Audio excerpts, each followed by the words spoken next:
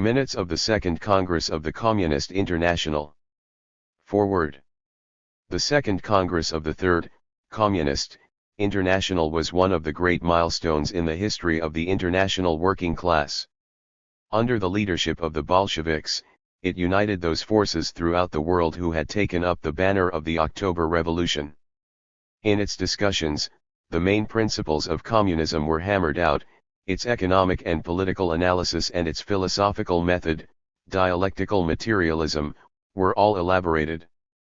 56 years of gigantic changes notwithstanding, these principles remain the only basis on which the working class can and must resolve its crisis of leadership and thus the crisis of humanity, for we still live in the same historical epoch as the delegates who gathered in Petrograd in July 1920, the epoch of the Socialist Revolution. The resolutions and theses of the Congress are of tremendous value to the revolutionary movement. But in the full proceedings even more can be found. The first four Congresses of the Communist International, held each year from 1919 to 1922, were characterized by the sharpest controversy and the fullest discussion, in complete contrast to the stage-managed unanimity of the Comintern in its Stalinist phase. Not only the doctrine of Bolshevism, but the method of struggle for it is displayed in these debates.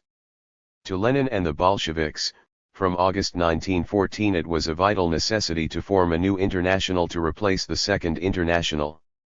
The old social democratic parties had shown themselves to be utterly corroded with opportunism, as the leaders rushed to join their respective ruling classes in the imperialist slaughter. Lenin above all had grasped what was expressed in this collapse of the Second International, that capitalism had reached its highest stage, imperialism, the eve of the worldwide socialist revolution. A third international was required, not just to take up the tasks abandoned by the opportunist and centrist leaders, but to prepare the leadership for the world revolution. The victory of the working class in Russia in October 1917 was seen only in this light. Knowing that the Russian Revolution was part of the world crisis, the Bolsheviks could take the decision for insurrection. After that, the future of the revolution depended on the spread of the dictatorship of the proletariat to the rest of the world. The revolutionary upsurge in every continent which followed 1917 entirely confirmed the correctness of this decision. But this movement had to be consciously reflected in the establishment of communist parties with deep roots in the masses. That is why the defense of the Soviet state was inseparable from the building of the Communist International, World Party of Socialist Revolution. This consideration determined the way the struggles at the Congresses of the Communist International were conducted. The task was essentially to establish the international character of the October Revolution, the history, theory, and method of Bolshevism. Each delegate to the Second Congress was presented with copies of two books, Lenin's Left-Wing Communism and Trotsky's Terrorism and Communism. In each of these, the author attempted to distill the essence of Bolshevism and of Soviet power, and put it at the disposal of the international working class. For this essence to be brought into the consciousness of revolutionary parties, the issues had to be fought out in the context of the actual struggles in which the working class was engaged. Only by struggling to grasp the developments taking place in the class struggle, as expressed in the most advanced layers of the revolutionary class in each country, could Marxist theory be developed. That is why the work of the Russian delegates in these debates is characterized by the combination of rock-like firmness on theoretical questions, and great flexibility and unbounded patience in explaining them. The enemies of communism have tried to depict the position of the Russians in the Comintern, and especially at its Second Congress, as one of dictatorship, finding in Lenin's leadership the basis for Stalin's later bureaucratic caricature. This view is not merely false, it is a deliberate attempt to defend the opportunism of all anti-communist trends in the labor movement. As Trotsky explained, adherence to the international is not a matter of fulfilling international etiquette but of undertaking revolutionary fighting tasks. For this reason it cannot in any case be based on omissions, misunderstandings or ambiguities. The Communist International contemptuously rejects all those conventionalities which used to entangle relations within the Second International from top to bottom, and which had as their mainstay this, that the leaders of each national party pretended not to notice the opportunist, chauvinist declarations and actions of other national parties, with the expectation that the latter would repay in the same coin. The reciprocal relations among the National Socialist parties were only a shabby counterpart of the relations among the bourgeois diplomats in the era of armed peace. Precisely for this reason, no sooner had the capitalist generals thrust capitalist diplomacy aside, than the conditional diplomatic falsehood of the fraternal parties of the Second International was supplanted by the naked militarism of its leaders. The first 5 years of the Communist International, Volume I, pages 112-3. Soon after its founding Congress, Lenin had summed up the place of the Communist International in history. The First International, 1864-72, laid the foundation of the proletarian, international struggle for socialism. The period of the Second International, 1889-1914, was a period of preparation of the soil for the broad, the mass spread of the movement in a number of countries. The Third International gathered the fruits of the work of the Second International, discarded its opportunist, social chauvinist, bourgeois and petty bourgeois dross, and has begun to realize the dictatorship of the proletariat.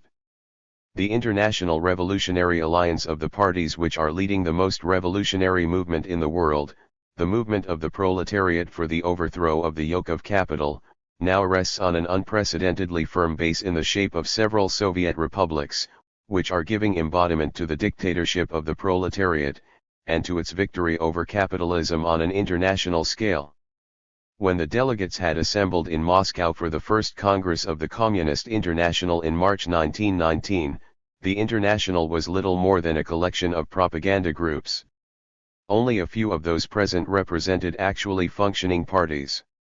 Apart from the Russians, the only important one was the newly formed German Communist Party, and they had sent Eberlein with a mandate to oppose the formation of the International at that time. He was persuaded to abstain.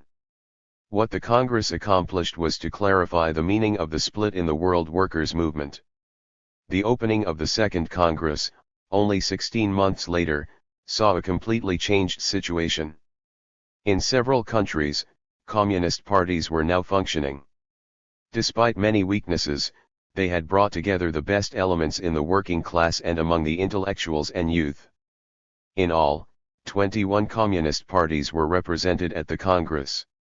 Most important was the presence of representatives from several Asian countries.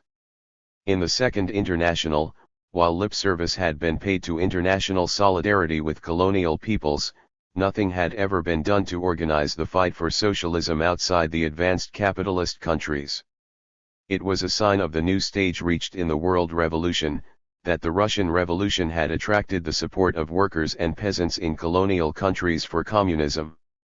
Although the immediate post-war wave of revolution had subsided, the crisis of world capitalism was clear for all to see. Central to this was the survival of the Soviet state, beating off the onslaught of the armies of imperialism and its agents, with the aid of workers in many countries. As the Congress met, the Red Army was throwing back the Polish army, sent against Russia with the backing of Anglo-French imperialism. A large map, showing the daily advance of the Red Army, was displayed in the Congress Hall.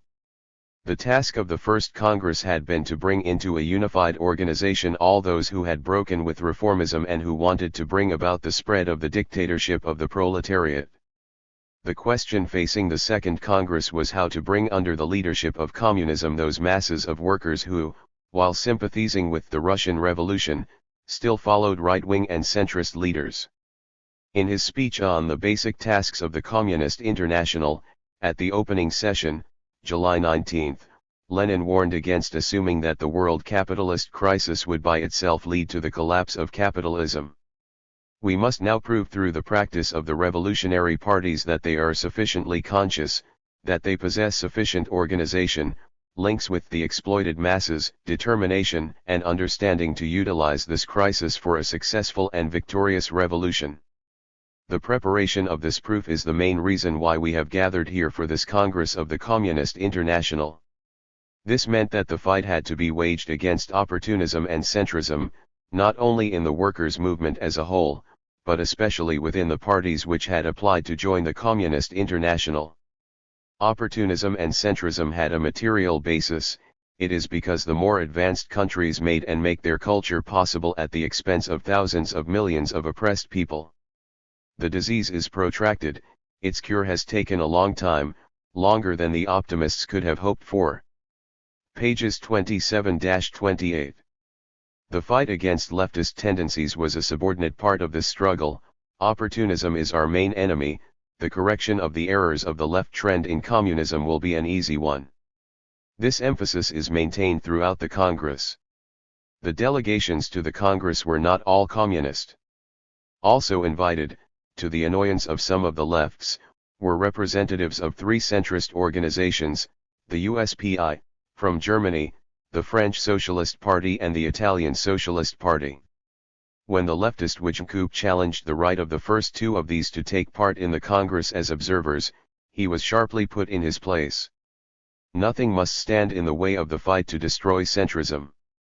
To secure the presence of delegations officially representing the French and German centrist parties, long and careful work had been carried out.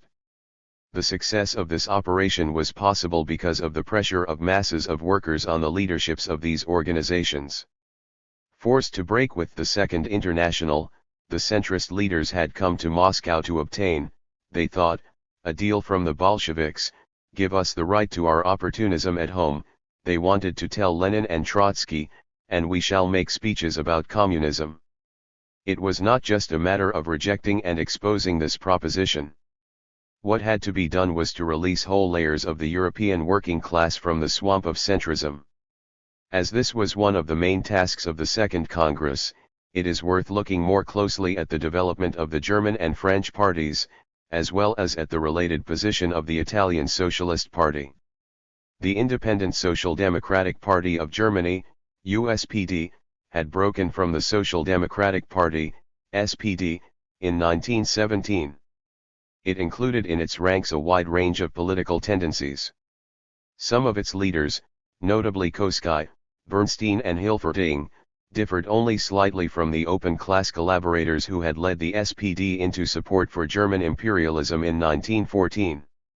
On the left wing, grouped around Rosa Luxemburg, Karl Liebknecht and Leo Jogi-Ces, were the Spartacists, opposing the war as revolutionary internationalists. While they held positions close to those of the Bolsheviks, they did not grasp the need to break organizationally with centrism, and only formed the Communist Party, KPD, in the last days of 1918, when the German Revolution was already underway. Between these tendencies, however, were important groups of workers, including the militant shop stewards movement, Revolutionary Oblud. In the course of the overthrow of the old regime in November 1918, the attachment of these men to the USPD was crucial. The USPD leaders had joined the SPD in a council of people's representatives. At the decisive moments of the revolution, when the right-wing leaders were working to prevent the destruction of the capitalist state, the connections of the USPD with the factories was vital to give the council the necessary authority. Only thus was the power handed back to the Junkers and the general staff. When they had been used in this way, the USPD leaders broke with the council, in December 1918. The KPD was formed only after this, merging the Spartacists with other groups outside the USPD. The new party was marked by the deepest confusion, and at its founding conference the Spartacist leaders were swamped by leftist and adventurous tendencies. Otherwise, it might have been possible to win over a far larger section of the USPD ranks. The problems of the KPD were intensified when its three main leaders, Luxemburg, Liebknecht, and Jogi-Ces, were murdered just after the party was formed. Paul Levi, one of Rosa's supporters, took over the leadership, and managed to overcome some of the leftist errors, including the decision to boycott parliamentary elections. In October 1919, he maneuvered to drive one section of the ultra-left out of the party, later to become the KAPD, Communist Workers' Party. But the fight against leftism was still not over. In March 1920, the working class defeated the attempted coup by General Luttwitz and the Prussian civil servant Kapp, in a movement of greater revolutionary activity than 1919. To the despair of Levi, at that time in prison, the KPD leaders issued a call in opposition to the general strike, which mobilized the mass of German workers. The directive was ignored by the organizations of the party, and soon reversed. Meanwhile, the USPD had grown in numbers and influence. By the time of the Second Congress it had 800,000 members, to the KPD's 50,000. Among these workers, revolutionary ideas were widespread, especially support for the Russian Revolution. During late 1919 and 1920, the issue of affiliation of the USPD to the Communist International became the major question facing the party. The leaders had worked hard to find a form of international centrist collaboration. At the USPD Congress in Leipzig in November-December 1919, a formula was worked out which called for a united proletarian international, and the entry into negotiations with the Third International and the social revolutionary parties of other countries. The left wing, which opposed this attempt to avoid straight affiliation to the International, did however declaring his agreement with communism. Not until the following year did the Psi finally expel Turati, and apply for re-affiliation to the Communist International. By that time, fascism had its boot on the neck of the Italian working class. The debates over the conditions for entry into the Communist International were therefore far from a formality. The Bolsheviks aimed to bring into the ranks of communism all those workers confused by the centrists, while at the same time excluding the centrist leaders who were only disguised opportunists. That is why, to the bewilderment of men like Wijnkoop, the USPD and the SFIO were both represented on the commission drawing up the conditions. When it appeared that some centrist leaders might have crept through the original 19 conditions, 2 extra points were added. One insisted that a majority of the leadership of a communist party must be in the hands of those who fought for affiliation to the Communist International, the other demanded the expulsion of anyone who rejected the conditions in principle. The debates on these conditions enabled the Bolsheviks to cut the centrists to pieces. July 29, 30. The proceedings show how far many of the delegates were from understanding what the Bolsheviks were fighting for. We have already mentioned the opposition of Wijnkoop. But he was by no means alone. He himself mentions his mistakes in the Amsterdam Bureau.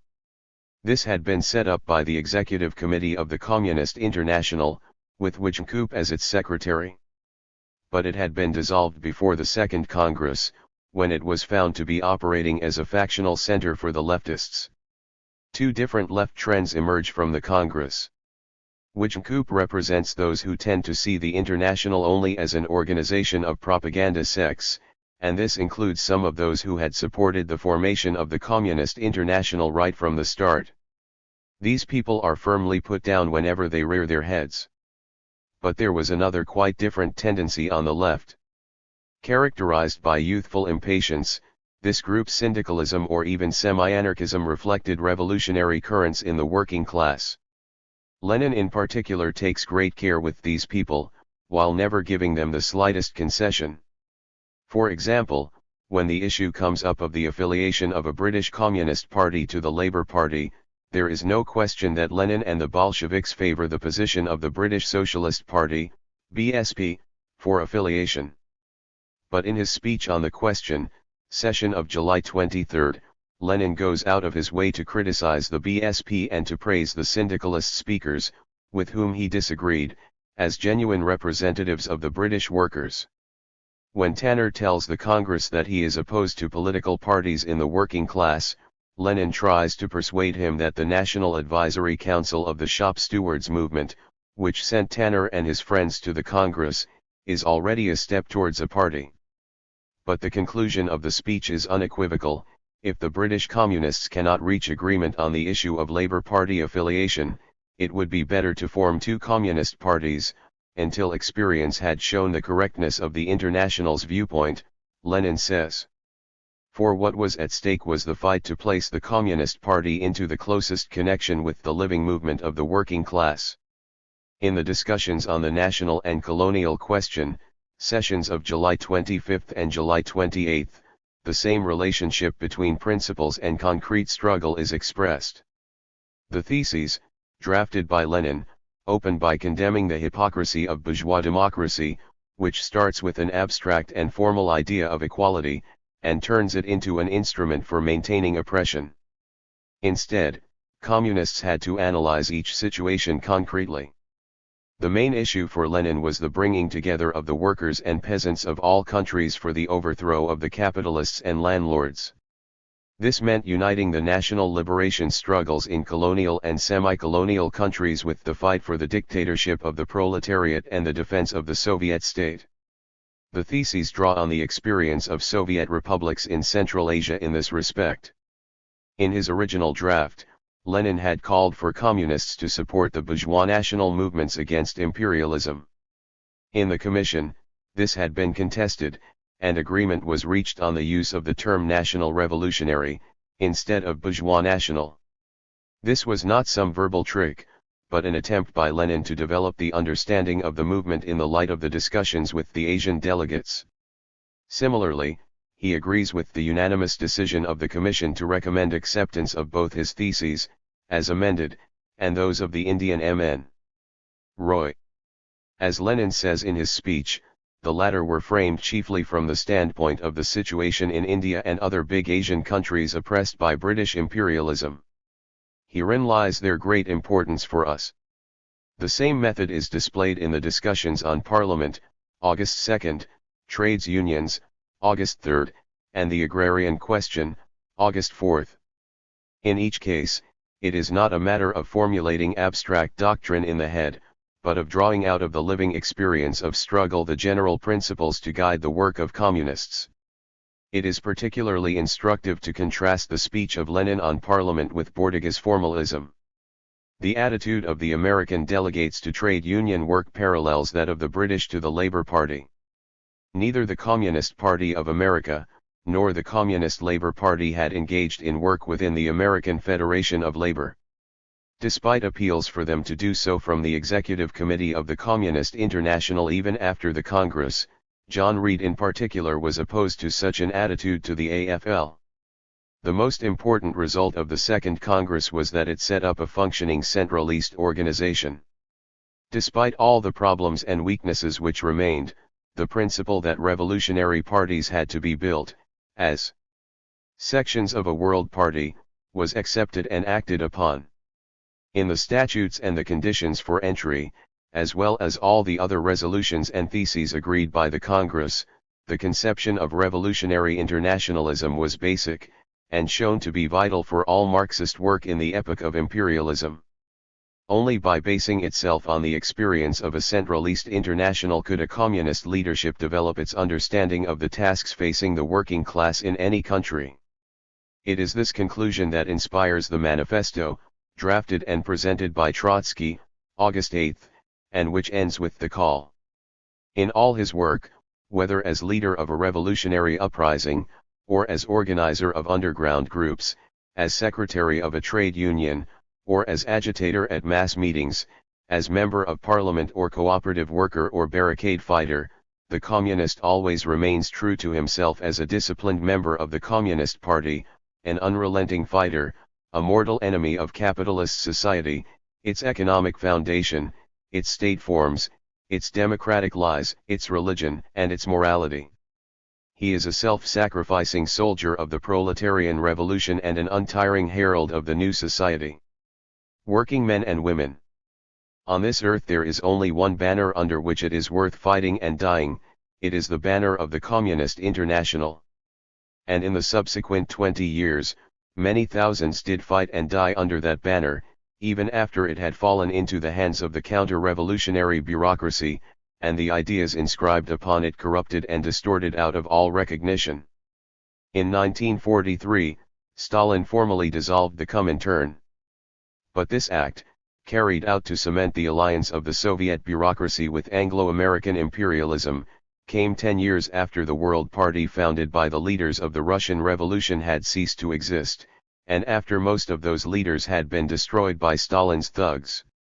After the German working class had been handed over to Nazism by the treacherous policies of Stalinism, a new international, the fourth, had to be built, if the lessons of the third were not to be lost. Founded in the period of defeats and betrayals, it is the only continuator of the struggle for communism. As imperialism is now plunged into its deepest ever crisis, the Fourth International, organized by the International Committee, can and must bring into the class battles of today all the experience of the fight for the principles of communism, against Stalinism and its revisionist conciliators. Never before has it been so vital for the working class to have at its disposal the theory, strategy, and tactics which will enable it to mobilize its strength as a historical force. Never before have such conditions existed for the struggle for Marxism and the construction of revolutionary parties. The proceedings of the Second Congress of the Communist International contain a wealth of material which will be used in the training of the cadres who will lead the socialist revolution. Editor, New Park Publications. The Summoning of the Second World Congress of the Communist International. To all communist parties and groups, to all red trades unions, to all communist women's organizations, to all communist youth leagues, to all workers' organizations standing on the basis of communism, to all honest toilers. Comrades, the Executive Committee of the Communist International has decided to call the Second Congress of the Communist International for July 15, 1920 in Moscow. The Executive Committee of the Communist International has proposed the following provisional draft agenda for the Second Congress. 1. Report of the Executive Committee of the Communist International. 2. Reports of the representatives of the various countries. The reports should be presented in writing. 3. The present international situation and the tasks of the Communist International. 4. The question of parliamentarism. 5. The trades unions and the factory councils. 6. The role and structure of the Communist Party before and after the conquest of power by the proletariat. 7. The national question and the colonial question. 8. The agrarian question. 9. Attitude towards the new centrist currents that only pay lip service to the communist program, and on the conditions for entry to the Communist International. 10. The statutes of the Communist International. 11. The question of organization, legal and illegal organizations, women's organizations, etc. 12. Youth movement. 13. Elections. 14. Any other business. All communist parties, groups, and trades unions that have officially joined the Communist International and are recognized by its executive committee are invited to participate in the Congress with full voting rights. Those groups and organizations that stand on the basis of the Communist International but are in opposition to the officially affiliated communist parties are also called upon to take part in the Congress, which will itself decide what voting rights they are to have. All groups of revolutionary syndicalists, the branches of the IWW and other organizations with whom the Executive Committee of the Communist International has entered into relations are also called upon to take part in the Congress. The Industrial Workers of the World or Wobblies, the militant American Industrial Union founded in 1905 in the face of the AFL's opposition to organizing unskilled workers, opposed the 1914 war and supported the Russian Revolution, and was persecuted for this, many members being arrested. Dominated by anarcho-syndicalism, it was subsequently racked by disputes over its position in relation to the American Communist movement. The youth leagues should not only be represented by the Executive Committee of the Youth International but also by the communist organizations of all the individual countries. The calling of an international conference of communist women and an international conference of communist youth leagues are also planned in conjunction with the impending Congress. If it is at all possible, the first international conference of the Red Trades Unions is also to be held in conjunction with the Congress. All parties and organizations are called upon to send the greatest possible number of delegates to the Congress. The question of the number of valid votes in the Congress will naturally be decided independently from the number of delegates. The Executive Committee of the Communist International firmly insists that all communist parties represented at the Congress absolutely must nominate one of their delegates as the permanent representative to the Executive Committee of the Communist International. This comrade must be able to stay for a lengthy period in Russia. It can be seen from the draft agenda that the Congress will discuss the most important questions with which the communists of the whole world are engaged.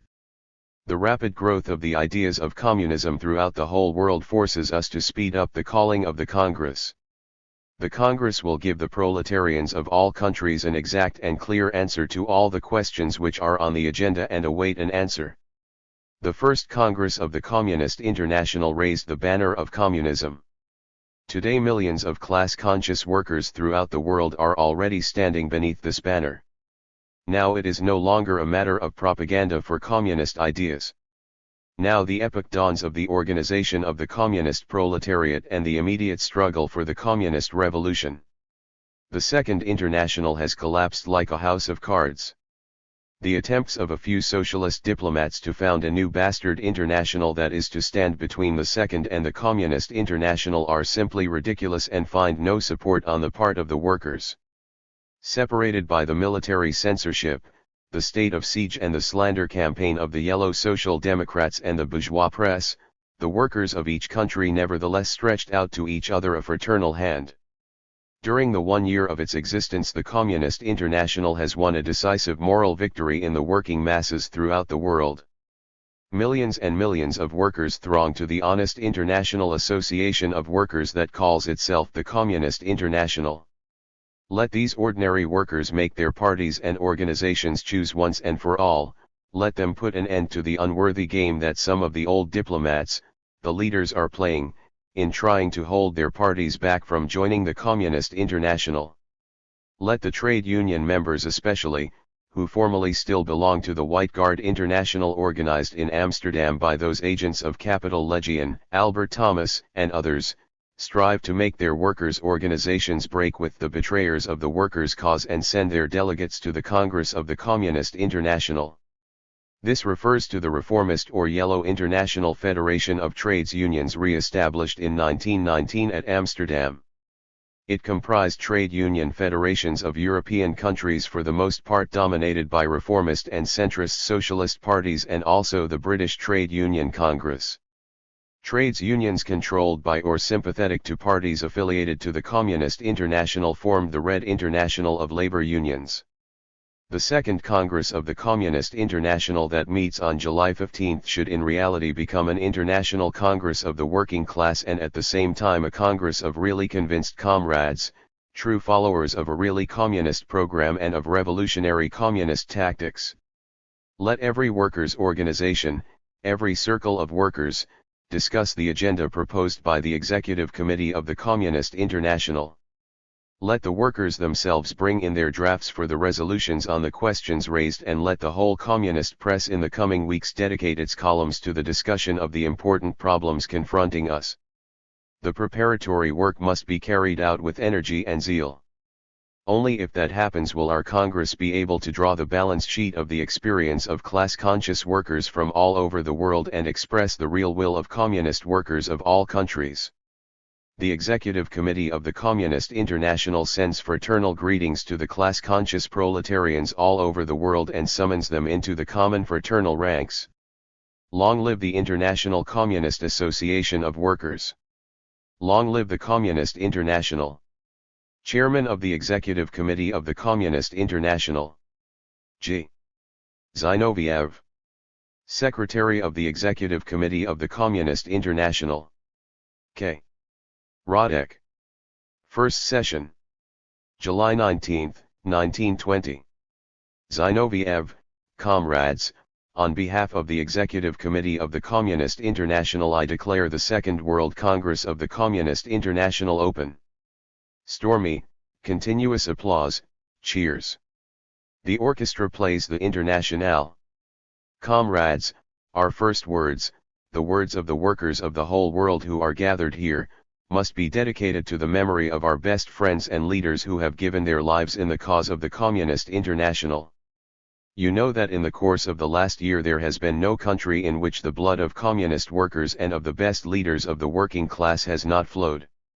It is sufficient to recall the names of our Hungarian friends, it is sufficient to think of comrades Levin, Tibor Samuli, Jogi Ces and many others who have followed the revolutionaries who fell at the very beginning of the German and Russian revolutions. In Finland, Estonia, and Hungary hundreds and thousands of the best sons of the working class have lost their lives in this period. In opening this Congress we want above all to honor the memory of our best comrades who have died for the cause of the Communist International. I propose to the Congress that it rise in honor of the fallen comrades. All rise. The orchestra plays the funeral march. We want furthermore to remember today those comrades who are at the present moment languishing in the jails of various bourgeois republics. We wish to remember our French friends, comrades Lauriat, Minot, and a number of others who were thrown into jail shortly before the Congress. To the countless fighters of the workers' revolution who are languishing in German, Hungarian, French, British, and American jails we send hearty greetings. The American communist workers, who have been particularly cruelly persecuted in the last year, we shake fraternally by the hand. The communist workers and revolutionaries in general are being literally starved out by the American bourgeoisie. Our friends there cannot find work, they are kept under lock and key.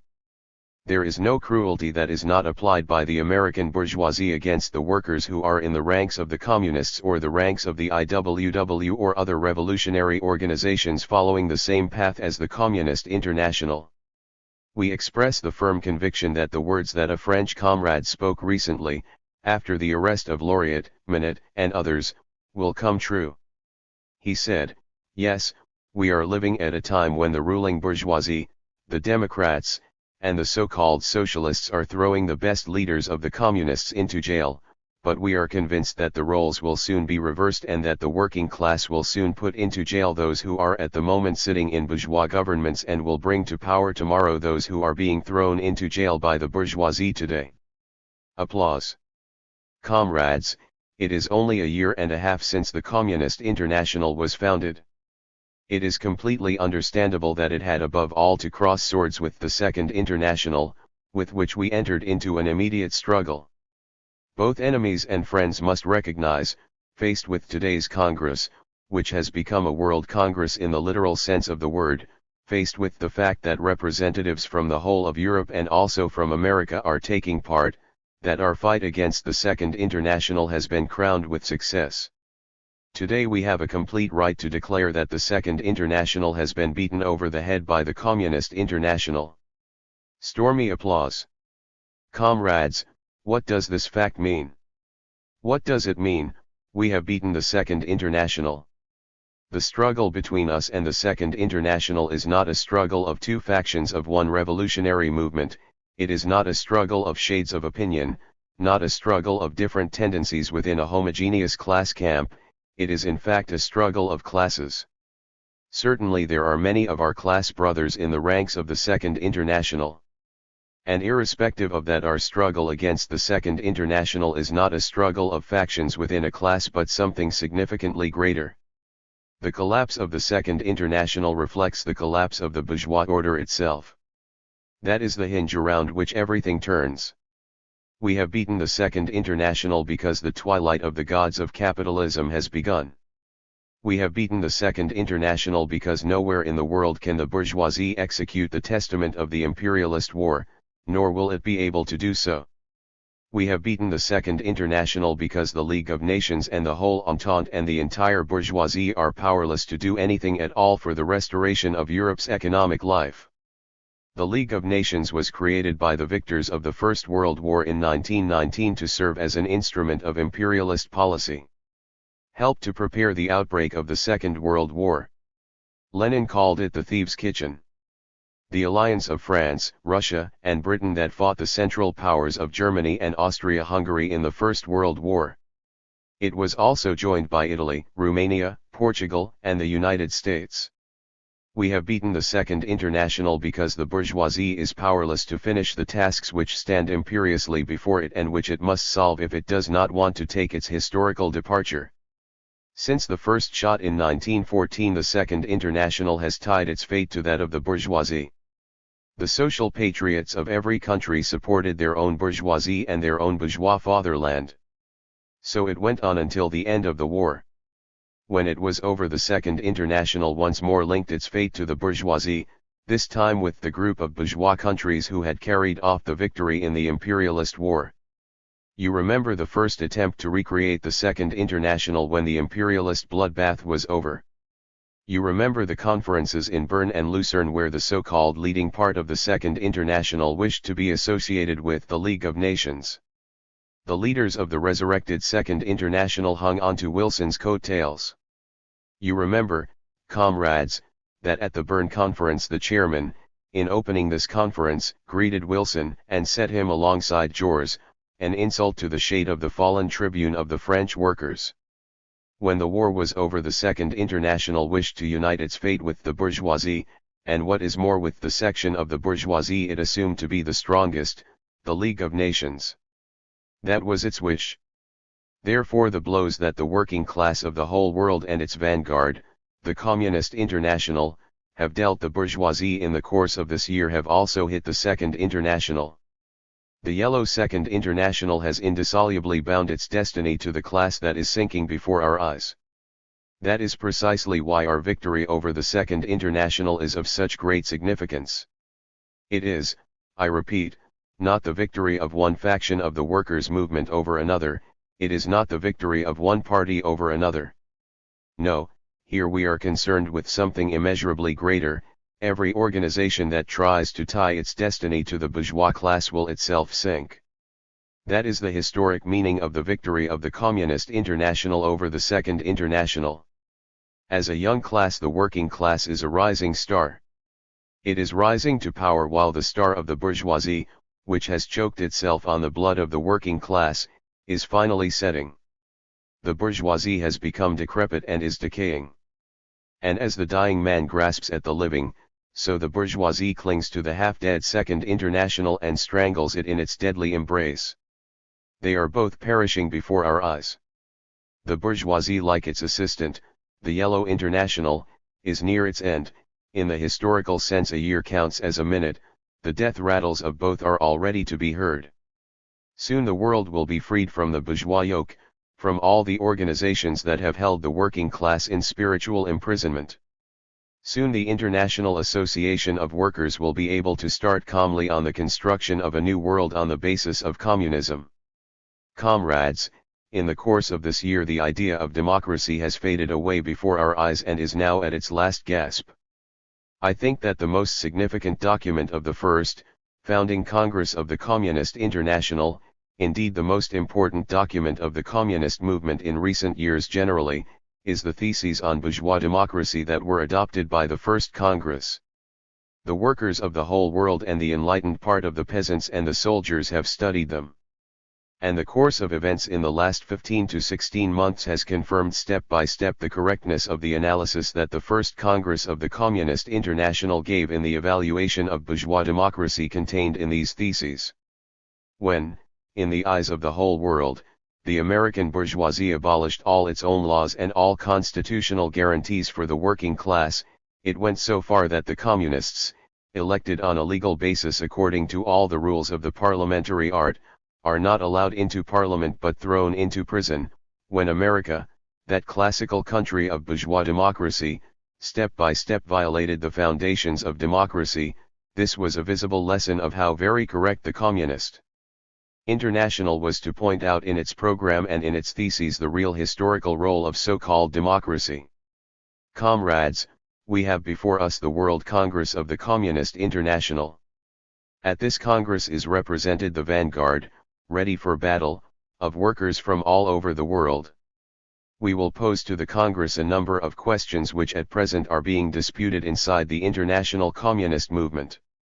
We have brought to the Congress a whole number of workers' organizations which cannot yet be called completely communist and are still crystallizing. The international situation of the working class after the long war and the desperate crisis is such that many workers' organizations are standing at the crossroads, their voices breaking, as happens in a young man. They have not yet finally established their tactics, they have not yet chosen their final path. We have called upon to work together with us all those workers' organizations of which we are convinced that they honestly want to fight against capitalism. We will talk to them as to our companions in struggle and in suffering, as to our class brothers who are ready together with us to give their lives for the liberation of the working class. We will not do the same as the Second International, which only knew how to laugh at and persecute revolutionaries with opinions different from their own, which showed a Janus face, to the right, a sweet smile, to the left, spitefully gaping jaws. We are firmly convinced that life educates. The imperialist war taught the workers much. The honest revolutionary elements of syndicalism, anarchism, industrialism, and the shop stewards will go over to the side of communism and are already doing so. Our business is to help them to do this faster. On the other hand, there are taking part in our Congress the representatives of the USPD, the French Socialist Party and the Italian Socialist Party who only recently, finally, left the ranks of the Second International. The Independent Social Democratic Party of Germany, formed in 1916 to 1917 when the Social Democratic Party split, included centrists led by Koskai as well as the revolutionary tendency of Luxemburg and Liebknecht. After the Spartacists formed the Communist Party in January 1919, a current developed in the USPD which favored affiliation to the Third International. At its Halle Congress in October 1920, the USPD voted to accept the conditions for entry into the Third International and a united Communist Party was formed. The rump of the USPD continued to function as a centrist party until it returned to the SPD in 1922. In 1919 the right-wing leadership had taken part in efforts to revive the Second International. During the war the left wing had adhered to Zimmerwald and it called for affiliation to the Third International. At the party congress in February 1920 a large majority voted against affiliation to the Second International but an equally large one voted not to affiliate immediately to the Third. At the Tours Congress a majority favored affiliation and formed the Communist Party. The party formally broke with the Second International in March 1919 and at its Bologna Congress in October declared support for the Third International but without taking action against Turati and the right wing. We are glad to form a communist alliance with the honest revolutionary workers who are in the ranks of these parties.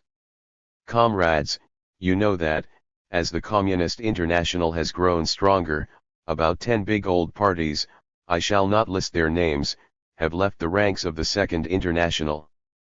Already a new stage is now beginning. We see that the old parties are not only leaving the Second International but also making immediate attempts to join the Communist International. A number of representatives of these parties are, as I have already said, present here.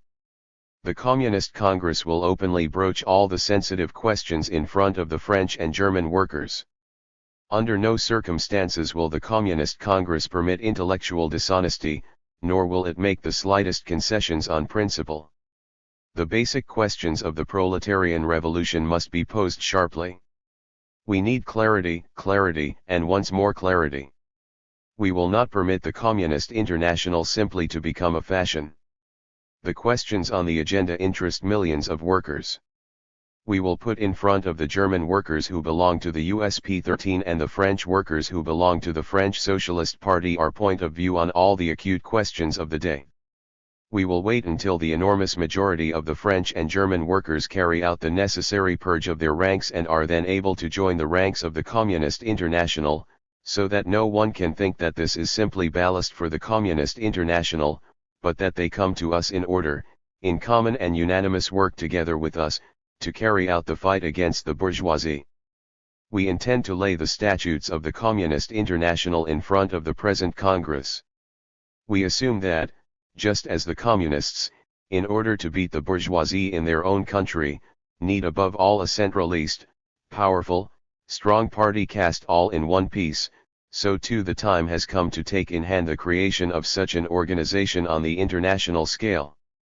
We are fighting against the international bourgeoisie, against a world of enemies who are armed to the teeth, and we must have an iron international proletarian organization that is able to beat the enemy everywhere, which must be able to give any one of its troops the greatest possible help at any given moment, which must elaborate the most powerful, flexible, and mobile forms of organization it possibly can in order to face fully armed the enemy it has to fight.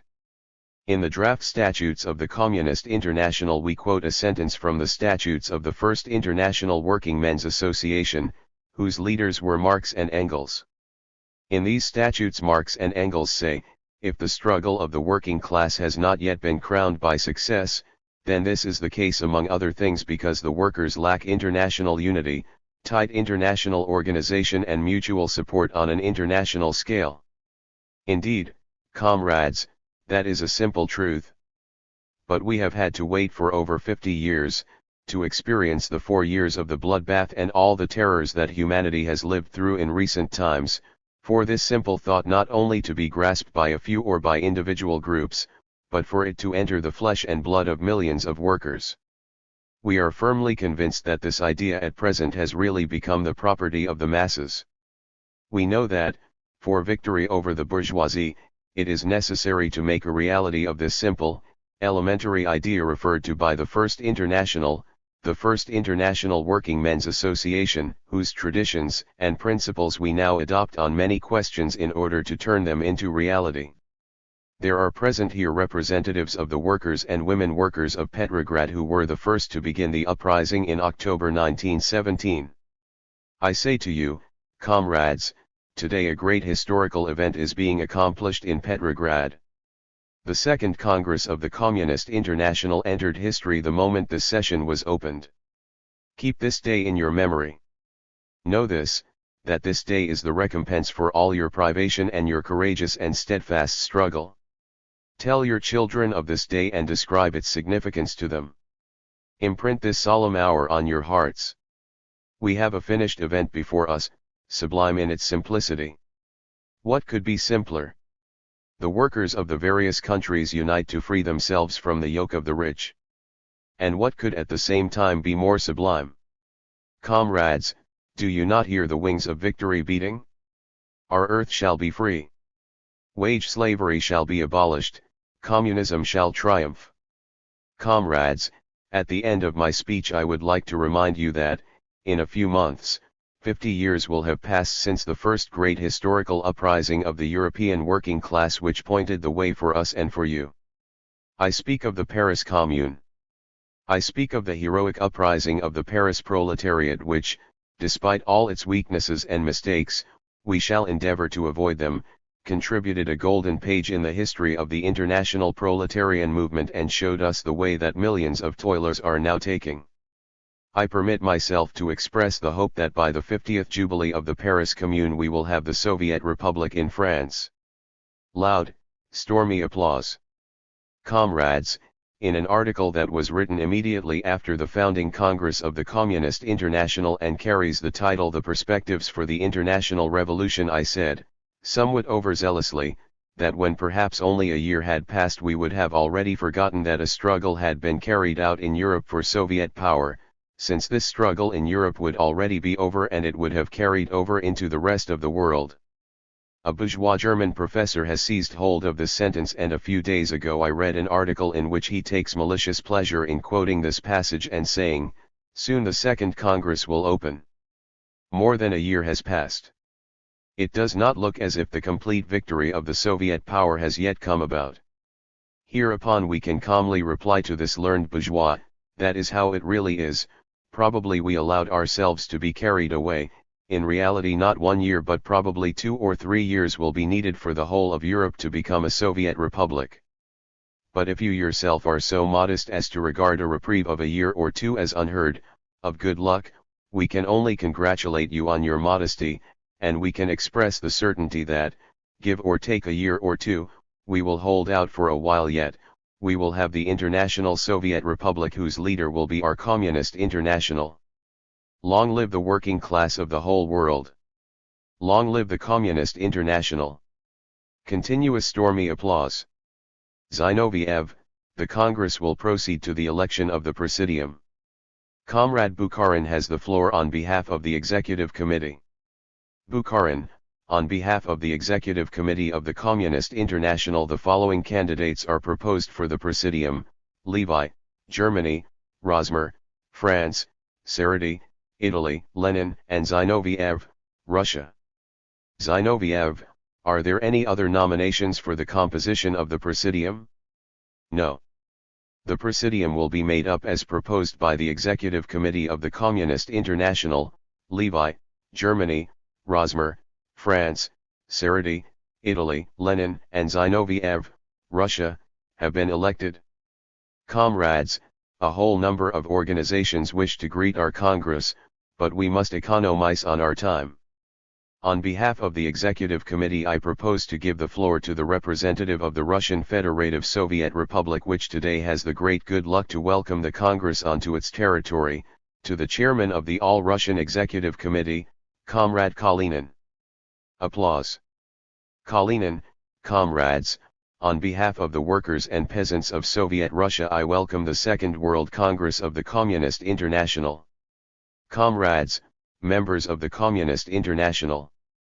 The Communist Party of the Bolsheviks and the Russian working class have not been pampered in the past by legality and parliamentarism. The last few decades were years of hard, direct struggle by the working class against Russian Tsarism. In this dark period, the Communist Party of the Bolsheviks never lost hope that the moment was not far off when the workers would rise under their leadership and overthrow Russian Tsarism and the Russian bourgeoisie. In the last 3 years, comrades, the Russian working class and the Russian peasantry have made countless sacrifices. They have had to overcome monstrous difficulties and prove the ability to fight unreservedly for the ideals of humanity. And, comrades, this 3-year fight has steeled the Russian working class and peasantry and taught them to stand up and fight directly for the interests of the working class. It gave us the opportunity to set up our invincible and renowned Red Army, which is at the moment dealing hard blows at the enemy on the Polish front. Comrades, the Russian worker and even the backward Russian peasant is better enlightened by the developing struggle against the Russian bourgeoisie and international capital, in which he is participating more and more, than by books and speeches. If earlier it had to be explained to the workers and peasants in propaganda that it was necessary to overthrow the world bourgeoisie too if one wanted to overthrow the Russian bourgeoisie, it is at present clear to every Russian worker and peasant that we are not only fighting against the bourgeoisie of Russia, against the Tsarist landowners. We could have finished them off long ago, we would have had peace long since, but behind their backs stands the world counter-revolution supporting them decisively. And thus it is completely natural that the Russian working class and the mass of the Russian peasants direct their gaze with the greatest attentiveness to the oppressed classes of the West and the oppressed masses of the East. They are awaiting the moment when the oppressed classes in unity with the Russian peasants and the Russian workers will plunge into the direct struggle for the dictatorship of the proletariat. From the bottom of my heart I wish that the opening of the Second Congress of the Communist International may become the beginning and the pledge of the direct struggle of the oppressed masses of the East and oppressed classes of the West, of the direct struggle for the dictatorship of the proletariat. Long live the Second Congress of the Communist International. Zinoviev, the first item on the agenda is the report of the Executive Committee, the second is the reports of the parties concerned. The Executive Committee has decided with regard to items 1 and 2 to confine itself to distributing written reports. Some of the reports of the individual parties have been presented, some are going to be presented. Thus all delegates will be able to familiarize themselves with the written reports. We will proceed to the third item on the agenda, the current international situation and the fundamental tasks of the Communist International. Comrade Lenin has the floor for the report. Loud applause. All present rise and applaud. The speaker tries to speak, but the applause and cries in all languages continue. The ovation goes on for a long time. Lenin, comrades, the theses on the international situation and the fundamental tasks of the Communist International have been published in all languages and offer nothing materially new, especially for the Russian comrades, for in the main they only extend a few basic features of our revolutionary experience and the lessons of our revolutionary movement to a number of Western countries, to Western Europe. For that reason I shall dwell in my report somewhat longer, even if in brief outline, on the first part of my subject, on the international situation. The economic relations of imperialism form the basis of the international situation as it now presents itself. In the course of the 20th century a new, highest, and final stage of capitalism has taken shape. You all know of course that the most characteristic and essential feature of imperialism is the fact that capital has reached enormous dimensions. Giant monopolies have taken the place of free competition. An insignificant number of capitalists have, on occasion, been able to concentrate entire industries in their hands. These have passed into the hands of combines, cartels, syndicates, and trusts, frequently international in scale. Thus entire industries, not only in individual countries but all over the world, have fallen into the hands of monopolists either in relation to finance or on the basis of property rights or with reference to production. On this basis there developed an unprecedented domination by a small number of great banks, financial tycoons, and magnates who turned even the freest republics into financial monarchies. This was quite openly recognized before the war even by such by no means revolutionary writers as, for example, Lysis in France.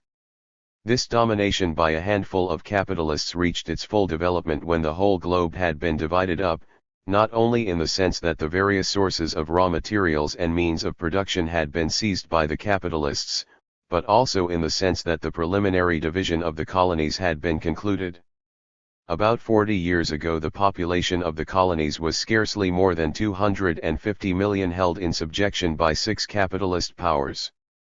Before the war in 1914 the population in the colonies was already assessed at 600 million, and if such countries as Persia, Turkey, and China, which are in the position of semi-colonies, are taken in addition, we reach the round figure of 1,000 million people who are enslaved through colonial dependence by the richest, most civilized and freest countries.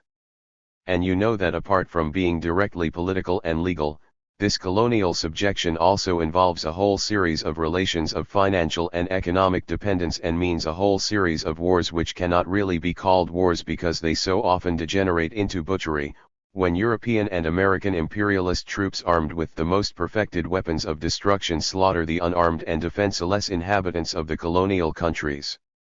It was from this division of the whole world, from this domination by the capitalist monopolies, from this universal power wielded by a very small number of great banks, from 2 to 5 in each state, no more, that the imperialist war of 1914 to 1918 inevitably sprang.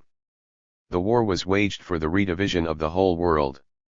The war was waged to decide which of the two groups of world powers, the English or the German, was to have the opportunity and the right to pillage, enslave, and exploit the whole world. And you know that the war decided this question in favor of the British group. As a result of this war we have an immeasurable sharpening of all the contradictions of capitalism. At a stroke the war relegated some 250 millions of the world's population to what amounts to colonial status, that is to say Russia, whose population is put at around 130 million, and Austro-Hungary, Germany and Bulgaria with no fewer than 120 million. 250 million people in countries which in part, e.g. Germany, are among the most advanced, enlightened, and cultured and stand technically at the pinnacle of modern progress.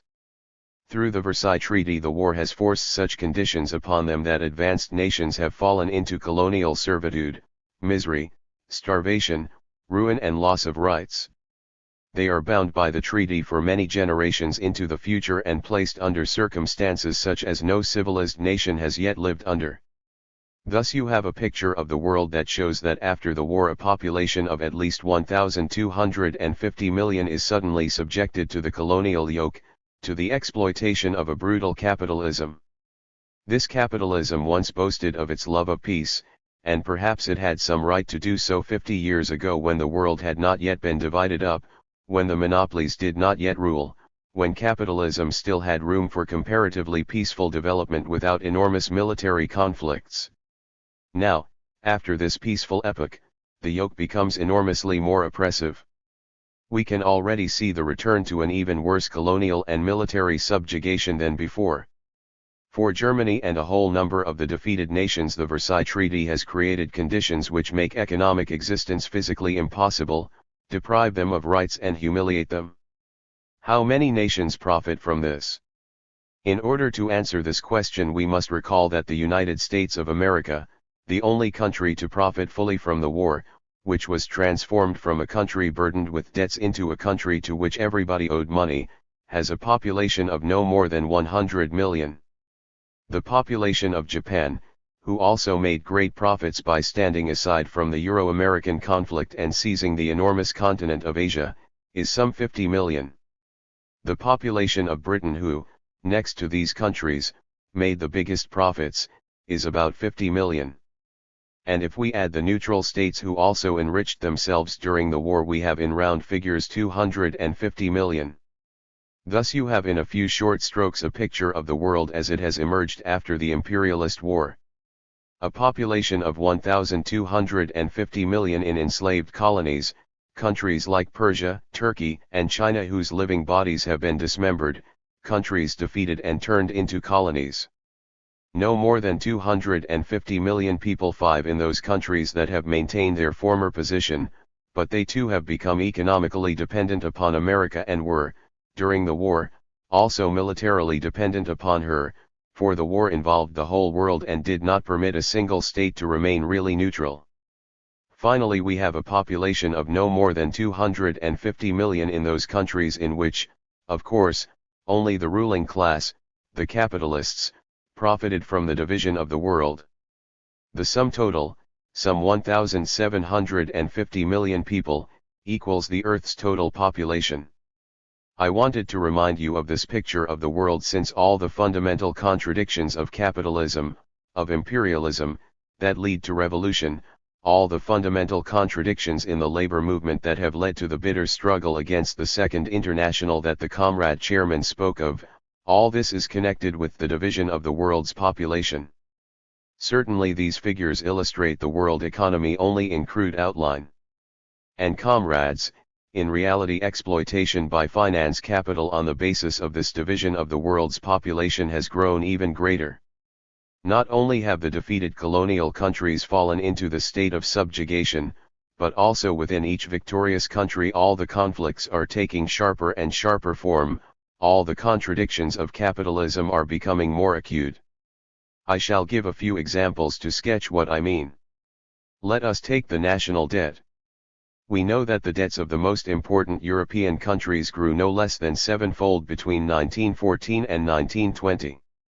I shall quote from another economic source of especially great significance. This is Keynes, the British diplomat and author of the book The Economic Consequences of the Peace. Keynes took part in the peace negotiations at Versailles on behalf of his government and observed them directly from a purely bourgeois point of view. He studied the matter thoroughly step by step. He took part in the discussions as an economist. In the process he arrived at conclusions that are more cogent, graphic, and instructive than any that a revolutionary communist could draw because they are drawn by an avowed bourgeois, an implacable enemy of Bolshevism. Like the petty bourgeois Englishman that he is, he distortedly imagines this Bolshevism to be ferocious and brutal.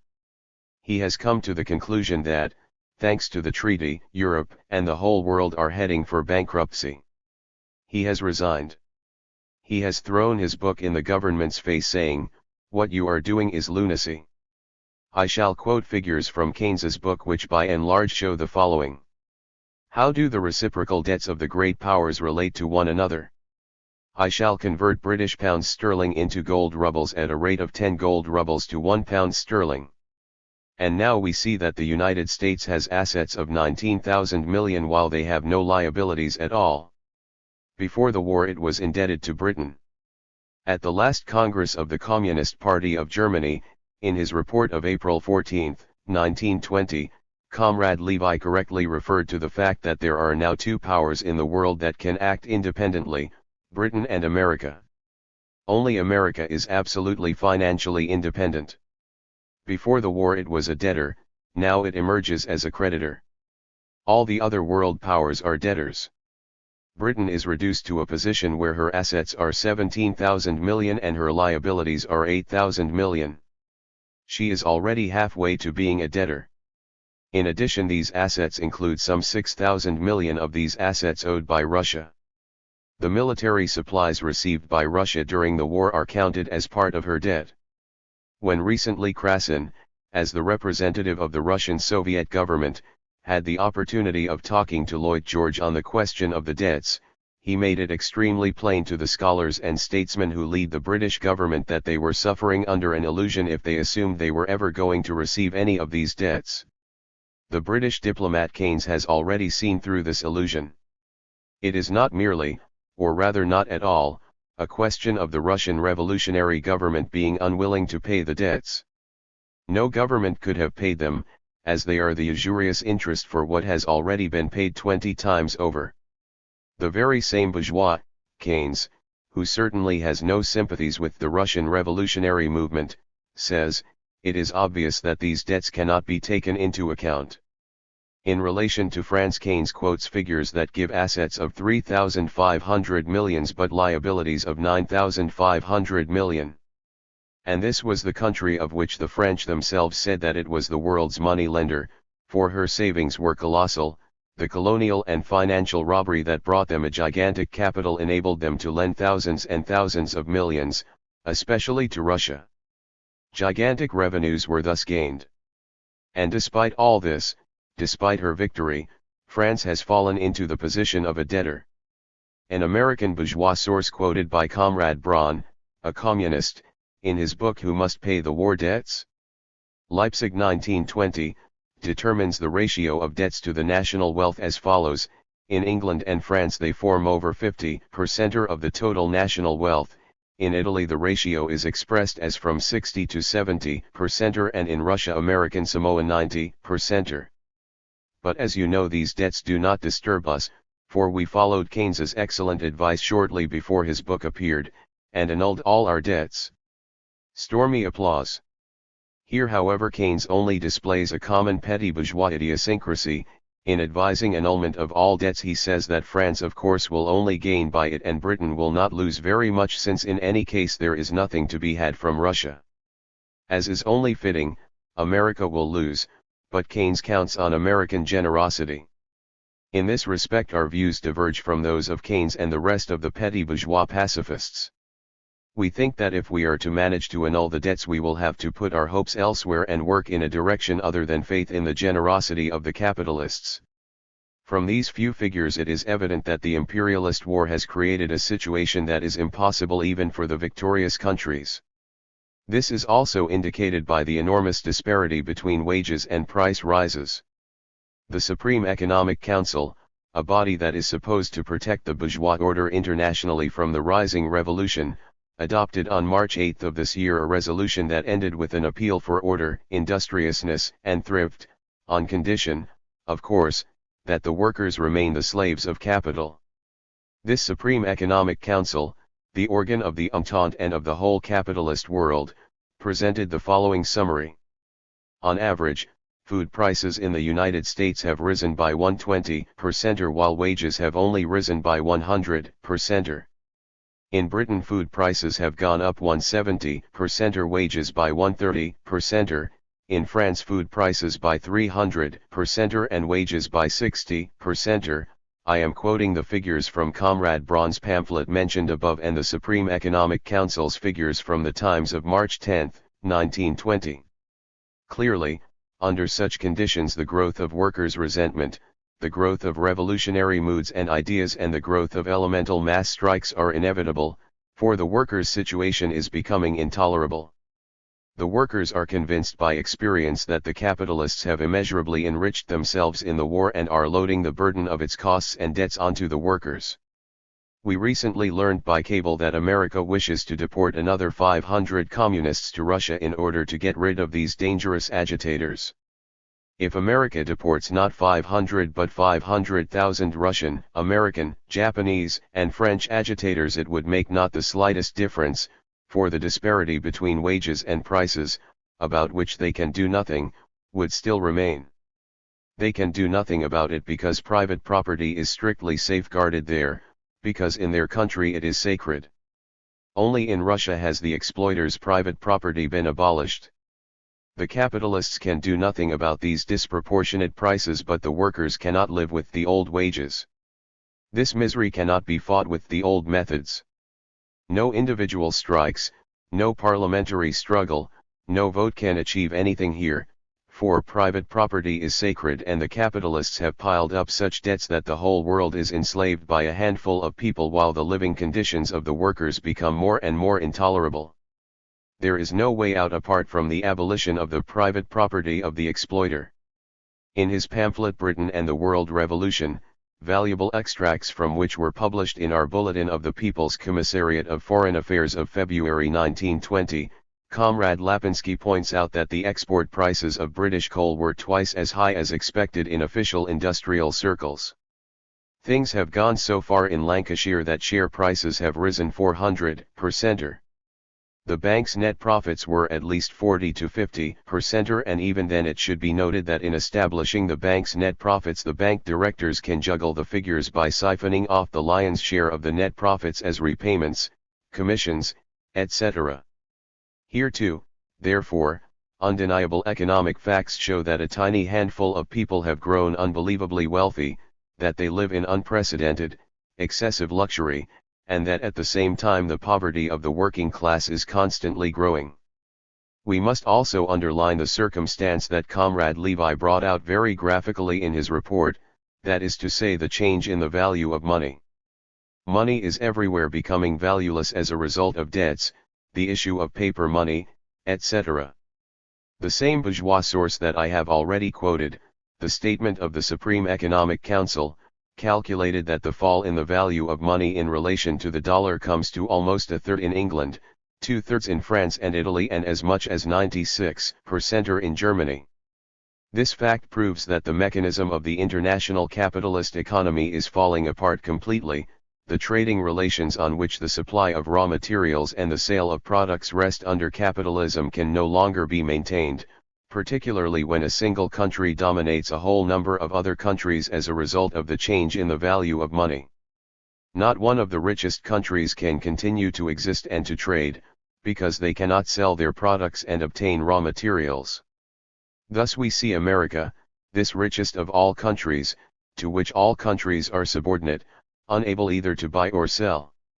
And the same Keynes, who waded through all the fire and the water and the confusion of the Versailles negotiations, is obliged to acknowledge this impossibility despite his obstinate determination to defend capitalism, despite his hatred of Bolshevism. As I have said, I do not think that there is a single communist or any kind of revolutionary appeal that can compare in its power with Keynes's lines where Keynes describes Wilson and Wilsonism in practice. Wilson was the idol of the petty bourgeois and the pacifists of the Keynes variety, and of a whole number of the heroes of the Second and also of the 2.5 International, who swore by the 14 points and wrote scholarly books on the roots of Wilson's policies, in the hope that Wilson would save the social peace, reconcile the exploiter with the exploited, and bring about social reforms. Keynes has shown graphically what a fool Wilson made of himself, and how all these illusions fell to dust at the encounter with the businesslike, experienced, and practical policies of capital personified by Clemenceau and Lloyd George. The working masses are seeing more and more clearly as a result of their living experience, and the learned pedants can now even read in Keynes's book, that the roots of Wilson's policy were only sanctimonious, petty bourgeois phrase-mongering, and a complete inability to grasp the class struggle. In consequence of all this, two conditions, two fundamental circumstances have arisen of iron necessity. On the one hand, the impoverishment and want of the masses has risen to an unprecedented degree, and that among 1,250 million people, that is 70% of the total world population. This affects the colonial countries and the dependent countries whose inhabitants have no legal rights, whose administration has been handed over to the brigands of finance as a fore-mandate. And moreover, the Versailles Treaty has enslaved the defeated nations for all eternity, just like those secret treaties affecting Russia which, it must be admitted, have the same real force as the bits of paper that say that we owe so many thousands of millions. We have the first case in history of legal backing for the plundering, enslavement, subjugation, impoverishment and starvation of 1,250 million people. On the other hand, the workers in all the creditor nations have found themselves in a situation that is intolerable. The war brought about an intolerable sharpening of all the contradictions of capitalism. This is the source of the deep revolutionary ferment that is constantly growing. For during the war men were placed under the constraint of military discipline, were driven to their deaths or threatened with summary punishment. Conditions during the war gave no opportunity to see economic realities. Writers, poets, priests, the whole press dedicated themselves to the glorification of war, and it is only now, when the war is over, that the revelations begin. German imperialism is unmasked with its Brest-Litovsk Treaty. The Versailles Treaty is unmasked, which was meant to be a victory for imperialism but turned out to be a defeat. Amongst other things, the example of Keynes shows us that thousands and hundreds of thousands of people from the petty bourgeoisie, from among the intellectuals, in short from the ranks of the most highly developed and educated people in Europe and America, must take the same path that Keynes trod when he resigned his office and threw into his government's face a book that unmasked it.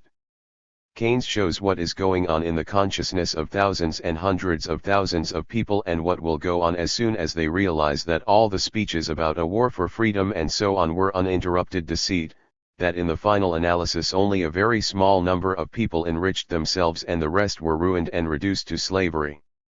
Even the bourgeois Keynes says that it is vital for the salvation of British lives and the British economy to renew free trading relations between Germany and Russia. But how is that to be achieved? By cancelling all debts, as Keynes suggests. The learned economist Keynes is not alone in holding this idea. Millions will come to and reach this idea. And thousands of people will listen when the bourgeois economists say that there is no way out apart from cancelling the debts. And therefore damn the Bolsheviks, who cancelled the debts. Let us appeal to America's generosity. I think that such an economist and agitator for Bolshevism deserves to be sent a message of thanks in the name of the Congress of the Communist International. If on the one hand the economic conditions of the masses are becoming intolerable, and if on the other hand the disintegration Keynes describes has set in and is growing in the insignificant minority of all-powerful victor nations, then we can see clearly the maturing of the two preconditions for the world revolution. We now have before us a more or less complete picture of the whole world. We know what it means to have 1,250 million people robbed of the means of existence and dependent on a handful of the rich.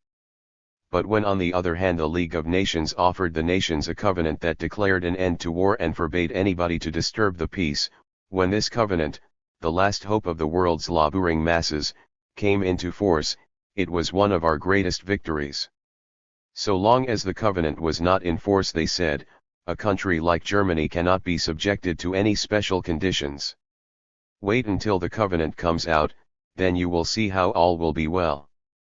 And when the covenant was published, the most rabid opponents of Bolshevism had to repudiate it. When the covenant started to become operative, it became apparent that a tiny group of the richest countries, Clemenceau, Lloyd George, Orlando, and Wilson, had sat down to thread the new relations together. When they put the machinery of the covenant into operation, there was a complete breakdown. We saw this in the war against Russia. Weak, ruined and crushed, a backward country, Russia proved to be the victor against the world, against the league of the richest and most powerful states dominating the whole world. We had no forces that even in the slightest degree equaled theirs, and yet we were nonetheless the victors. Why? Because there was not a shadow of unity between them, because each power worked against the other. France wanted Russia to pay her debts and threaten Germany. Britain wanted Russia to be divided up. Britain attempted to lay her hands on the Baku oilfields and conclude treaties with the Russian border states.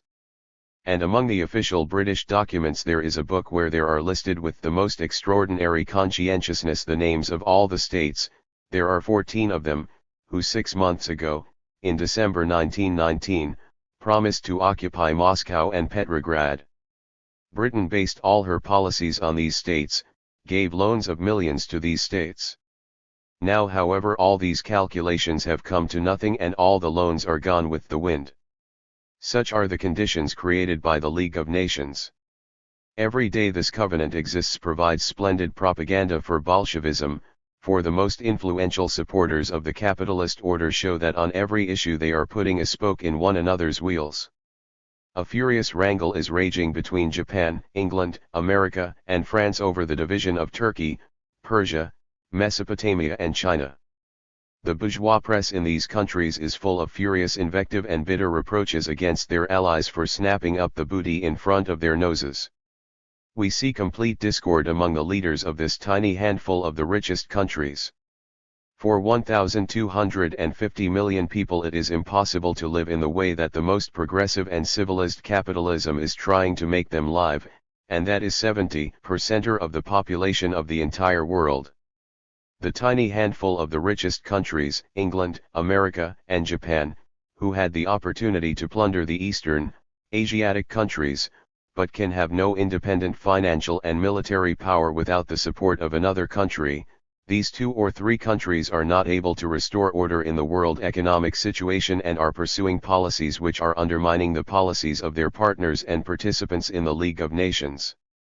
It is from this that the international crisis arises, and these economic roots of the crisis are the main reasons for the brilliant successes of the Communist International. Comrades, we come now to the question of the revolutionary crisis as the basis of our revolutionary activity. But here we must deal above all with 2 widely held errors. On the one hand, the bourgeois economists always present this crisis, in the elegant English phrase, as mere unrest. On the other hand, however, revolutionaries sometimes try to prove that there is absolutely no way out of the crisis. This is a mistake. There are no absolutely hopeless situations. The bourgeoisie is behaving like an impudent robber who has lost his head. It is committing folly after folly, thus aggravating the situation and hastening its own downfall. All this is the case, but one cannot prove that the bourgeoisie has absolutely no possibility of lulling some minority or other of the exploited by means of some small concessions or suppressing the movement or uprising of some section of the oppressed and exploited. The attempt to prove absolute hopelessness in advance is empty pedantry or juggling with concepts and words. Only experience can provide a real proof of this or similar questions. The bourgeois order is now undergoing an exceptional revolutionary crisis all over the world. We must now prove through the practice of the revolutionary parties that they are sufficiently conscious, that they possess sufficient organization, links with the exploited masses, determination and understanding to utilize this crisis for a successful and victorious revolution. The preparation of this proof is the main reason why we have gathered here for this Congress of the Communist International. I would like to quote the leader of the British Independent Labour Party, Ramsay MacDonald, as an example of how strong opportunism still is in the parties which seek to join the Communist International, how far the work of many of the parties is still removed from the preparation of the revolutionary class to exploit the revolutionary crisis. In his book Parliament and Revolution, which deals with the very basic questions that concern us now, MacDonald describes the state of affairs in more or less the spirit of the bourgeois pacifists. He recognizes that the revolutionary crisis exists, that the revolutionary mood is growing, that the masses of the workers sympathize with Soviet power and the dictatorship of the proletariat. He is speaking of Britain, mark you, and that the dictatorship of the proletariat is better than the present dictatorship of the British bourgeoisie. But MacDonald remains a thoroughgoing bourgeois pacifist and compromiser, a petty bourgeois who dreams of a government that stands above the classes. Like all the liars, sophists, and pedants of the bourgeoisie, MacDonald recognizes the class struggle as a fact to be written about. MacDonald is silent on the experience of Kerensky, of the Mensheviks and the socialist revolutionaries in Russia, on the similar experiences in Hungary and Germany and so on, the experience of the formation of a democratic government allegedly above the classes. MacDonald lulls his party and the workers who are unfortunate enough to think that this bourgeois is a socialist and that this Philistine is a leader with the following words: we know that all this, i.e. the revolutionary crisis, the revolutionary ferment, will pass, will settle down. The war inevitably provoked the crisis, but after the war it will all settle down, if not all at once. And the man that writes this is the leader of a party that wants to join the Communist International. We have here a revelation, all the more valuable for its extreme frankness, of what can be seen no less often in the leading layers of the French Socialist Party and the German Independent Socialist Party, and of the fact that it is not only a lack of understanding but an unwillingness to utilize the revolutionary crisis in a revolutionary way, or in other words it is a lack of understanding how and of willingness to carry out a revolutionary preparation of the party and the class for the dictatorship of the proletariat. This is the basic fault in many parties that have now left the Second International. For this particular reason I am spending a greater amount of time on the theses that I have put before the Congress, in order to define if possible more exactly and more concretely the tasks of the preparation for the dictatorship of the proletariat. One further example. A new book against Bolshevism was recently published. Unusual numbers of such books are now appearing in Europe and America, but the more books that appear against Bolshevism the stronger and quicker sympathies for it will grow among the masses. The book I am talking about here is Otto Bauer's Bolshevism or Social Democracy. Here the Germans are graphically shown what precisely the Mensheviks are, whose contemptible role in the Russian Revolution is well enough known to workers all over the world. Otto Bauer has supplied us with a thoroughly Menshevik pamphlet, although he tries to conceal his sympathy with Menshevism. It is now necessary to spread a precise knowledge of Menshevism in Europe and America, for it is the generic term for all those allegedly socialist, social democratic, and other tendencies that are hostile to and oppose Bolshevism. It would be boring if we Russians described to the Europeans what Menshevism is. Otto Bauer has really shown it in his book, and we thank in advance all those bourgeois and opportunist publishers who publish it and translate it into different languages. Bauer's book is a useful if rather unique supplement to the textbooks of communism. Take any paragraph, any argument you like in Bauer's book and you will see in it what Menshevism looks like, how it is the same fundamental outlook that the representatives of socialism, the friends of Kerensky, Scheidemann, and so on, have translated into deeds. This is a task that could usefully and successfully be set at examinations to test whether somebody has assimilated communism. If you cannot solve this task, you are not yet a communist, and it would be better if you did not yet join the Communist Party. Applause. Otto Bauer has expressed the essential content of international opportunism in an excellent manner in a single phrase, for which, if we had a free hand in Vienna, we would erect a memorial for him while he is still alive. To use force in the class struggle in modern democracy, says Bauer, would be violating the social relationship of forces. No doubt you think this sounds strange and incomprehensible? Here you have an example of what Marxism can be reduced to what banality and defense of the exploiter's revolutionary theory can be reduced. It takes the German variety of the petty bourgeois outlook to create the theory that the social relationship of forces are number, organization, place in the process of production and distribution, activity, and education. If the village laborer or the urban worker commits an act of revolutionary violence against the landlord and the capitalist, this is not at all the dictatorship of the proletariat, not at all an act of violence against the exploiters and oppressors of the people. Nothing of the kind. It is violating the social relationship of forces. Possibly my example is somewhat humorous. But by the very nature of modern opportunism, its struggle against Bolshevism turns to humor. The most urgent and useful task for Europe and America is to divert the working class and all its more thoughtful members into the struggle of international Menshevism, the MacDonalds, Otto Bauers, and co., against Bolshevism. We must ask how the persistence of this current in Europe is to be explained and why this opportunism is stronger in Western Europe than it is here. This is the case because the more advanced countries made and make their culture possible at the expense of thousands of millions of oppressed people, because the capitalists of these countries make more profits than just from plundering the workers of their own country. Before the war it was calculated that the three richest countries, Britain, France, and Germany, made from 8,000 to 10,000 million francs each year from their capital investments abroad alone, not counting what they made from other sources. It goes without saying that alms of at least 5,000 million from this hefty sum can be thrown to the labor leaders and the labor aristocracy in all imaginable forms of bribes. The whole thing amounts to bribery anyway. It can be done in thousands of different ways, by improving the cultural facilities in the great centers, by creating educational facilities, by providing thousands of jobs and official positions for the leaders of the cooperative societies and the trades unions and for parliamentary leaders.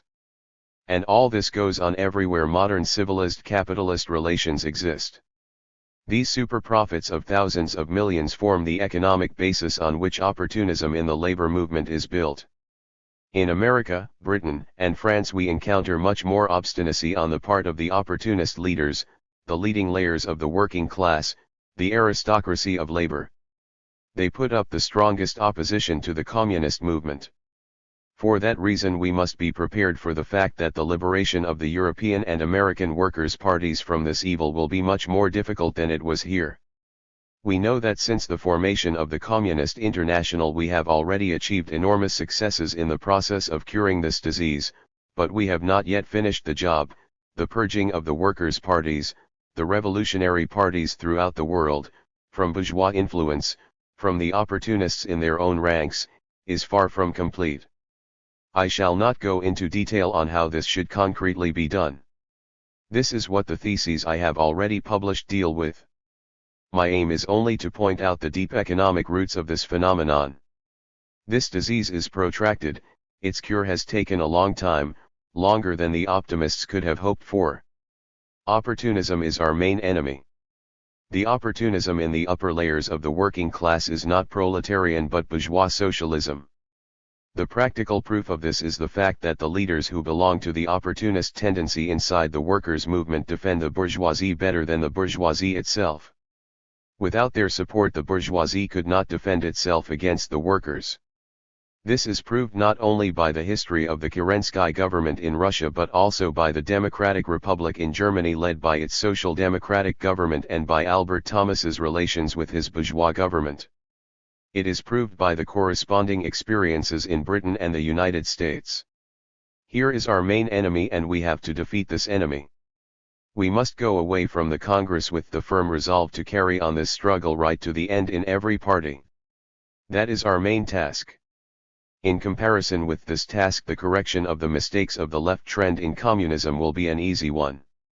In a whole series of countries we can observe the phenomenon of anti-parliamentarism, which is less a product of the petty bourgeoisie than of a few advance guards of the working class who spread it out of contempt for the old parliamentarism, out of a justifiable, correct and downright urgently needed contempt for the behavior of the parliamentary leaders in Britain, France, Italy, in all countries. It is necessary for the Communist International to give practical hints on this, to acquaint the comrades more fully with the Russian experience, with the significance of the really proletarian revolutionary party. Our work lies in the fulfillment of this task. But then the struggle with the faults of the proletarian movement will be 1,000 times easier than the struggle with the bourgeoisie which, in the guise of the reformists, has found its way into the old parties of the Second International and carries out all their work not in the proletarian but in the bourgeois spirit. Finally, comrades, I want to raise one more point. The comrade chairman has already spoken of the fact that the Congress truly deserves the name of a World Congress. I believe that it has a particular right to call itself that because there are among us not a few representatives of the revolutionary movement in the backward colonial countries. It is only a modest beginning, but the important thing is the fact that the beginning has been made. The unification of the revolutionary proletarians of the advanced capitalist nations with the revolutionary masses of the countries which have no or almost no proletariat, with the oppressed masses of the eastern colonial countries, this unification will follow on from the present Congress. And cementing this unification, and I am convinced that we will do so, depends on us. World imperialism must fall when the revolutionary impetus of the exploited and subjugated workers inside each country defeats the opposition of the petty bourgeois elements and the influence of the numerically small aristocracy of labor, and unites with the revolutionary pressure of the hundreds of millions of people who previously stood outside history and were only regarded as its object. The imperialist war helped the revolution, the bourgeoisie withdrew soldiers from the colonies and the backward countries to take part in the war. The British bourgeoisie impressed upon the Indian peasants that it was their duty to defend Great Britain as soldiers against Germany. The French bourgeoisie impressed upon the soldiers from the French colonies that they, the Negroes, had to defend France. They taught them how to use arms. This is extremely useful knowledge, we can be very grateful to the bourgeoisie for it and thank them on behalf of all Russian peasants and workers and of the Russian Red Army in particular. The imperialist war dragged all the dependent peoples along with it into world history. One of our important tasks is to consider how to lay the foundation stone of the organization of the Soviet movement in the non-capitalist countries. Soviets are possible there too, they will not be councils of workers but councils of peasants or of laboring people. This will require a lot of work, mistakes will be inevitable, we will encounter many difficulties along this path. The main task of the Second Congress will be to work out practical guidelines so that the work, which has up to now been taking place in an unorganized way among hundreds of millions of people, can become organized, unified, and systematic. A little more than a year has passed since the first Congress of the Communist International, and in this time we have defeated the Second International. The ideas of Soviets are not now spread only among the workers of the civilized countries, known to them and understood by them. Workers all over the world laugh at those super clever people, among whom there are not a few who call themselves socialists, who learnedly or half-learnedly condemn the Soviet system as the systematic Germans love to express it, or the Soviet idea, as the British Guild socialists love to say. This philosophizing about the Soviet system or the Soviet idea not infrequently clogs the vision and the understanding of workers. But they cast this pedantic conflict aside and seize the weapon that the Soviets give them. The understanding of the role and the significance of the Soviets has now spread to the countries of the East. A start has been made on the Soviet movement throughout the East, throughout Asia. The principle that the exploited should rise against their exploiters and form Soviets is not too complicated. This will become clear to hundreds of millions of the oppressed and exploited masses throughout the world through the experience that we have made in 2.5 years of the Soviet Republic in Russia and since the first Congress of the Communist International. If we in Russia now are not seldom forced to reach compromises and to wait, since we are weaker than the international imperialists, we nonetheless know that we are defending the interests of 1,250 million people. We are still held back by old prejudices and old ignorance, but they are disappearing by the hour. We are defending and representing more and more forcefully 70% of the population of the earth, the laboring and exploited masses.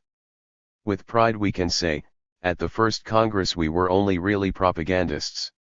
We sketched the basic ideas, the call to struggle to the international proletariat. We asked merely, where are the people to feel capable of taking this path? Now the advanced proletariat everywhere is on our side. Everywhere there are proletarian armies, even if they are poorly organized and in need of reorganization. And if our comrades internationally help us to create a unified army, no shortcomings can hold us back from our intention. This work is the cause of the proletarian world revolution, the work of creating the World Soviet Republic. Long continuous applause. The orchestra plays the Internationale. Zinoviev, Comrade Lenin's speech will not be translated into the other languages during the session. The written translation of his speech will be distributed among the delegates. Thereupon he gives the floor to Comrade Rosmer. First session. Continued. Rosmer, on behalf of the French workers and peasants I give thanks for the reception, which has deeply moved all the French delegates. It was a happy thought to welcome all the delegates in Smolny in order to show here what torments and suffering the Russian proletariat had to put up with to achieve the victory we are celebrating today. Comrade Kalinin's words when he said that it is time for the international proletariat to prove its solidarity with the Russian people have printed themselves deeply in the memory of all present. The French workers are conscious that they have not yet come actively enough to the assistance of the Russian people, partly because they did not know about their conditions, partly because they were misled by malicious propaganda, partly because they were not strong enough to translate their will into reality. Now the French delegates will have the opportunity, on their return to France, to inform the French workers and peasants about what is happening in Russia. They promise to strive with 10 times more energy so that French workers and peasants will grasp that here people are fighting and dying for the common cause of the world. They promise to be more energetic in order to move the French workers to enter the ranks of proletarian action. They think it is their duty to salute particularly heartily the proletariat of Red Petrograd, which scattered the enemy with unusual heroism, self-sacrifice, and persistence, and has earned the special respect of the world proletariat. He then proposes the text of the greeting directed to the Petrograd proletariat, which runs as follows. To the workers of Petrograd. Brothers, the Second World Congress of the Communist International, which is opening its sessions in Red Petrograd, sends its first greetings to you Petrograd workers, women workers, Red Army men, sailors, and all toilers. We delegates of the workers' organizations of the whole world thought it was our duty to open the first session of the Congress at your home in Petrograd in order to pay the debt of respect and love to the proletariat of Red Petrograd, who were the first to rise against the bourgeoisie and, heroically harnessing their powers and their will, overthrew the power of capital in one of the most important fortresses of the bourgeois world. The proletarians of all lands know how much you proletarians of Petrograd have suffered in the course of the last 3 years, how you have gone hungry. Many of the best of your sons have died at the front in defense of the sublime cause of communism. The workers of the whole world love you particularly warmly because in the moment of the greatest danger for Petrograd and the whole Soviet Republic you never hesitated, but defended the blood-stained red flag with the lion-like courage, the fearless heroism and steadfastness of the Petrograd proletariat.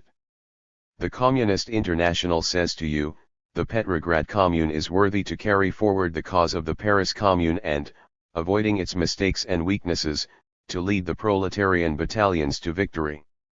The Communist International is convinced that the workers will henceforward also form the best troops of the International Workers' Army. Long live the magnificent Petrograd proletariat! Long live the Communist International! Zinoviev, the Congress wishes to turn to the Red Army of the Russian Republic with a greeting. Comrade Sarati, representative of the Italian workers, has the floor. Sarati, on behalf of the Italian Socialist Party, which has joined the Communist International, I greet the renowned Red Army of Russia, the defender of the sublime ideal of the world proletariat. When the World War broke out, the betrayers of the Italian working class tried to persuade them to go over to the side of the bourgeoisie. At that time they spread the doctrine that the proletariat would win peace and achieve its own objectives if it had weapons in its hands. The Italian Socialist Party, however, repudiated these social traitors. It said that it would always fight, with or without a rifle, on the side of the working class against the bourgeoisie. And now the Great Red Army has proved this by deeds. It has written in golden letters in the book of history that not only rifles but also iron are only weapons when the working class understands how to use them, when it knows that all this only serves for the conquest of the sublime ideal of the proletariat and against the bourgeoisie of the whole world. That great and famous army that is fighting and winning victory after victory, that is fighting against Rigel in the south and Poland in the west, does not stand alone. The English workers and the Italian sailors and the German sailors in Kiel are also fighting together with it. The Kiel sailors had a history of revolutionary struggle in the post-war years. In November 1918 a revolt broke out in the German Navy there, spread to the army and won the support of the workers who declared a general strike. The red flag was hoisted over the ships of the fleet and a workers' and soldiers' council was set up. This was the signal for the spread of revolution throughout Germany. And wherever workers fight they are preventing the weapons of death from reaching the Polish front by strikes and other means. Wherever they prove by their bloody struggle that they do not want to serve the interests of the bourgeoisie, there are defenders and supporters of the great proletarian Red Army. May the day be near when the Red Army will not consist only of Russian proletarians, but of proletarians from all over the world, the day when all the workers, united by the consciousness of the sublime ideal of socialism, will form a single great and invincible army which will defeat capitalism once and for all, put an end to everything that forms its heritage, finally liberate the proletarians of the world and the brave Red Army men from obligatory military service, and be able to free the whole world from what has always oppressed the working class, not with cannons but through the return to peaceful labor. In the name of this high idea, irrespective of the services the Red Army has already rendered to the world proletariat, I propose, on behalf of all the parties represented in the Communist International, the following greetings to the Red Army and the Red Fleet of the Russian Federative Soviet Republic. To the Red Army and the Red Fleet of the Russian Socialist Federative Republic. Brothers. The Second World Congress of the Communist International sends its warmest fraternal greeting to the whole Red Army, the whole fleet, every Red troop unit from the smallest to the largest, to you, Red Army men and Red sailors, all together, and to each individually, especially the comrades at the front. The laboring people of the whole world are watching with bated breath and full of love your fight against the capitalists and the landlords, the Tsarist generals and the imperialists. The workers of the whole world have lived through your defeats with you and celebrate your victories together with you. The laboring population of the whole world is following full of enthusiasm how, at the cost of great exertions, you have beaten Kalkak, Denikin, Yudenik, and Miller, and how you have put to shame the swindles of the English and French capitalists. The Second World Congress of the Communist International greets most warmly the Red Army that is at the present moment fighting on the western and southwestern front against the white Polish pans who were sent by the bourgeoisie of the Entente to strangle the Russian Soviet Republic of Workers and Peasants. Brothers in the Red Army, know this, that your war against the Polish pans is the most just war that history has ever known. You are not only fighting for the interests of Soviet Russia but also for the interests of the whole of laboring humanity, for the Communist International. The laboring masses cannot destroy the yoke of the rich and of wage slavery other than weapons in hand. You were the first to turn your weapons against the oppressors. You were the first to create a mighty and disciplined Red Army of workers and peasants. You were the first to point the way to all the oppressed and exploited people of the world. For this the proletarians of all lands bless you. The Communist International knows that your victories over the enemies of the workers and peasants were bought with countless sacrifices and privations. We know that you do not spare yourselves. We know that many of the best sons of the Red Army have sacrificed their lives for our cause. Your heroic courage will never be forgotten in history. Comrades, know this, that the Red Army is at present one of the main forces in world history. Know this, that you are no longer alone. The laboring people of the whole world are on your side. The time is near when the International Red Army will be created. Long live the great, invincible Red Army. Long live the Army of the Communist International. Zinoviev, the Congress intends to direct a special appeal to all the workers of the world concerning a section of our troops who are in an especially difficult position and are making enormous sacrifices. I am speaking of the Hungarian proletariat. The representative of the Austrian Communists, Comrade Steinhardt, has the floor. Steinhardt, comrades, when, in March last year, the first Congress of the Communist International was ending and directly following it the 8th Party Congress of the Communist Party of Russia was beginning, we received in Moscow a telegram from Comrade Belikun in which he reported that the Hungarian workers had taken power into their hands and that the Hungarian Soviet Republic had been set up. This news filled us, it is true, with great joy, but at the same time we viewed with some concern the immediate circumstances under which this great event had taken place. For Soviet power had not been conquered in Hungary through years and years of bloody struggle against the bourgeoisie, but power had been taken over from the bourgeoisie without a struggle, and that with comrades in arms who were known in the International as the most backward layers of the social democratic parties of any country, that is to say with the Hungarian Social Democrats. What we feared did in fact happen. From the very first days the Hungarian Social Democrats, who had amalgamated with the Communist Party, were saboteurs. This amalgamation was the Hungarian Communist Party's greatest mistake. The organs of the trades unions committed sabotage, the bourgeoisie, international capital, all united to overthrow the Hungarian Soviet government. The inevitable happened.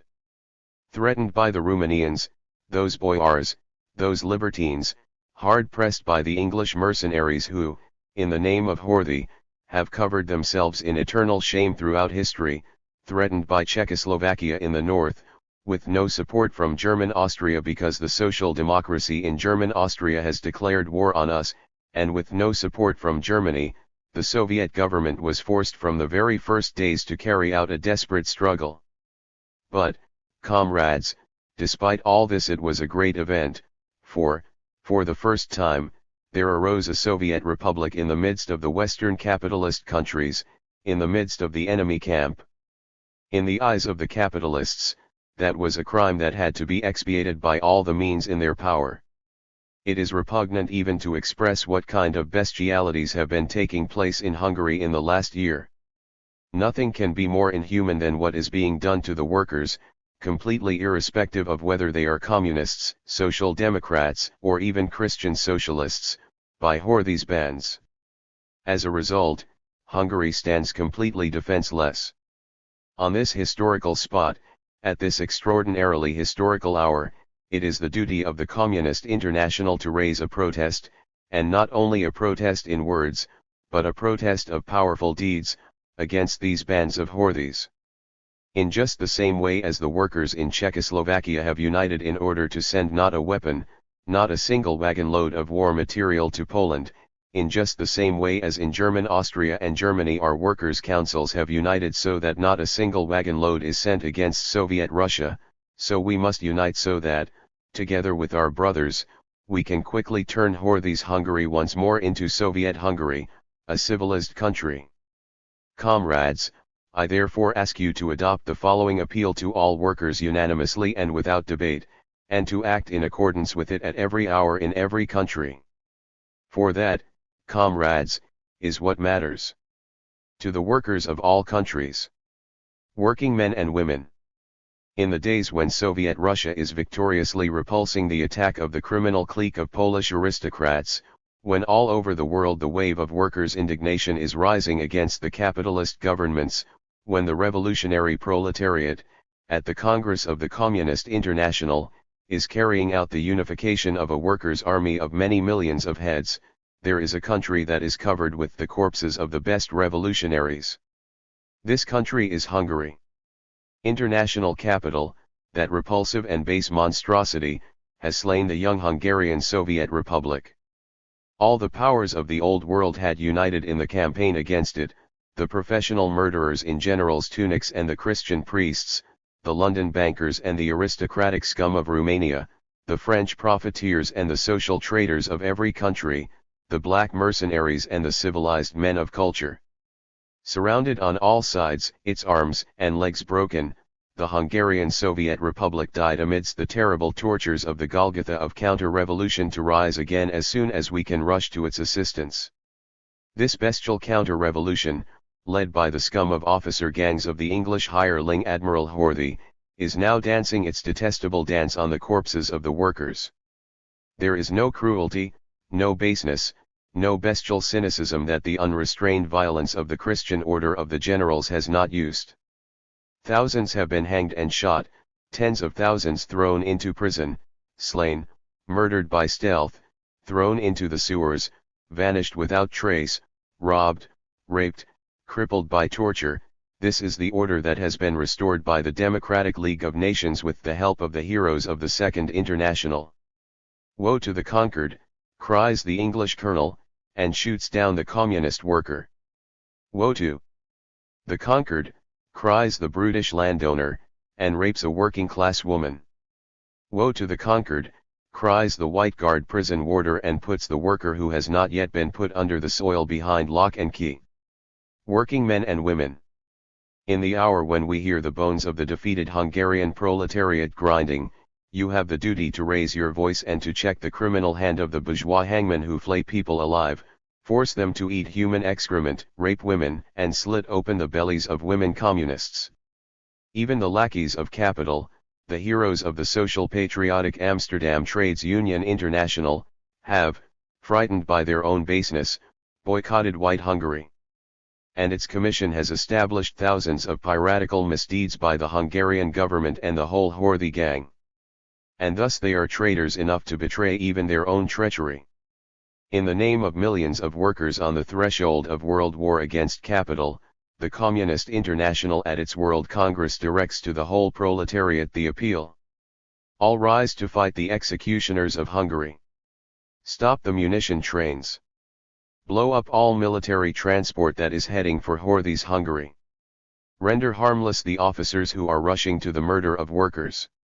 Disorganize the production of all arms without exception by a mighty wave of rotating strikes. Arm only yourselves. Make every effort in word and deed to disrupt the armies of imperialism. Surround the land of murderers and butchers with a wall of hatred. Workers. If you remain indifferent, you yourselves will be the hangman's assistants. Join the ranks of the fighters. Save your proletarian honor. Save the suffering Hungarian proletariat. Hungarian workers. Take courage. The proletariat of the whole world is with you. The Communist International sends you the expressions of its fraternal love. Soviet Hungary is dead. Long live Soviet Hungary. Marchluski, permit me to describe here the situation in Poland. The Russian workers know that in the years 1905 to 1906 the Polish revolutionary workers were the pioneers of the revolution against Russian Tsarism. Regardless of the fact that the cause of the liberation of the Polish state, only, it must be admitted, an apparent liberation, since this state is a tool of the Entente, regardless of the fact that the removal of the yoke under which the Polish people groaned was the cause of the revolution, the Polish workers have not understood how to exploit this fortunate conjunction of conditions. The thing is that the European war, the imperialist war, has scattered the Polish proletariat in all directions. Hundreds of thousands of Polish workers were driven towards Russia, hundreds of thousands were driven towards Germany. For that reason impostors, those gentlemen who only have petty bourgeois layers behind them, were able to seize power and thereupon, with the help of the Entente, form powerful forces for the struggle against Soviet Russia. From the very first moment the Polish communists have fought against this crime, and this fight has cost much blood. You know that the attack on Russia began with a shameful, scandalous murder committed by the Polish gendarmes on the Red Cross mission that was led by one of our best, Comrade Wesolowski. You have read that the excesses committed in Poland against the communists are equaled only in Hungary. You know that there are social traitors, Dasinski and his consorts who are, if possible, even more questionable than the Russian Mensheviks and the German Shademans, work in league with the bourgeoisie. But now the hour has come when the Polish proletariat will see clearly, when the imperialist stupor which had seized a part of the Polish working class will be put aside, and now, with the Red Army advancing and helping to destroy that force that has up to now ruled over Poland, we entertain the firm hope that the cause of the Polish Revolution will make rapid progress. But comrades, we must be mindful of the fact that we have a serious matter before us. We must consider that Lord Curzon's impudent act, which the Soviet government had to reject, contains threats. This refers to the Curzon Note of July 11, 1920, which proposed that the Soviet Union should hand over the Crimea to Baron Rugel, the pro-British counter-revolutionary. The same note proposed British mediation in the war in Poland. Perhaps the English and French armies will not rush to the assistance of White Guard Poland against the Polish Revolution and Soviet Russia, but our enemies will endeavor to stir up the Romanian army against us and perhaps that army that Hernowski has already organized for them. And therefore, comrades, we must remember the fact that we distinguish ourselves from the Second International, and that we do not wish to be an international of words, but an international of deeds. It is your duty to help to end this criminal war quickly. And then, as I have not the slightest doubt, the hordes of the bourgeoisie that are menacing us will end as all previous armies have ended who suffered defeats. When the Russian, German, and Austrian armies suffered defeats they became revolutionary. The same will happen in Poland too, and then the Polish Soviet Republic will triumph. We will, however, have to struggle hard still for this fight, for this victory. We Polish communists swear to you that we will not back down, and we ask for your support, comrades. Zinoviev, the Congress intends to issue a political manifesto on this important question. I give the floor to the delegate of the German Communists, Comrade Levi. Levi, Comrade Sarity has just eloquently described the feelings that the European proletariat and the proletariat of the world have towards the Red Army. You applauded his words enthusiastically, and I must say I am amazed that you still applaud when the feelings of the European proletariat are reported to you. For the feelings of the European proletariat for the Russian Revolution and for the Red Army have long been the same. And despite all their feelings, it was European, it was German proletarians who imposed the Treaty of Brest-Litovsk on Russia, and it was German proletarians who marched through the Baltic region and beat down the revolution in the Ukraine and southern Russia. For the German and for the European proletariat, however, the hour will now come when it must show that it is able to go beyond feelings of sympathy to what alone can help the Russian Revolution, to the living deed. At this very moment the Red troops are advancing further and further into Poland, and approaching Warsaw. But this is the first time, here in Poland, that the Red Army has measured itself eye to eye with European imperialism.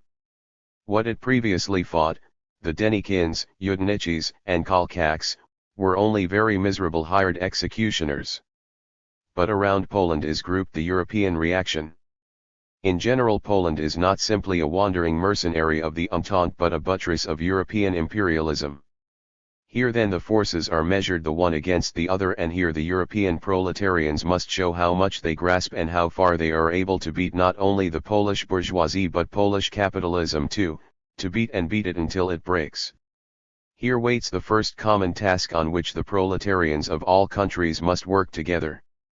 And in this sense we propose that you issue the following appeal from this spot on which today the eyes of the proletarians of all the world are turned. To the working men and women of all countries. The Second World Congress of the Communist International is meeting at a time when White Poland, the bulwark of international capitalist reaction, is collapsing under the heavy blows of the Red Army of Russian workers and peasants. What all revolutionary workers and women workers keenly desire has been fulfilled.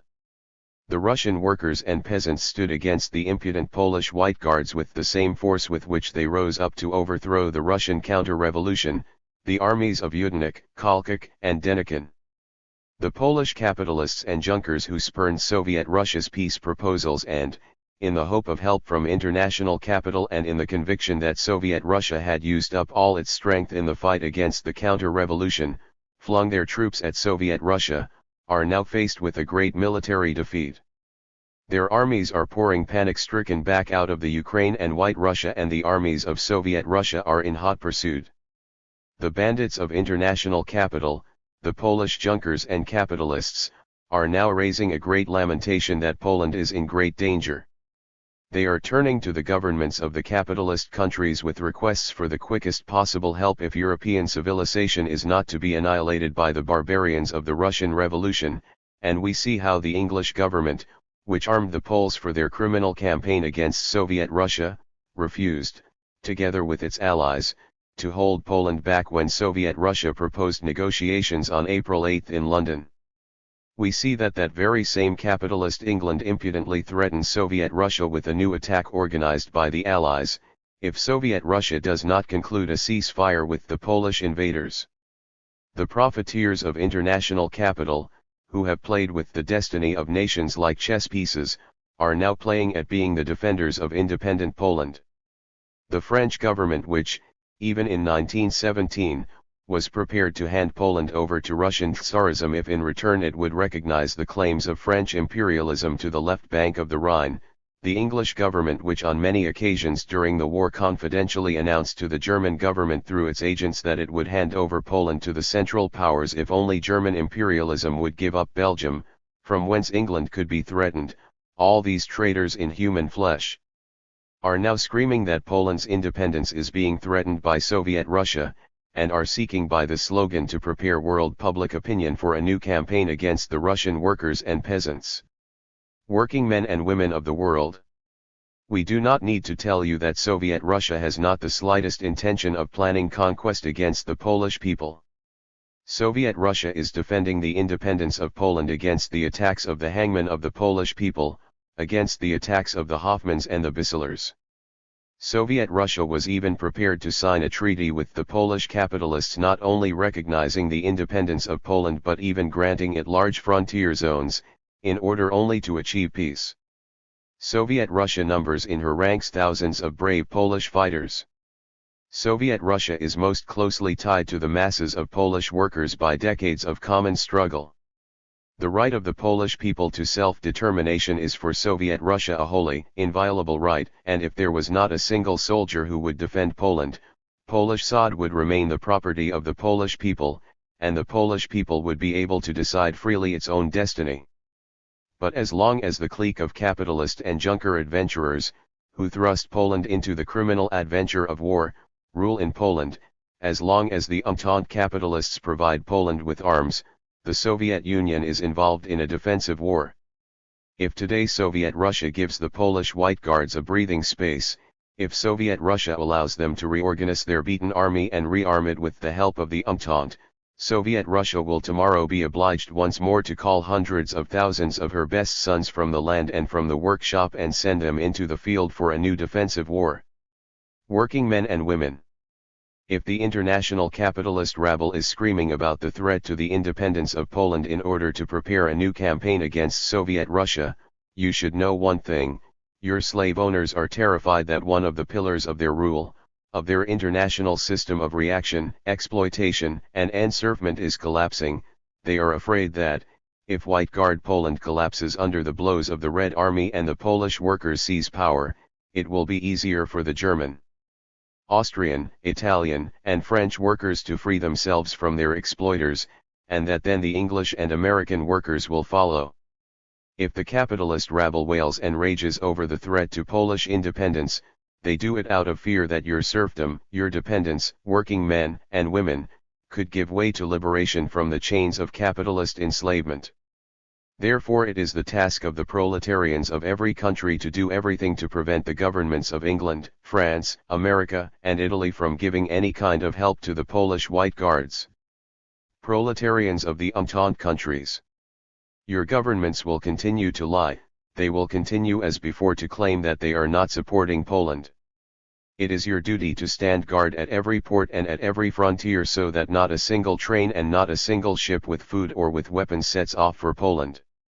Stand guard, do not let yourselves be tricked by false declarations of the purpose of the consignment. They can also be sent indirectly to Poland, and where the government or the private capitalists do not heed your protests, go on strike, lend a hand, for under no circumstances can you help the Polish junkers and capitalists to slaughter your Russian brothers. German proletarians. If White Guard Poland collapses, the Entente capitalists will sign peace with the German generals, with the German capitalists. It will help them to arm great mercenary armies. With these armies it will beat down the German proletariat in order to turn Germany into the base for the struggle against Soviet Russia. It will not hesitate to knock Germany into ruins in order to make it into a rampart for the fight against Soviet Russia and Soviet Poland. Working men and women of Germany. The hour has struck when you can make a reality of what you have commended on thousands of occasions on great demonstrations, standing by your Russian brothers and fighting alongside them for your freedom. Do not allow any attempts to support White Guard Poland to be undertaken. Do not permit any new recruitment of mercenaries on German soil. Keep all railway trains heading east under the strictest supervision, keep Danzig under the strictest supervision, and do everything that the situation demands. Not a single wagon, not a single ship may go from Germany to Poland. Proletarians of all other countries. Remember, the enemy is now White Poland. To annihilate it is now the task of the hour. Proletarians of all countries. Consider this: now you cannot permit yourselves to be led astray by the phrases of treacherous or wavering workers' leaders or deluded by any promises by your governments. Now is the time to act. Now is the time to gather all your forces to blockade White Guard Poland, to gather all your forces to turn the solidarity of the international proletariat with Soviet Russia into a reality. Working men and women. Your solidarity with Soviet Russia is your solidarity with the Polish proletarians. Under the leadership of the Communist Party, the Polish proletariat has fought uninterruptedly against the war with Soviet Russia. Poland's prisons are full of our Polish brothers, with the Communists of Poland. The defeats of the Polish White Guards have awoken the greatest enthusiasm in the hearts of the Polish workers. The Polish workers are seeking to use the defeats of their exploiters to finish off their weakened class enemy, to unite with the Russian workers in a common fight for liberation.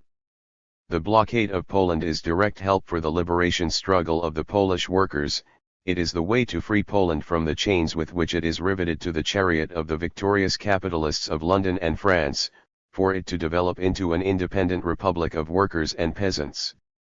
The Second World Congress of the Communist International calls on you, workers and women workers of every country, take to the streets and show your government that you are not willing to permit any aid at all to White Poland, any intervention at all against Soviet Russia. Stop every job, paralyze all transport if you see that, despite our protests, the capitalist clique in your country is preparing a new intervention against Soviet Russia. Let not a single train or ship through to Poland. Show that proletarian solidarity exists in deeds and not just in words. Long live Soviet Russia! Long live the Red Army of Russian workers and peasants! Down with White Poland! Down with intervention! Long live Soviet Poland! This is the deed that we call on every proletarian in the world to perform, and Russia expects that every man will do his duty. Thereupon voting takes place on the 4 greetings, which are all adopted. The first session of the Congress is closed. Second session. July 23. Lenin opens the session. Sarity has the floor to read out the standing orders. 1. The full sessions of the Congress take place between 11 and 3 o'clock and 6 and 9 o'clock. 2 main speakers will have 1 hour to present their reports and will receive in addition 1/2 hour to reply to discussion. 3. The same time will be available for the presentation of minority reports. 4 speakers who raise points on standing orders will have 2 minutes in which to speak. They may do so only once. 5. Each delegate may speak twice on each question, the first time for 10 minutes and the second time for 5 minutes. 6. Requests to speak must be handed in writing. 7. Votes on any particular issue will take place on the request of 3 delegations with full voting rights. 8. Every motion, including motions on standing orders, must be placed in writing before the Bureau, in one of the 2 official languages. The mover will not be allowed to speak until this formality has been carried out. Sarity reads out the agenda proposed by the Bureau. 1. The role and structure of the Communist Party before and after the conquest of power by the proletariat. 2. The trades unions and the works councils. 3. The question of parliamentarism. 4. The national and colonial questions. 5. The agrarian question. 6. Attitude to the new centrist currents and conditions for entry into the Communist International. 7. Statutes of the Communist International. 8. The question of organization, legal and illegal organizations, women's organizations etc. 9. The youth movement. 10. Elections. 11. Any other business. John Reed. Read. On behalf of 29 comrades, I propose changing the agenda to read as follows. 1.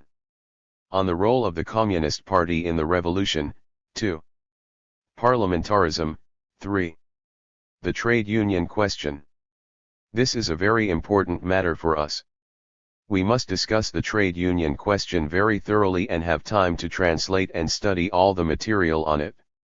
I move that English should be permitted as an official language in the discussion on this question.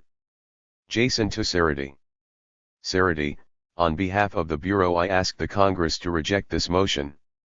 The comrades who today are demanding that the trade union question should be dealt with as the 3rd item on the agenda were at first demanding that it should be dealt with first.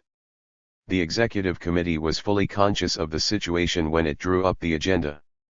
As far as the question of official languages is concerned, we declare that we cannot permit English as an official language, as this would make the debates too difficult. The English comrades can as it is speak English, and everything will be done to provide an immediate translation. Comrade Reed's motion is put to the vote. It is rejected by a majority of 14 votes. Comrade Zinoviev has the floor on the question of the role and structure of the Communist Party before and after the conquest of power by the proletariat. Zinoviev, comrades, I must unfortunately discuss a question that is somewhat complicated in a language of which I do not have a thorough command. Exhaustive theses on this question in all 4 languages are however available, and I can therefore limit my present remarks to some of the more important of these theses. Jason Tusarity. We live at a time when all values are being re-evaluated, and in which in many quarters such a question as the role and even the necessity of the party is being denied. It is very strange that even among workers in the advanced countries like Britain, America, and France, currents are to be seen that do not understand the role of their own political party, or even directly negate it. It is perhaps most characteristic of this difficult situation that such a question is thrown up. I see in this the climax of the crisis that the labor movement and socialism have been undergoing during the war. The fact that this question is raised at all in quite broad layers, and often in quite a sharp form, is the result and the expression of this crisis, of the bankruptcy of the Second International. You know that a whole number of comrades who have contact with the mass movement and call themselves communists nevertheless negate or misunderstand the party. We found the most exhaustive expression of their standpoint, or rather of their mood, in Comrade Panicoke, whose pamphlet on this question we have published and will distribute today or tomorrow. You will find in this pamphlet a blind worship of the masses and the attempt to oppose them as such to the party. I believe that Panicoke's pamphlet is on this question the best propaganda against the group that does not understand or negates the role of the party, as does for example the Communist Workers' Party of Germany, KAPD, together with Panicoke. KAPD, formed as the result of a serious split in the KPD in April 1920, the Kommunistische Arbeiterpartei Deutschlands took almost half its membership. The KAPD leadership Fritz Wolfheim, Otto Rühl, and Heinrich Laufenberg took up an ultra-left position similar to that of the Dutch Tribunites, with whom they were associated, in opposition to participation in parliament or work in the reformist unions. Lenin tried to avert the split, which seriously weakened the KPD at a critical moment. However, although the KAPD sent 2 delegates to the Second Congress, Otto Rühl and Otto Merges, they withdrew after a few days. The influence of the KAPD rapidly declined. What is the Communist Party?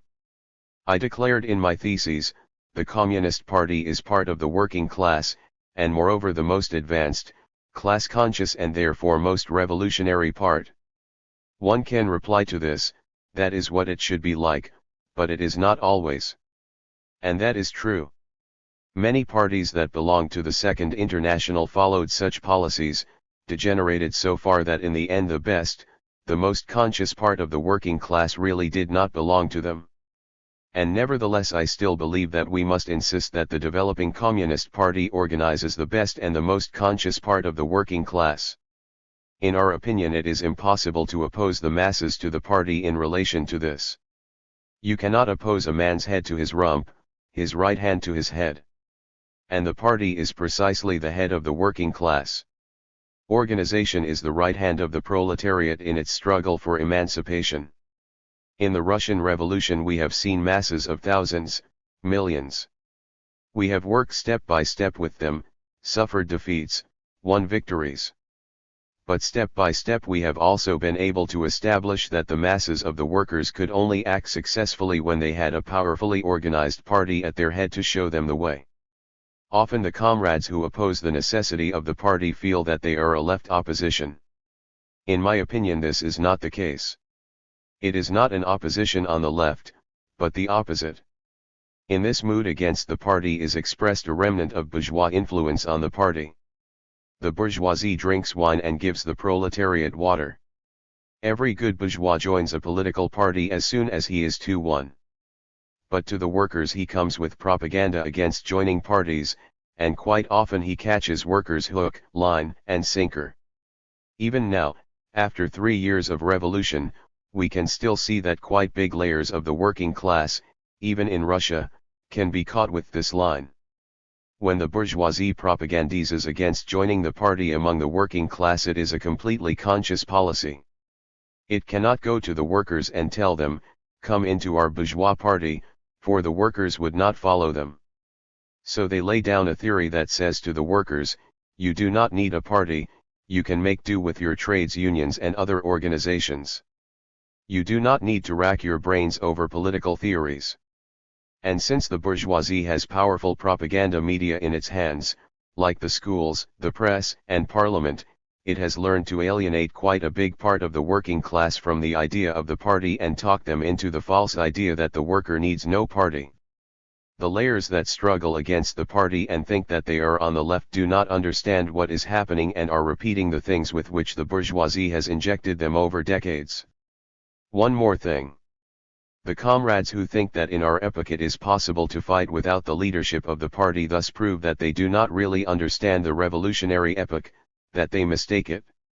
If they really grasp that we live in an epoch of obstinate, bitter class struggles, the first thing to strike them would be that in such an epoch we need a general staff, a centralist party. It is clear that, after the collapse of the Second International and the failure of a whole series of parties with the German Social Democrats and the French Party in the forefront, that the idea will occur to many workers at such a time that it is the party type of organization itself that is bankrupt. It is often said that it is the party type of organization as such that has suffered bankruptcy in this war. To this we reply as follows in point 4 of the theses. The Communist International holds tenaciously to the conviction that the collapse of the old social democratic parties of the Second International can under no circumstances be presented as the collapse of the proletariat party type of organization in general. The epoch of the direct struggle for the dictatorship of the proletariat brings a new party into the world, the Communist Party.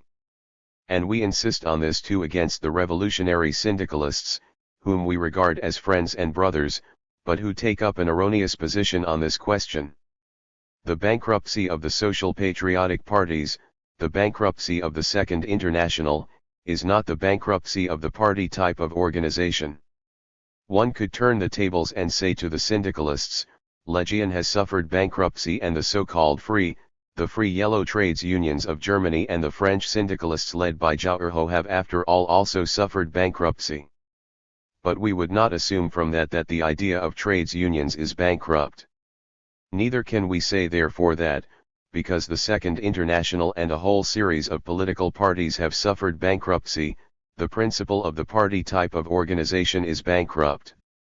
The left master of confusion rule solemnly declared not long ago that the party type of organization in general must undergo bankruptcy along with bourgeois democracy. Now this is simply stupidity. The Soviet system does not exclude the proletarian party, but on the contrary it presupposes a proletarian party, a party to be sure made of different stuff from the social democratic parties of the Second International, that is to say a true communist party that organizes the vanguard of the working class and through it leads the whole working class to victory. If we wish to investigate the roots of this negation of the party, they are as follows. Its deepest roots lie in the fact that on this question we are faced with the effects of bourgeois ideology, that we have been infected by the propaganda the bourgeoisie have been broadcasting for decades saying that the workers can be non-party, that one does not need to have a political party and that the trades unions are sufficient. That is a concession to the ideology of the bourgeoisie, nothing else. The second root lies in the fact that a whole series of old social democratic parties have turned in front of our eyes in the epoch of the imperialist war into parties that betray the cause of the working class.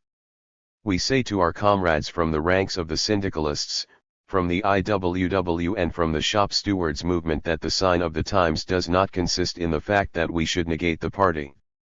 The sign of the epoch in which we live, in which the struggles will become ever harder, ever more obstinate, consists in the fact that we must say, the old parties have been shipwrecked, down with them.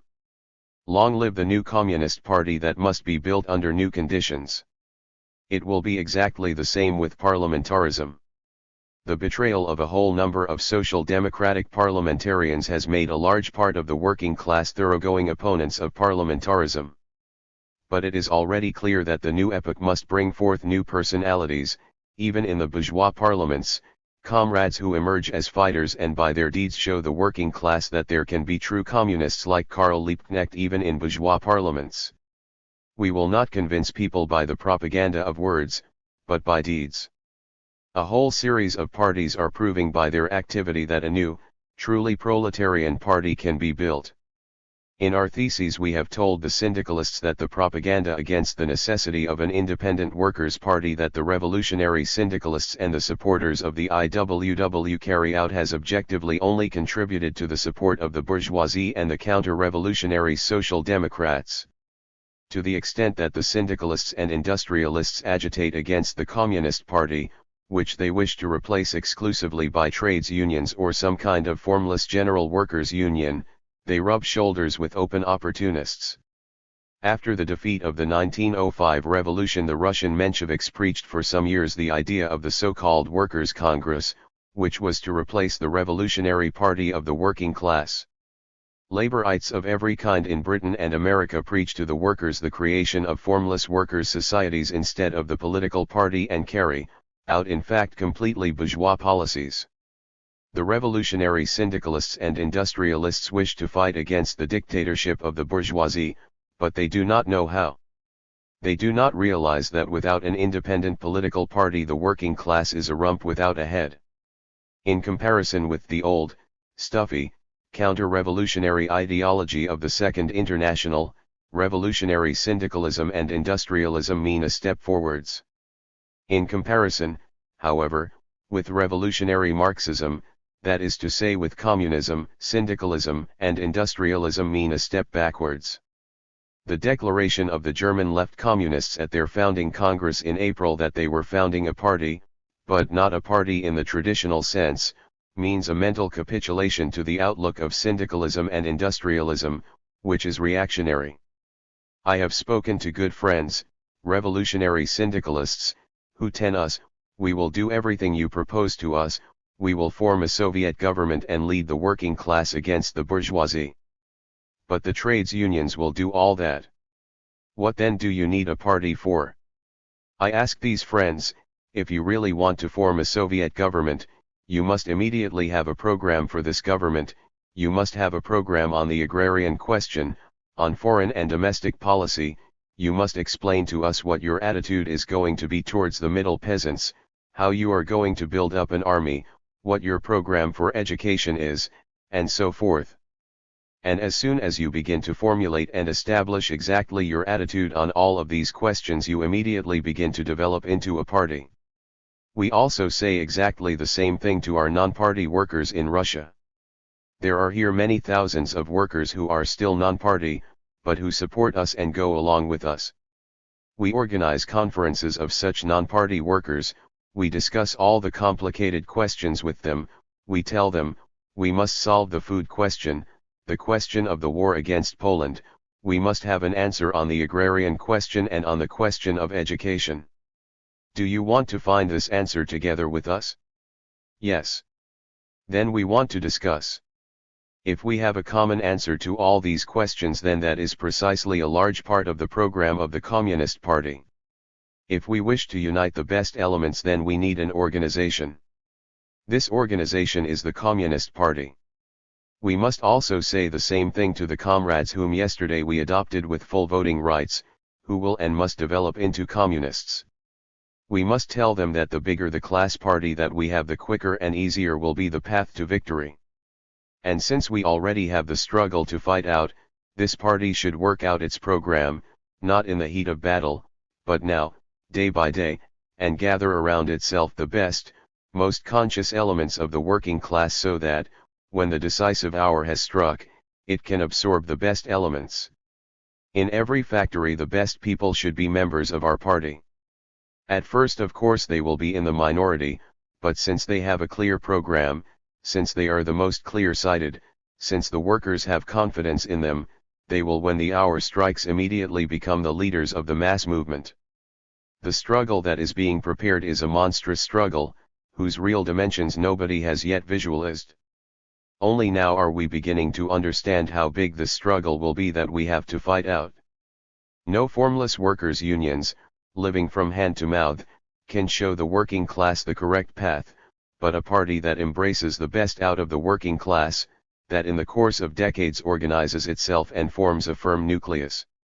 It is for us a matter of organizing the vanguard of the working class so that they can really lead the masses in this struggle. It is logically clear that the comrades who are against forming parties often, without realizing it, take their starting point not from an epoch of merciless struggle but from an old peaceful epoch, in which almost all party work was merely propaganda, even if only bad propaganda. They do not understand that, although propaganda must and ought to make up a large part of our party work, it is not the only thing, but that deeds now matter, that the civil war is here, that we must have the revolutionary deed day by day, hour by hour, and cannot make a start with organizations that do not even themselves know today what they will say tomorrow on the acutest questions of proletarian politics. We need a party. But what kind of party? And here we must say very clearly what we have to say to the elements on the right. We do not need a party like the parties of the Second International or a party such as some parties of the center still are now. Such parties play objectively a reactionary role. It is clear that, for example, the German social democracy plays and has played not a revolutionary but a directly counter-revolutionary role in the true sense of the word. To prove that would be superfluous. It is clear that in Germany the struggle of the working class is now so difficult because there exists there a large, well-organized, but bourgeois social democratic party. We do not need parties that continue the worst traditions of the Second International. We do not need parties that have the simple principle of gathering as many members as possible around themselves, which become petty bourgeois parties, in which the aristocracy of labor is organized, in which very often the bureaucracy of labor becomes a caste and only follows its own interests. We do not need parties which, for example, put up people who only joined the party yesterday as candidates in elections. We do not need parliamentary factions in which, instead of workers, we have 46 professors, 45 barristers, or more, and of which one must say, 45 barristers. Proletarian revolution, you are betrayed. Applause. We do not need the kind of parliamentary factions there are in Italy and Germany, in which there are people who, at the most important hour, we know this very well, will either stand on the side of the bourgeoisie or sit between two stools and sabotage our struggle. We must follow the social composition of our parties attentively, as if under a lens. We must watch out that anti-proletarian elements do not come to us. We must endeavor to have truly proletarian parties. It is understandable that at present a great number, and not the worst section of the workers, those workers that take the fight against the bourgeoisie honestly, are confused when they see parties like the Social Democratic Party, when they see parliamentary factions like the one in Italy. Italy has nearly reached boiling point. The working class is in favor of communism, but in parliament a man like Turati is still speaking in the name of the party, a man who has carried out bourgeois policies for years and is still doing so. Under these conditions it is understandable that currents arise which negate the party as such. The same is the case with the German independents who have a parliamentary faction in which men like Heinke in the main often say the same thing as Scheidemann but in slightly different words. It is understandable that their two quite good revolutionaries say, better no party at all than a party like that. But when they say, better no party at all than a party like that, this is an incorrect conclusion. No, we say, if this or that party is bad, we should at all costs build a good party, we should organize ourselves at first as a minority, we should work step for step to win the best elements of the working class into our ranks.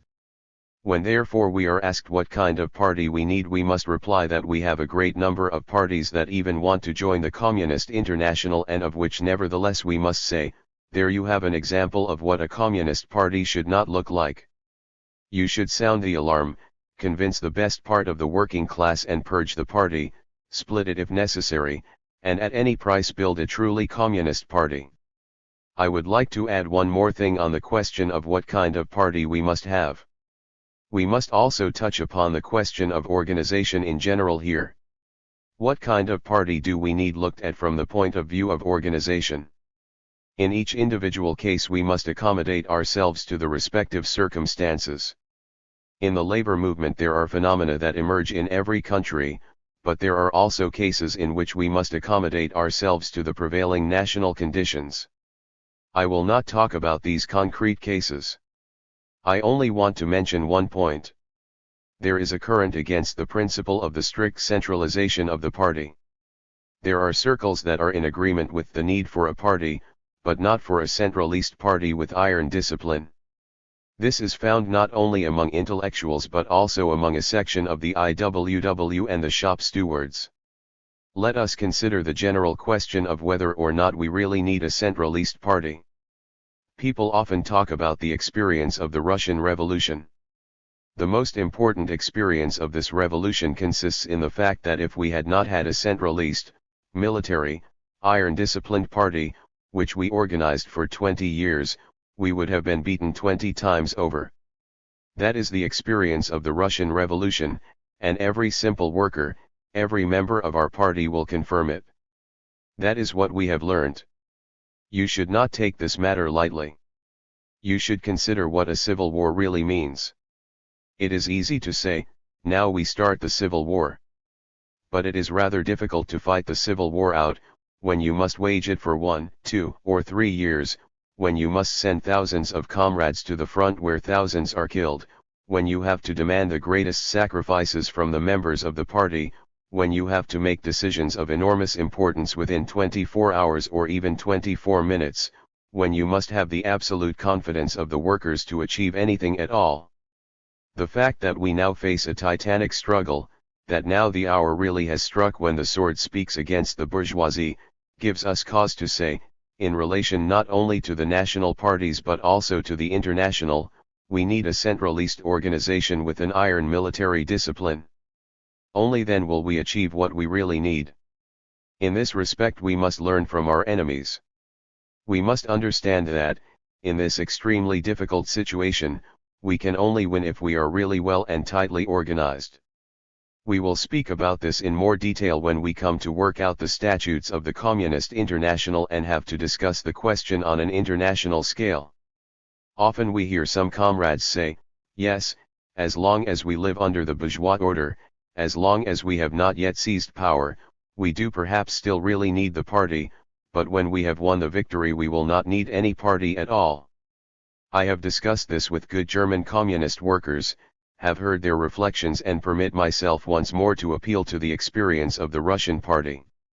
Just after we had seized power, after we had formed the government, the role of the party did not become smaller, but grew from day to day. Never was the significance of the party so great here in Russia as it is precisely now, after we have carried off the victory. On all important questions real supervision by the party is necessary. Nowadays people like Kosky come along and say, there in Russia you have not got the dictatorship of the working class but the dictatorship of the party. You would think that this was a criticism of us. Not at all. We have the dictatorship of the working class and for that very reason we also have the dictatorship of the Communist Party. Applause.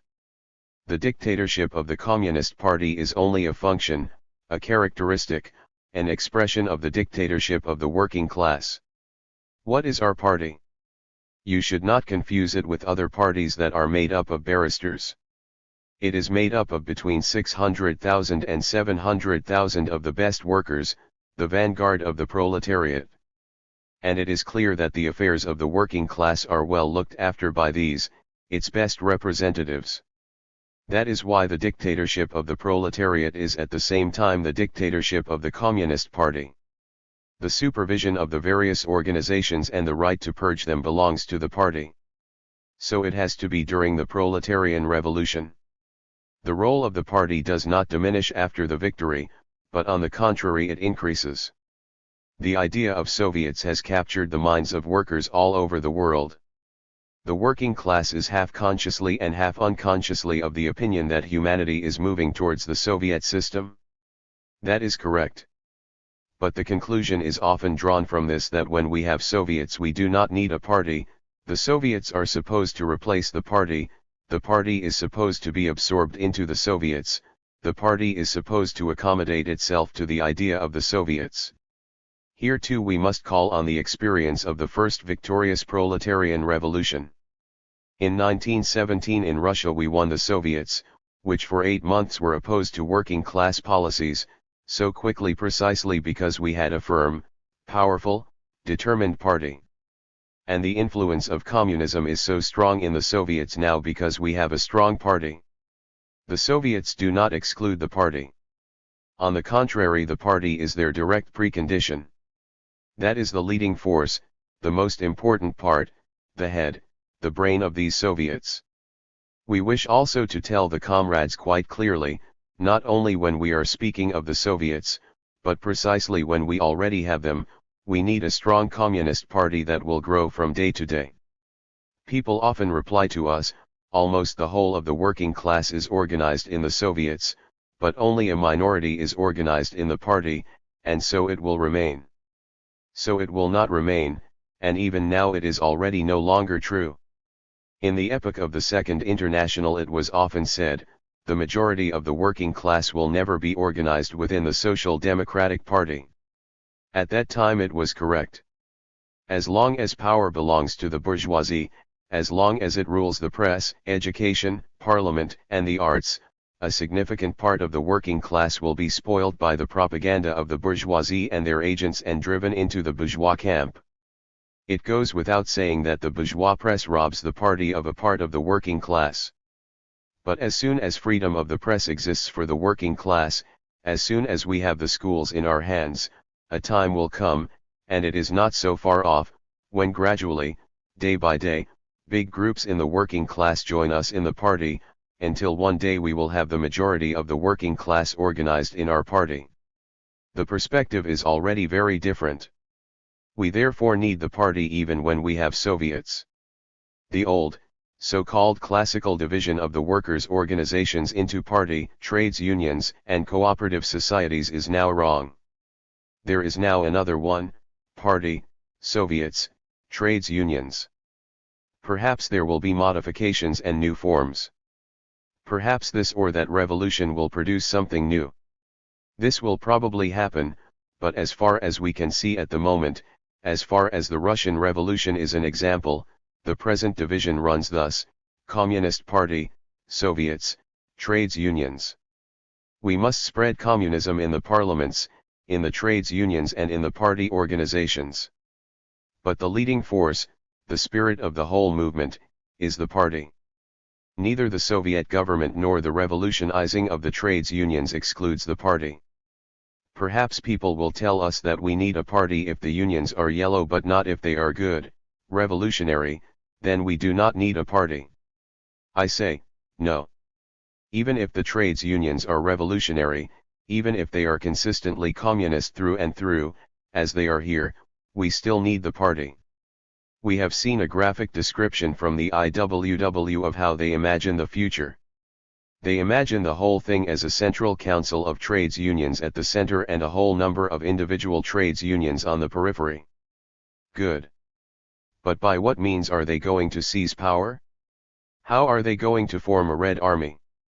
It is surely clear that there is no workers' revolution without a Red Army. Will they perhaps set up a Red Army on a trade union basis, with an engineering workers' Red Army parallel with a textile workers' Red Army, and with a general council of the Red Armies of all these trades unions? That is impossible. With a structure like that we could not even solve the problem of feeding the army.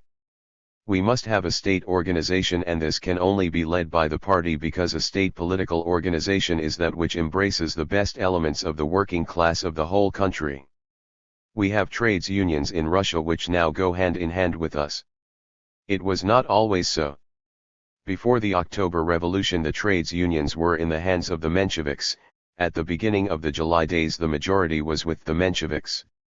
We formed communist cells and then factions in the trades unions, and now we have the great majority on our side. And nevertheless the role of the party has not diminished but increased. For, to the extent that they are communist, these trades unions have subordinated themselves to the party, and that is the only way of doing it. Marx himself took this point of view when he said it was wrong to say that the party only dealt with the political side of the movement and the trades unions the economic. This is not so. In the opinion of Marxism, the Communist Party is an organization that touches all sides of the workers' movement without exception. It should be the guiding spirit of the Soviets and the trades unions, the schools, the cooperatives, and all organizations embracing the working class. That is real Marxism. The Communist Party is not only a political organ, it does not only deal with political questions, it is not an electoral machine in the way the opportunists want it to be, it is an organization to which the best part of the working class belongs, which guides all the social organs and the struggle of the working class in its full extent and in all its expressions. That is why we say to those here who think that formless workers' unions can replace the party, you are not right. In this case too we need a communist, Marxist party to guide the trades unions, give them fresh blood, show them the way and be their guiding star. That is why we are of the opinion that the Communist Congress must now say very clearly that since we are faced with the proletarian revolution, every worker must be conscious that not only before the seizure of power but also during and after the armed uprising, after we have seized power, we need a communist party which, in its composition, is a workers' party, which does not take in petty bourgeois elements. It can form temporary political alliances with the latter, but not within the party. It cannot take in petty bourgeois elements and form an alliance with them inside the party. It must carry out parliamentary work in counter-revolutionary parliaments in the spirit of Karl Liebknecht, and send simple revolutionary workers into the parliaments and not skilled barristers who are only really skilled at defending the cause of the bourgeoisie. We must have a party that can always show the Soviets the correct path every instant, in every difficult situation. Comrades, just imagine for a moment that we had had a communist party during the Paris Commune in 1871. It is clear why we did not have one. The necessary, important preconditions for it were missing. But if at that time we had had a definite communist party, however small, the French working class would perhaps still have been beaten, but it is clear that a great number of the mistakes our French pioneers committed would not have been made. Of course we do not want to diminish the heroism of the Paris Commune, but we want to avoid its mistakes. A great number of countries now find themselves in a situation where from one day to the next a full-scale uprising can break out. Unless we have everywhere at least a small but conscious communist party, we will suffer great and unnecessary losses. We must make up for lost time. In countries like Britain and America, where we have no strong communist party and where the comrades struggle against a communist party, this will in time be bitterly regretted. When the fight has begun, you will see from the consequences how frivolous it was not to have forged the necessary weapons in time, to have missed out the very thing with which the working class could have been shown the way in time. I think, comrades, that I can close my remarks with this and say once more in summing up that, if we want to use the experience of the Russian Revolution, we must adopt above all others the idea that we need a communist party, and what is more a centralist, an iron-disciplined party. There is no other way during the raging civil war through which we are living. There is no way apart from an iron party cast all in one piece. You should take from the Russian workers the thing that really deserves to be imitated. Certainly, our movement too has great weaknesses. We are conscious of them and do not at all want to appear as schoolmasters. But I tell you this, that we forged this weapon day by day for 20 years, the party, the Bolshevik party, which then became the Communist Party. That is a good example. In the prisons, in Siberia, in exile, in foreign lands, the guiding star was always the party. The best thing that we have injected into the Russian worker is the love of the party. For the advanced Russian worker the party is something sacred, the best system, dearer than his life, more beloved than anything else, the highest, the lodestar. And in this the working class of the whole world should follow that of Russia. Loud and prolonged applause. Ramsey, shop stewards, I am sorry that, despite all our reports and documents, the Communist International does not seem to be sufficiently informed of what the shop stewards movement really represents. I would remind you what a state of disunity the workers' organizations were in when the shop stewards movement arose, what efforts the shop stewards movement has made to kindle a communist movement. Even now we are making every effort to do our best for the growth of the communist movement. All our propaganda and all our work is carried out in this direction, and we call on all our members and organizations that belong to the communist tendency to work in this direction. MacLean, BSP. I suggest that point 6 of the theses should be changed to add a final sentence which is of a special interest particularly for the British comrades. BSP, British Socialist Party. Affiliated to the Labour Party. Founded 1911 as result of a merger of the Social Democratic Party and other socialist groups. It conducted Marxist propaganda but remained small in membership. During the First World War it split over the issue of internationalism, and in 1916 the social chauvinists withdrew. The BSP greeted the Russian Revolution and in 1919 voted for affiliation to the Comintern. In 1920 it joined the newly formed Communist Party. We need guidelines on a point that is especially interesting particularly for Britain.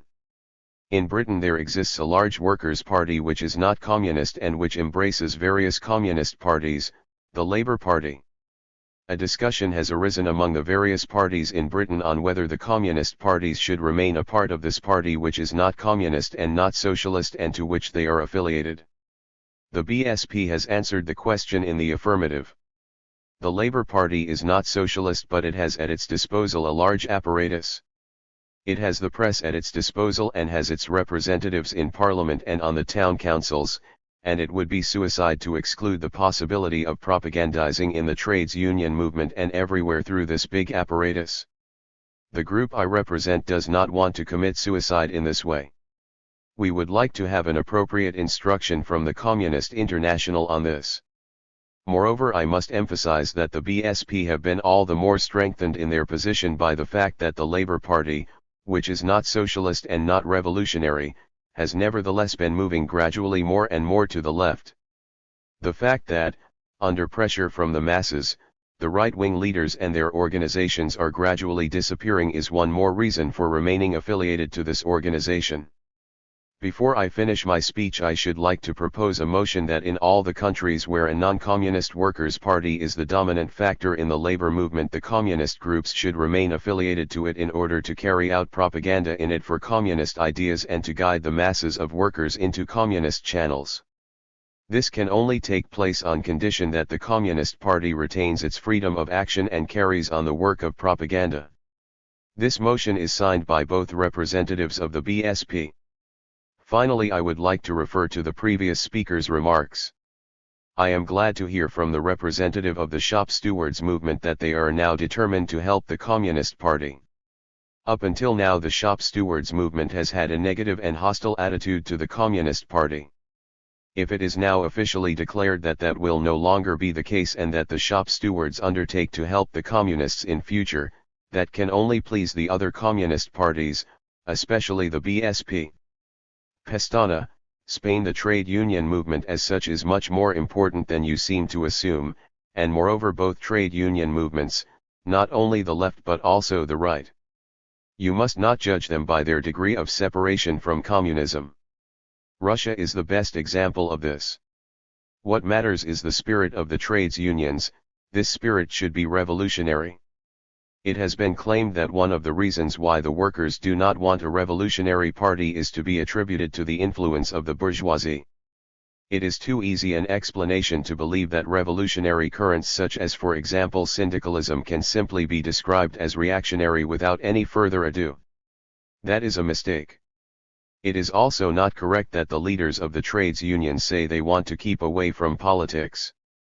They do not keep aloof from any work. It is not like that. There were times when the bourgeoisie in Spain pointed out that the working class should become involved in politics because that corresponds to the workers' interests. The fact that I do not represent a political party makes my position difficult, and for that reason my policies can be misinterpreted. I have never said that the trades unions are an end in themselves. It depends what spirit guides them. I am not in agreement with the opinion that having created a Red Army that stands at its disposal is one of the merits of the Communist Party. That is not the case. I refer to the French Revolution, which proves that one always has an army and a political party to help one to power. The main thing is that the trades unions as such are revolutionary and able to fight and are such organizations as will hasten the fight and the revolution. Tanner, shop steward Comrade Zinoviev placed the main emphasis in his report on the necessity of a communist party. This seems to me to be mistaken, as does the idea that the dictatorship of the proletariat coincides with the dictatorship of the Communist Party. What has now taken place in Russia cannot be a valid pattern for every country. In Britain, for example, the situation in general is completely different from the position as it was in Russia before the revolution. The shop stewards mean by dictatorship of the proletariat something very different from what is meant by it in Russia. By that they mean the dictatorship of a minority as represented by the shop stewards. You may not agree with that in particular, but we are of the opinion that we command a larger and a broader layer of class-conscious proletarians than is the case in Germany. We are reproached by Comrade MacLean for being apolitical and for refraining from any political activity. That does not correspond with the truth. We are anti-parliamentarian, but that does not mean that we are apolitical. Comrade MacLean was glad that the shop stewards want to work with the BSP. He cannot claim that the BSP is the only revolutionary party in Britain.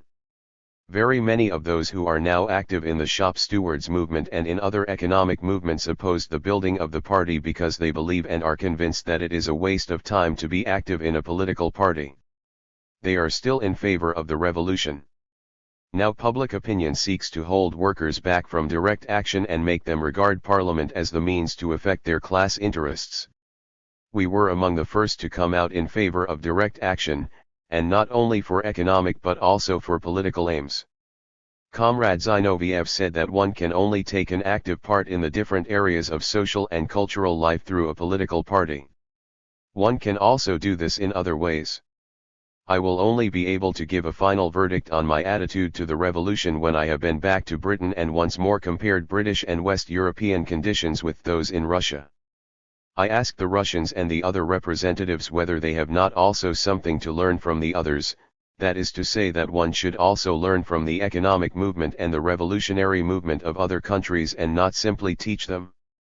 I refer also to the fact that the political parties have learned a great deal from other organizations, precisely on the question of direct action. Not long ago political parties opposed direct action. Recently at least their attitude has become different. Finally, I would like to emphasize that the Second International collapsed because it was characterless and did not give clear guidelines. I am afraid that the Communist International is falling into the opposite extreme and becoming too dogmatic. All organizations should be given freedom of movement within their own country. The suggestion of using Parliament as a means of fighting arouses misgivings in many people. The Communist International must create a wide, broad basis on which the individual parties can reach agreement on the important principled questions. Everything else should be left to each party itself.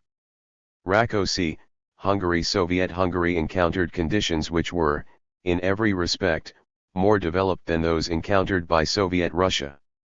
The Hungarian workers were more intelligent, the country more centralist, the railways more developed, the roads in a better condition and agriculture at a higher stage.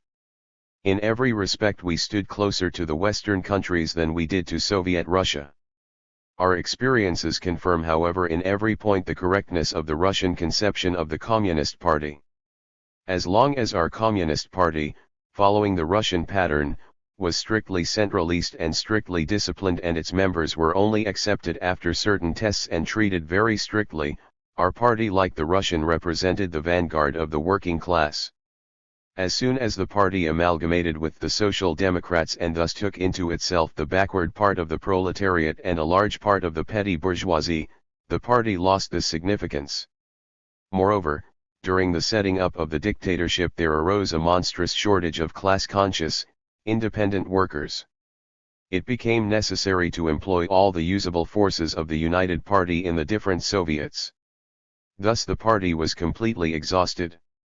So we were forced, even on political questions where we had to appeal to the whole proletariat, to turn to the trades unions which embrace it in its entirety. There thus arose more or less the situation that the IWW people or the shop stewards want.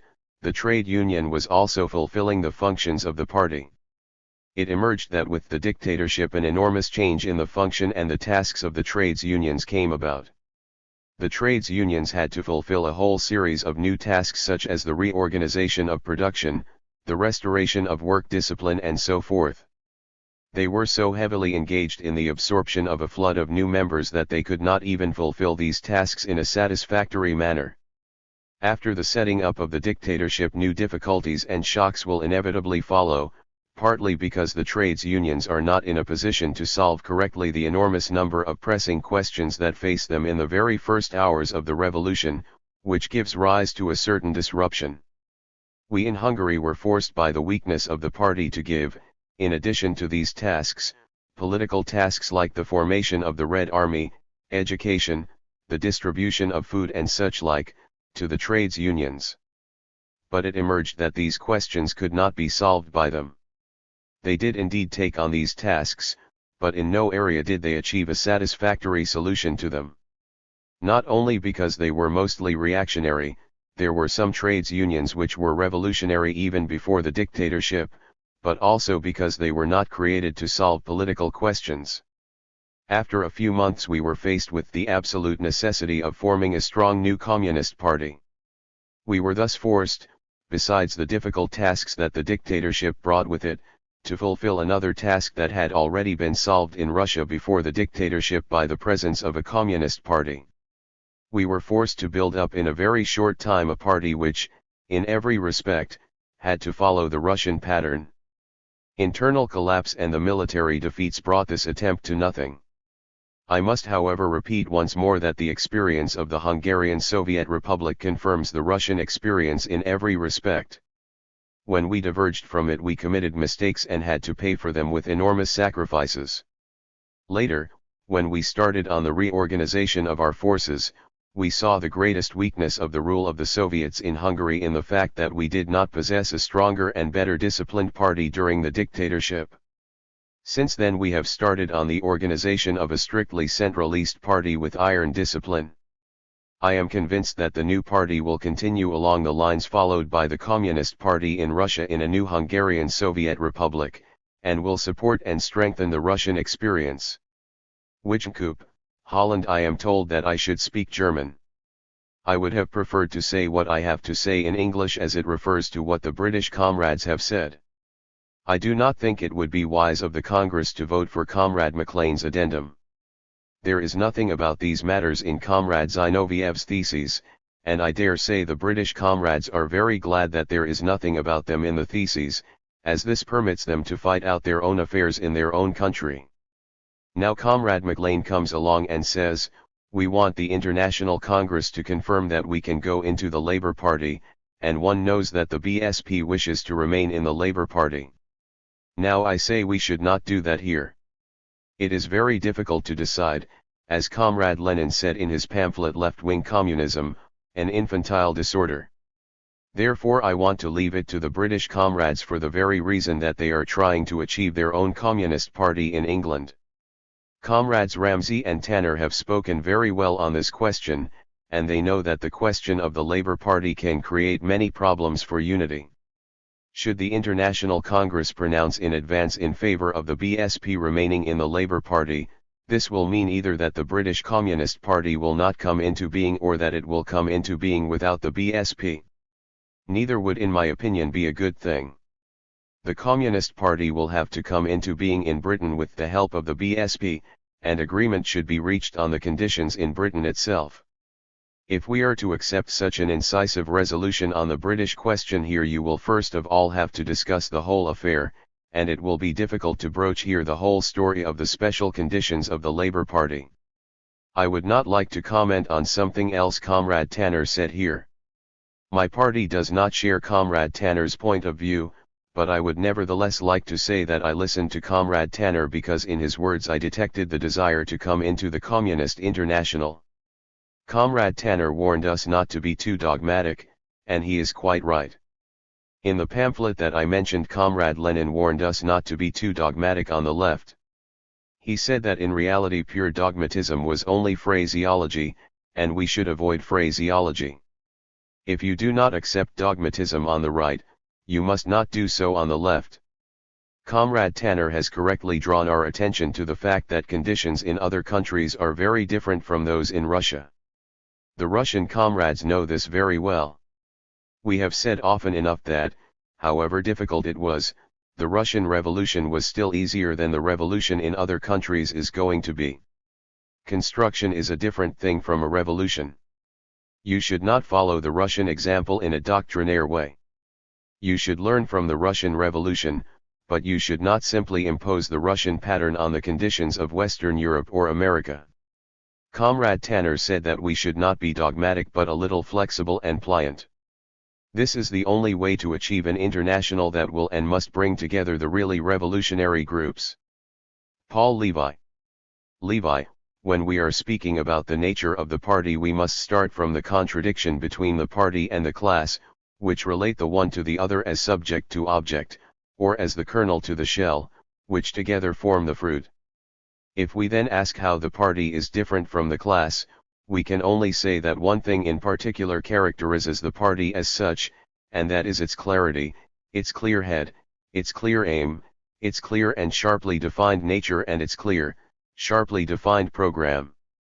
If this uniform conception of the sense and the aims of the party is what we have in mind, then I agree completely with Comrade Zinoviev when he says in his theses, only if the proletariat has as its leader an organized and tested party, with strongly marked aims and a concretely worked out program for the next step not only in the area of domestic but also of foreign policy, will the conquest of political power appear not as a coincidental episode but as the starting point to the lasting communist construction of society by the proletariat. Just as the kernel withers without the shell, so too the party must wither and become a sect if it neglects to find ways by which it can penetrate into the life of the revolutionary masses. And I think that, to the extent that we here are communists, we are in agreement that a party must be clear and decisive. We do not need to discuss that here. The main question for us is how we find the way to the masses, and I am of the opinion that we must try all the ways that lead to the masses. These are the trades unions, workers' councils where such organizations arise, the parliamentary battlefield, and even non-party organizations to the extent, at least, that they grow out of the subsoil of social life, out of the social and economic stratification of society. It is because of these reservations that I think I must differ from the main speaker when he says in point 6 of the theses, the communists support in every way the formation of broad, non-party organizations of workers besides the Communist Party. The Communists take as their most important task the systematic work of organization and education within these broad workers' organizations. But precisely in order to frame this work correctly and to prevent the enemies of the revolutionary proletariat from taking over these broad workers' organizations, the advanced communist workers must always form their own, independent, closed communist party. There is nothing to meet my reservation in this thesis, and it seems to me that something on these lines must be said, so that the formation of factions of workers and non-party workers' organizations does not simply become a game, and so that we do not make up new organizational forms that do not grow purely and simply out of economic and social necessity. We must be careful in the highest degree in the formation of new organizations, and where such organizations exist we must avoid spreading them arbitrarily and unconditionally. In saying this I am thinking particularly of Germany, where the trades unions have grown to almost 9 million members and where despite that there were comrades who went so far in the drive for new types of organization that they tried to mislead us communists into abandoning this big field of work. I am also of the opinion that we should proceed most carefully with the formation not only of new non-party but also of new party organizations. In this respect we will have to draw many lessons from our history in Germany, from the experience of the German communists. For that reason too, the question that the British comrades have raised will indeed have to be decided by this Congress. I am completely of the opinion, and we in the Western European Secretariat stand on this point in complete opposition to the Amsterdam Bureau, that the BSP absolutely must remain in the Labour Party, through which it has a connection with the masses. The Western European Secretariat was set up in Berlin in the autumn of 1919 to publish information about the Soviet regime and coordinate the work of communist parties. A leading part in its formation was taken by Karl Radek. It seems to have acted independently of the International and to have had little influence. After the dissolution of the West European Bureau in Amsterdam it took over the functions of that body. The Amsterdam Bureau was set up in February 1920 to carry on propaganda toward the Communist International in Holland and the Anglo-Saxon countries. It came under the control of the ultralefts and was closed down in May. But one must be especially careful in the creation of new formations that call themselves non-party. I believe that there are delegates at this Congress who diverge from us communists on the question of how far it is necessary to form non-party organizations instead of party organizations with clear aims. I shall leave it to better qualified comrades like the Spanish comrade to answer this question, but I must say that, on the basis moreover of a certain experience, I cannot be optimistic about the result. It seems to me that the controversy between communism on the one hand and the view of the Spanish comrades on the other is not at all in line with the tasks of this Congress, and is not in the interest of what the world today demands of the Communist International, a clear, uniform line. This is not strengthened by the fact that, instead of showing a uniform clear line, we are here discussing questions that the majority of the Western European working class solved decades ago.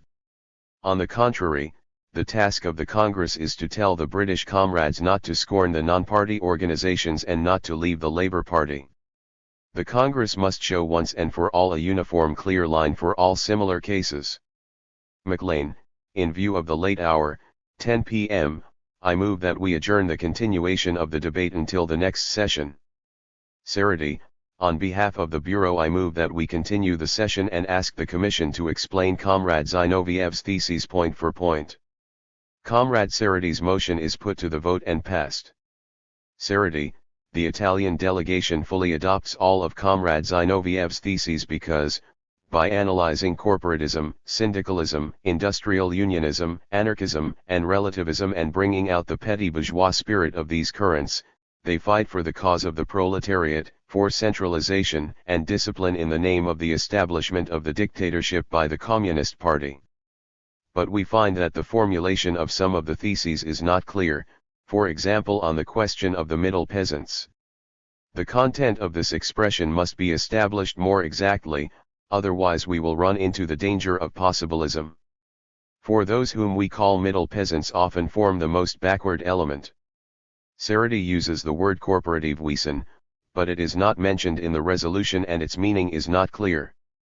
Relativismus, another term introduced into the debate by Sarity. The possibilists were the reformist wing of the French socialist movement at the end of the 19th century whose chief figure was Paul Brousse. They aimed for what was possible by reforms within capitalist society and, after the style of the Fabians in Britain, emphasized municipal socialism, locally owned gasworks, transport, etc.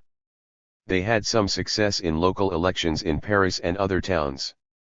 Their official name was Fédération de Travailleurs Socialistes, Federation of Socialist Workers. They later joined with other reformist groups in the Parti Socialiste Français and became part of the SFIO in 1905.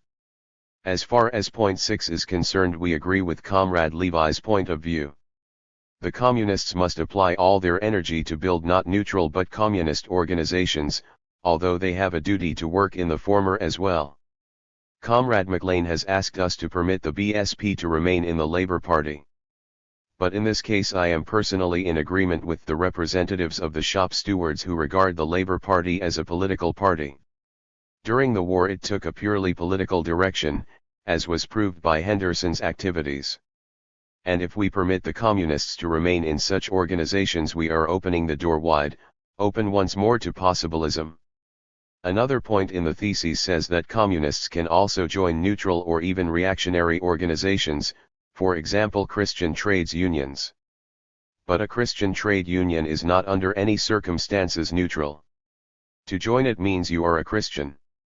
Then the Congress must also deal with the question of the entry of communists into the Freemasons, which are a very model of the kind of organization where the spirit of petty bourgeois radicalism and political opportunism reigns supreme.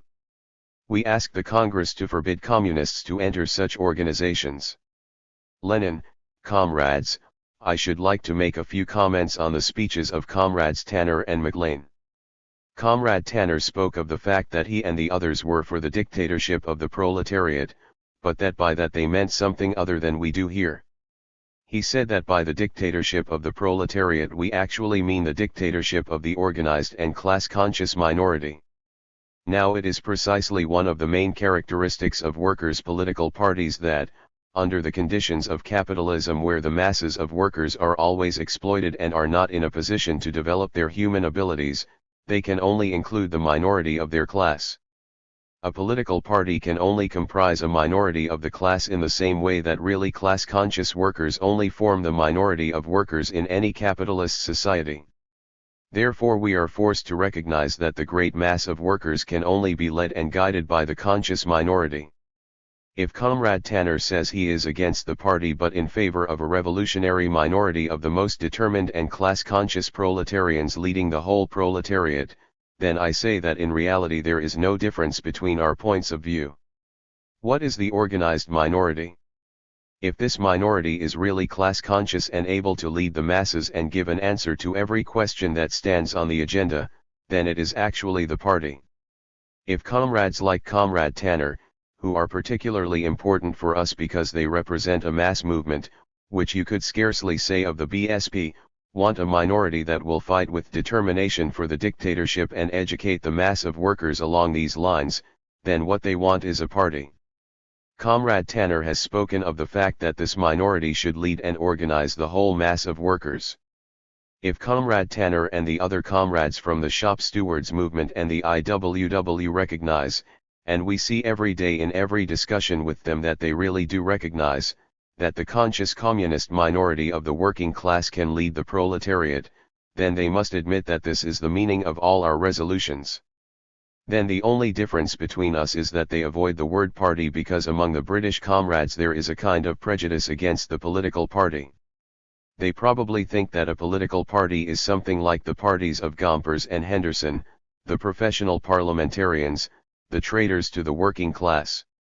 If by parliamentarism they mean the present British or American variety of parliamentarism, then we are also opposed to it. We need new, different parties. We need parties that really have constant contact with the masses and are able to lead the masses. Now I come to the third question that I want to touch on here. Comrade MacLean was in favor of the Communist Party of Britain remaining in the Labour Party. I have already expressed my opinion on this question in my thesis on entry into the Communist International. I left this question unanswered. But after discussing the question with several comrades I have come to the conclusion that remaining in the Labour Party is the only correct tactic.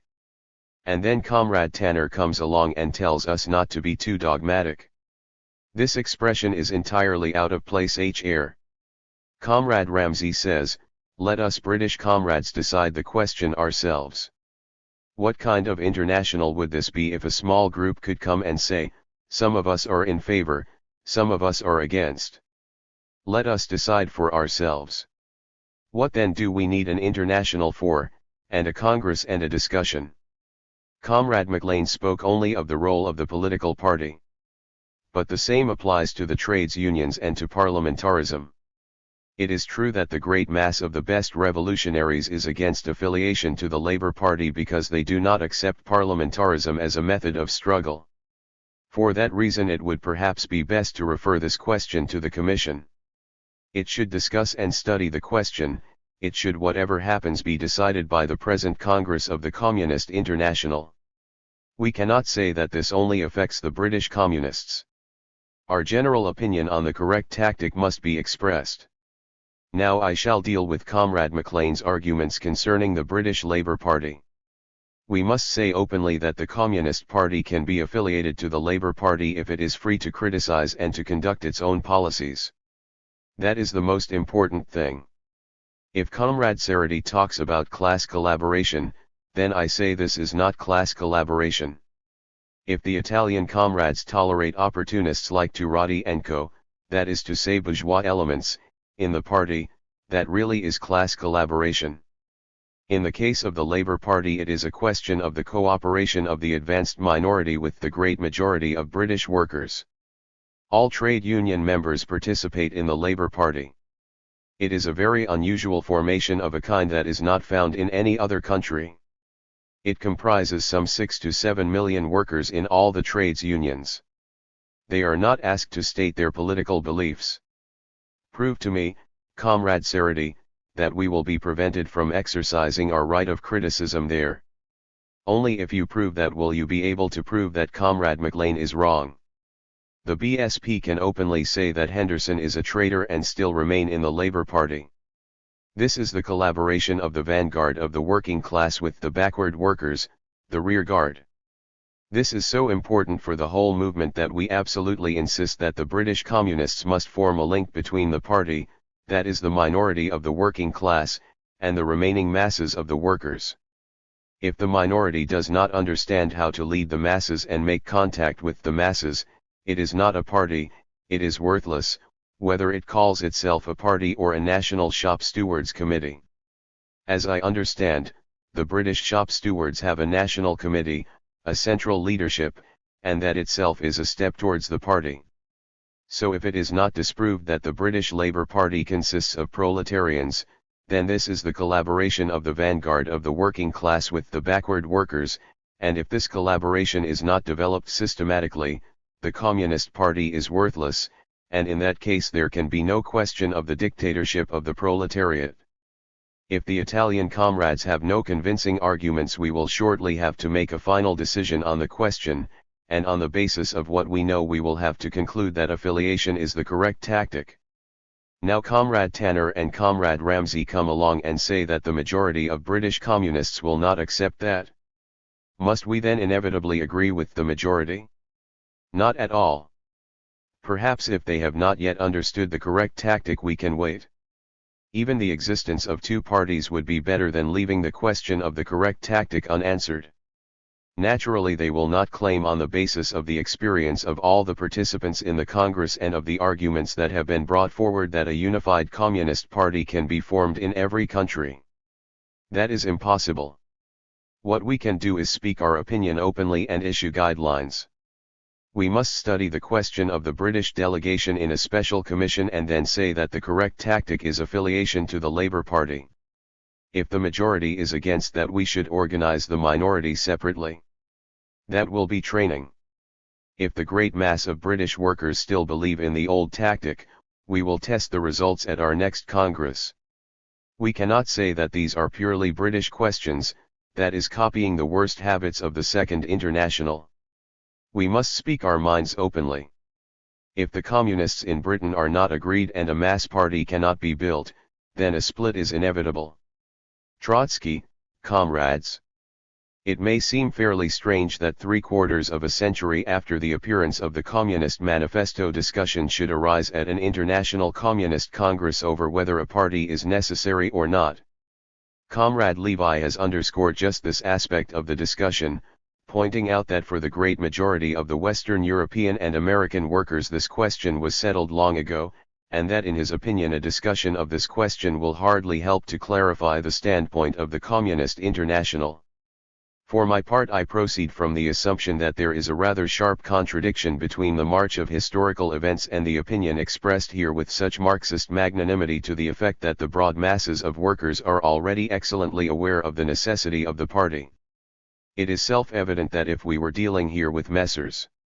Scheidemann, Koski or their English co-thinkers, it would, of course, be unnecessary to convince these gentlemen that a party is indispensable to the working class.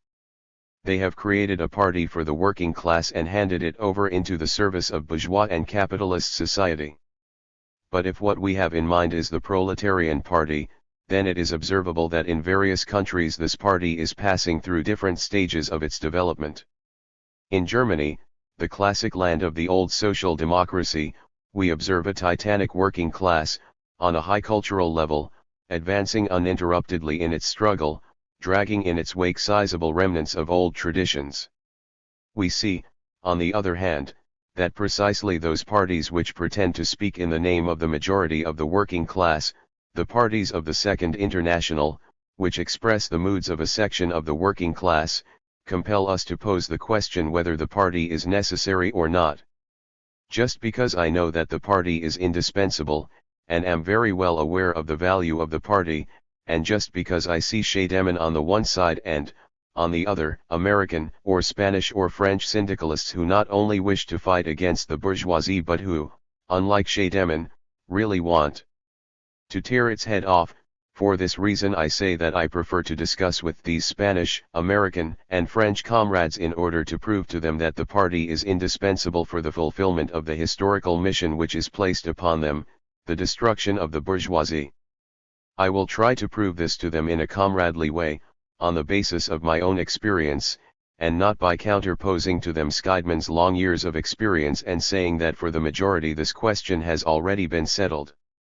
Comrades, we see how great the influence of anti-parliamentary tendencies still is in the old countries of parliamentarianism and democracy, for example France, England, and so on.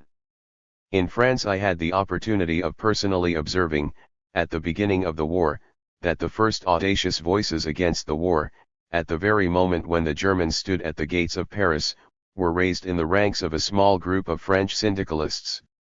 These were the voices of my friends, Manet, Rosmer, and others. At that time it was impossible for us to pose the question of forming the Communist Party, such elements were far too few. But I felt myself a comrade among comrades in the company of comrades Manet, Rosmer, and others with an anarchistic past. But what was there in common between me and a Renaudel who excellently understands the need of the party, or an Albert Thomas and other gentlemen whose names I do not even wish to mention in order not to violate the rules of decency? Comrades, the French syndicalists are conducting revolutionary work within the unions. When I discuss today, for example, with Comrade Rosmer, we have a common ground. The French syndicalists, in defiance of the traditions of democracy and its deceptions, have said, "We do not want any parties, we stand for proletarian trades unions and for the revolutionary minority within them which applies direct action." What the French syndicalists understood by this minority, was not clear even to themselves. It was a portent of the future development, which, despite their prejudices and illusions, has not hindered these same syndicalist comrades from playing a revolutionary role in France, and from producing that small minority which has come to our International Congress. What does this minority mean to our friends? It is the chosen section of the French working class, a section with a clear program and organization of its own, an organization where they discuss all questions, and not alone discuss but also decide, and where they are bound by a certain discipline. However, proceeding from the experience of the proletarian struggle against the bourgeoisie, proceeding from its own experience and the experience of other countries, French syndicalism will be compelled to create the Communist Party. Comrade Pestana says, "I don't want to touch this question, I am a syndicalist and I don't want to talk politics, still less do I want to talk about the party." This is extremely interesting. He does not want to talk about the Communist Party so as not to insult the revolution. This means that the criticism of the Communist Party and of its necessity appears to him within the framework of the Russian Revolution as an insult to the revolution. That's how it is, for in the course of development the party has become identified with the revolution. It was the same in Hungary. Comrade Pestana, who is an influential Spanish syndicalist, came to visit us because there are among us comrades who to one degree or another take their stand on the soil of syndicalism. There are also among us comrades who are, so to speak, parliamentarians, and others who are neither parliamentarians nor syndicalists but who stand for mass action, and so on. But what do we offer him? We offer him an international communist party, that is, the unification of the advanced elements of the working class who come together with their experience, share it with the others, criticize one another, adopt decisions, and so on. When Comrade Pestana returns to Spain with these decisions, his comrades will want to know, "What did you bring back from Moscow?"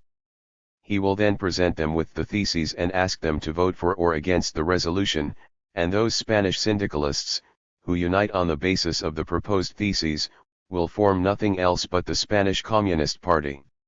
Today we have received a proposal from the Polish government to conclude peace. Who decides such questions? We have the Council of People's Commissars, but it too must be subject to certain control. Whose control? The control of the working class as a formless, Chaotic mass? No. The Central Committee of the party is convened in order to discuss the proposal and to decide whether it ought to be answered.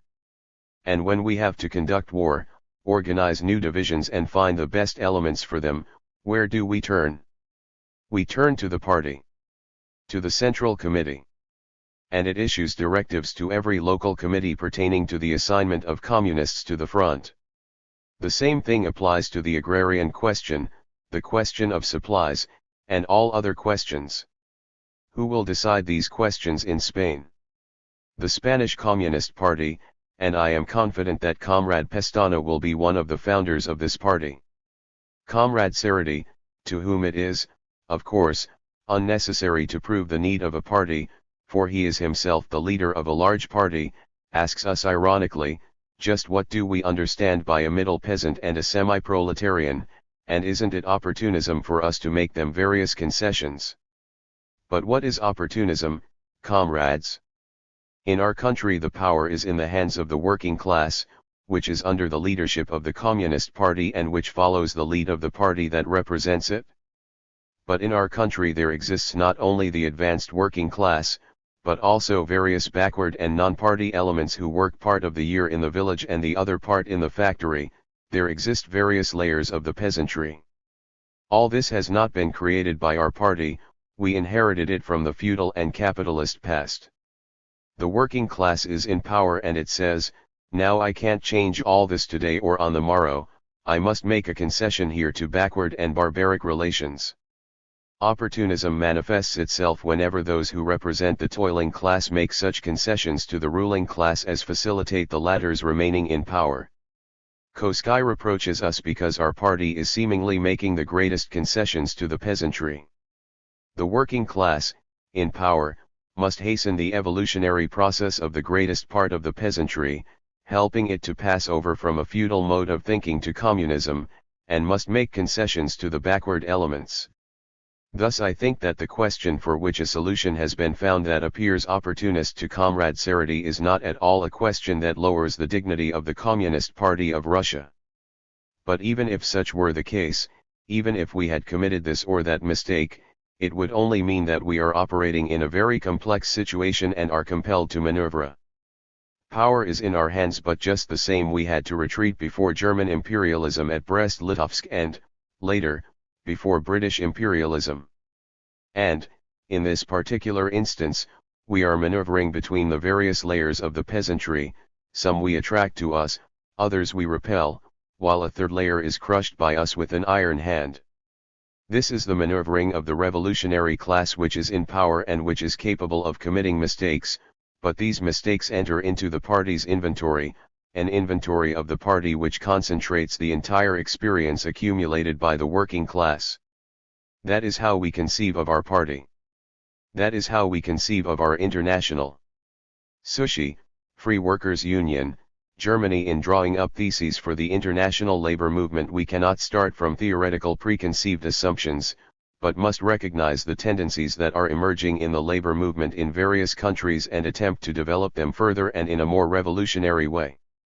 Our theories should be nothing more than the conscious continuation of the tendencies and forms of struggle that arise in the fight of the working class against the bourgeoisie.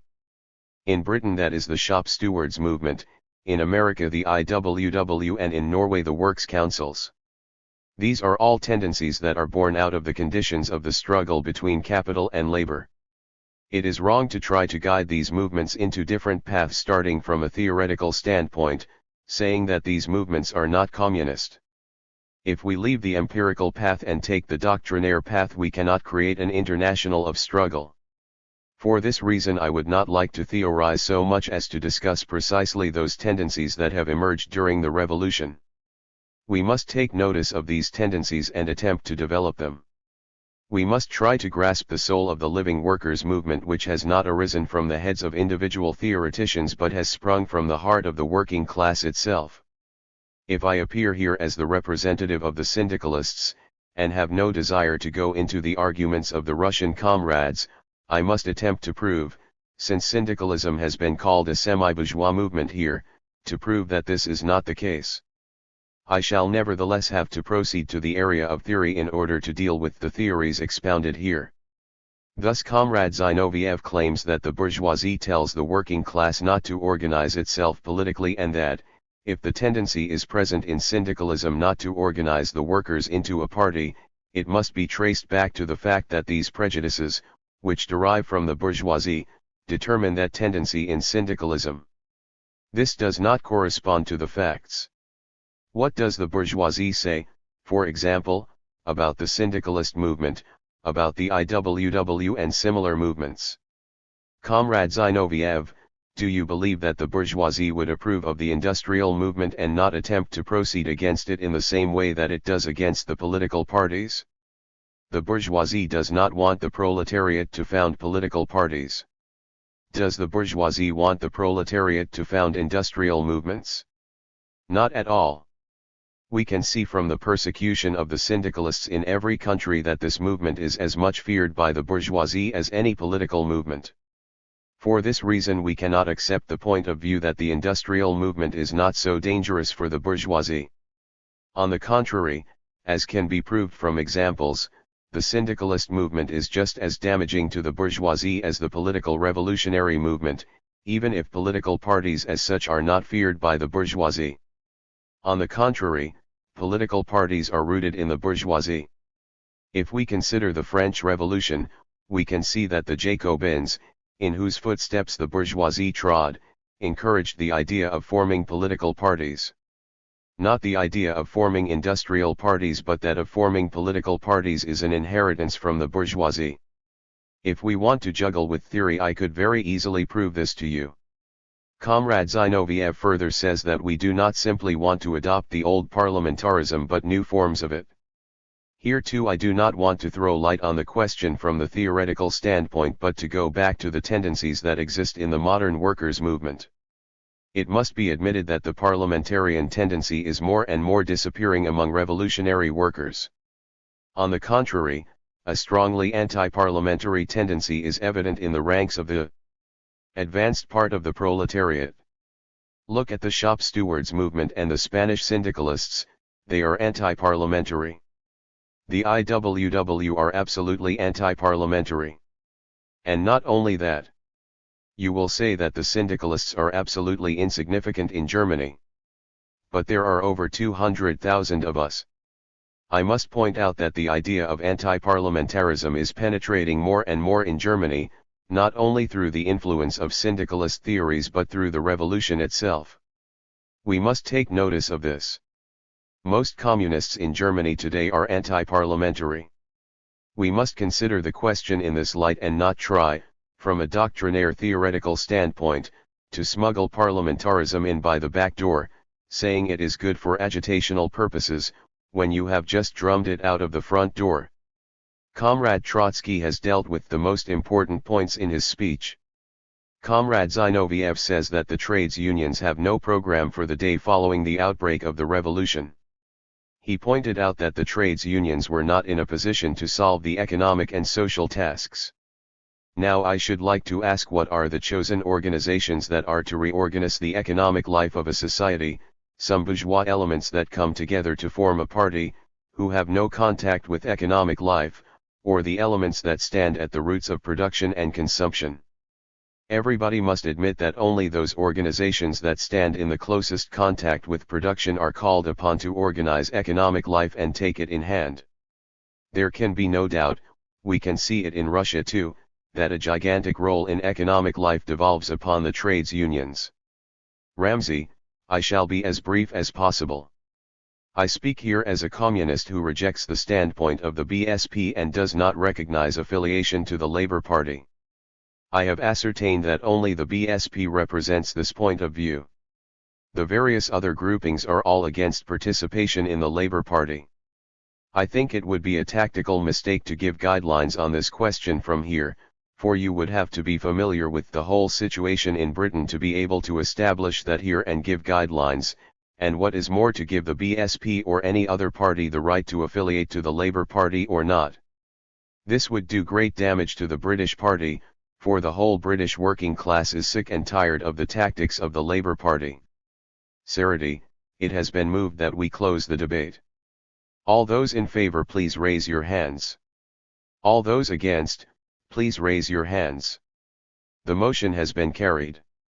The Bureau proposes to nominate a commission this evening to decide this point on the agenda. We propose comrades Freyna, United States of America. Ramsey and McLean, England. Meyer, Germany.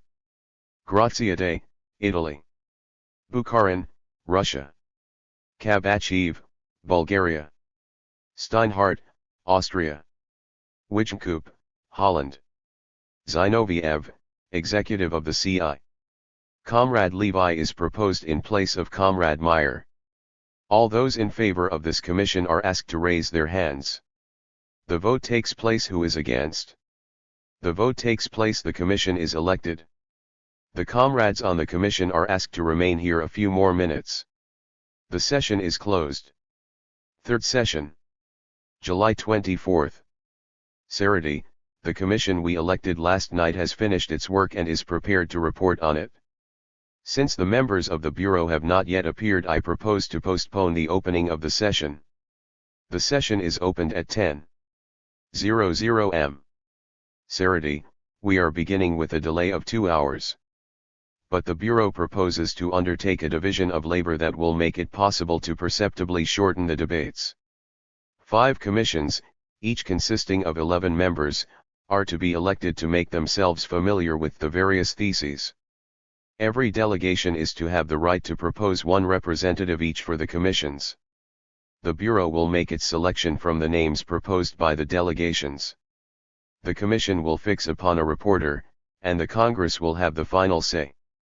Pestana, the Bureau's proposal does not seem logical to me. I propose we leave it to the individual nationalities to determine themselves the membership of the commissions. Saturday, the Bureau would gladly fall in with your proposal if it was familiar with the majority of the delegates. But we are seeing many of them for the first time. Angel Pestana. Pestana, since the Bureau admits that it does not know the members of the delegations sufficiently well, I think it would be more logical to leave to the delegations themselves the responsibility of determining the membership of the commissions. Saturday, the Bureau will not determine the quality but only the quantity. The quality will be determined by the individual delegations. Pestana, is the question to be discussed? Saturday, certainly, and the Congress is to speak out freely on it. I propose to take the vote on the Bureau's proposal. The Bureau's proposal is carried by a large majority. Saturday, I shall read out the resolution. The Congress will be divided up into commissions which are to discuss the theses on the main questions on the agenda of the Congress. Every commission is composed of from 7 to 11 members. Every national delegation has the right to nominate one member for each of the commissions. The Bureau makes the final choice of the membership of the commissions.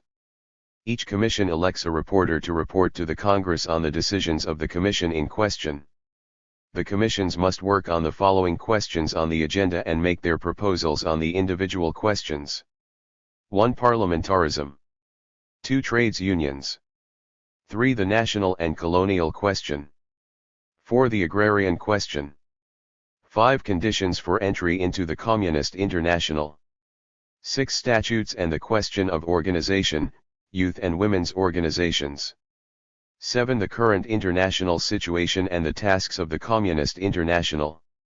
Saturday, the Bureau has received the following declaration by the American delegation, addressed to the Second Congress of the Communist International. In accordance with the decision of the Executive Committee of the Communist International and the desires of the American Communists themselves, it is necessary to unite the two Communist parties. We therefore salute the formation of the United Communist Party comprising the Communist Labor Party and a considerable part of the Communist Party. But this unification is not complete. Since the complete unification of the American Communist movement is an unconditional necessity, we, the representatives of the Communist Party and the Communist Labor Party, declare ourselves ready. 1. To work together at the Congress as a single group. 2. To ask the Executive Committee of the Communist International to instruct the elements who refuse to recognize a complete unification to unite on the basis of the Communist International. 3. To subordinate ourselves on the question of unification to the decision of the Executive Committee of the International. Applause. Signed for the Communist Party of America by L.C. Freyna and A. Stocklitsky, and for the Communist Labor Party of America by John Reed, J. Jurgis and A. Billen. Both these organizations had been formed in September 1919 on the same day, in the same building in Chicago. Each claimed to represent the Third International in the USA. An agreement on unification worked out by the ECCI broke down early in 1920, and 2 delegations were accepted into the Second Congress of the CI. After the Congress had begun, a further delegate arrived, representing a unified body, which had, however, split again. Only in May 1921 did a final unification take place. The following telegram has reached us from the International Socialist League of South Africa. At the annual Congress of the International Socialist League of South Africa, which took place on January 4, 1920 in Johannesburg, it was unanimously decided to affiliate to the Communist International. I entered into communication with the Socialist Labour Party of England and through their mediation with Comrade Rutgers of the Amsterdam Bureau, who advised me to send you this application for entry through his mediation. Herewith a resolution and decisions that will convince you that our policies are in complete agreement with those of the communist parties of Europe and the whole world. We will be glad to give further information in reply to your questions. Applause. Sarity, the various national delegations are asked to decide their members for the commissions. The Bureau has proposed to form a commission to check credentials. That is Comrades Rosmer, Meyer, Bombassi, Bukharin, Radek, and Rudniansky. The proposal is accepted by the Congress. The discussion on the role of the Communist Party in the proletarian revolution is continued. Read, I ask that the use of the English language should also be officially permitted by the Congress. The number of comrades with a command of the English language is larger than the number of comrades who speak other languages. We were promised an English interpreter, but we have not seen one. Sarity, we will try to satisfy Comrade Reed as far as the interpreter is concerned. But as has already been explained to the comrade on several occasions, the Bureau cannot accept Reed's proposal that the use of English as an official language should be permitted. Balabanova, Comrade Reed, this is the 3rd time you have raised this proposal. The question has already been decided. Zinoviev, comrades, I must report to you on the work of the commission that we elected yesterday. The commission consisted of the representatives of 8 countries, Germany, Russia, France, England, America, Italy, Holland, and Bulgaria. The representatives of the shop stewards movement and the revolutionary syndicalists were also present. I am delighted to be able to tell you that the resolution was adopted unanimously. Applause. Zinoviev. I shall tell you the alterations upon which the Commission decided, and must warn you in advance that the stylistic work still has to be done. The Commission elected a small editorial commission of 3 who have, however, not been able to complete their work. That is a matter of purely stylistic alterations. The Commission has first of all decided another introduction to the theses, since the introduction was written before the Congress and we now want to formulate it differently. The new introduction is to read as follows. Comrade Zinoviev reads out the new introduction.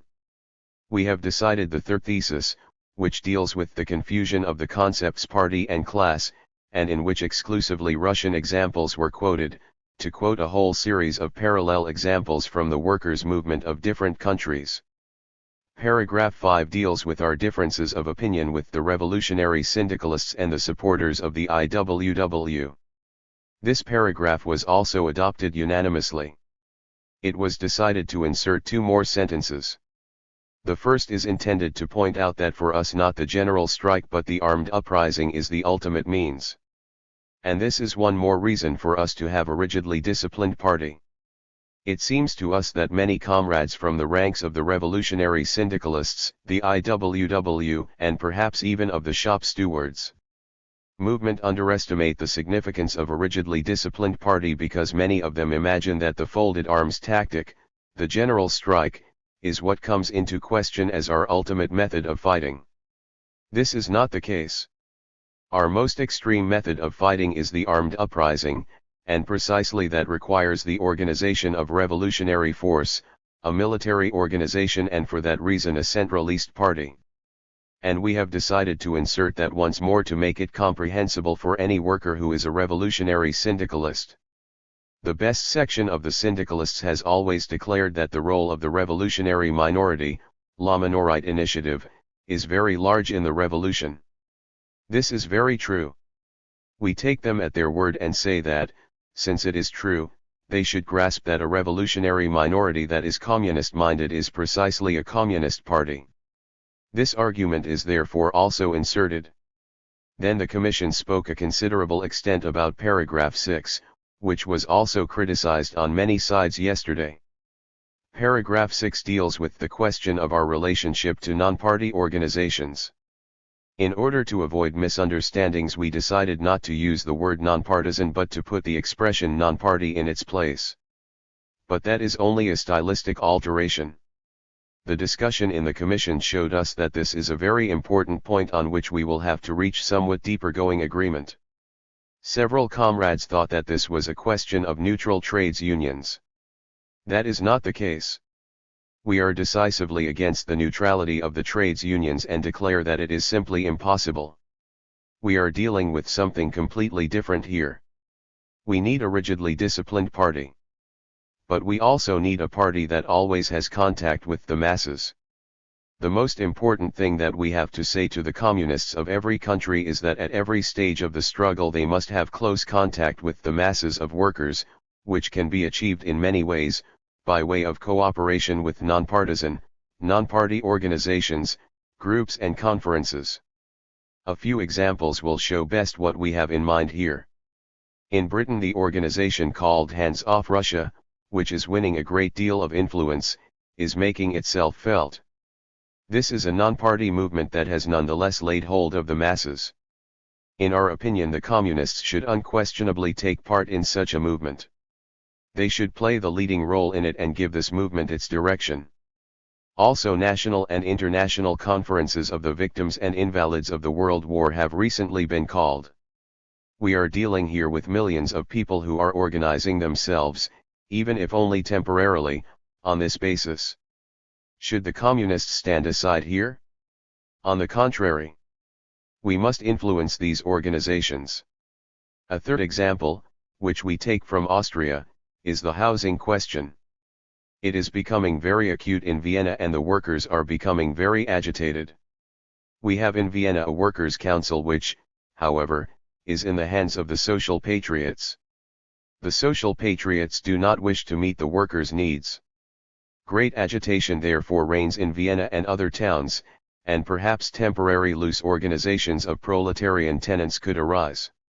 Should the communists stand aside here? Not at all. Although we have a communist party organization in Vienna, we should and must support such a non-party alliance and guide it in order thus to lead people to communism. And now an example from the Russian Revolution.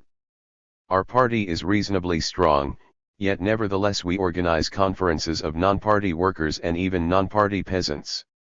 These conferences have great importance for us. There are groups of workers who say with pride, "We are not party members." We take such a worker at his word and say to him, "You are not a party member, but you are a proletarian." We want to organize a conference of all the non-party members in this factory or in this district or of the town. Do you want to take part in such a conference? He says yes. Such a conference takes place. What questions will it deal with?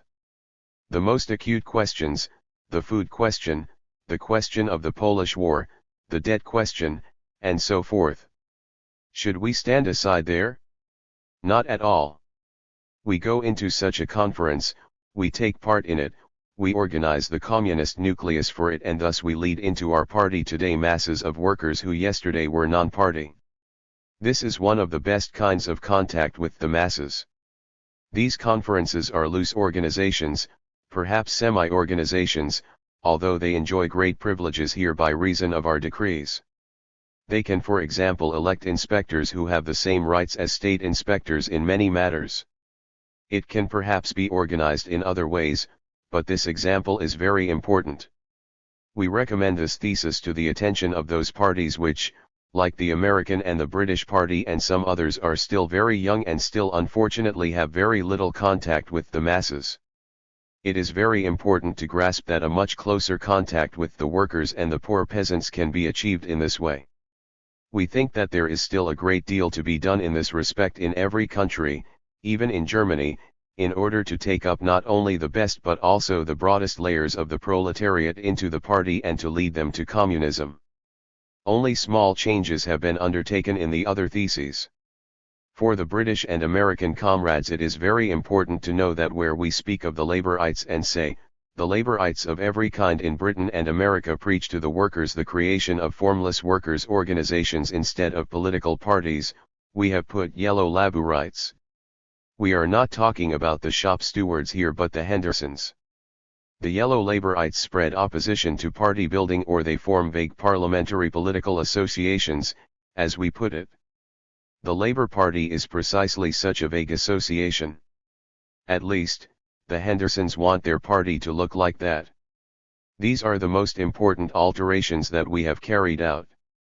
We have decided to deal with Maclean's addendum separately. He has given his agreement to this. We will deal with the position in the British Party, and perhaps that in the American also, in a special commission, and give the British and American comrades a precise answer on this question. This is what the work of the Commission looks like, and, as I have emphasized, the Commission accepted the resolution unanimously. I would like to say a few words about some of the arguments that were raised against my speech yesterday and have not yet been refuted. First of all, the objection of the Spanish syndicalist comrade Pestana. He says, yes indeed, if there is to be a party at all, then, as it was in France, it will be as the result of the revolution. The Jacobin party was, after all, only born as the result of the French Revolution. Comrade Pestana meant by this that we should now also proceed in the same way when faced with the proletarian revolution. He raises the perspective of the party only as a result of the revolution. Is that correct? I think not. If it really were so, and it is not, is it then really an argument in favor of posing the question, now in 1920 when we have to fight against a whole world of bourgeois parties armed to the teeth, as if we are only to build a party as the result of the revolution? But what do we do during the revolution? Who will organize the best ranks of the workers at the beginning of the revolution? Who will prepare, work out the program, spread it? I think we must tell every worker, and every revolutionary syndicalist who takes the proletarian revolution seriously, and I know that Comrade Pestana is one of those comrades who take the cause of the revolution seriously, that the conclusion we draw from this must be that we do not wait for the revolution to come and surprise us, and for a party to crystallize out as a result, but that we begin to organize the party now, without wasting a single hour. Comrade Pestana goes on to say that it was not the communists who made the revolution in Russia, but the people. That is correct. We do not at all want to deny that the people made the revolution, if you can talk of making revolutions. But the Communist Party is the best section of the working people, no more, but no less. And that is no small thing, to be an organized nucleus, that precedes the masses of the people, collects the best people round it, and leads the masses of the workers forward.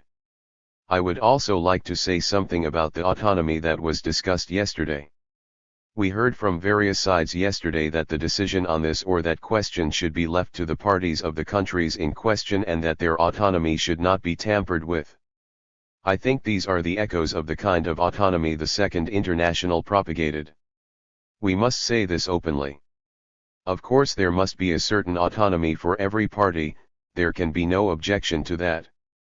but there is autonomy and autonomy. We know that the revisionists adopted the slogan of autonomy 15 years ago and that they always press this line, not only on an international scale but within their own party, where they say that every town, Berlin, Leipzig, must be autonomous. The experience of our Russian Revolution teaches us that if we have that conception we do not have a party but a number of parties. It is like that in France now. People there say the Paris Party or the Lions Party, and so on. That is the technical expression. That is autonomy in the sense handed down by the Second International. We do not need a party in which every town is autonomous, we need a party that is centralist on a national as well as an international scale.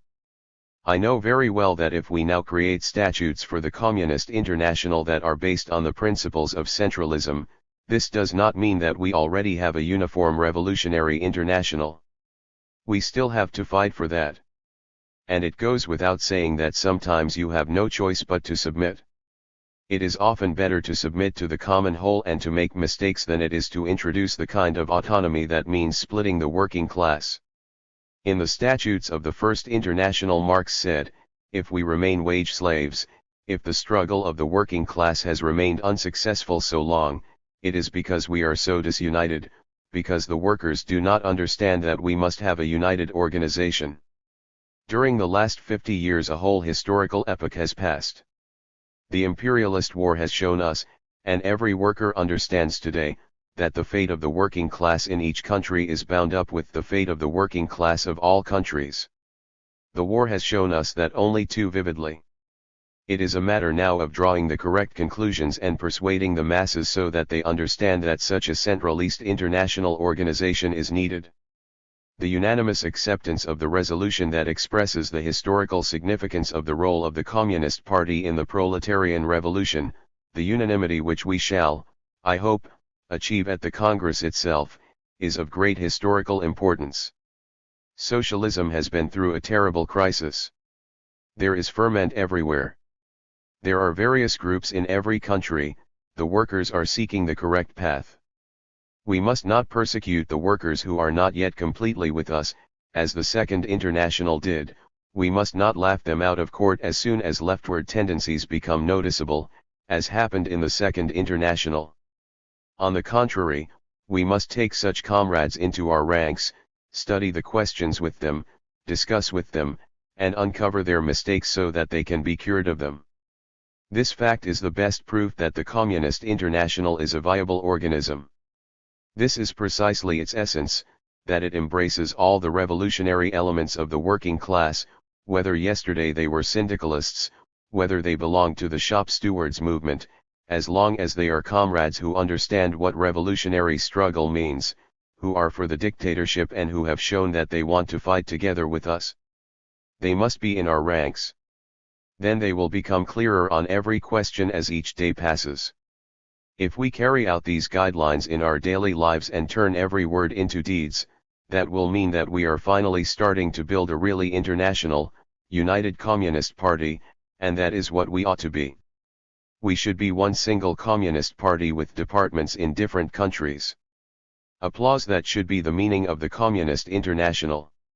When the Russian Communists, who were the first to do so, changed their name from Social Democrats to Communists, someone among us suggested that we should not call ourselves the Communist Party of Russia, but simply the Communist Party. We ought to be a single party that has its sections in Russia, in Germany, in France, and so on, a party that proceeds completely consciously and systematically. Only then will we achieve the concentration of our forces, only under these preconditions will every group of the international working class at any given moment always have the highest possible support of other countries. We must say this clearly and distinctly to the comrades. Now there is still in the Communist International, within the parties affiliated to us, a foreign body that does not belong to us. I mean the reformists. We say that in every speech and will go on repeating it until an end has been put to it. At the beginning of the imperialist war the phrase was coined, "The enemy is at home." That meant the bourgeoisie.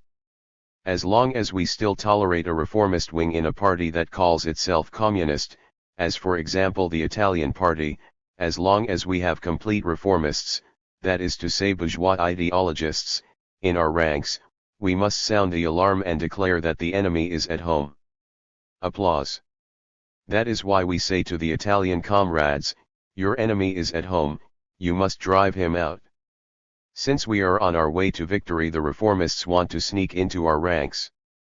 They have a good nose, these gentlemen. They can smell their defeat, and when you throw them out of the window they come back in through the door. Applause. Often they sign our resolutions and remain as they were.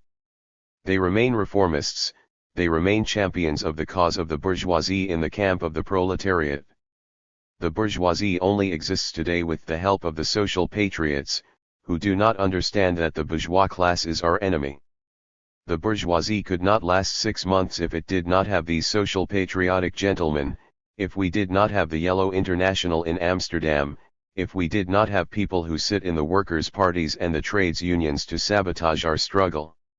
An ordinary worker from Helsinki in Finland who worked illegally under the White Terror in Finland for a year and a half recently told me how difficult the struggle is there and how, nevertheless, the Finnish workers organize.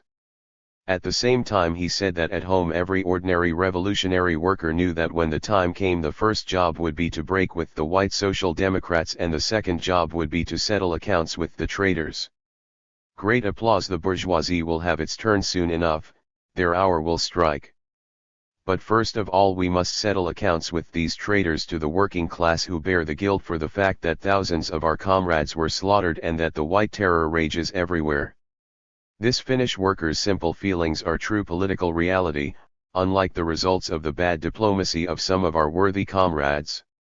25 years ago Turati wrote a good workers' anthem, and even today he is probably a good father, but should we for that reason let the saboteur of the proletarian party into the party? Perhaps Hilferding will again be so good as to admit that the bourgeoisie must be thrown out.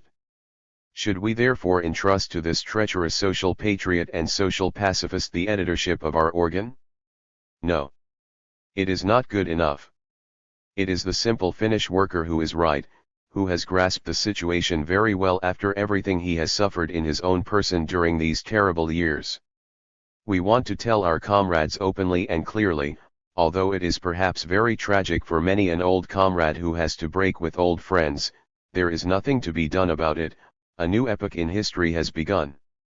To this best part of the old leadership we say that you must understand that a new epoch has dawned. You must say, we were mistaken, we are coming to join you, we want to lead the proletarian revolution onwards with you now. That would be the significance of a unanimous acceptance of the theses on the important role of the Communist Party in the coming, growing, approaching proletarian revolution. Great applause. Break. After break. Third session. July 24th. Zinoviev, I declare the session open. We will now discuss the issue of the role of the Communist Party. Whether we need a discussion, or whether we can simply put it to the vote, is open to question.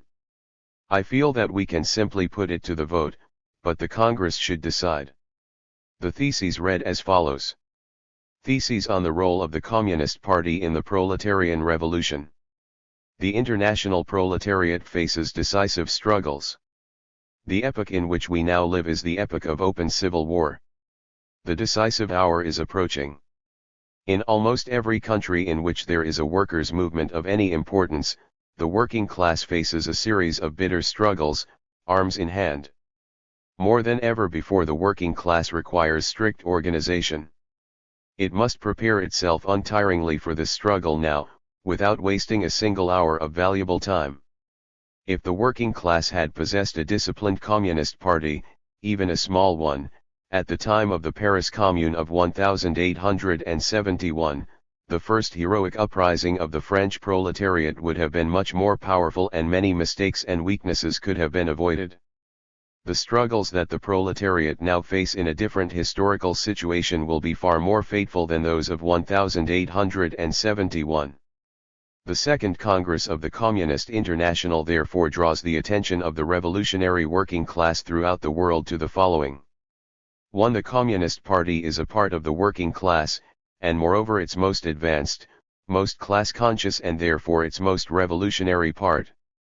The Communist Party is created by the method of the natural selection of the best, the most class-conscious, the most self-sacrificing, and the most far-sighted workers. The Communist Party has no interests that differ from the interests of the whole working class. The Communist Party differs from the whole working class because it has an overall view of the whole historical road of the working class in its totality, and because at every turn in this road it strives to defend not just the interests of a single group or a single trade, but the interests of the working class in its totality. The Communist Party is the organizational and political lever with whose help the advanced part of the working class can steer the whole mass of the proletariat and the semi-proletariat onto the correct road. Until the time when state power has been conquered by the proletariat, and the proletariat has established its rule once and for all and secured it from bourgeois restoration, until that time the Communist Party will only have the minority of the working class organized in its ranks. Until the seizure of power and during the period of transition, the Communist Party is able, under favorable conditions, to exercise undivided mental and political influence over all the proletarian and half-proletarian layers of the population, but is not able to unite them organizationally in its ranks. Only after the proletarian dictatorship has wrested out of the hands of the bourgeoisie such powerful media of influence as the press, education, parliament, the church, the administrative machine and so on, only after the defeat of the bourgeois order has become clear for all to see, only then will all or almost all workers start to enter the ranks of the Communist Party. 3. The concept of the party and that of the class must be kept strictly separate. The members of the Christian and liberal trades unions of Germany, England, and other countries are undoubtedly part of the working class. The more or less significant sections of workers who still stand behind Scheidemann, Gompers, and company are undoubtedly part of the working class. It is very possible that, under certain historical circumstances, the working class can become interspersed with numerous reactionary layers. The task of communism does not lie in accommodating to these backward parts of the working class, but in raising the whole of the working class to the level of the communist vanguard. The confusion of these two concepts, party and class, can lead to the greatest mistakes and confusion. Thus it is clear, for example, that during the imperialist war, despite the moods and prejudices of a certain section of the working class, the Workers' Party had to oppose these moods and prejudices at any cost and represent the historical interests of the working class, which demanded that the Proletarian Party declared war on war. Thus, at the beginning of the imperialist war in 1914, the parties of the social traders in every country, in supporting their own bourgeoisie, could point to corresponding expressions of the will of the working class.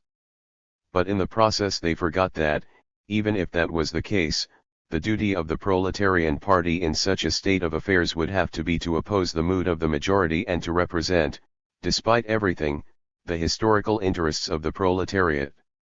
In the same way, at the beginning of the 20th century, the Russian Mensheviks of the day, the so-called economists, rejected the open political struggle against Tsarism with the argument that the working class as a whole had not yet ripened to an understanding of the political struggle. At the 1903 Second Congress of the Russian Social Democratic Labor Party, a split took place on Rule 1 of the Constitution. Lenin's group won a majority over that of Martov, advocating a looser type of organization. The two factions were thereafter known as Bolshevik and Menshevik, from the Russian words for majority and minority. In the course of the 1905 revolution, the breach widened, and in 1912 two separate parties were formed. In 1917, some of the left-wing Mensheviks joined the Bolshevik Party, and the right-wing became open enemies of the Soviet state. In exile, they organized, first in the centrist 2.5 International, and then in the second. And in the same way the right-wing independents in Germany in all their half measures point to the fact that the masses wish it, without understanding that the party is there for the purpose of going in advance of the masses and showing them the way. For the Communist International remains firmly convinced that the collapse of the old social democratic parties of the Second International can under no circumstances be portrayed as the collapse of the proletarian party type of organization in general. The epoch of the direct struggle for the dictatorship of the proletariat brings a new party of the proletariat into the world, the Communist Party. 5. The Communist International rejects most decisively the view that the proletariat can carry out its revolution without having an independent political party. Every class struggle is a political struggle. The aim of this struggle, which inevitably turns into civil war, is the conquest of political power. Political power can only be seized, organized, and led by a political party, and in no other way. Only when the proletariat has as a leader an organized and tested party with well-marked aims and with a tangible, worked-out program for the next measures to be taken not only at home but also in foreign policy, will the conquest of political power not appear as an accidental episode but serve as the starting point for the permanent communist construction of society by the proletariat. The same class struggle demands in the same way the centralization and common leadership of the different forms of the proletarian movement, trades unions, cooperatives, works committees, cultural work, elections, and so forth. Only a political party can be such a unifying and leading center. To renounce the creation and strengthening of such a party, to renounce subordinating oneself to it, is to renounce unity in the leadership of the individual battle units of the proletariat who are advancing on the different battlefields. The class struggle of the proletariat demands a concerted agitation that illuminates the different stages of the struggle from a uniform point of view and at every given moment directs the attention of the proletariat towards specific tasks common to the whole class. That cannot be done without a centralist political apparatus, that is to say outside of a political party.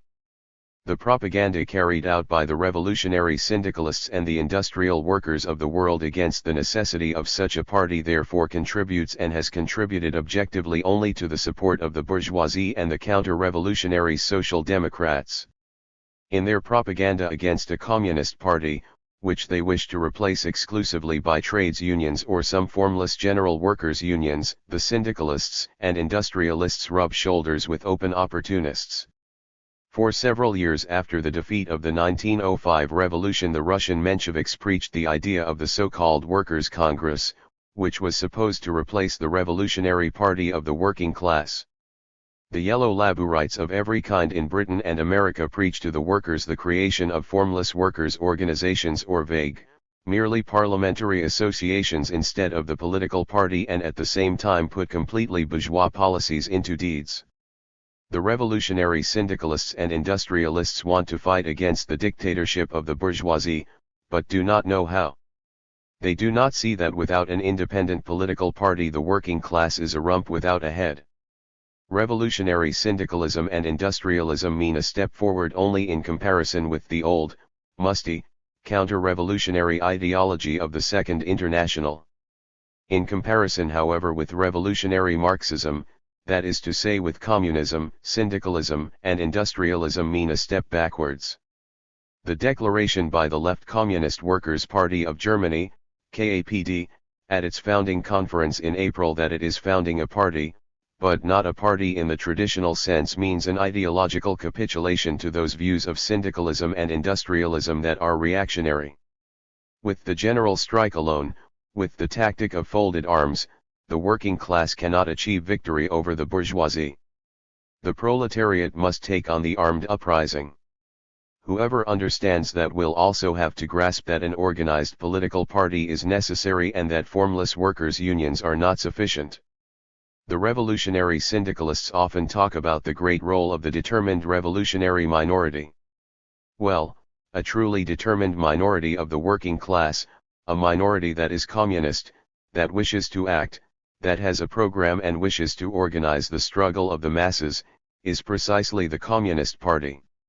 6. The most important task of a truly communist party consists in always remaining in the closest contact with the broadest layers of the proletariat. In order to achieve this, the communists can and should work in those associations that are non-party but nonetheless embrace big layers of the proletariat, such as for example the organizations of war invalids in the various countries, the hands-off Russia committees in Britain, proletarian tenants associations, etc. The Russian example of conferences of so-called non-party workers and peasants is particularly important. Such conferences are organized in almost every town, in every workers' district and also in the countryside. The broadest masses even of the backward workers take part in the elections to these conferences. The most important current questions are placed on the agenda: the food question, the housing question, military questions, education, the political tasks of the day, etc. The Communists influence these non-party conferences most zealously, and with great success for the party. The Communists think that one of their most important tasks is the work of organization and education within these broad workers' organizations. But precisely in order to organize this work successfully, to prevent the enemies of the revolutionary proletariat from taking over these broad workers' movements, the advanced communist workers must form their own, independent, closed communist party, which always proceeds in an organized fashion and is able to perceive the general interests of communism at every turn of events and in all forms of the movement. 7. Communists by no means avoid non-party mass organizations of workers. Under certain conditions they do not hold back from participating in them and using them even if they are of an emphatically reactionary character: yellow unions, Christian unions, etc. The Communist Party constantly carries out its propaganda within these organizations and tirelessly convinces the workers that the idea of not joining a party on principle is consciously encouraged among the workers by the bourgeoisie and their assistants to divert the proletarians from the organized struggle for socialism. 8. The old classical division of the workers' movement into three forms, the party, the trades unions and the cooperatives, has obviously been overtaken. The proletarian revolution in Russia has created the basic form of the proletarian dictatorship, the Soviets. The new division that we are everywhere encountering is, 1. The party, 2. The Soviet, 3. The productive association, the trade union. But the workers' councils too, as well as the revolutionary production associations, must constantly and systematically be led by the party of the proletariat, that is to say by the Communist Party. The organized vanguard of the working class, the Communist Party, which must lead the struggle of the whole working class to the same extent in the economic and political and also in the cultural field, must be the guiding spirit not only of the producers' associations and of the workers' councils, but also in all the other forms of proletarian organization. The rise of the Soviets as the basic historical form of the dictatorship by no means decreases the leading role of the Communist Party in the proletarian revolution. If the left communists of Germany, cf. their appeal to the German proletariat of April 14, 1920 signed Communist Workers' Party of Germany, declare that the party too adapts more and more to the idea of Soviets, and takes on a proletarian character, Kommunistische Arbeiterzeitung, number 54, then this is a confused expression of the idea that the Communist Party must dissolve itself into the Soviets, that the Soviets can replace the Communist Party. This idea is fundamentally false and reactionary. In the history of the Russian Revolution we experienced a whole period in which the Soviets marched against the Proletarian Party and supported the policies of the agents of the bourgeoisie. The same thing could be observed in Germany. The same thing is also possible in other countries.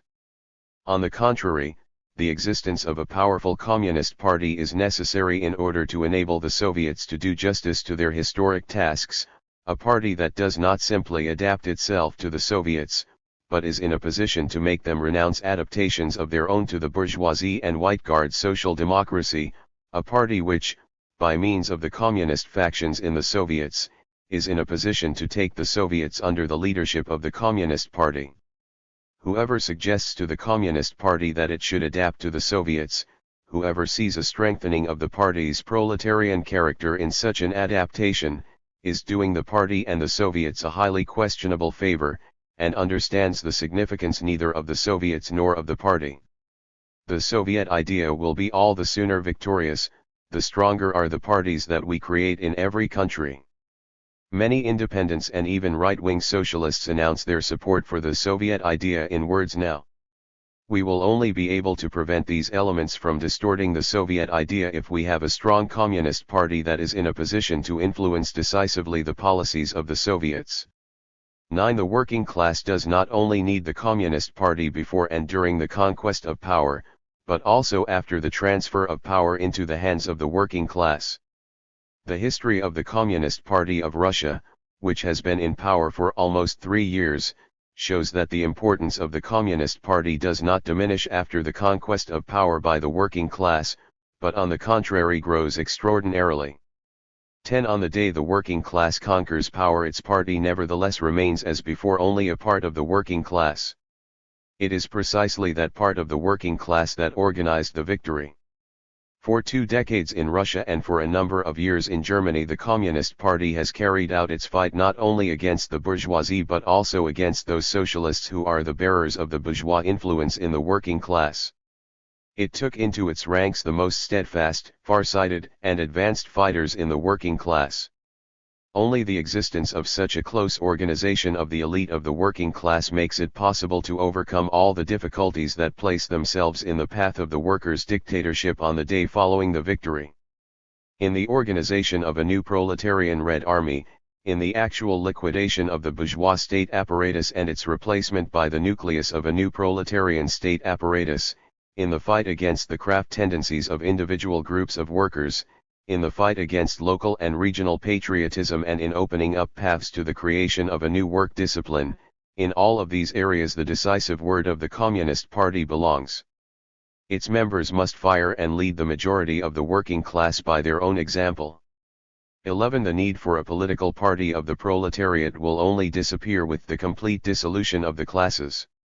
On the way to the final victory of communism, it is possible that the historical significance of the 3 fundamental forms of proletarian organization of the present, party, Soviets, production associations, will change, and that the uniform type of the workers' organization will gradually crystallize out. The Communist Party will not, however, completely dissolve into the working class until communism has ceased to be an object of struggle and the whole of the working class has become communist. 12. The Second Congress of the Communist International not only confirms the historical tasks of the Communist Party in general, but tells the international proletariat, if only in general outline, what kind of Communist Party we require. 13. The Communist International is of the opinion that, particularly in the period of the dictatorship of the proletariat, the Communist Party must be built on the basis of an iron proletarian centralism. To lead the working class successfully in the long and hard civil wars that have broken out, the Communist Party must create an iron military order in its own ranks. The experiences of the Communist Party that led the working class during 3 years of the Russian Civil War have shown that, without the strictest discipline, complete centralism, and full comradely confidence of all the party organizations in the leading party center, the victory of the workers is impossible. 14. The Communist Party must be built up on the basis of democratic centralism. The chief principle of democratic centralism is the election of the higher party cells by the lower, the unconditional and indispensable binding authority of all of the instructions of the higher bodies for the lower, and the existence of a strong party center whose authority is generally recognized for all leading party comrades in the period from one party conference to another. 15. A series of communist parties in Europe and America have been forced as a result of the state of emergency declared against the communists by the bourgeoisie, to lead an illegal existence. It must be remembered that in such a state of affairs one is from time to time obliged to abandon the strict observance of the principle of election and to permit the leading party institutions the right of co-option, as was the case in Russia on occasion. Under a state of emergency, the Communist Party is not able to use a democratic referendum to solve every serious question, but is rather forced to give its leading center the right whenever necessary to make important decisions for every party member. 16. The spreading of a broad autonomy for the individual local party branches at present only weakens the ranks of the Communist Party, undermines its ability to act, and favors the petty bourgeois, anarchist, liquidationist tendencies.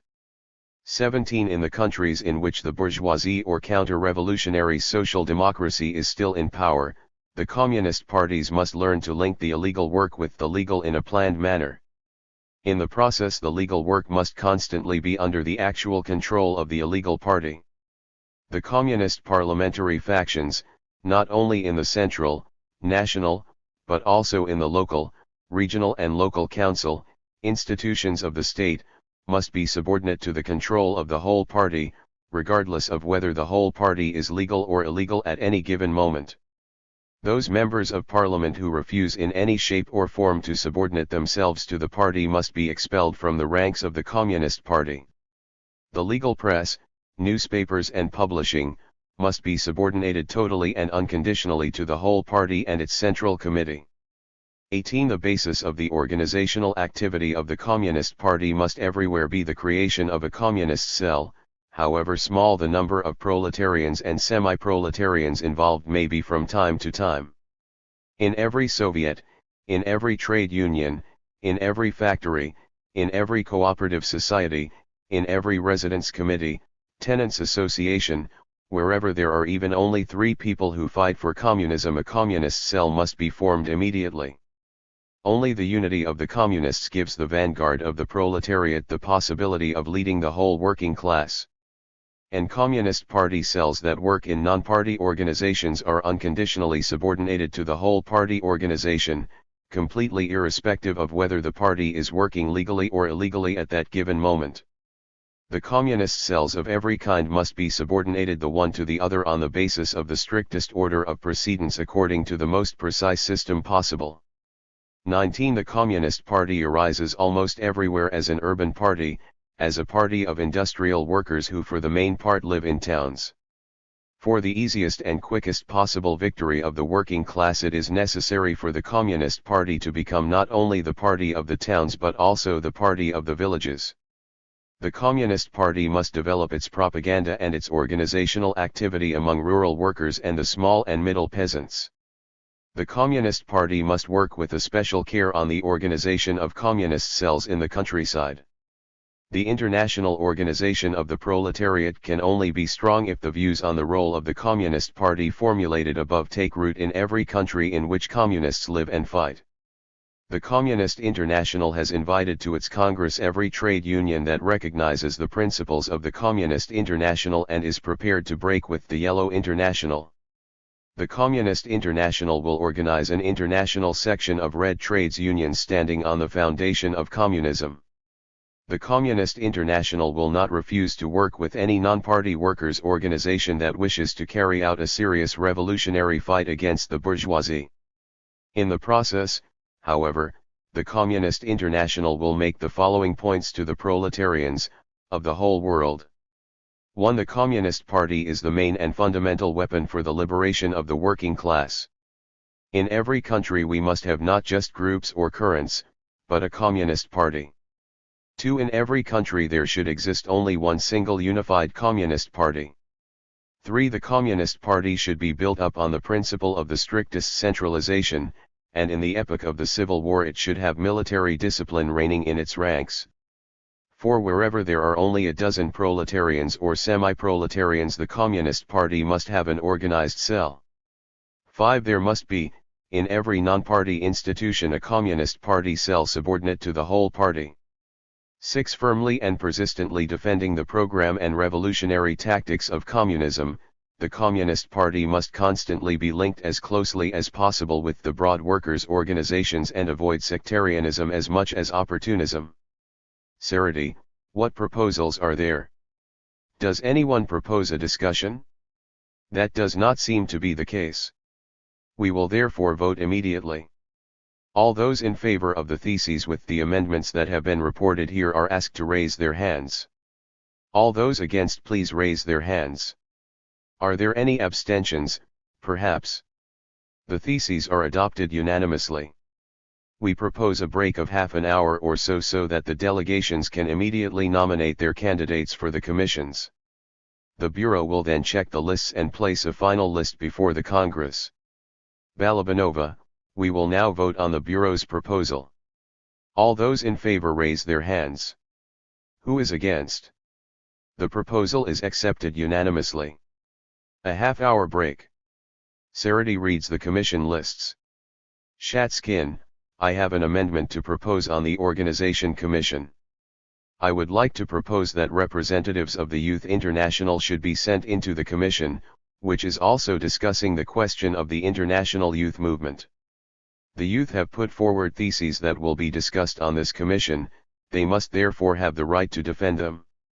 It is strange that the authors of these theses have not been taken onto the commission despite their proposal. Zinoviev, the Presidium has provided for the election of 2 subcommittees for the women's question and the youth question.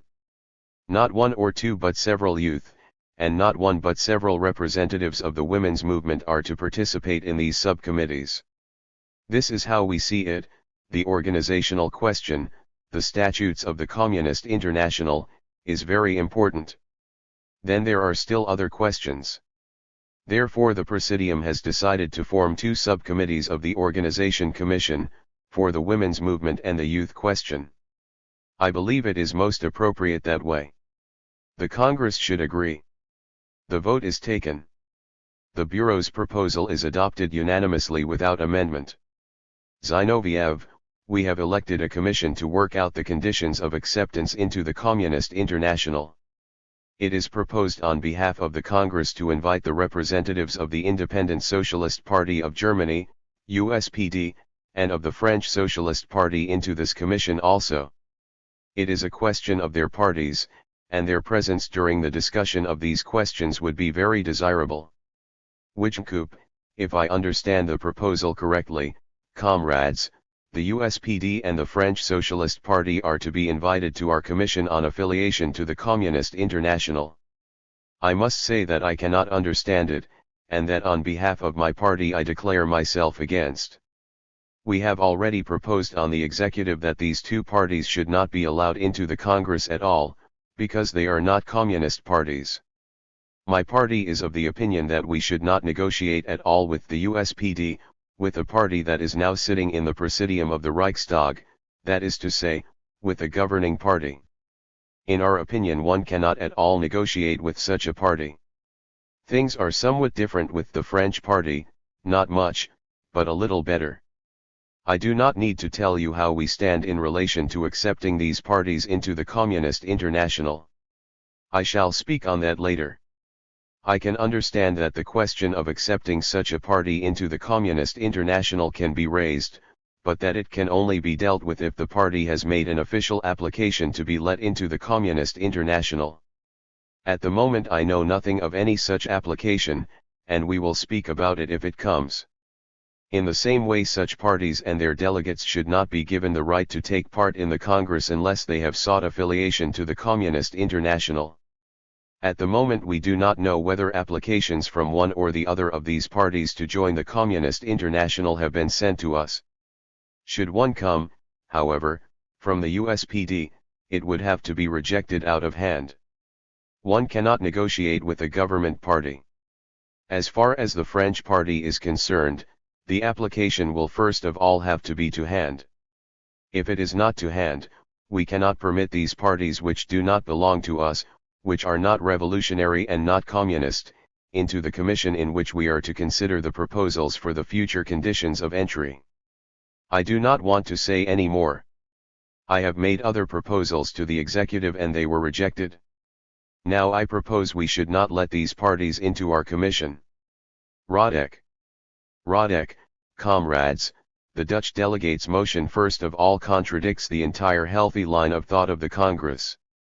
The delegates of the USPD were admitted in an advisory capacity by the Credentials Commission. If someone has the right to consult, he also has the right to learn under what conditions he can join an international association. But irrespective of the formal side, the motion is against healthy logic.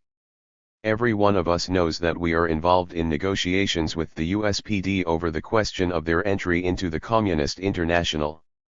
Everybody knows that millions of German workers who support this party have fought in the most energetic manner for its entry into the Communist International.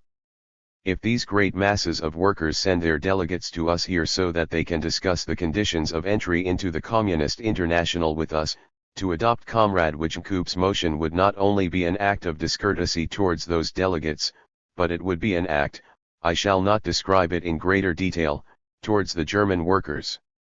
It goes without saying that the USPD must have the opportunity not only to find out what they want but also to find out what we want. Entry into the Communist International does not take place in the way Comrade Wijnkoop imagines. Prisoner at the bar, what do you have to say in your defense? It is an act of negotiation between parties who wish to amalgamate. For this reason I propose Comrade Wijnkoop's motion be rejected without any further ado. Van Leuven, comrades, my fellow delegate Comrade Wijnkoop said that, on behalf of the Dutch party, he was against the proposal to let the USPD and also the French party into the commission. Perhaps, or rather probably, he is right. But it must be established that the question has not been discussed in our party. We could not know that we were going to encounter this situation.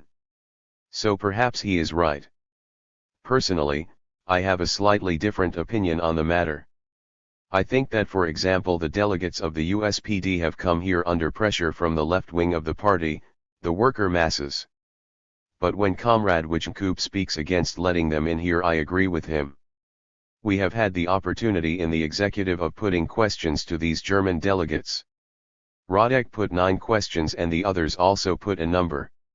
I too put some questions there, that is to say those that are raised on page 107 of Comrade Lenin's theses. The conditions for full unification are quoted there. As I have mentioned, other comrades such as for example Comrade Levi put questions as I did. Now it seems extraordinary to me that you want to let these men in here without receiving the answer to these questions, that is to say without testing the correctness of their journey here. It seems extraordinary and strange to me. If Comrade Radek says that Comrade Wijnkoop's remarks contradict healthy logic, then I ask him if it is logical to let these people in here without having had an answer to the questions that have been put. Gilbos, I am of the opinion that the representatives of the USPD and the French party should not be let in because they have made no formal application to join the Communist International. The representatives of the French party have been in Moscow for some time and have had the opportunity to answer the questions that have been put. Meanwhile, the French party has sent letters and telegrams to Moscow that were calculated to increase the confusion and make our job more difficult. I therefore move that we should not permit particularly the representatives of the French party to participate in any common work.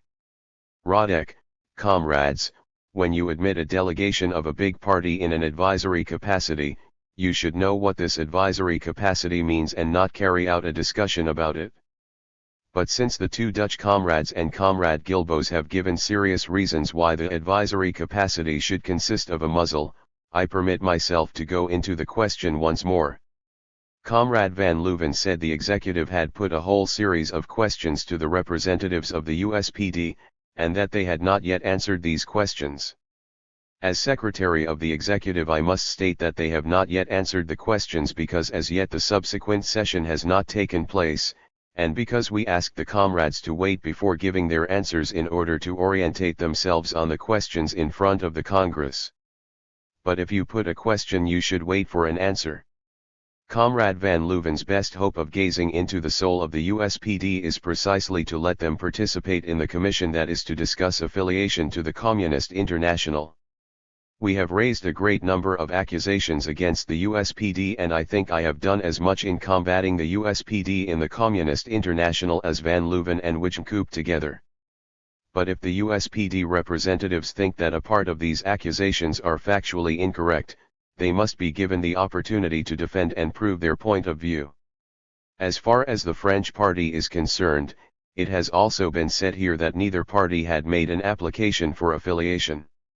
If that is true, why have we given them the right to speak in an advisory capacity? Why are we negotiating with them? I do not think that this is a discussion that can contribute to clarification, but the expression of a radicalism in words that is not backed up by the will to deeds. Domig, I do not intend to go into the material content of the questions now occupying the Congress. Let the Congress decide as it sees fit on the question of letting us in.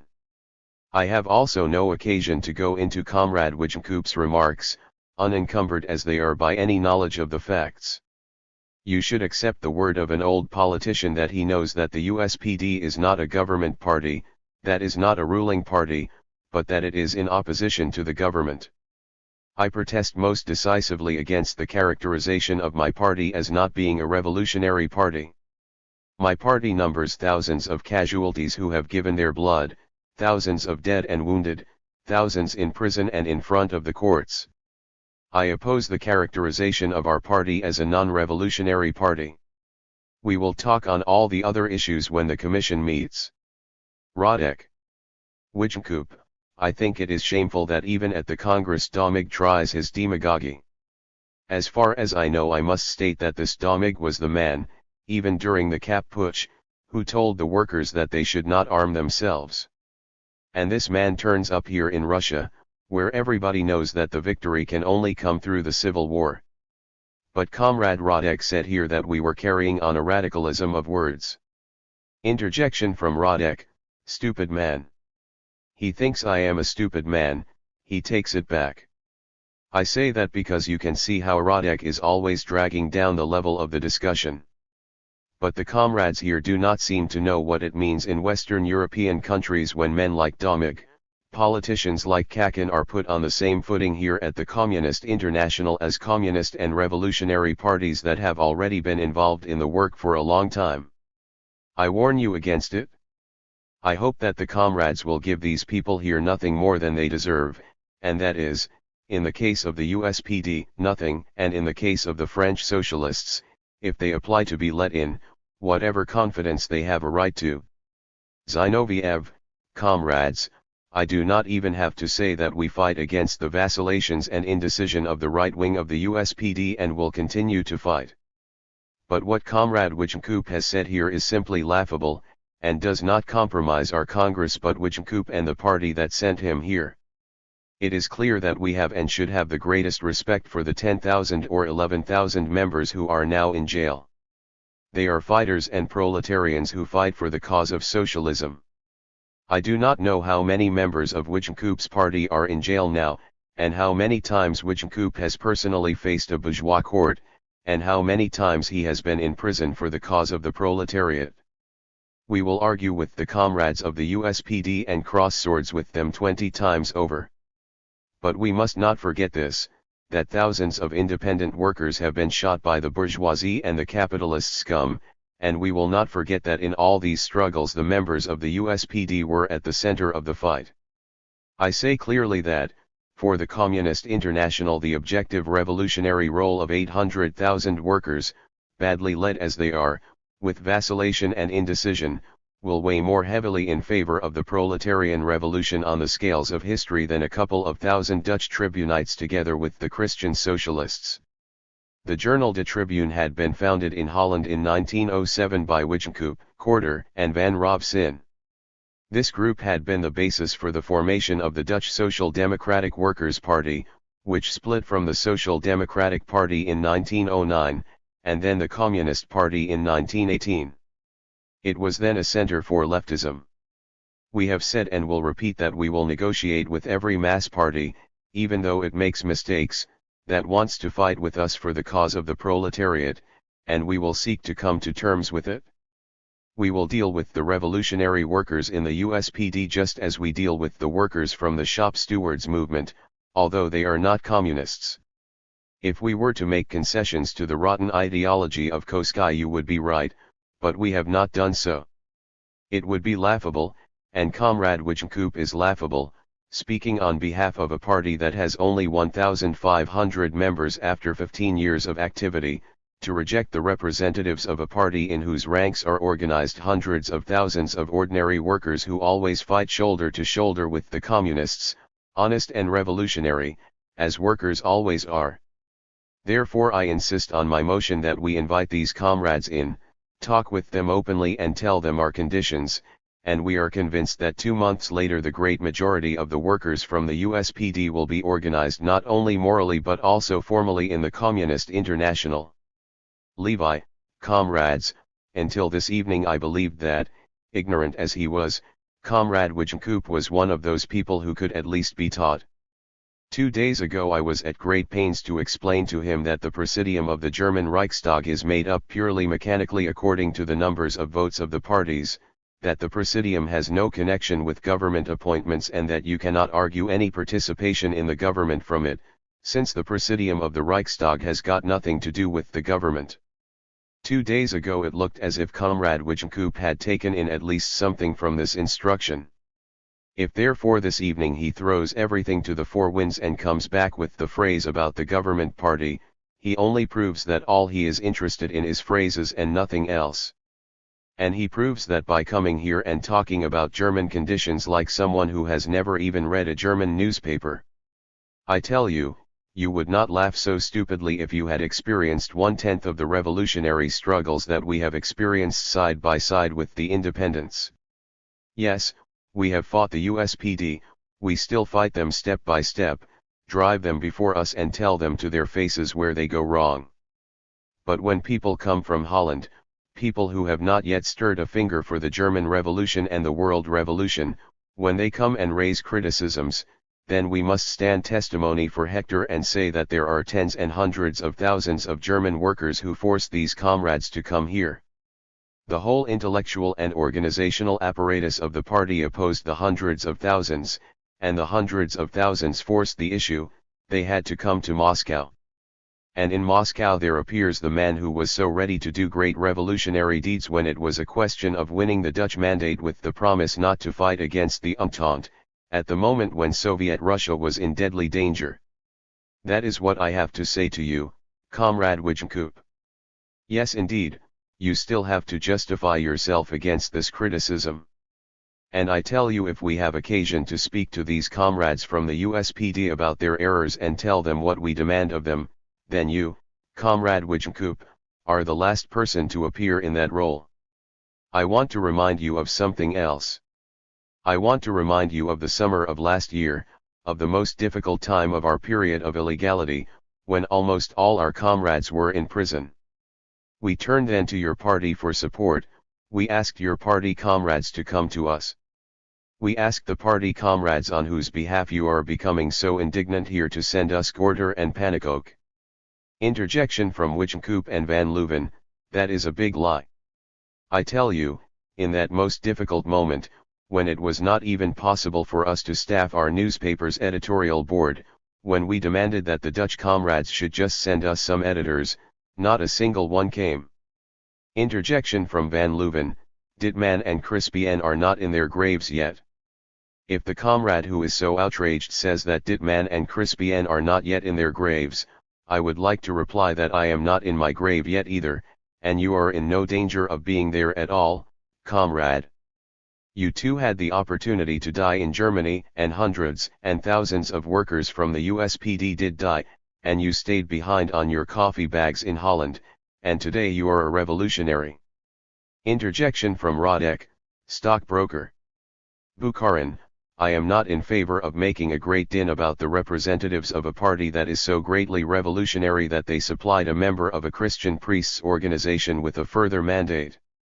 I therefore suggest that we immediately break off any further discussion and proceed with the agenda. The Bureau proposes to put Bukharin's motion to the vote.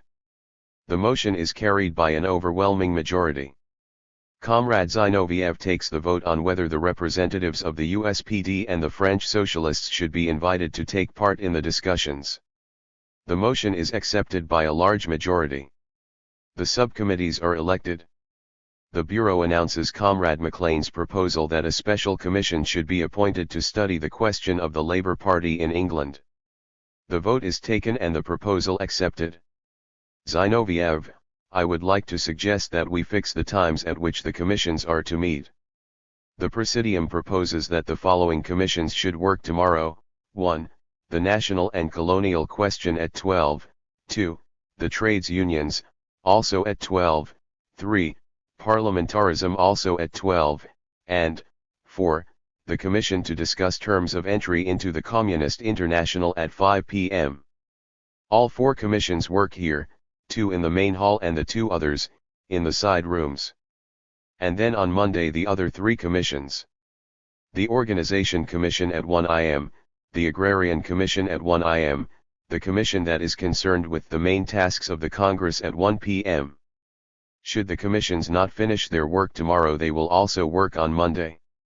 Then at 8 p.m. on Monday evening a full session, for which we hope that at least one or two of the commissions will have completed their work.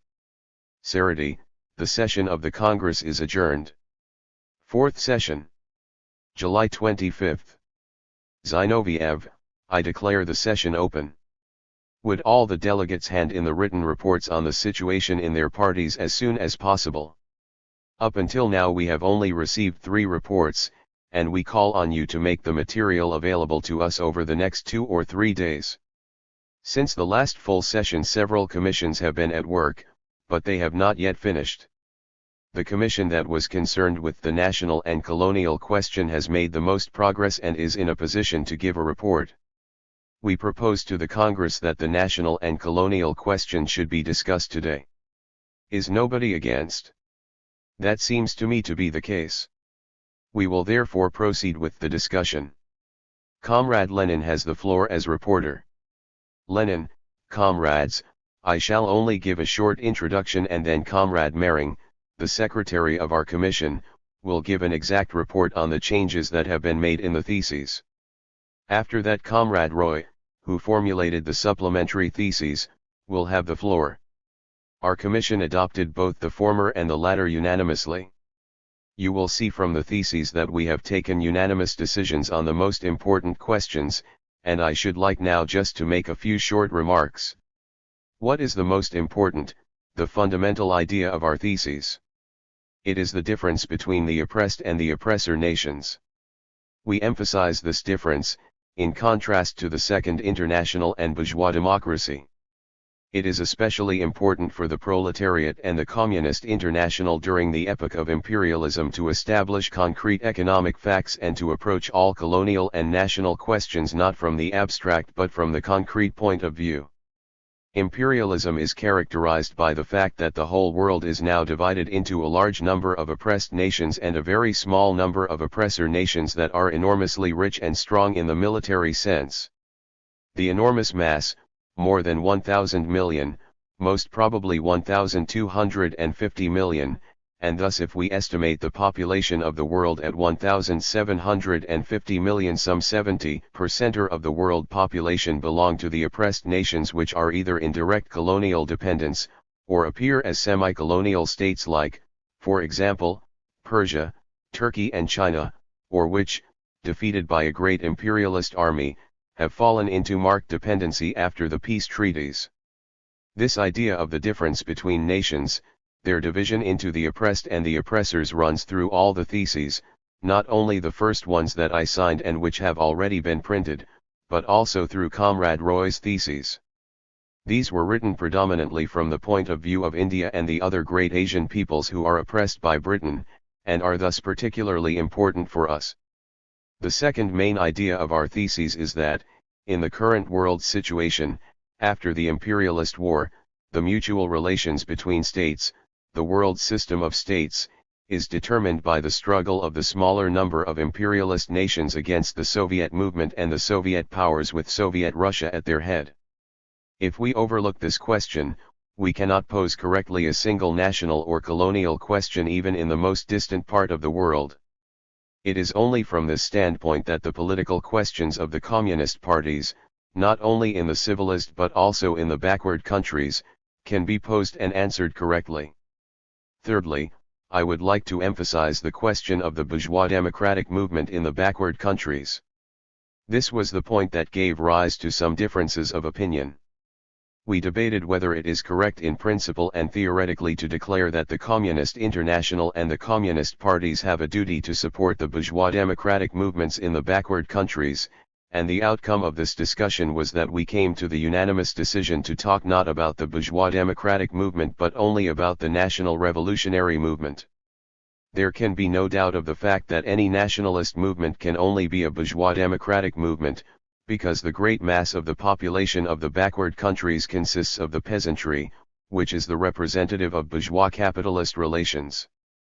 It would be utopian to think that proletarian parties, insofar as it is at all possible for them to arise in these countries, will be able to carry out communist tactics and communist policies in the backward countries without having a definite relationship with the peasant movement, without supporting it in deeds. But objections were raised that, If we say bourgeois democratic, we lose the distinction between the reformist and revolutionary movement, which has become quite clear in the backward countries and the colonies recently, simply because the imperialist bourgeoisie has done everything in its power to create a reformist movement among the oppressed peoples too. A certain understanding has emerged between the bourgeoisie of the exploiting countries and that of the colonies, so that very often, even perhaps in most cases, the bourgeoisie of the oppressed countries, although they also support national movements, nevertheless fight against all revolutionary movements and revolutionary classes with a certain degree of agreement with the imperialist bourgeoisie, that is to say, together with it.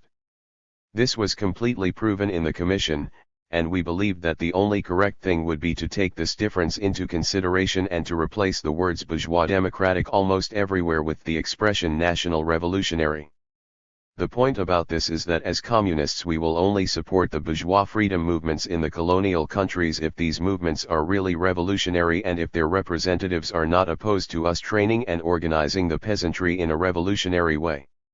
If that is no good, then the communists there also have a duty to fight against the reformist bourgeoisie, to which the heroes of the Second International also belong.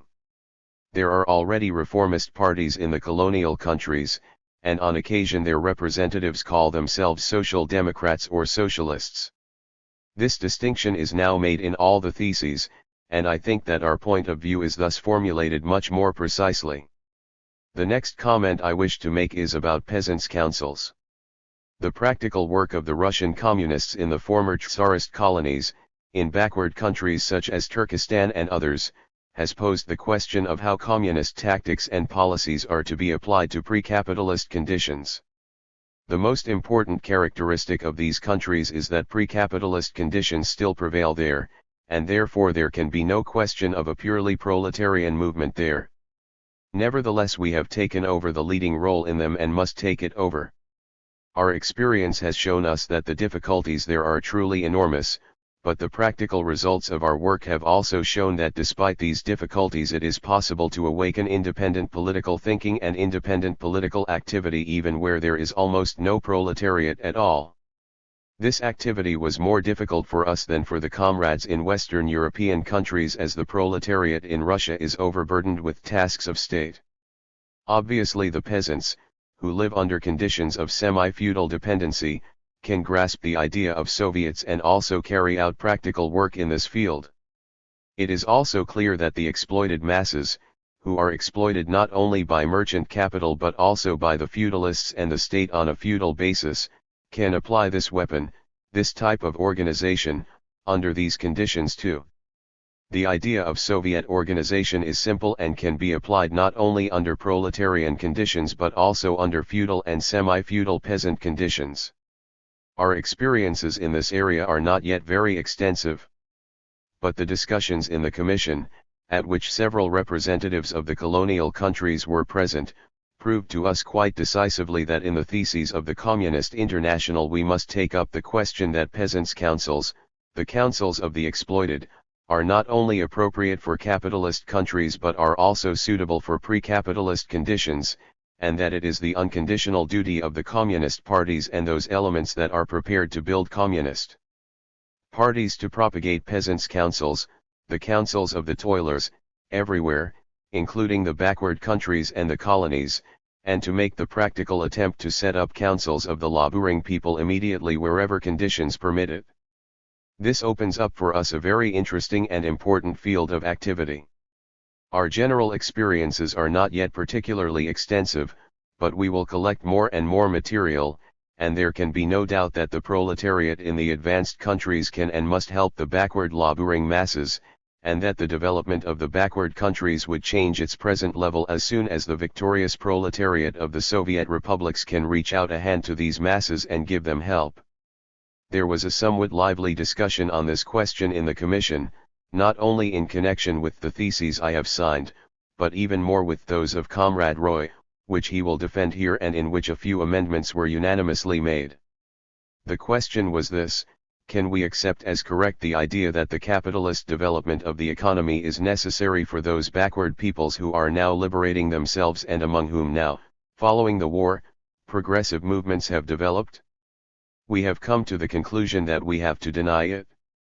If the victorious revolutionary proletariat organizes systematic propaganda, and the Soviet government come to its assistance with every means at its disposal, it is incorrect to assume that the capitalist stage of development is necessary for such peoples.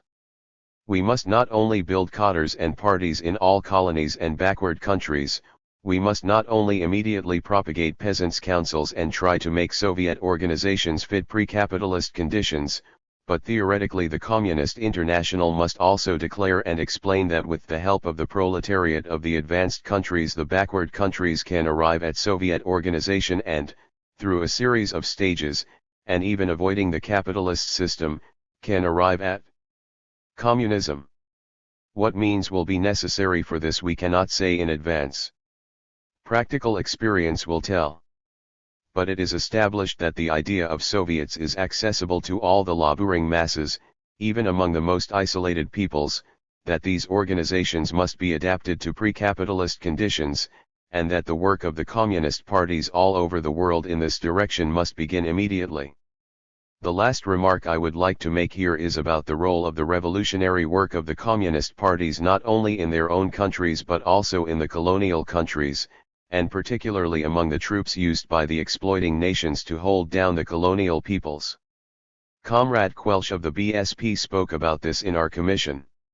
He said that the ordinary British worker would regard it as treachery if he was to help the dependent peoples to rebel against English domination.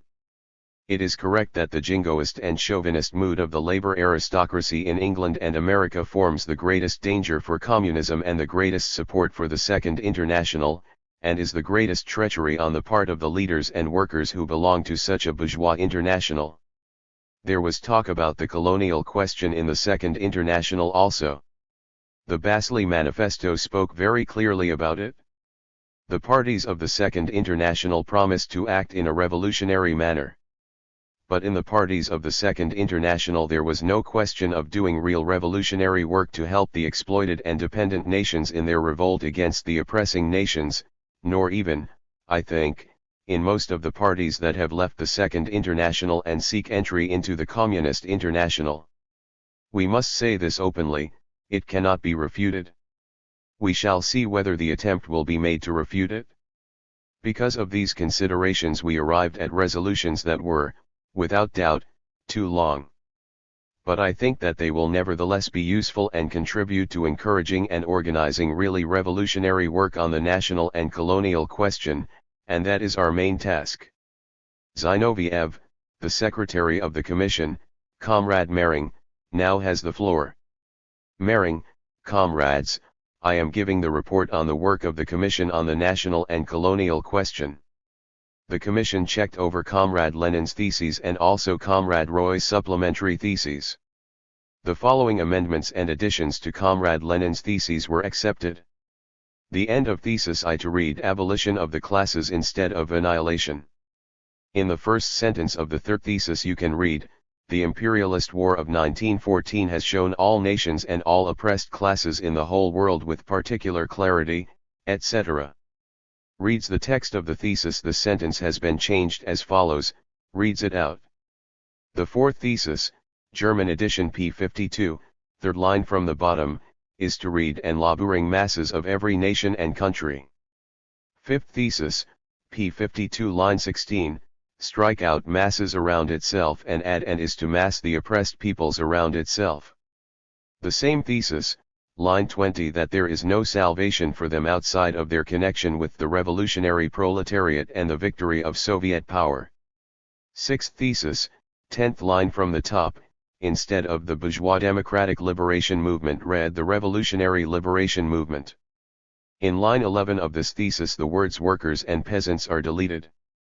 In the eighth thesis, 5th line from the top, for without any basis read on the basis. Ninth thesis lines 7 to 11 are to read to which the bourgeois Democrats limit themselves, however much they call themselves socialist. Line 13 after the word prejudices add in brackets which appear in all possible forms, such as racial hatred, nationalist propaganda, anti-Semitism. 11th thesis paragraph I should read all communist parties must etc.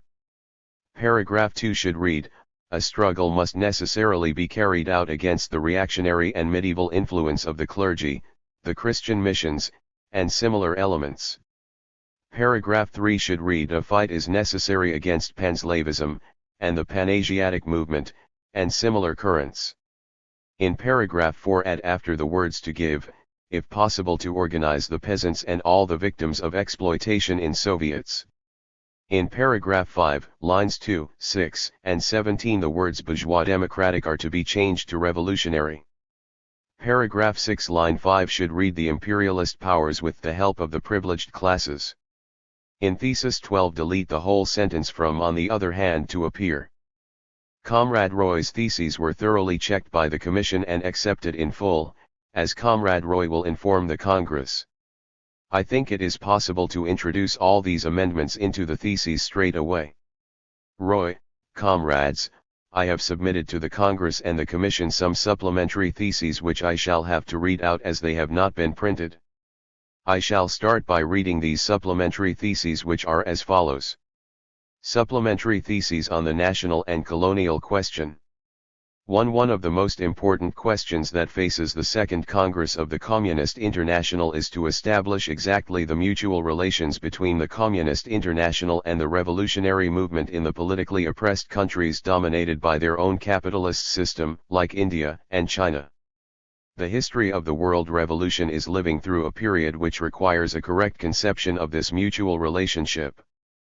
The Great European War and its consequences have shown clearly that the masses of people in the oppressed non-European countries have, as a result of the centralization of world capitalism, been indissolubly bound up with the proletarian movement in Europe, which found an expression during the war, for example in the sending of colonial troops and numerous masses of workers to the front.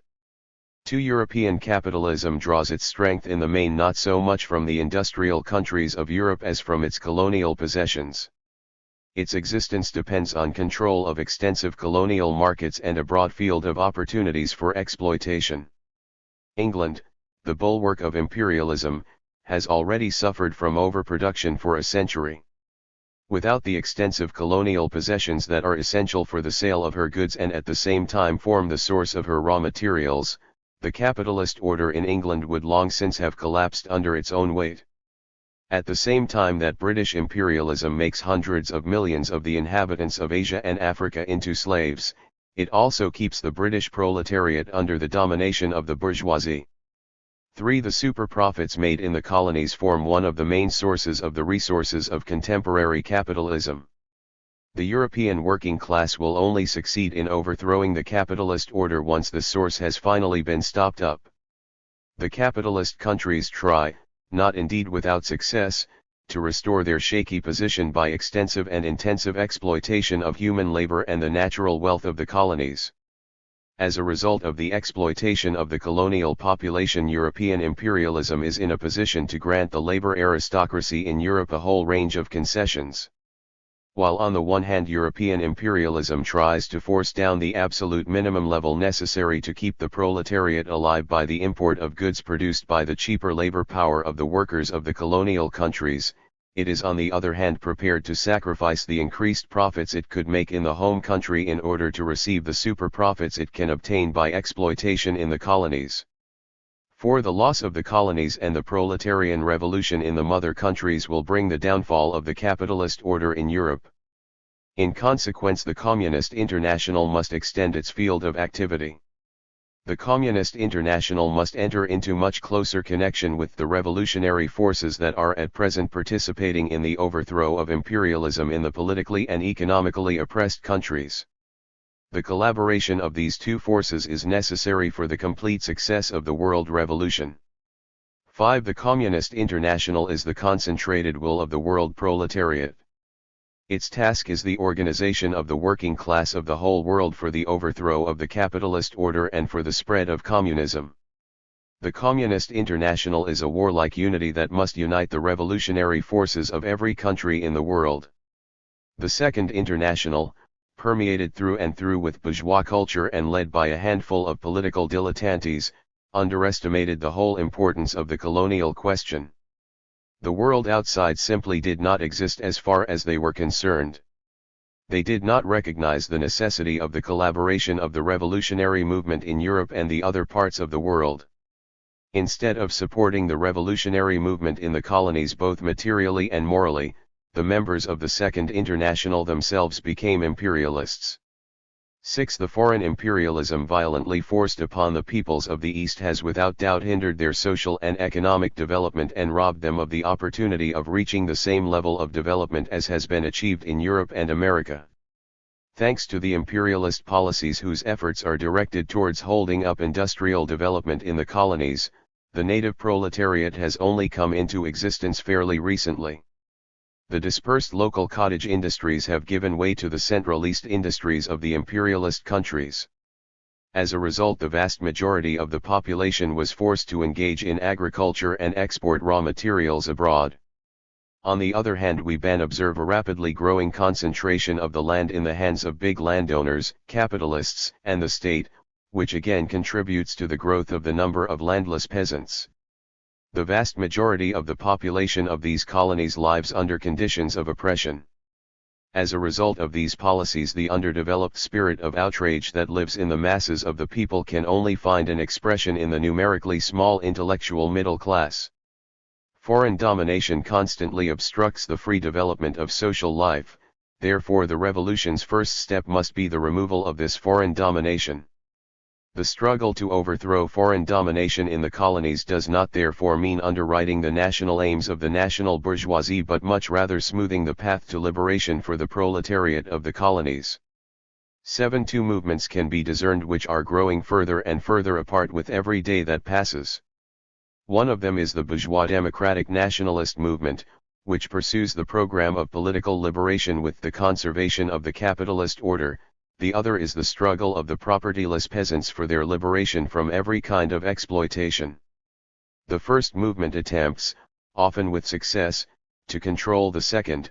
The Communist International must however fight against any such control, and the development of the class consciousness of the working masses of the colonies must consequently be directed towards the overthrow of foreign capitalism.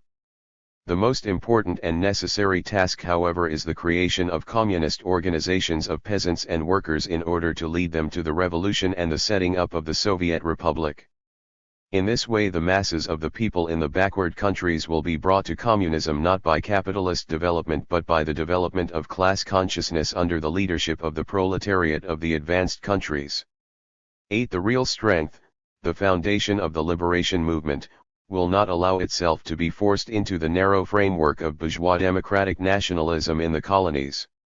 In the greater part of the colonies there already exist organized revolutionary parties which work in close contact with the working masses. The Communist International must make contact with the revolutionary movement in the colonies through the mediation of these parties and groups, for they are the vanguard of the working class. At present they are not numerous, but they express the will of the working class and lead the revolution behind them. The communist parties of the various imperialist countries must work in the closest contact with the proletarian parties of the proletarian countries and through them support the revolutionary movement in general both materially and morally. 9. In the first period the revolution in the colonies will not be communist.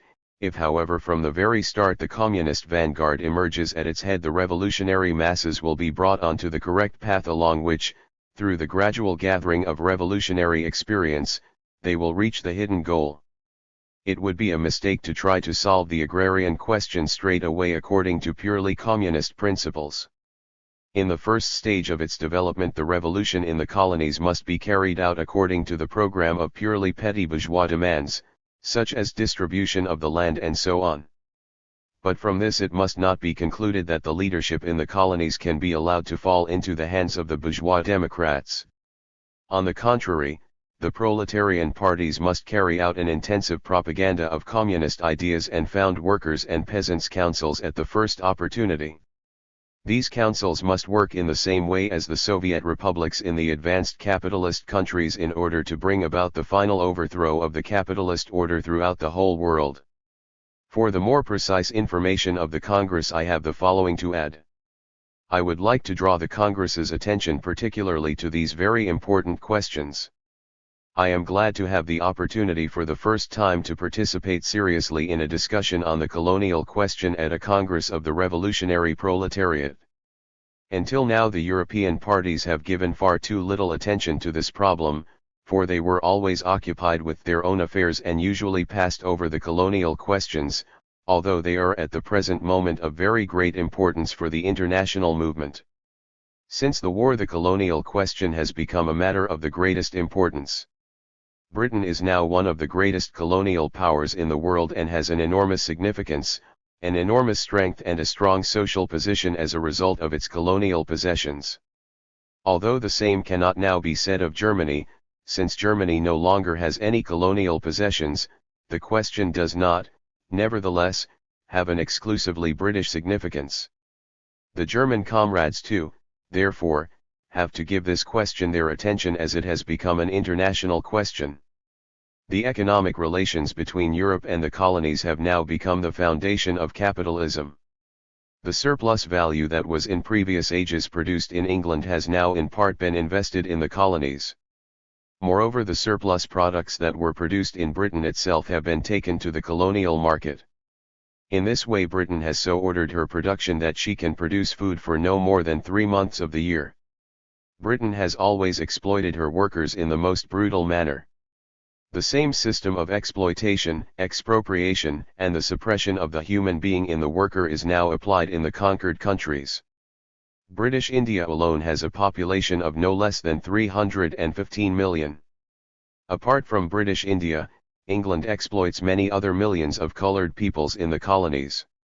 If the Communist International understands clearly that it must take this matter to heart, then the second question, how the colonial movement can best be encouraged and developed, still remains to be solved. Until recently there were in the colonies only national revolutionary movements of the middle class, whose only wish was to supplant the ruling foreigners in order themselves to exploit their own proletariat. If we do not look at the matter in too doctrinaire a manner, if we look at it somewhat more closely here at the Congress, then one can estimate correctly the great value to the Communist International of the national revolutionary movement among the peoples of the East Indies also. Great changes took place in India during and after the war. Whereas earlier British capitalism had always prevented the development of industry in British India, this has no longer been the case in recent years. Industry has developed at a greater pace in recent years in British India than anyone can imagine here in Europe. If one considers that in the same period that the industrial proletariat in British India increased by 15%, or the capital invested in British-owned industry increased by 2000%, one can form some impression of the rapid development of the capitalist system in British India. This is also true of Egypt, the Dutch East Indies and China. The same development that is taking place in British India is also to be noted in these countries. In recent years there has been a new movement among the exploited masses in India that has spread very quickly and expressed itself in mighty strike waves. This mass movement does not stand under the control of the revolutionary nationalists. It develops independently, although the nationalists try to use this movement for their own purposes. One can say of this mass movement that it is at all events revolutionary, although no one would say that the workers and peasants who form this movement are also clearly class conscious. This is evident day by day in the forms it takes. Comrades, I think that at this stage of the revolutionary mass movement the field of work lies open for the Communist International. It is only a question of taking the correct measures to harvest the fruits of work among these masses very quickly. Naturally, a revolution by these masses would not at the first stage be a communist revolution. Naturally, revolutionary nationalism will play a role in the first stage. But at any event this revolutionary nationalism too will lead to the collapse of European imperialism, which is of enormous significance for the European proletariat. Finally, I direct an urgent appeal to all the delegates to the Congress under no circumstances to refuse the support that the colonial peoples of the revolutionary proletariat of British India are now offering, and I hope that the Congress will take my views very seriously into account. I hope that comrades will be moved by my theses to oppose their views to mine, that they will use the opportunity that offers itself to them to create greater clarity among the communists of Europe and America through debate. Applause. Read, in America there live 10 million Negroes who are concentrated mainly in the South. In recent years, however, many thousands of them have moved to the North. The Negroes in the North are employed in industry, while in the South the majority are farm laborers or small farmers. The position of the Negroes is terrible, particularly in the southern states. Paragraph 16 of the Constitution of the United States grants the Negroes full civil rights. Nevertheless, most southern states deny the Negroes these rights. In other states, where by law the Negroes possess the right to vote, they are killed if they dare to exercise this right. Negroes are not allowed to travel in the same railway carriages as whites, visit the same saloons and restaurants, or live in the same districts. There exist special, and worse, schools for Negroes and similarly special churches. This separation of the Negroes is called the Jim Crow system, and the clergy in the Southern churches preach about paradise on the Jim Crow system. Negroes are used as unskilled workers in industry. Until recently they were excluded from most of the unions that belong to the American Federation of Labor. The IWW of course organized the Negroes. The old Socialist Party, however, undertook no serious attempt to organize them. In some states the Negroes were not accepted into the party at all, in others they were separated off into special sections, and in general the party statutes banned the use of party resources for propaganda among Negroes. In the South the Negro has no rights at all and does not even enjoy the protection of the law. Usually one can kill Negroes without being punished. One terrible white institution is the lynching of Negroes. This happens in the following manner: the Negro is covered with oil and strung up on a telegraph pole. The whole of the town, men, women, and children, run up to watch the show and take home a piece of the clothing or the skin of the Negro they have tortured to death as a souvenir. I have too little time to explain the historical background to the Negro question in the United States. The descendants of the slave population, who were liberated during the Civil War, when politically and economically they were still completely underdeveloped, were later given full political rights in order to unleash a bitter class struggle in the South which was intended to hold up Southern capitalism until the capitalists in the North were able to bring together all the country's resources into their own possession. Until recently the Negroes did not show any aggressive class consciousness at all. The first awakening of the Negroes took place after the Spanish-American War, in which the black troops had fought with extraordinary courage and from which they returned with the feeling that as men they were equal to the white troops. Until then the only movement that existed among the Negroes was a semi-philanthropic educational association led by Booker T. Washington and supported by the white capitalists. This movement found its expression in the organization of schools in which the Negroes were brought up to be good servants of industry. As intellectual nourishment they were presented with the good advice to resign themselves to the fate of an oppressed people. During the Spanish War an aggressive reform movement arose among the Negroes which demanded social and political equality with the whites. With the beginning of the European War 500,000 Negroes who had joined the U.S. Army were sent to France, where they were billeted with French troop detachments and suddenly made the discovery that they were treated as equals socially and in every other respect. The American General Staff approached the French High Command and asked them to forbid Negroes to visit places used by whites and to treat them as second-class people. After the war the Negroes, many of whom had received medals for bravery from the English and French governments, returned to their southern villages where they were subjected to lynch law because they dared to wear their uniforms and their decorations on the street. At the same time a strong movement arose among the Negroes who had stayed behind. Thousands of them moved to the north, began to work in the war industries and came into contact with the surging current of the labor movement. High as they were, their wage rates trailed behind the incredible increases in the prices of the most important necessities. Moreover, the Negroes were outraged by the way all their strength was sucked out and the terrible exertions demanded by the work much more than were the white workers who had grown used to the terrible exploitation in the course of many years. The Negroes went on strike alongside the white workers and quickly joined the industrial proletariat. They proved very ready to accept revolutionary propaganda. At that time the newspaper Messenger was founded, published by a young Negro, the socialist Randolph, and pursuing revolutionary propagandist aims. This paper united socialist propaganda with an appeal to the racial consciousness of the Negroes and with the call to organize self-defense against the brutal attacks of the whites. At the same time, the paper insisted on the closest links with the white workers, regardless of the fact that the latter often took part in Negro baiting, and emphasized that the enmity between the white and black races was supported by the capitalists in their own interests. The return of the army from the front threw many millions of white workers onto the labor market all at once.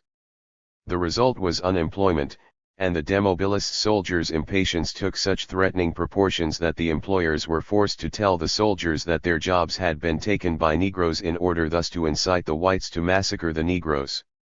The first of these outbreaks took place in Washington, where civil servants from the administration returning from the war found their jobs occupied by Negroes.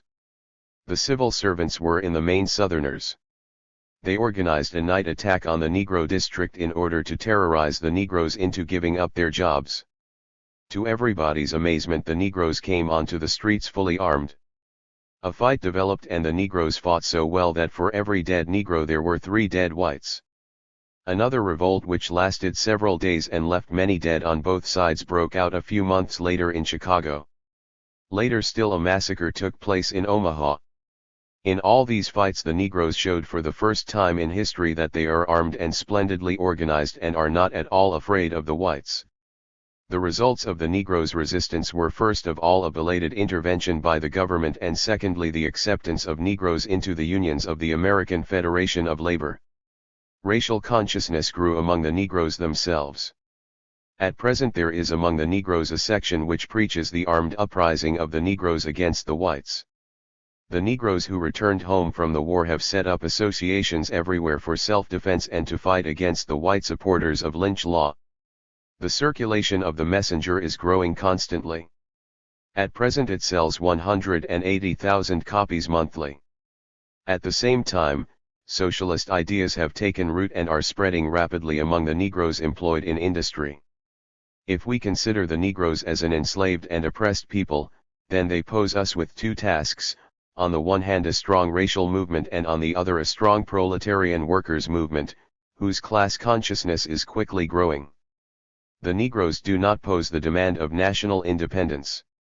A movement that aims for a separate national existence, like for instance the Back to Africa movement that could be observed a few years ago, is never successful among the Negroes. They hold themselves above all to be Americans, they feel at home in the United States. That simplifies the tasks of the communists considerably. The only correct policy for the American communists towards the Negroes is to regard them above all as workers. The agricultural workers and the small farmers of the South pose, despite the backwardness of the Negroes, the same tasks as those we have in respect to the white rural proletariat. Communist propaganda can be carried out among the Negroes who are employed as industrial workers in the North. In both parts of the country we must strive to organize Negroes in the same unions as the whites. This is the best and quickest way to root out racial prejudice and awaken class solidarity. The communists must not stand aloof from the Negro movement which demands their social and political equality and at the moment, at a time of the rapid growth of racial consciousness, is spreading rapidly among Negroes. The communists must use this movement to expose the lie of bourgeois equality and emphasize the necessity of the social revolution which will not only liberate all workers from servitude but is also the only way to free the enslaved Negro people. Freyna, the last speaker, talked about the Negroes as an oppressed people in the United States. We have at the same time 2 other kinds of oppressed people, the foreign workers and the colonial inhabitants. The terrible suppression of strikes and of the revolutionary movement in general is in no way a result of the war, it is much more a more forceful political expression of the earlier attitude towards the unorganized and unskilled workers. These workers' strikes are suppressed violently. Why? Because these workers are in the main foreigners, they form 60% of the industrial proletariat, who are in fact in the same position as a colonial population. After the Civil War, 1861 to 1865, capitalism developed at a great pace. The West, which had been underdeveloped until then, was opened up by the construction of the overland railways. The investment capital for this development came from Europe and the eastern states. The immigrants, however, were the human raw material who were developed by imperialist violence in exactly the same way as the inhabitants of backward colonial countries. The concentration and monopolization of industry, all these typical preconditions of internal imperialism, grew up before the United States could develop its foreign imperialism. The terror that the colonial population had to face was no different from the terror that workers had to face who migrated to the United States. Thus in 1912 the coal miners in Ludlow went on strike. The miners were driven out of their homes with the help of soldiers and quartered in huts. One day, while the men were fighting the army some miles away, a troop of soldiers surrounded the huts and set light to them, and hundreds of women and children perished in the flames. Under these conditions the class struggle in the United States often becomes a racial struggle. And just as a Negro revolt can be the signal for a bourgeois counter-revolution, and does not represent a proletarian revolution, so too the same thing can happen in a revolt of the immigrant workers. The great task is to unite these movements among the Americans into a revolutionary movement. The whole of Latin America must be regarded as a colony of the United States, and not only its present colonies such as the Philippines, etc. Central America is under the complete control of the United States through her forces of occupation. The same control is, however, also exercised in Mexico and South America, where it has a twofold expression, first of all through economic and financial penetration, which has increased since the expropriation of German business in these countries, and secondly through the application of the Monroe Doctrine, proclaimed in 1823 by President Monroe. The doctrine pledged opposition to colonization of the Americas by European powers. Used in late 19th and 20th centuries to establish U.S. imperialist domination over Central and Southern America, which has changed from being originally the defense of America against the monarchist system into being the tool of the hegemony and the strengthening of United States imperialism over Latin America. A year before the war, President Wilson interpreted the Monroe Doctrine in such a way that it became a way for the American government to prevent British capitalists from obtaining new sources of oil in Mexico. In other words, Latin America is the colonial basis of imperialism in the United States. While the economic circumstances of the countries of the rest of the world become shakier and shakier, United States imperialism strengthens its position by throwing itself into the exploitation and development of Latin America. It is absolutely necessary to fight against this imperialism by starting revolutionary movements in Latin America, just as it is necessary to proceed against British imperialism by setting up revolutionary movements in its colonies. The movement in the United States did not previously pay any attention to the movement in Latin America. As a result, the latter reached back to Spain for its ideology instead of to the United States. The movement in Latin America must free itself from this backwardness as well as from its syndicalist prejudices. The American Federation of Labor Bureaucratist Trade Union Federation, led by Samuel Gompers, described by Trotsky as that old watchdog of capitalism. In the period after the First World War, its leadership campaigned against nationalization and supported the victimization and witch hunting of militant unionists in the IWW and other left organizations, and the reactionary Socialist Party strived to build all-American organizations, but not for revolutionary purposes. The communist movement in the United States in particular and the Communist International in general must intervene actively in the movement in Latin America. The movement in the United States and in Latin America must be regarded as one single movement. Our strategy and tactics must start from the standpoint of an American revolution involving the whole of America.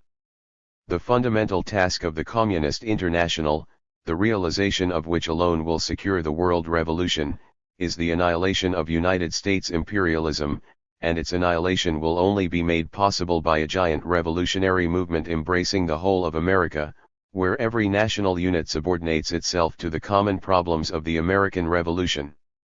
Rodek, at every Congress of the Second International, numerous protests were raised against the brutality of imperialist governments in colonial countries. Even now the colonial question is discussed endlessly at conferences of the Second International, and we see how Huysmans, Henderson, and company dish out independence left and right to different nations, even when they do not even demand it. If it was simply a question of trumpeting protests about imperialist policies out into the world and recognizing the independence of colonial peoples, our task would be a very simple one. But in the area of the practical struggle in the colonial countries, we are setting foot in completely new territory. Here it is not simply a question of sketching the foundations of communist policies, of sucking them out of our fingers, but of developing them out of a study of concrete colonial conditions. It is a question of taking practical steps to support the struggle in the colonies.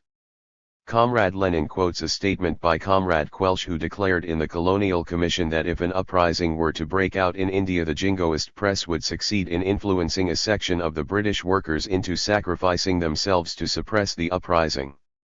If all that Quelch is pointing out is that there is among British workers a strong imperialist current, then that is a matter of fact. But if this fact is supposed to lead our English comrades to a passive posture towards a colonial revolt, and to saying that, because of this mood, they can do no more than pass protest resolutions, then one could say that the Communist International will first of all have to teach its members the ABC of politics. If British workers, instead of opposing bourgeois prejudices, support British imperialism or tolerate it passively, then they are working for the suppression of every revolutionary movement in Britain itself. It is impossible for the British proletariat to liberate itself from the yoke that capitalism has laid upon it without stepping into the breach for the colonial revolutionary movement.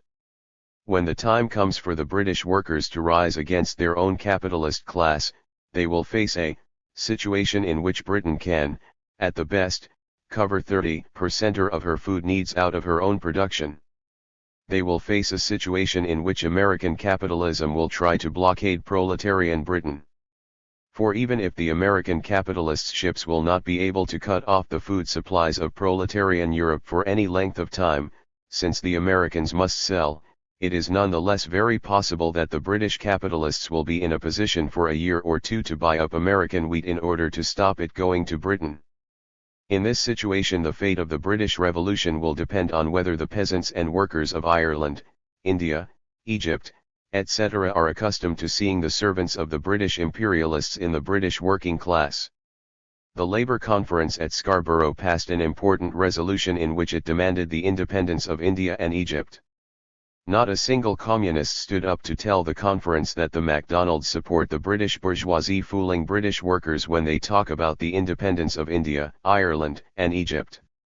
It is simple hypocrisy and swindling that these same people, who could not even rise to the level of characterizing General Dwyer as a common murderer in Parliament on the occasion of the Amritsar bloodbath, pretend to be the defenders of colonial independence. We greatly regret that our party comrades who are in the Labour Party did not tear the mask off these swindlers' faces. The International will not judge the British comrades by the articles that they write in the Call. The Call was the paper of the British Socialist Party. The Workers' Dreadnought was the paper of Sylvia Pankhurst's ultra-left group, the Workers' Socialist Federation and the Workers' Dreadnought, but by the number of comrades who are thrown into jail for agitating in the colonial countries. We would point out to the British comrades that it is their duty to help the Irish movement with all their strength, that it is their duty to agitate among the British troops, that it is their duty to use all their resources to block the policy that the British transport and railway unions are at present pursuing of permitting troop transports to be shipped to Ireland. It is very easy at the moment to speak out in Britain against intervention in Russia, since even the bourgeois left is against it. It is harder for the British comrades to take up the cause of Irish independence and of anti-militarist activity. We have a right to demand this difficult work of the British comrades. We will have more to say on this question and on the question of parliamentarism, but it is important here today to show the British comrades from the shop stewards movement who want to support the communist movement how childishly they are behaving, how they are throwing away an opportunity to fight, if they do not participate in Parliament. The peasants of India have no way of knowing that our shop stewards are fighting against their oppression. But if someone, without making a long speech, was to call things by their right name in Parliament, quite certainly he would be thrown out by the Speaker of the House, and Reuters would tell the world that a traitor had been found in the British Parliament who had called a murderer, a murderer. British capital, based on a strong bourgeoisie, cannot be overthrown only in London, Sheffield, Glasgow, and Manchester, it must also be beaten in the colonies. They are its Achilles heel, and it is the duty of the British Communists to go to the colonies and to fight at the head of the rising masses of the people and to support them. We scarcely know of a single case in the old International where a social democratic party made itself the champion of the liberation of the colonial peoples. When the Herreros were being driven in their thousands into the desert, the German socialists abstained from voting because they declared that they did not know the causes of the revolt and had no opinion on the matter. It is the duty of the Communist International to create an atmosphere in which it is not possible to take part in the Congress here without proving that one has helped the revolt in the colonies practically. This is one of the biggest and most important life or death questions for the Communist International.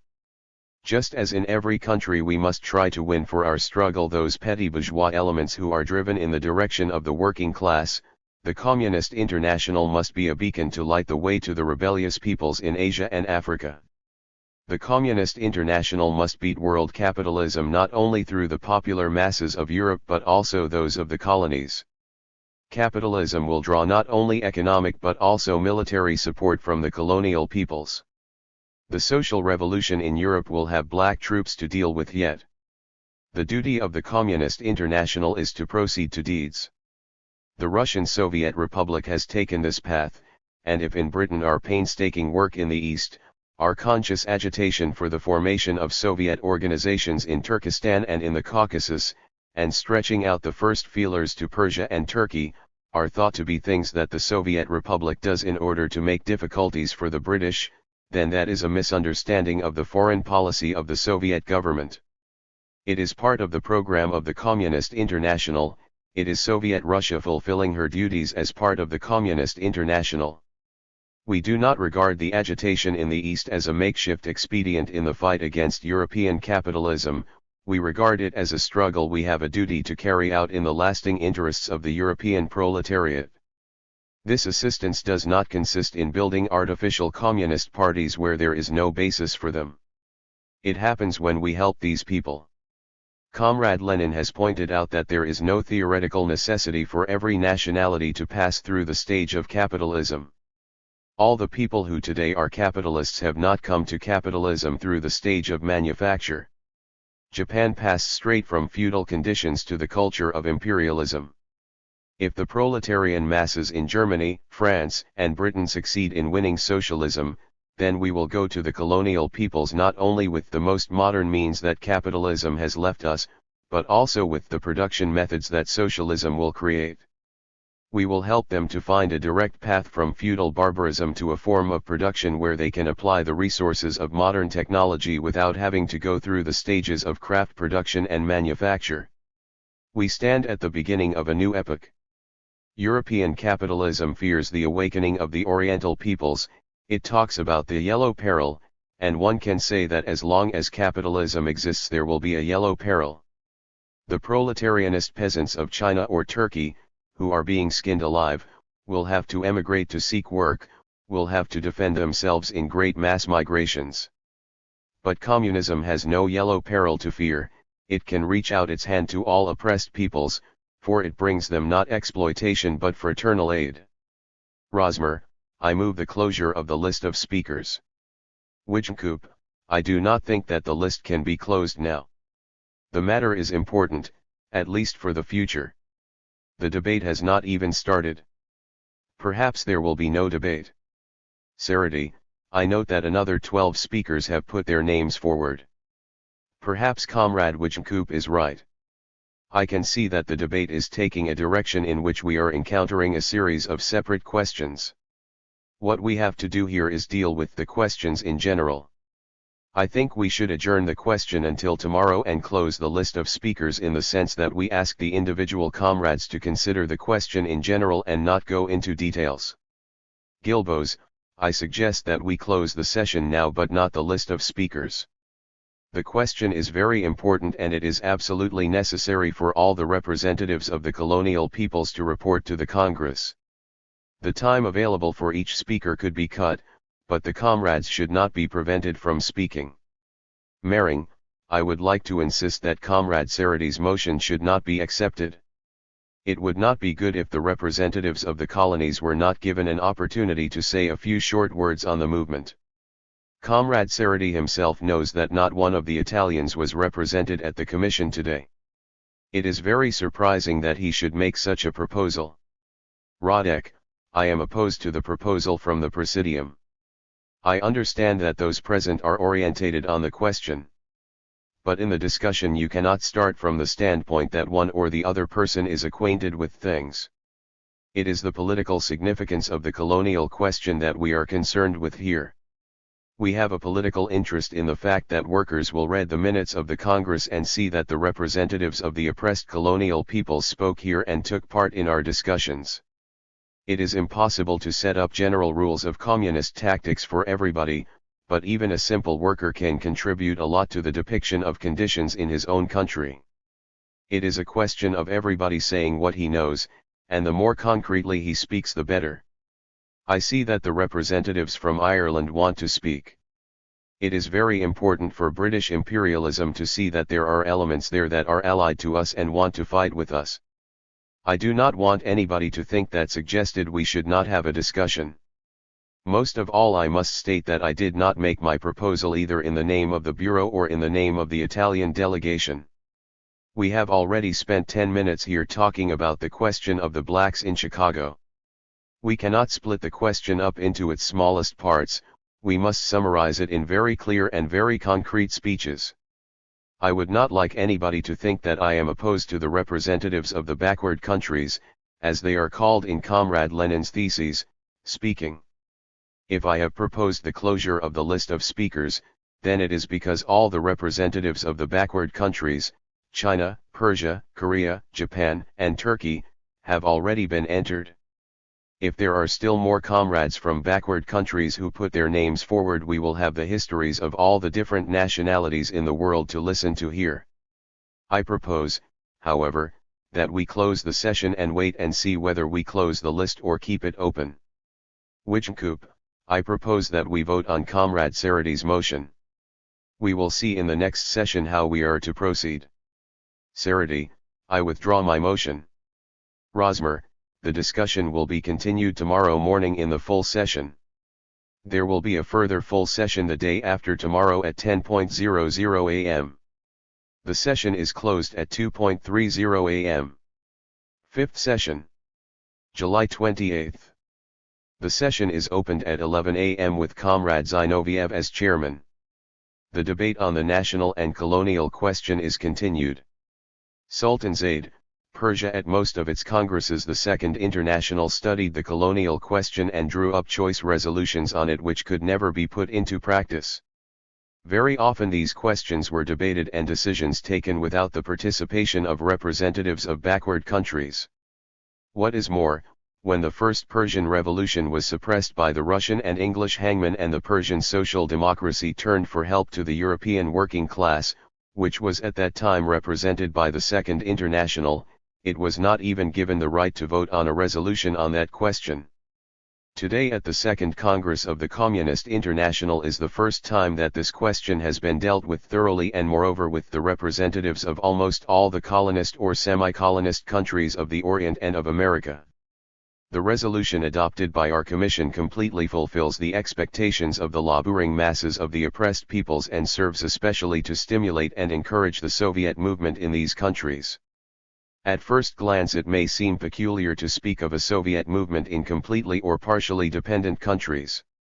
However, if we pay full attention to the social position of these countries, our doubts disappear.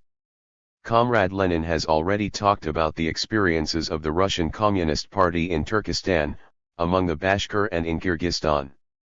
If the Soviet system is successfully ripening in these countries, the Soviet movement must spread powerfully in India and Persia, that is to say in countries where the differentiation between the classes is proceeding with giant steps. In 1870 all these countries were dominated by merchant capital. The position has only changed slightly. The colonial policies of the great powers turned these countries into markets and sources of raw materials for the great European centers by preventing the development of their national industries. The imports of European consumer goods into the colonies finished off native industry. Although the rapid growth of capitalist industry quickly proletarianized the old mass of craft workers in the European countries and gave them a new ideology, this was not the case in the Orient, where conditions forced thousands of unfortunates to emigrate to Europe and America. In these colonist or semi-colonist countries there are also masses of peasants whose living conditions are almost impossible. The burden of taxes and dues falls mainly on this unfortunate part of the population throughout the Orient. Since the peasants are almost the only people who produce food, they have to feed the legions of merchants and exploiters, employers, and tyrants. As a result of the oppression that bears down on them, this suppressed class in the Orient has not been able to build a powerfully organized revolutionary party. A great diversity of demands can be observed among the ruling classes. The interests of the trading circles demand the continuation of the colonial policies of the great powers, while those of the bourgeoisie on the other hand are damaged by foreign intervention. While the priesthood protests against the import of goods from countries with different religious beliefs, the merchants on the other hand do not hesitate to ally themselves with those countries. There is no unity among the ruling classes, nor can there be. These facts have created a revolutionary atmosphere, and the next storm of nationalism in these countries can quickly turn into a social revolution. That is in general the situation in the majority of Asian countries. Does it not follow from this that the fate of communism throughout the world depends on the victory of the social revolution in the East, as Comrade Roy assures you? Certainly not. Many comrades in Turkestan are caught up in this error. It is true that the behavior of the capitalists in the colonies awakens a revolutionary spirit. But it is just as true to say that through capitalist exploitation in the center a counter-revolutionary spirit is created among the labor aristocracy. Capitalism seeks consciously to hold up the revolution by trying to win small privileged layers of workers for itself.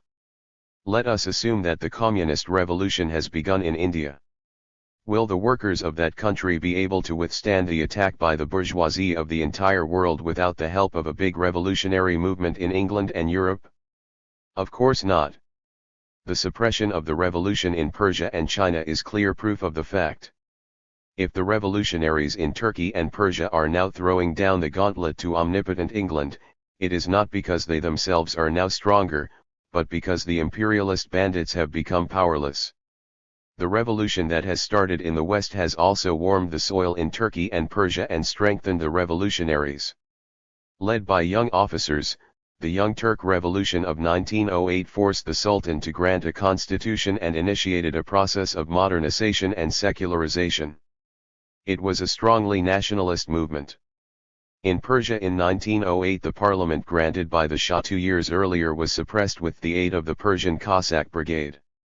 This ushered in a period of social and political upheaval in which the masses took part. The epoch of the world revolution has begun. The point in the theses that provides for the support of the bourgeois democratic movement in the backward countries can, it seems to me, only have reference to those countries in which this movement is in its very early stages. If one were to try to proceed according to the theses in countries which already have 10 or more years of experience, or in those where the movement has already had power, it would mean driving the masses into the arms of the counter-revolution. The task is to create and maintain a purely communist movement in opposition to the bourgeois democratic one. Any other judgment of the facts could lead to regrettable results. Grazie a Dio, Italy. I should like to remark first of all that I shall only represent my own personal views. After the latest amendments made to Comrade Lenin's theses in their final form, after the improvements and explanations carried out by the Commission, particularly with respect to the second thesis, which created many difficulties for me in its original form, I can announce that I am prepared to sign everything that Comrade Lenin proposes. If I have understood it correctly, Comrade Lenin poses the question in the following way: just as in every nation there are exploiters and exploited, so too in international relations there are nations that are exploited by other nations.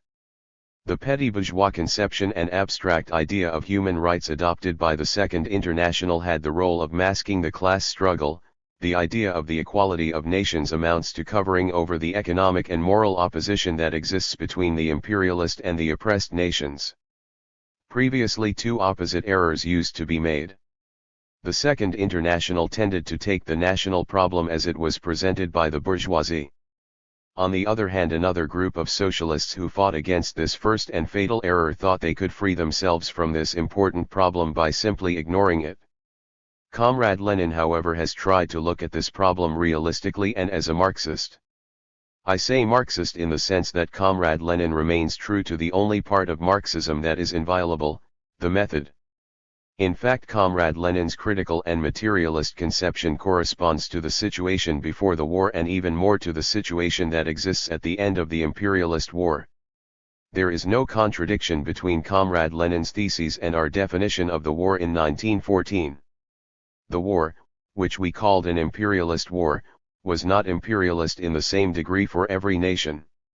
This distinction must be drawn since the smaller nations and especially the colonies were drawn into the war together with the great powers and were rather the victims of imperialism. Only the richest and strongest nations could draw any advantage from such a long and destructive war. It cost the smaller nations the greater or lesser extent of economic independence they previously had. Even where their earlier territorial frontiers have remained the same, their position has become exceptionally difficult. Two facts that emerge from this predominate at the moment: on the one hand the struggle of the great imperialist powers against Soviet Russia, against whom the smaller nations, Poland, Romania, etc., are sent into the field, and on the other hand the possibility that Soviet Russia can forge in the revolts of the smaller nations, and of the colonies against the exploitative imperialism of the capitalist countries, a mighty weapon against imperialism. However true all this is, I should still like to comment that one cannot, it seems to me, separate the Communist International from the Soviet government. The victory of the latter alone made the foundation and success of the Communist International possible, just as the fall of the Paris Commune brought with it the collapse of the First International. It cannot, however, be denied that the work that our Russian comrades have performed with such heroism and talent in the face of a crowd of enemies could, under the pressure of necessity and against their will, lead to a left opportunism that an organization like the Communist International should try to avoid. A very strict definition of principles is also necessary. It is important to emphasize that action in countries where true imperialist capitalism exists should be distinguished from that in backward countries and colonies. The local parties should moreover be given certain guarantees. That is all that I propose to add to Comrade Lenin's theses. In doing so, I would like to say that I insist on the spirit of these additions rather than the word. I propose to start the 11th thesis as follows. In those countries where the position of the ruling class permits them to carry out a national imperialist policy, and where as a consequence there is a sufficiently strong industrial proletariat, the communist parties must start an open and inexorable struggle. The text will then continue, in relation to, etc. Further on in the 11th thesis, section 1 line 1, instead of the necessity to support, read, the duty of an active interest. Lines 3 to 4, instead of the duty of supporting them, the duty of an active interest. Section 5 line 5, instead of should not support them, read, should not take an interest in. Line 13, instead of must make temporary contacts, read, must maintain temporary relations. Instead of the Commission's amendment and the form must be discussed with the Communist Party in question, read, the interest of the Communist International in such a movement is determined at any given time by the fact that the Communist Party in question have discussed the nature of their activity and that the following conditions are fulfilled, as well as all the other conditions dictated by the situation and by experience. In the 12th thesis, the last part of the penultimate sentence, from the words and the duty to the words of this distrust, must be left out. The conception of the word support which is used in the theses is narrower than that of the term active interest. The necessity of active interest describes the support, but only as one among many possibilities. It would be better if nationalist movements were quickly used everywhere to create a revolutionary movement. The same can be said of contacts. They are only individual cases, and by no means the most desirable. Lao Xiaotao, China. The end of 1918 found China embroiled in a civil war. The South was under the temporary rule of a provisional revolutionary government whose chief purpose was the most bitter struggle with the Pekin government. At the head of the Southern government there stood at first the famous leader of the First Chinese Revolution, Sun Yat-sen, who meanwhile soon withdrew from the government as a result of the conflicts that broke out between him and the representatives of the old bureaucracy who had remained within the Southern government. Since then he has not officially participated in the business of government. The Southern government is still carrying on the struggle against the Pekin government. This struggle proceeds under the slogans proclaimed by the Sun Yat-sen Group, whose basic principle is the restoration of the rights of the old parliament and the old president and the forced resignation of the Pekin government.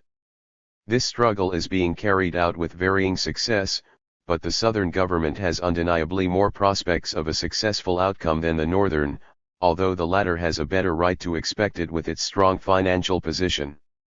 In the last few days we have been informed that the Southern government's troops have occupied Hunan, that is, one of the central provinces bordering on Pekin.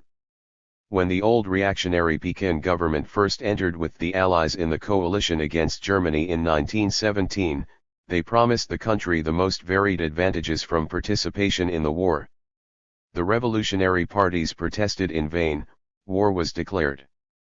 The Chinese people, however, had some faith in these promises, and until the calling of the Versailles Conference they nourished hopes. How great then was their disappointment when Versailles gave nothing to China, but on the contrary assured to Japan the rights and territorial conquests she had won during the war at China's expense. After the return of the delegation from Versailles, a movement began against the government and against the Japanese which must not be underestimated. Students organized in associations whose center was in Shanghai placed themselves at the head of this movement. The students started a widespread agitation with mass meetings, strikes, manifestos, etc. They also agitated for a boycott of Japanese goods. The results of this movement were extremely small, they were forcibly suppressed. In a few cases demonstrators were even shot. Nevertheless, the movement played a significant role in that it awoke a feeling of outrage against the government in the masses. Recently, since they have realized that they can achieve nothing on their own, the students have begun to draw the mass of workers along with them. The Chinese workers too have begun to show what they are capable of, and that as the representatives of an industrial working class that is still very young. Thus, in the course of the past year we have experienced in Shanghai a series of strikes, although admittedly with purely economic aims. The Socialist Party of Shanghai is winning more and more popularity among the workers. This party is Marxist. From the weekly newspaper it publishes it can be seen that this movement is to be taken seriously. In its issue of the 1st of May we find the slogans, "Those who do not work should not eat," and "The whole world should belong to the proletariat." This newspaper uninterruptedly propagates the idea of socialism in opposition to nationalism. It insists on a fraternal alliance with Soviet Russia. It protests against last year's Sino-Japanese treaty whose aim was conquest of Siberia. In all its articles the newspaper defends the point of view that the proletariat should fight the bourgeoisie and that the principle of nationalism and state independence should give way to the principle of internationalism. This newspaper is extremely popular. Thus we see here the beginnings of an organization that embraces not only the industrial proletariat but also the craftsmen. The crisis of European industry also found an echo in China. China is flooded with an extraordinary amount of foreign goods. Chinese industry does not develop and the Chinese proletariat is in a pitiable position. Put briefly, China's intellectuals, the students and the working class possess rich material for revolutionary agitation. Although there are no great landed properties in China, we can nonetheless already see how, where the peasantry is concerned, the richer peasants are gradually buying up the land, which has as a result the growth in the number of poor peasants. It goes without saying that this part of the population readily follow the urban proletariat in the revolutionary movement. China consists at present of a series of almost autonomous provinces headed by governors with full powers. All these governors are, like the members of the government, members of the Anfu military party, that is to say the party of the bureaucrats, most of whom had important posts under the monarchy.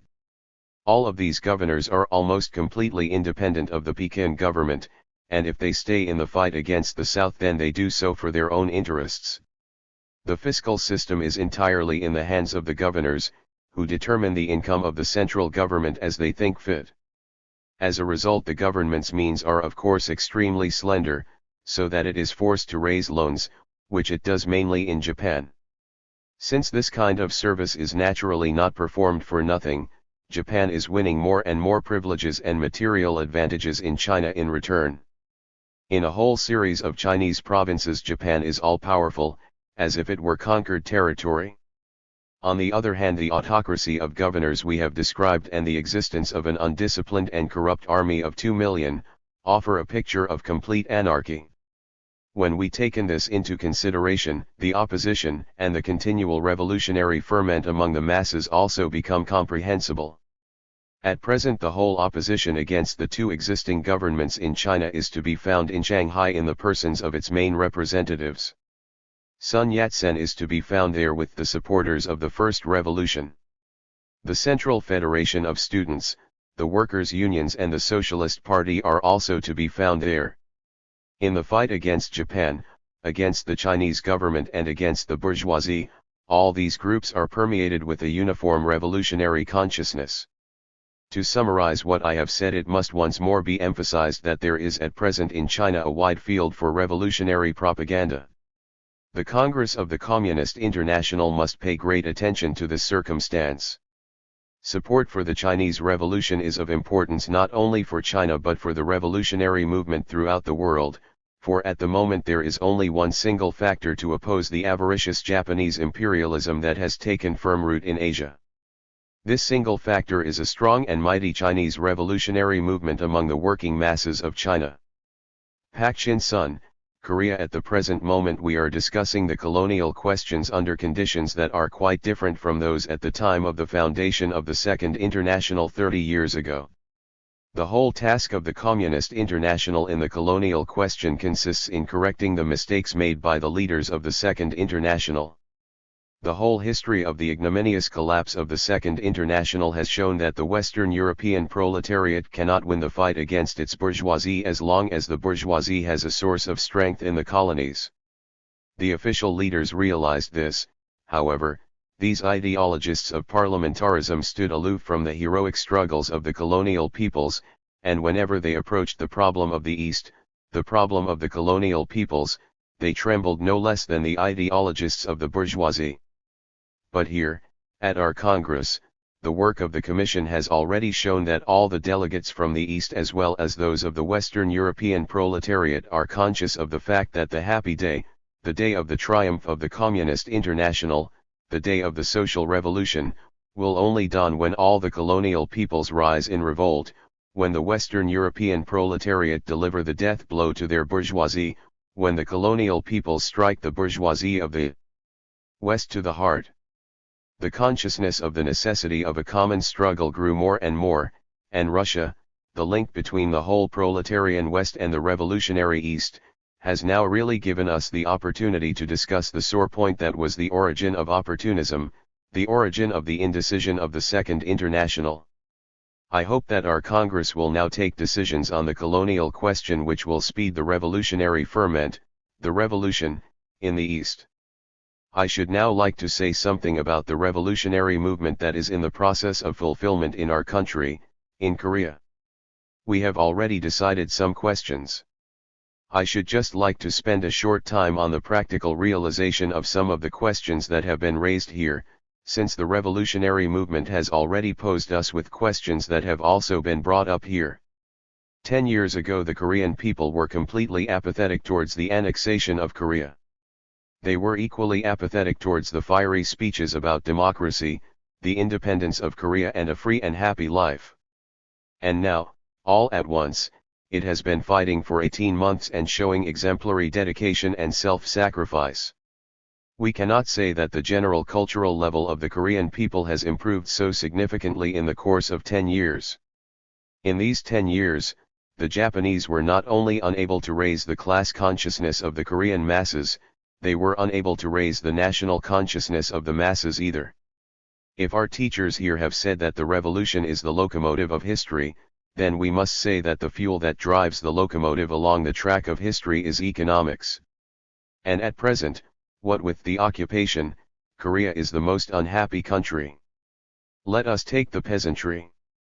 They are laden with taxes that are 300 to 350% or higher than they were before annexation. Naturally that ruins the peasantry, and the policy of the Japanese Agrarian Bank, which wants a forced emigration from Japan proper to Korea, annoys the majority of the peasants, particularly the middle peasants.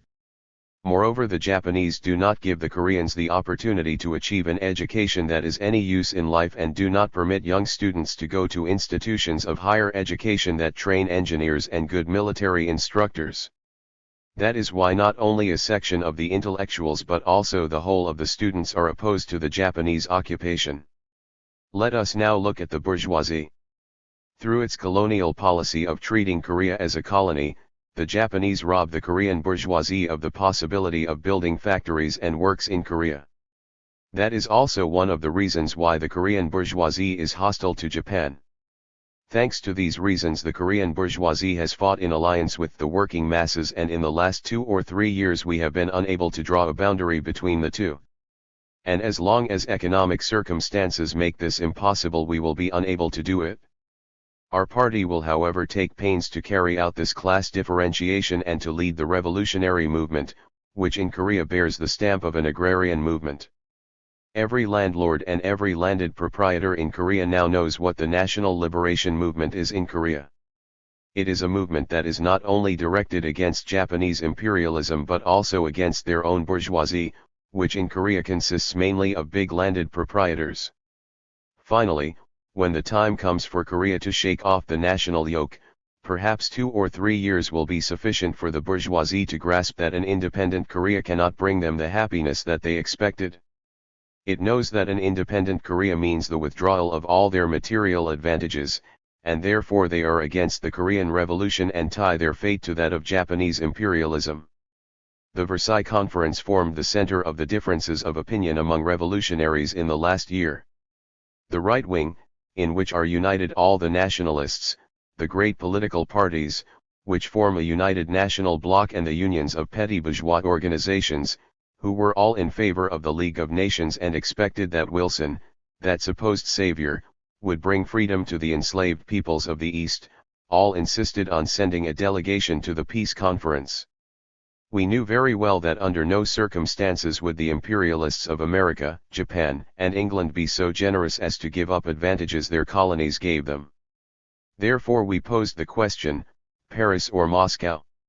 Our historical evaluation proved to be correct. Our Korean delegation had no success at the Versailles Conference, and our influence among the masses began to grow and is still growing. Our party is now one of the big parties and has a significant influence on the masses.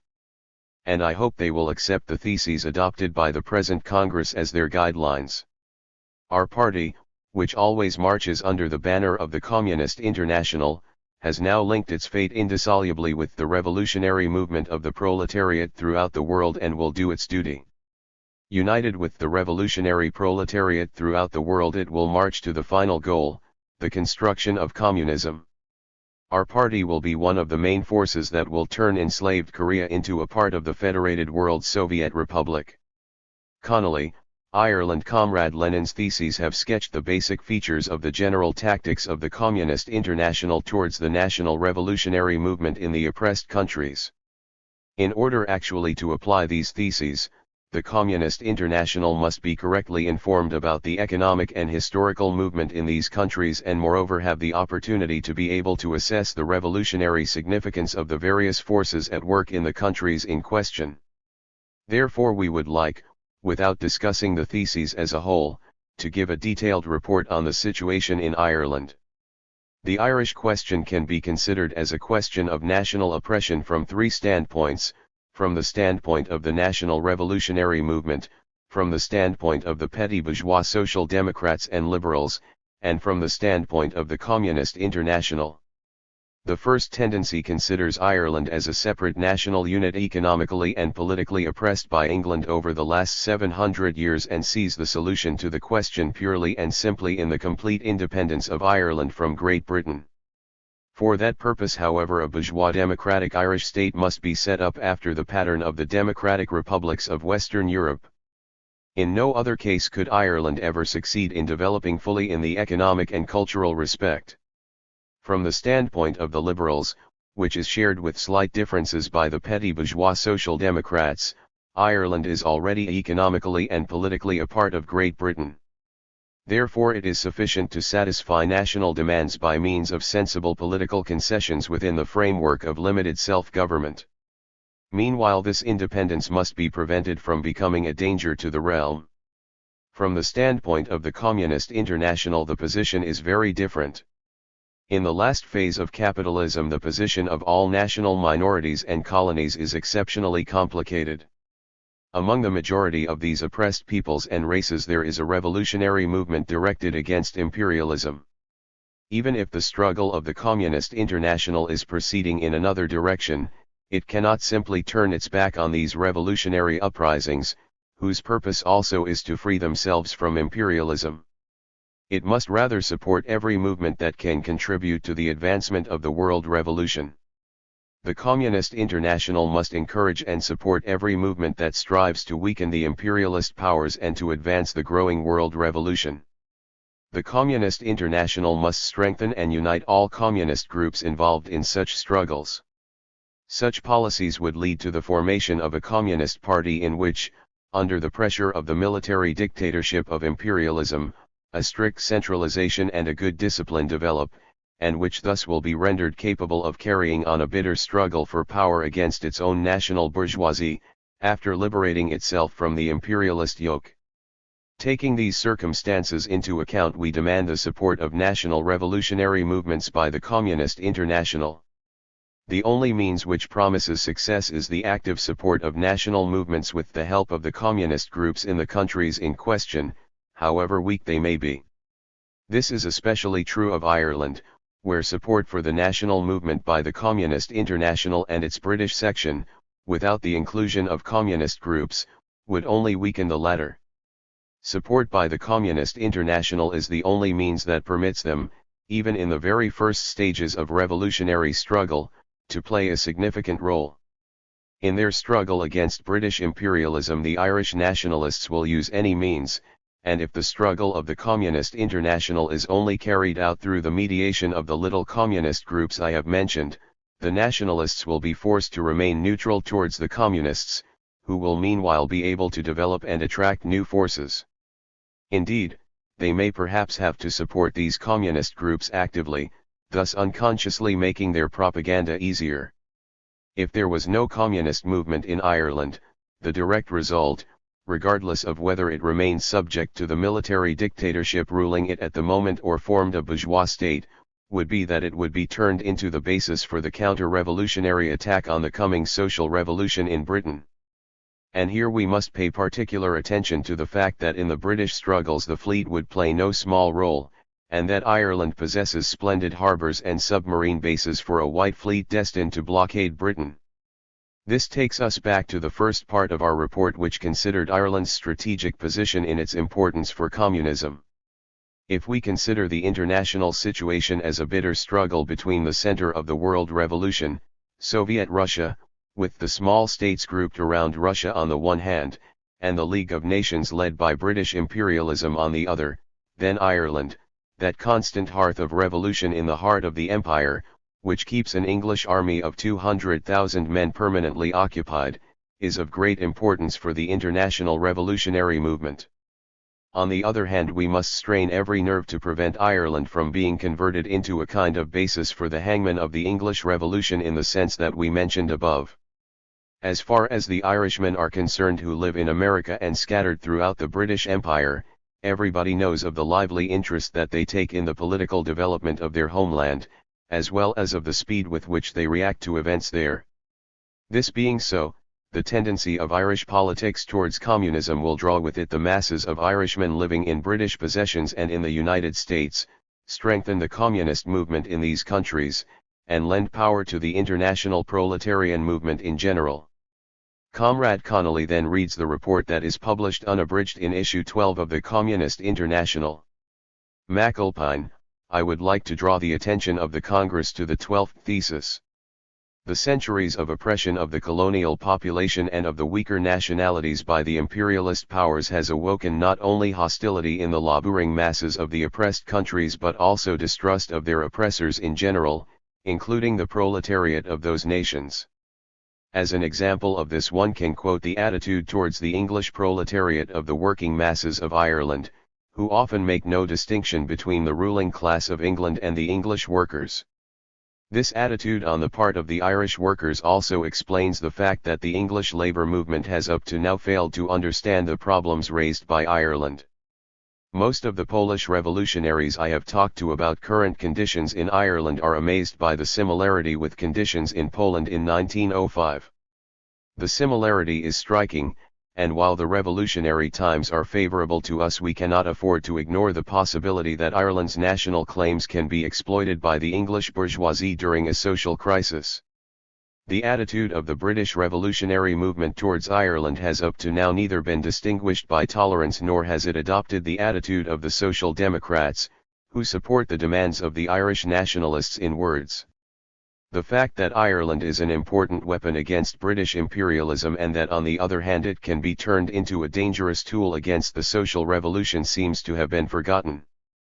It seems that the shop stewards movement is the first to give full recognition to the importance of the Irish question and its relationship to the British revolutionary movement.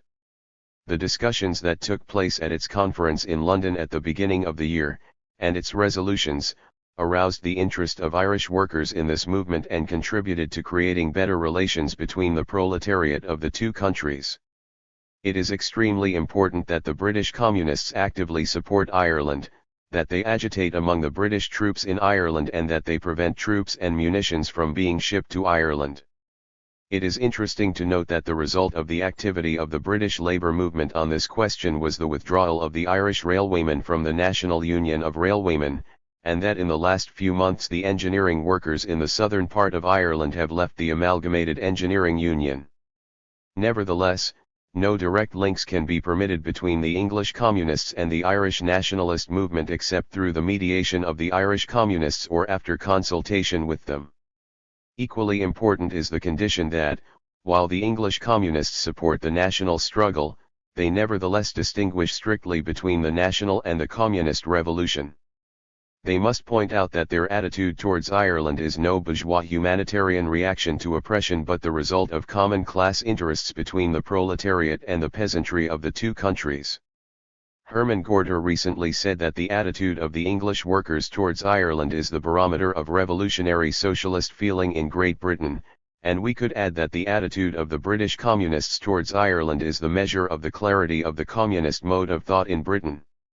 In relation to the claim made in the Commission that English workers would regard support for the revolutionary struggle of the colonies against British imperialism as treason, it must be said that the faster English workers learn to commit such treason against the bourgeois state the better it will be for the revolutionary movement. Such support is very necessary, even if it is only limited to the education of the English working masses. I protest violently against our Italian comrade Graziadei's proposal to put show active interest in place of give support in number 11 of the theses. That is a Wilsonian phrase and meaningless, like all that gentleman's phrases. It is an underhand way of abolishing this point completely, and is reminiscent of the methods applied by the Second International towards the smaller nationalities. I wanted to touch upon various other points, but since I have very little time available I will only mention them briefly. The position in Ulster, or at least in the northern part of that province, is different from that in the other parts of Ireland. In many respects it offers the communists a less complicated problem than is the case in the other parts of Ireland. The majority of the inhabitants of this part of Ireland consists of anti-nationalists and of opponents of the other part of Ireland.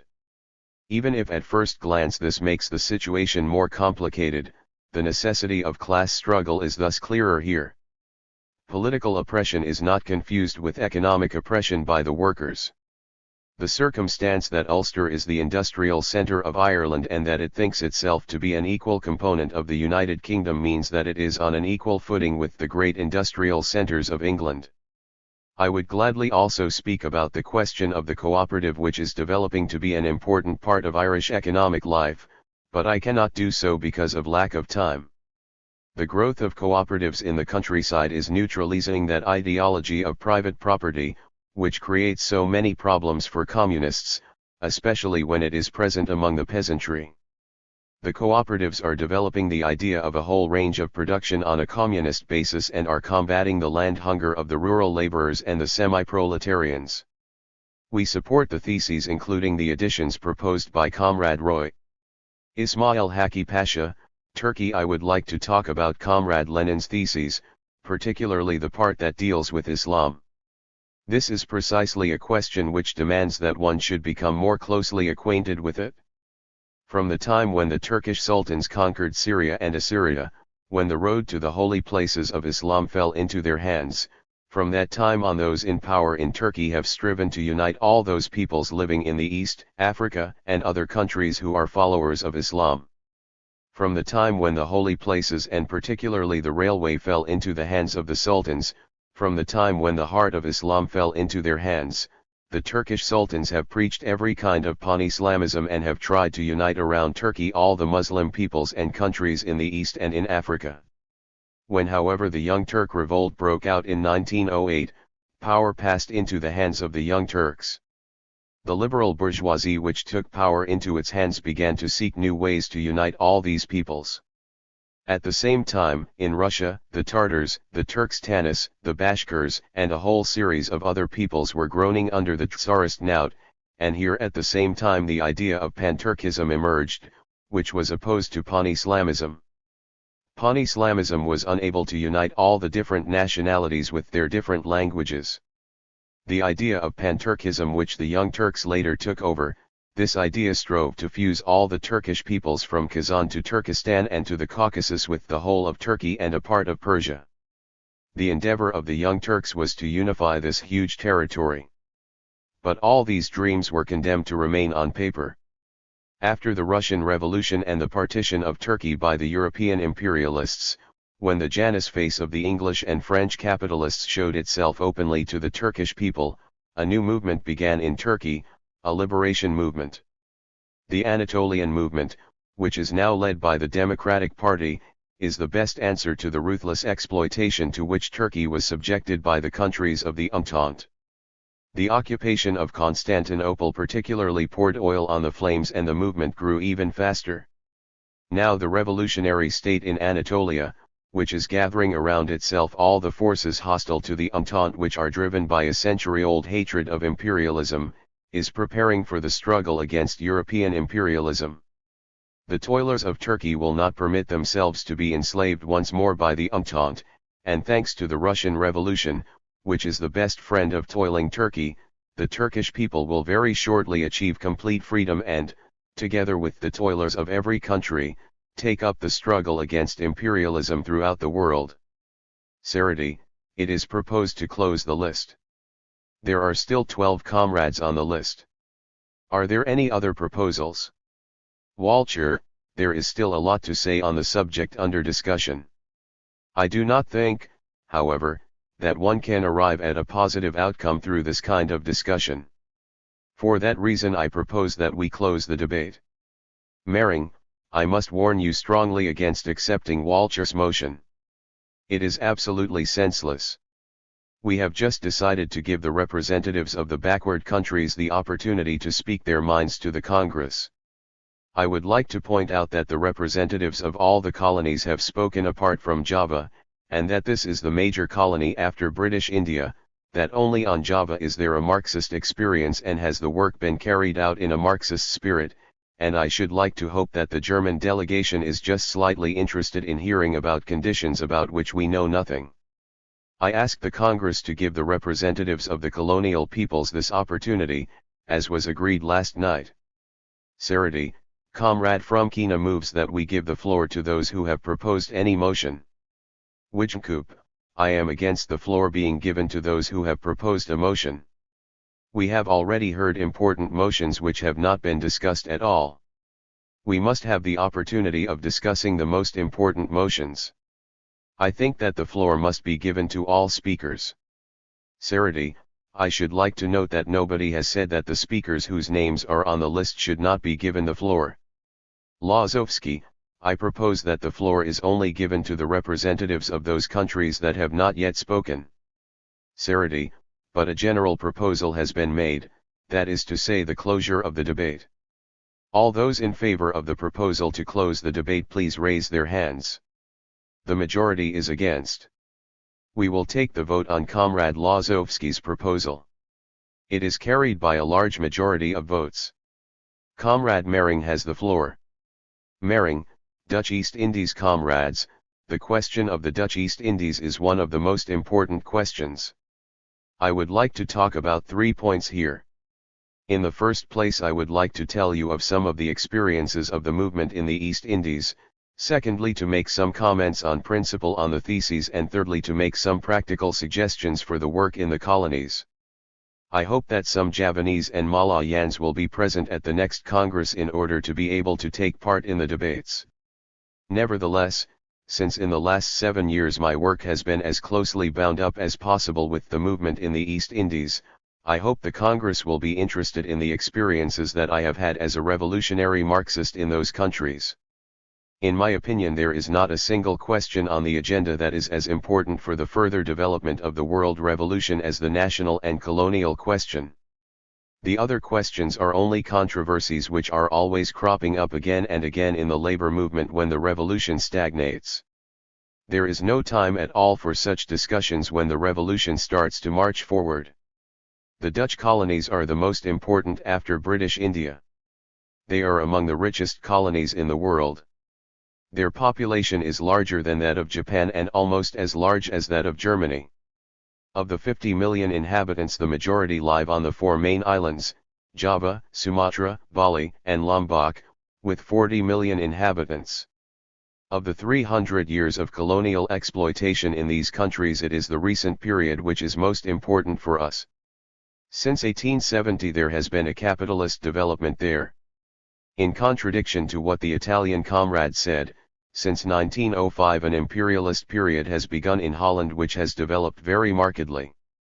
Within 10 years the Dutch rule over a great part of Sumatra, over Borneo, Celebes, and New Guinea was consolidated.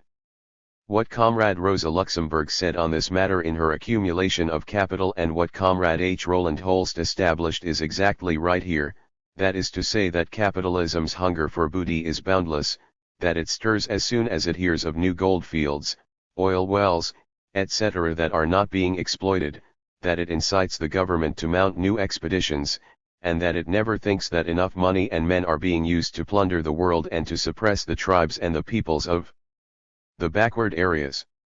Since 1905 the development of capitalism in these Asian countries has been very rapid. One only needs to emphasize the fact that 1,500 million, a third of the whole of Holland's capitalist property, has been invested in the colonies.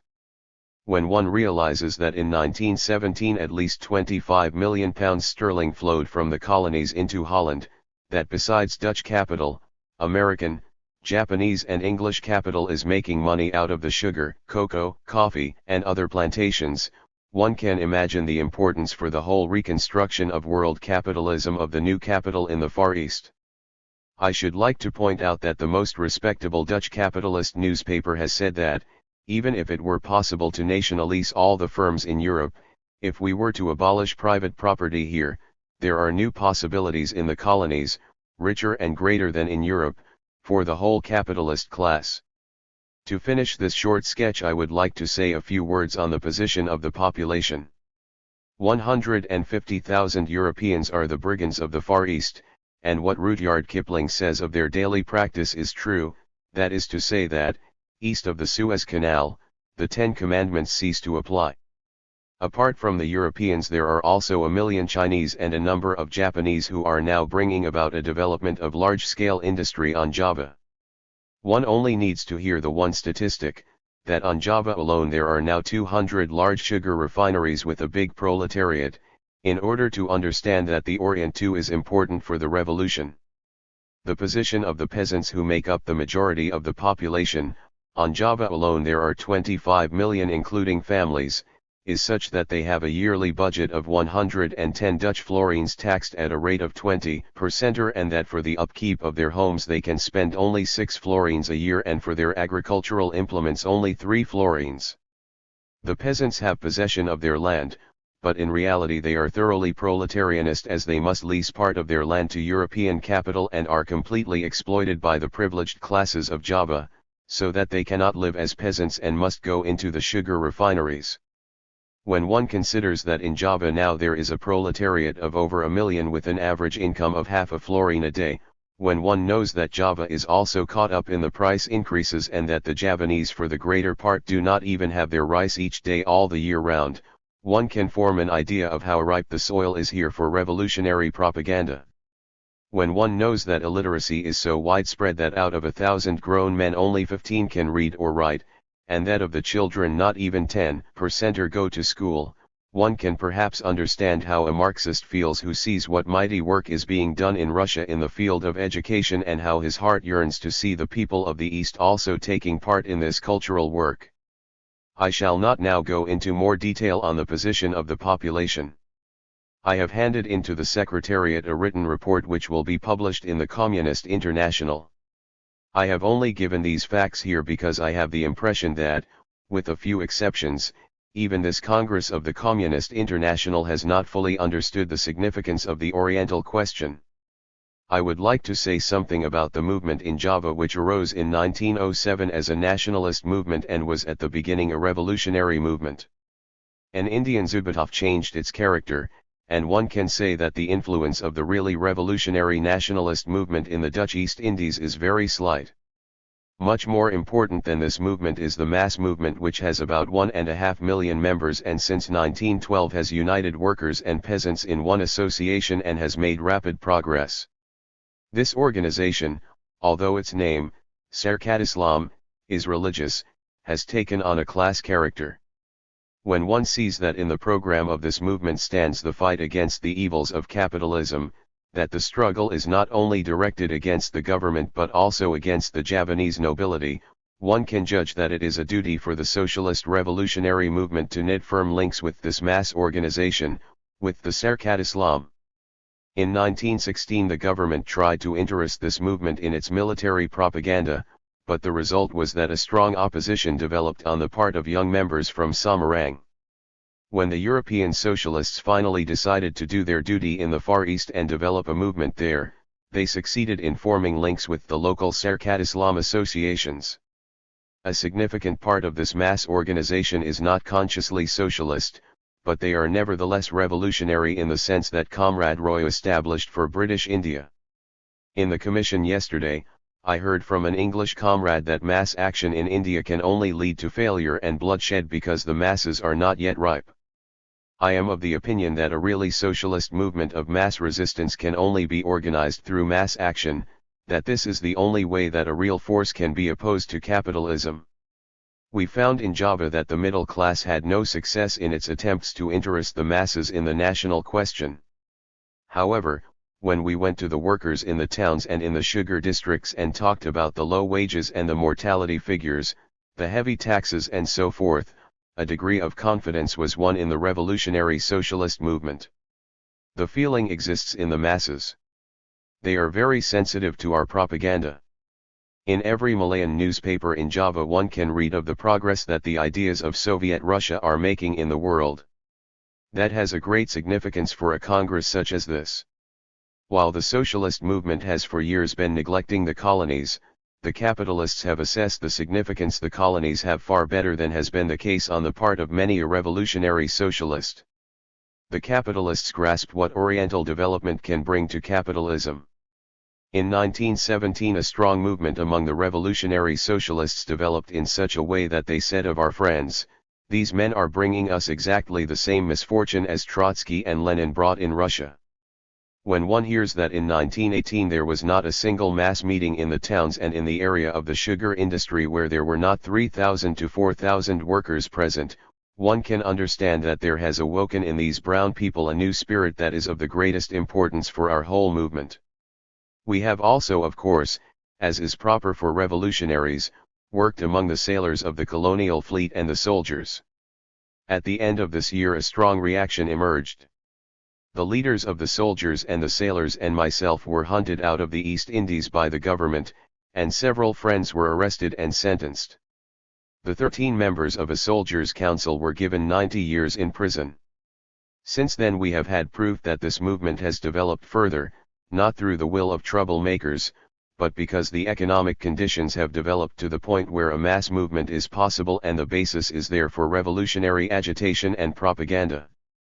On the second point I would like to say that I can see no difference between Comrade Lenin's theses and those of Comrade Roy.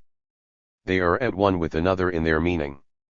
The difficulty consists only in finding the correct attitude towards the relations between the revolutionary nationalist and the socialist movements in the backward countries and the colonies. In practice this difficulty does not exist. There is the necessity of working together with the revolutionary nationalist elements, and we are only doing half the job if we deny this movement and play at being doctrinaire Marxists. We must not now adopt the so-called Marxism of Q for the colonies, but we must grasp that the capitalist development can be bypassed in the colonies.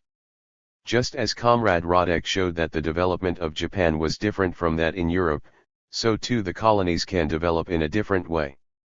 I was especially delighted that Comrade Radek made it clear to the Congress last night that we do not go to India to exploit but to bring them the best achievements of the proletariat, the hope of a new fief and of cultural and economic freedom, and that he pointed out their duty to the English working class, that he showed that the English working class must not forget the colonies in their political and trades union agitation, and that if they do not support the revolutionary struggle in the colonies they are only the handmaidens of the capitalists. And I say that, until the English workers understand that, they may be able to win a lot of votes at the elections but they have done no work of any real revolutionary significance. We cannot be satisfied with passing long resolutions, we must perform some practical service to the Far East. I have shown what possibilities exist for agitation. We are shortly going to the Congress in Baku. Called by the Communist International the Baku Congress of the Peoples of the East, it was attended by 1,891 delegates, the majority of whom were not communists. It was presided over by Zinoviev and passed 2 manifestos and several resolutions calling for a struggle against foreign and domestic oppressors and for the establishment of Soviet government. The Congress set up a Council for Propaganda and Action of the Peoples of the East. But we do not have any illusions that this Congress will have any great significance for the Far East. That is impossible. I would like to propose that the theses adopted here should be published in a number of Oriental languages by the Communist International and distributed particularly among Chinese and Indian revolutionaries. I would like further to propose that a propaganda bureau of the Communist International should be set up for the Far East too and also for the Middle East. Since the movement is so important now, it would be very useful to unify the work that already exists there and to carry on concentrated propaganda which cannot be led satisfactorily from Moscow. To finish, I have one more request. Comrade Reed said yesterday that the Negroes must come here to see conditions in Russia for themselves. I propose that the Communist International gives the Far Eastern leaders the opportunity to live here for 6 months and study some courses on communism so that they understand correctly what is happening here and can carry out the ideas of the theses, so that they can achieve the Soviet type of organization in practice and perform communist work in the colonies. I demand this because Moscow and Petrograd form a new Mecca for the East, and the capitalist governments will all try to prevent our communist Hajis, one who has made the pilgrimage to Mecca, from traveling to Moscow and Petrograd. We must give Oriental revolutionaries the opportunity of training themselves theoretically here in Russia so that the Far East can become a living member of the Communist International. From Kina, I think that the national minorities, that is to say minorities who occupy a specific territory, must also be taken into account. I am amazed to see repeated here the error which the Second International permitted itself to make. Territorial autonomy is talked about and national minorities are not taken into account. I think that the national minorities in different countries ought to be taken into account. I propose to make an addendum to point 9. Before that, however, I think that the experience of the Communist Party and of the Soviet order in Russia ought to be remembered. The organizations of the Communist Party of Russia and the Soviet institutions possess special departments for national minorities which are concerned with the national minorities and everything to do with, for example, the Jewish question, etc. I propose the following addendum on page 43 at the end of the thesis, before point 10. At the same time, the communist parties in every country must carry out a decisive struggle, not only in their propaganda but also in their general policies, against the bourgeois concept of the exclusive right of this or that national majority to possess the territory they inhabit, and against the concept held by National Socialists who consider the national majority as absolute rulers and treat extraterritorial national minorities of workers who live on their territories as foreigners, Poland, the Ukraine. Unless the categorical demand of the practical exercise of the rights of the national minorities living in various countries is assured, rights which can only be absolutely guaranteed by the dictatorship of the proletariat, the unconditional support of the revolutionary tendencies in oppressed countries with variegated populations could turn the previously oppressed petty bourgeois masses into oppressors. The experience of the Soviet power and of the Communist Party of Russia, which gives the working masses of all nations the true opportunity to develop intellectually, thanks to the great ramification of the organs of state, sections for the education of national minorities, commissariats for national affairs, etc., whereby a truly fraternal coexistence between all nations is achieved, must form the basis of the national program valid for all communist parties. One is tempted to regard all extraterritorial minorities as foreigners. That is what it is like in Poland and the Ukraine.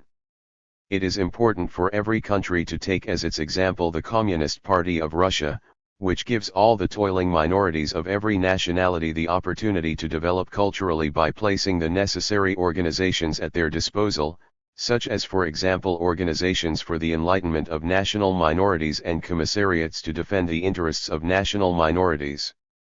This example must be taken into consideration by every communist party during the discussion of the national question.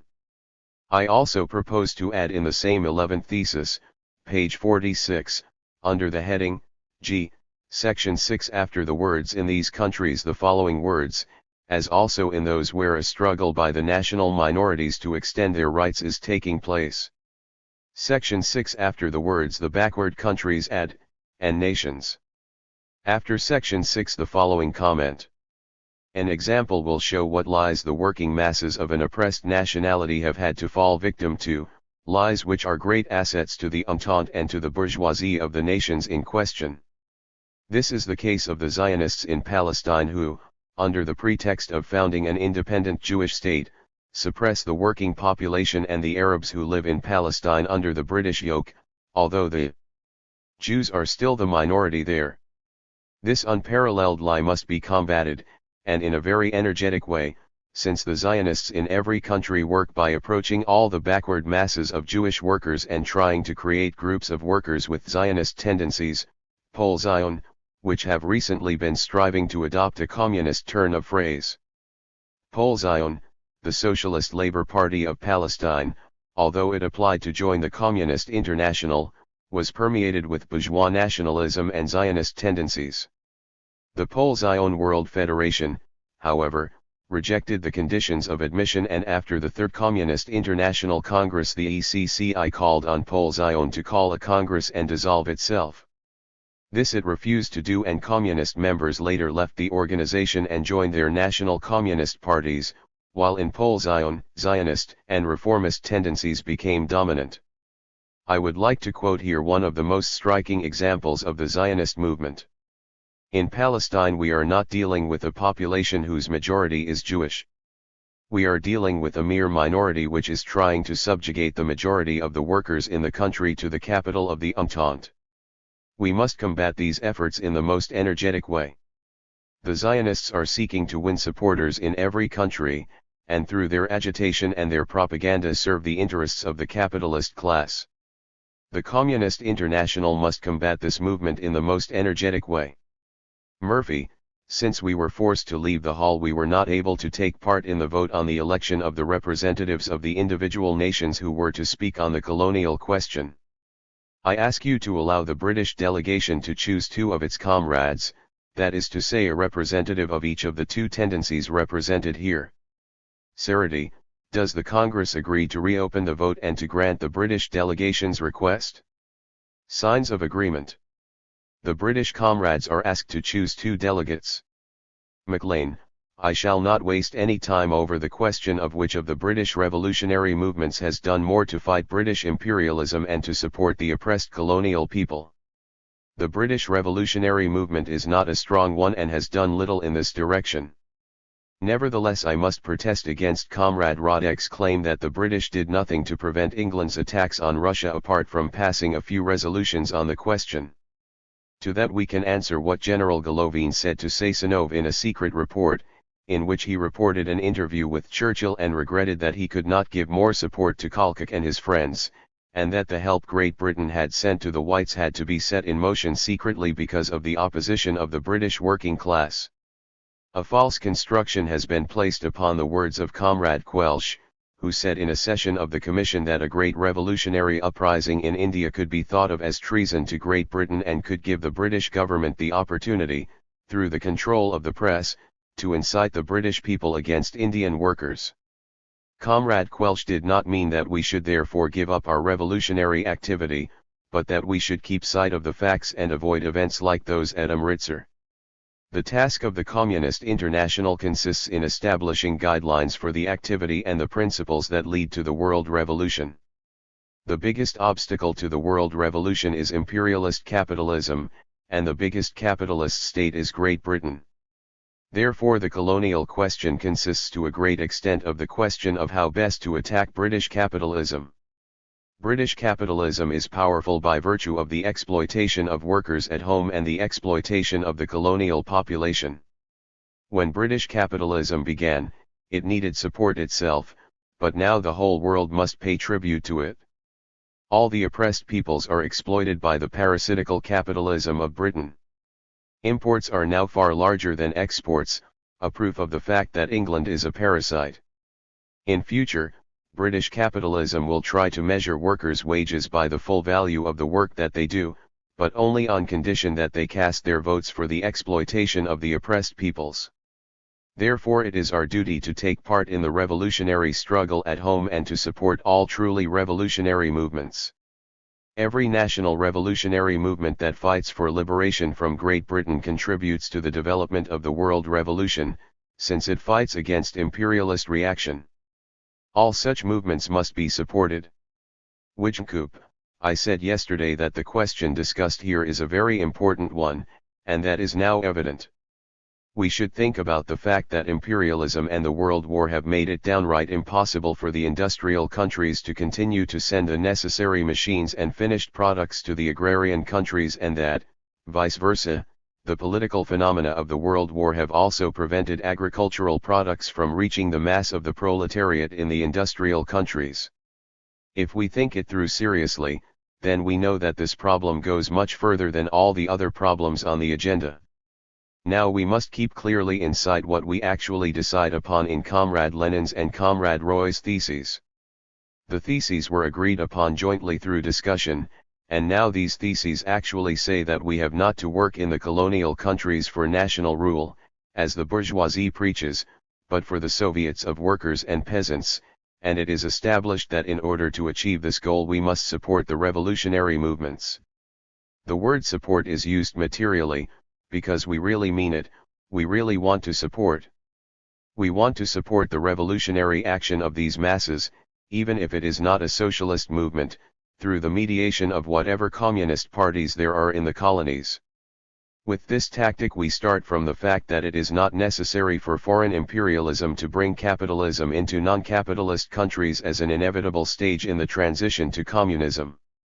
On the contrary, we want, whenever possible, to prevent this by our tactics and by support of the revolutionary movement. We are therefore fighting not only against the political rule of foreign imperialism but also against the growth of national capitalism. If we do that, then I think that the support of the revolutionary nationalist mass movements, and the fight against the conviction that the penetration of capitalism into the colonies is a necessary precondition for the transition to socialism, are the main things in the theses of Comrades Lenin and Roy.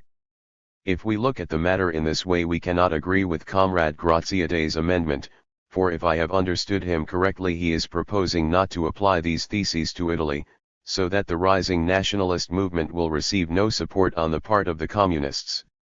He is afraid that we are perhaps counting Italy in with those backward countries, and for this reason he thinks that his amendment is necessary. I, however, think it is superfluous, since it seems to me that nobody here could assume that the paragraphs listed here under section 11 could apply to a country like Italy. These only refer to those states and nations that have a backward character, so that a country like Italy cannot at all be brought under this heading. We also considered in the Commission whether it would not be to the purpose to describe in greater detail what we mean by a backward country. The question was answered in the negative. If we were to accept Comrade Graziadei's proposal, there would immediately be new difficulties with, for example, Bulgaria and Greece. Such questions will always arise, and they can only be solved practically by the communist parties of the individual countries with the help of the theses and of the guidelines that the Communist International will give here. It would therefore not be wise to accept Comrade Graziadei's addendum here, although I think that his practical aim is good. It is the same with the other special amendments that he proposes. The Irish comrade has already polemicized against his proposal to amend active support to active interest. Perhaps the speaker did not understand Comrade Graziadei, but if this construction can be placed on these words, then it is a misconstruction. We must oppose it. We want the workers to have an active interest in the struggles of the communists. We want them also to support revolutionary nationalist movements. Comrade Graziadei wants the same thing, but he thinks it is expressed better in the words he uses. We say in the theses that there must be support. I do not think therefore that it would be good to accept Comrade Graziadei's wording. I agree with what Comrade Frumkina said. I do not know whether the motion is good. If it does not fit some country or other, we must deal with the question in the Commission. Comrade Mering said so much about Java that we do not need to say any more here. I associate myself completely with him. In order to show that there is really a capitalist development there with all its characteristics, it is sufficient to say that the 200 sugar refineries of which Comrade Mering spoke are in the hands of 3 trusts which are also expanding into other firms and industries. That is the phenomenon of the highest stage of capitalism. The proletarians must fight it, and that is what they are doing. Now to talk about Comrade Radek's remarks. I am glad that Comrade Radek said that English imperialism cannot be beaten in London but in the colonies. I really believe that many English comrades do not understand this. Comrade Radek understands it very well, but it must be understood in general and not in a petty manner.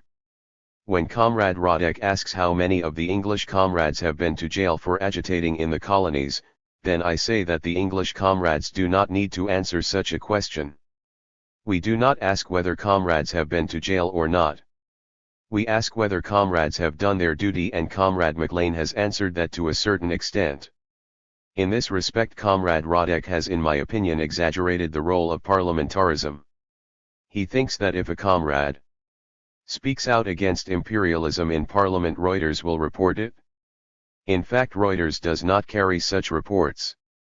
We in Holland did not learn until much later and from different sources that some women held a demonstration in Parliament. Reuters does not report such things. Interjection from Walcher: Comrade Radek did not say that at all. And now I would like to finish off with one more question. They say that we must go to the colonies. That is of course not the most important thing for the communist parties in the various countries. We cannot all send our agitators to the colonial countries. We must create the necessary preconditions so that every colonial country can develop its own revolutionary movement. Admittedly, we need agitators for this, but it is not a question of us sending our agitators into the colonies. If you take the work in the colonies as the barometer of a party's revolutionary significance, then precisely the Dutch party has done everything in its power. It had comrades in the colonies who support and developed the revolutionary movements of the natives. The Tribunites and the Dutch communists were the most active at this, and for that reason it is wrong to speak about their party in the way people already have done. It was precisely the Dutch party which showed what a close connection existed between this question and the revolutionary struggle. If we are hated and persecuted in Holland, this does not happen because we can start a revolution in this country, for in fact we cannot do it without uniting with England or Germany, but because we create problems for Messrs the capitalists in their colonial affairs. Mir Shin, the Jewish sections of the Communist Party of Russia are in complete agreement with the judgment of Zionism and of the Jewish Communist Party Pol Zion expressed in Comrade Frumkin's speech, and I do not wish to repeat the same thing. I would like now to deal with another question, the question of the defense of the rights of national minorities living in territories with a mixed population. The parties of the Second International found a way of defending these rights through national personal autonomy, the theory of Otto Bauer and Renner. In the Ukraine, in White Russia and in Lithuania, the attempt has been made to put this theory into practice. There, under the Central Rada and other petty bourgeois governments, a national personal autonomy was created. The Ukrainian Central Council, or Rada, was first set up in Kiev in March 1917, under bourgeois nationalist control, and became the effective government at the time of the Kerensky Provisional Government. The Bolsheviks entered the Rada, but with the downfall of Kerensky a conflict broke out and an all-Ukrainian Congress of Soviets was called for December 1917. It fell into the hands of the nationalists, and the Bolsheviks walked out and joined another Congress of Soviets meeting in Kharkov which proclaimed the Rada an enemy of the people. A civil war followed, the Red Army entered Kiev and the leaders of the Rada fled. They returned when German troops marched into the Ukraine and took Kiev. In April 1918 the Rada was dispersed by German troops and a puppet government was set up for the Ukraine. This attempt must be taken into account and evaluated. We must establish that the attempt has proved that national personal autonomy does not work. The transfer of power from the big bourgeoisie to the petty bourgeoisie, to the democratic republican government, has in no way lessened the national pressure. The social traders who had come to power while in words granting national personal autonomy in fact performed more cruelties in the fight against the dictatorship of the proletariat than even Tsarism. A forcible naturalization was irresistibly introduced despite the official proclamation of national personal autonomy. But what are we to say about naturalization when the same petty bourgeois parties who had on paper declared themselves ready to recognize national personal autonomy even went so far as to introduce physical annihilation of the national minority, particularly through the so-called Ukrainian People's Directory and the governments of Pilsudski, Morochevsky, etc., etc. The cruelest pogroms, raids, etc. However, we must make a further comment. It must be established that in and of itself, national personal autonomy worsens the position of the proletariat of the national minorities. This comes from the fact that the petty bourgeoisie of the national minorities is predominantly urban, and that this urban petty bourgeoisie is significantly less revolutionary than the petty bourgeoisie of the national majorities. For in the national majorities the petty bourgeoisie, particularly in Eastern Europe, consists predominantly of peasants who are revolutionized in the struggle with the landlords. In fact, the proletariat of the national minorities have frequently had to appeal to foreigners against the national personal autonomy granted to them. In the face of its own bourgeoisie and petty bourgeoisie it was isolated and in a worse position than if it had never possessed national personal autonomy. For the reasons that I have mentioned, I propose to add the following thesis after the third thesis. The experience of the mutual relations between the majority and minority nationalities in territories with a mixed population, in the Ukraine, in Poland, and in White Russia, had shown that the transfer of power from the hands of the big bourgeoisie into the hands of petty bourgeois groups forming democratic republican states, does not reduce national tensions but on the contrary sharpens them in the extreme. The republican democracy, which is forced, in the struggle against the working class, to confuse the class struggle with national war, is quickly permeated with national exclusiveness and easily adapts itself to the experience of older teachers of national oppression. This experience is eagerly repeated in the area of the incitement of one mass of people against another and in the area of the organization, with the help of the state apparatus, of mass national violence for the purpose of fighting against the dictatorship of the proletariat. There is the example of the growth of anti-Semitism in the Ukrainian democracy at the end of 1917 and the beginning of 1918 under the Central Rada, the vicious race riots organized at the end of 1918 and in the first half of 1919 that were organized by the organs of the Ukrainian People's Directory, and the pogrom movement in the Polish Democratic Republic, not only under the mixed regime, Pilsudski-Skoiski, but also under the rule of the Party of the Second International, PPS, the Moraczewski government. The same experience has shown that there are no democratic forms, and that includes the national personal autonomy defended by the Austrian social democracy, that can secure the rights and the cultural interests of the national minorities in areas of mixed population in the Republican democratic order, and guarantee true equality and equal influence on the course of the business of state. National personal autonomy, based on universal suffrage, leads not only to the division of the proletariat into national groups, but also to the complete cessation of the revolutionary struggle and even to the worsening of the cultural position of the working class in the national minority. This arises because within every national minority the national petty bourgeoisie, which is larger and stronger than the proletariat and consists predominantly of town dwellers, is significantly more reactionary than the petty bourgeois majority of the nation, which consists of peasants revolutionized by the fight against the landlords. I would like also to touch on the special problem of pogroms. The Jewish section of the Communist Party of Russia proposed the following resolution on this question. 1. In its bloody campaign against the dictatorship of the proletariat, the world counter-revolution falls with a special cruelty on the poorest Jewish population of Russia, the Ukraine, Poland, Hungary, Palestine, etc. 2. Through its oppression of the poorest Jewish inhabitants, beside which the atrocities not only of Tsarism but also of the medieval Inquisition pale into insignificance, the world counter-revolution is striving to introduce splits and disagreements into the ranks of the workers of different nationalities in order to distract their attention from the immediate struggle against the bourgeois order. The Second Congress of the Communist International establishes in front of the whole world 1. That responsibility for all the pogroms against the Jews in recent times in the Ukraine, Poland, Romania, Hungary, Palestine, etc. falls fairly and squarely on the shoulders of the Entente, which heads all counter-revolutionary enterprises against the communist revolution. 2.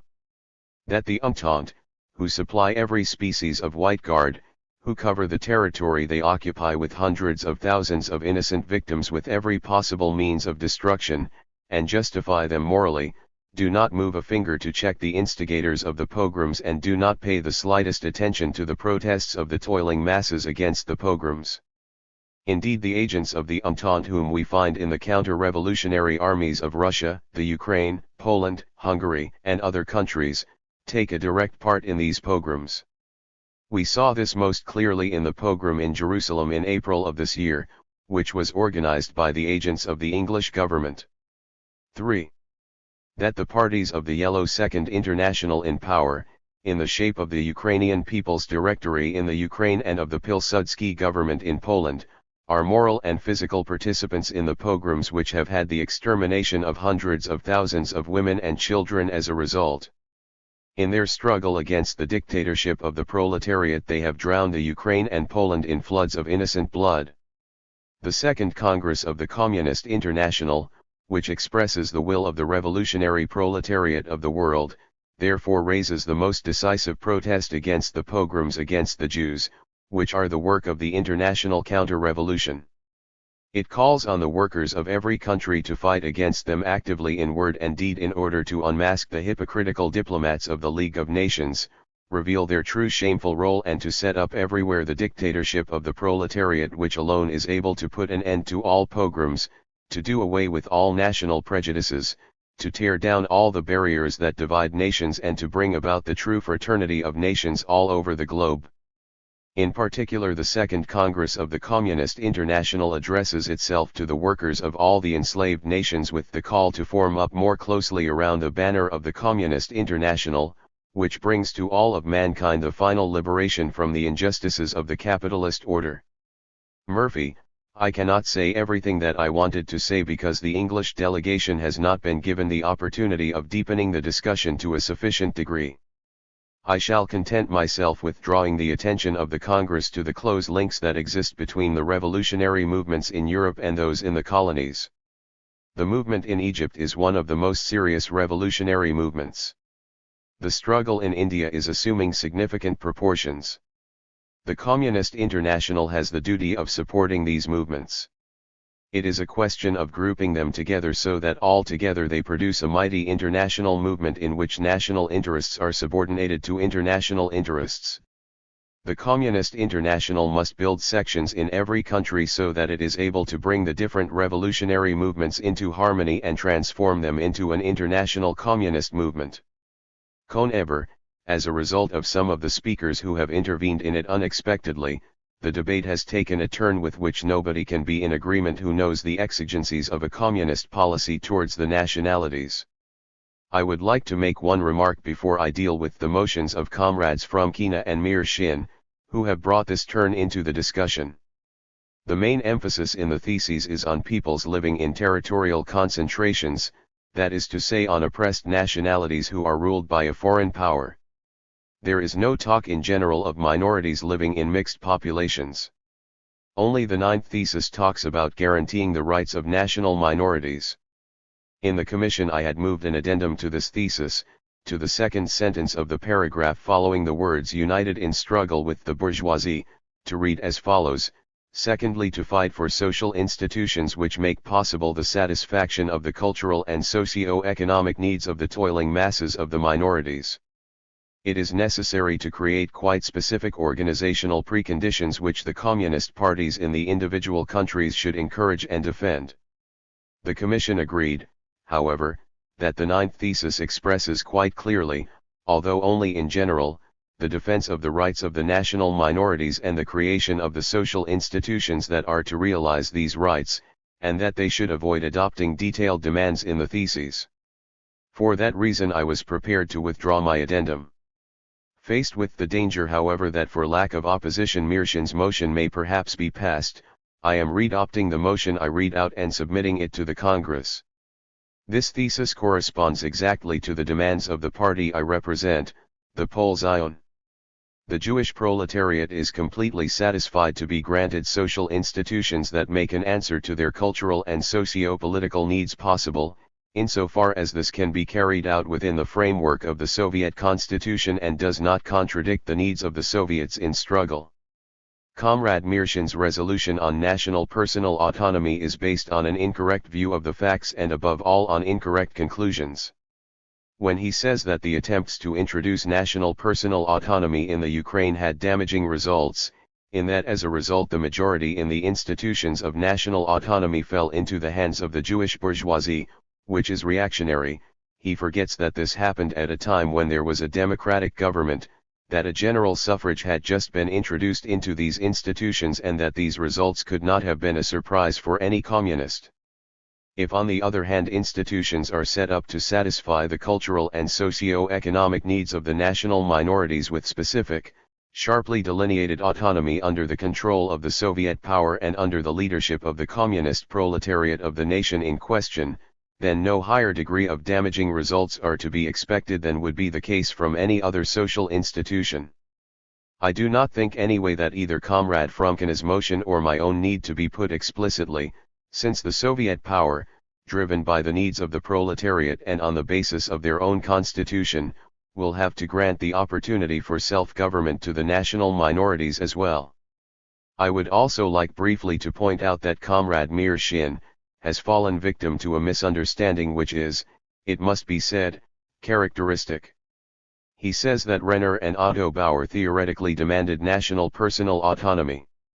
That is a mistake. These two leaders of the Austrian opportunists only developed the theory of the national autonomy of the majorities, and merely demanded legal guarantees for the minorities.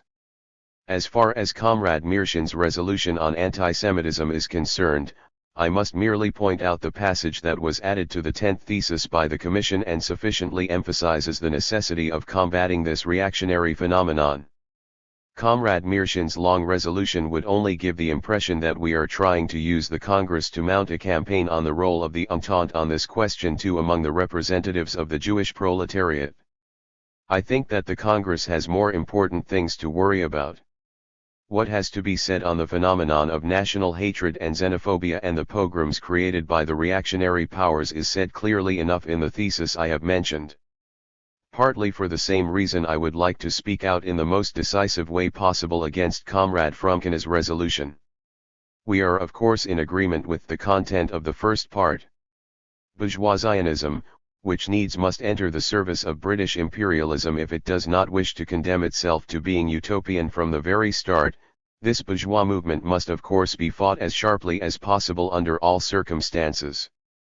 And it is precisely the communist Pole-Zion movement which is the most energetic in this fight. But what the Congress and the whole of the Communist International has to say about this has already been expressed in Thesis 11, paragraph 6. Comrade Fromkina's resolution is therefore completely superfluous and not at all inspired by the intention to fight bourgeoisism. Otherwise we could have the Congress passing long-winded resolutions on other bourgeois nationalist so-called liberation movements in the service of individual Entente powers. The real aim of this resolution can be seen in the second part. You have here an absolute model of the kind of evil squabbling that has for years poisoned the political life of Jewish workers. Comrade Fromkina's party, the Communist Bund, is simply trying to use the opportunity to start a petty fight between parties at the Congress. Comrade Fromkina, the representative of a party which only yesterday supported all the counter-revolutionary governments in Russia, whose leaders Dan and Lieber were among the most important figures in the Menshevik counter-revolution, claims that we, Pole-Zion, are hiding our activities under a communist veil. She says that about us, who were the first of the Jewish parties in Russia to take the side of the Bolsheviks in the fight against the counter-revolution and who took up the struggle for the world revolution in all the other countries too before all the other tendencies in the Jewish working class. The General Jewish Workers' Union in Russia and Poland. Founded in Vilna in 1897 by Russified Jewish intellectuals as a social democratic movement but demanding national cultural autonomy for the Jews. Condemned by the Second Congress of the RSMP in 1903, it continued to attract many Jewish workers until the Russian Revolution. After 1917, the left wing of the Bund joined the Bolsheviks, as communist Bundists. She justified her resolution with some general statements that show no knowledge of the territories in question. I shall give some information on this as we are dealing with countries that have not been discussed today, although they come within the sphere of British imperialism and will in the future play a role that will be important in every respect. I am talking about the countries of Arabian Asia, Mesopotamia, Syria, and Arabia. Fromkina would like to pass off the movement which seized the Arabian Orient during the World War as a national liberation movement. What we are in fact dealing with is the attempt by the nomad tribes of the Arabian desert, mainly the Haji, under the influence of their religious leaders to impose on the settled population of these countries the oldest kind of slavery, that is to say the feudal organization of the rule of the tribal leaders over the peasants. The Communist International supports this movement and its leader the king of the Haji, the emir of Fezzan and similar liberation fighters, a remarkable beginning. What is the real situation in the Arabian Orient? The great mass of the population consists of Arab fellahin who have remained in the most primitive economic conditions through the heavy pressure of the Turkish government. But there was one favorable circumstance which seemed to prevent complete impoverishment, and that was the existence of a kind of common ownership of the land and of property which seemed to be based on certain primitive communist regulations in the law of Islam. The Bedouins who are leading the allegedly dollar national movement are striving to set in motion the worst exploitation of the working population by expropriating the fellaheen's land. They are completely supported in this by English imperialism. The English bourgeoisie after all started off by liberating the peasant population from the land in the most radical manner, as we read in Volume I of Capital on Primitive Accumulation. Comrade Fromkina would like to see the Communist International encourage this liberation carried out by the Bedouin chiefs under the protection of the English bourgeoisie.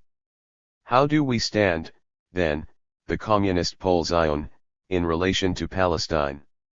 First of all, we do not want to set up a state, least of all with the support of British imperialism, but we are convinced that in the process of rendering the Jewish masses productive, of attracting them to useful and socially necessary work, a certain number of Jews will emigrate from the countries in which they at present live in their masses, such as, for example, the Ukraine, Lithuania and especially Poland. Some of these emigrants will also go to Palestine and there be attracted to agriculture. The only thing that follows from that as far as we are concerned is the demand for the opportunity to emigrate and to colonize this country as long as it is in the hands of the British or any other bourgeoisie. We only raise this demand in order to regulate the emigration and the colonizing activity of the Jewish and every other proletariat with the support and the fraternal help of the Communist International and in the sharpest struggle with the Jewish and the world bourgeoisie, to the extent that such activity is at all possible for the working class under the capitalist order. If in the development of the social revolution Palestine becomes a Soviet state that joins the federation of other Soviet states, then the question of the Jewish colonization of this country will become part of the question of the attraction of the Jewish masses to productive work, of their participation in the construction of the free society of working people. The solution of this question occurs in the framework of the rational use of the natural resources in the lightly populated colonial countries and the appropriate application of the hitherto unused or very badly used human labor power in industry. But these views of ours have nothing to do with the thought of a bourgeois state. On the contrary, our movement, which has arisen in every country out of the needs of the Jewish proletariat, is everywhere in the front rank of the struggle against imperialism. In Palestine, indeed all over Arabian Asia, it is the Socialist Party of Palestine, Pole Zion, affiliated to us, which is the only proletarian communist group that fights British imperialism under the most difficult conditions and has the task of leading the working masses of the Arabian Orient in this struggle. The chairman interrupts the speaker. The proposed resolution also ignores the most important social facts and tries to lay the Congress open to ridicule. It is namely a fact that, just as the Jewish bourgeoisie was the first to introduce modern capitalist economic forms of exploitation into the country, forms which, moreover, if we were to be given a choice between the various forms of exploitation as the Communist Bund wishes, we would still prefer to the feudal forms that Comrade Fromkina recommends, so too the Jewish immigrant workers are the only modern, truly propertyless proletariat which is for that reason filled with class consciousness and inspired by the revolutionary will to fight. The Arab masses who work on the estates of Jewish landlords and Arab effendis usually possess their own land and can only be characterized as semi-proletarians. Their natural champion which has to draw them into the revolutionary struggle and fill them with proletarian consciousness is our party there which, true to the principles of the Communist International, has carried out very lively revolutionary propaganda among them.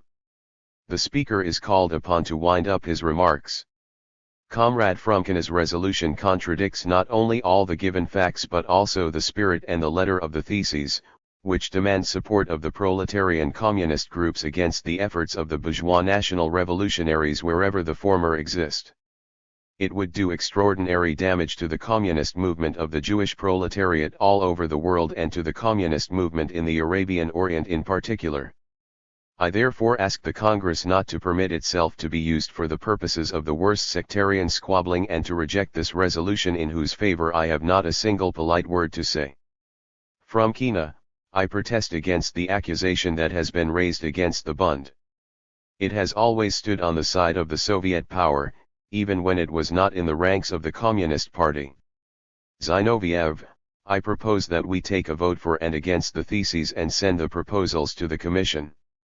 I hope that in its evaluation the Commission will reach a unanimous verdict. Should differences of opinion arise, they will be put before the Congress. Sarity, actually I wanted to speak on this question further, but I prefer now to limit myself to making a statement about the way I shall vote. In the theses proposed to the Congress by Comrades Lenin and Roy on the national and colonial question, I find not only several contradictions but also a great danger for the position of the communist proletariat in the advanced countries, which must reject any kind of class collaboration, particularly in the period leading up to the revolution. The definition of the backward countries is too indefinite and too imprecise for it not to be open to various chauvinist interpretations. In general, national liberation action undertaken by bourgeois democratic groups is not revolutionary action even if it adopts the methods of insurrection. It is undertaken in the interests of a developing national imperialism or in the struggle of the capitalist imperialism of a new state against the previous ruling state. National liberation can never be revolutionary if the working class does not participate in it.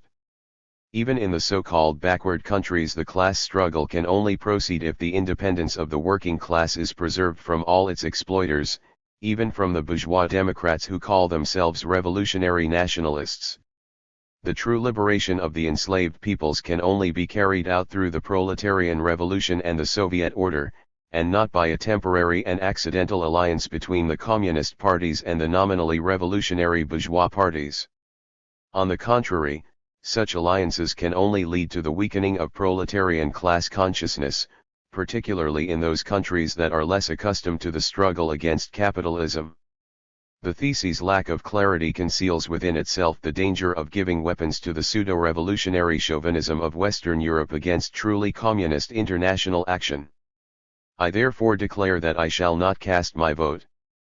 Wichenkoop, this is fantastic. If Comrade Sarity is going to abstain, then that of course is his own affair. But he has not contributed at any point in the discussion and brought his arguments forward, which he could have done and which he had a duty to do. Instead of that, he stands up now and says that these very well prepared theses are counter-revolutionary. That has got to be discussed. By waiting until now to bring his claims forward, he robs us of the opportunity of speaking against him. And the comrade who does this is very well known. The bourgeoisie and the workers who stand to the right and to the left of us will come along and say that all our policies on the colonial question are counter-revolutionary. If the Congress has any self-respect, it must force Comrade Sarity to discuss this matter here, and I therefore propose to start a discussion on the content of this protest and abstention here and now. Sarity, I do not know if Comrade Wichenkoop has as much respect for me as Comrade Levi claims to have for him. I have never given reactionaries a pretext to attack my party. My activity in the international communist movement is so clear that none of my declarations can be used as a weapon by our opponents. I have never deviated from my revolutionary standpoint. I have never made statements in favor of Germany or France in order to collect votes in an election, as Comrade Wichenkoop is accused of doing. I have always been very independent, and that is why my statements have had weight in the international movement. I have duties towards this movement which I shall fulfill. I do not care what the bourgeoisie think of me or whether they think I am a traitor. The reason why I made this statement here and did not join the discussion are quite different. I think it is quite obvious that the theses read out here can and must be adopted as such by the Congress. I, however, am in a completely different position. For 6 years I have struggled against the nationalist movement in my country, and if I were to vote for such a resolution, it would give grounds for the claim that there was a contradiction between my attitude in Italy and the resolution that I vote for here. Zinoviev, I would like to declare on behalf of the Russian delegation that we find Comrade Sarity's statement very uncomradely. Comrade Sarity had every opportunity to take part in the discussion in the Commission and raise his objections. That is what discussions are for. The International Congress has met to test individual experiences and draw the balance. It is incomprehensible why the Congress should be put in such a position. We cannot force anybody to discuss, but if Comrade Sarity has made an official statement against us, then we must make an official statement in reply. He is trying to make out that we say that we want to support bourgeois revolutionary movements. That is not what we want. What has been said here is that the communists support every revolutionary movement. I do not know what particular struggles have come up in Italy. We have experience in a number of countries and we think that, as communists, we must support each and every revolutionary movement. I repeat, we have no choice but to make a counter-statement. We cannot understand why Comrade Cerruti did not wish to voice his objections in the Commission. We cannot start a new discussion.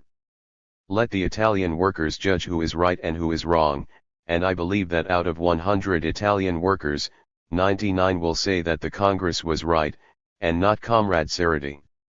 Roy, Cerruti has called my theses and Comrade Lenin's counter-revolutionary. Cerruti, no, no. Roy, I am firmly convinced that no proletariat in any country can see support for reaction in the support of oppressed peoples in the fight against their oppressors. In the backward countries the national revolution is a step forwards. It would be unscientific to distinguish between different kinds of revolution. All revolutions are various stages of the social revolution. The population of the exploited countries whose economic and political evolution cannot proceed, have to pass through different revolutionary phases from the European peoples. Whoever thinks that it is reactionary to help these peoples in their national struggle is reactionary himself and speaks the language of imperialism. I protest against Comrade Cerruti's declaration and ask for it to be struck from the minutes. Wijnkoop, no representative of the revolutionary movement has the right to say that kind of thing.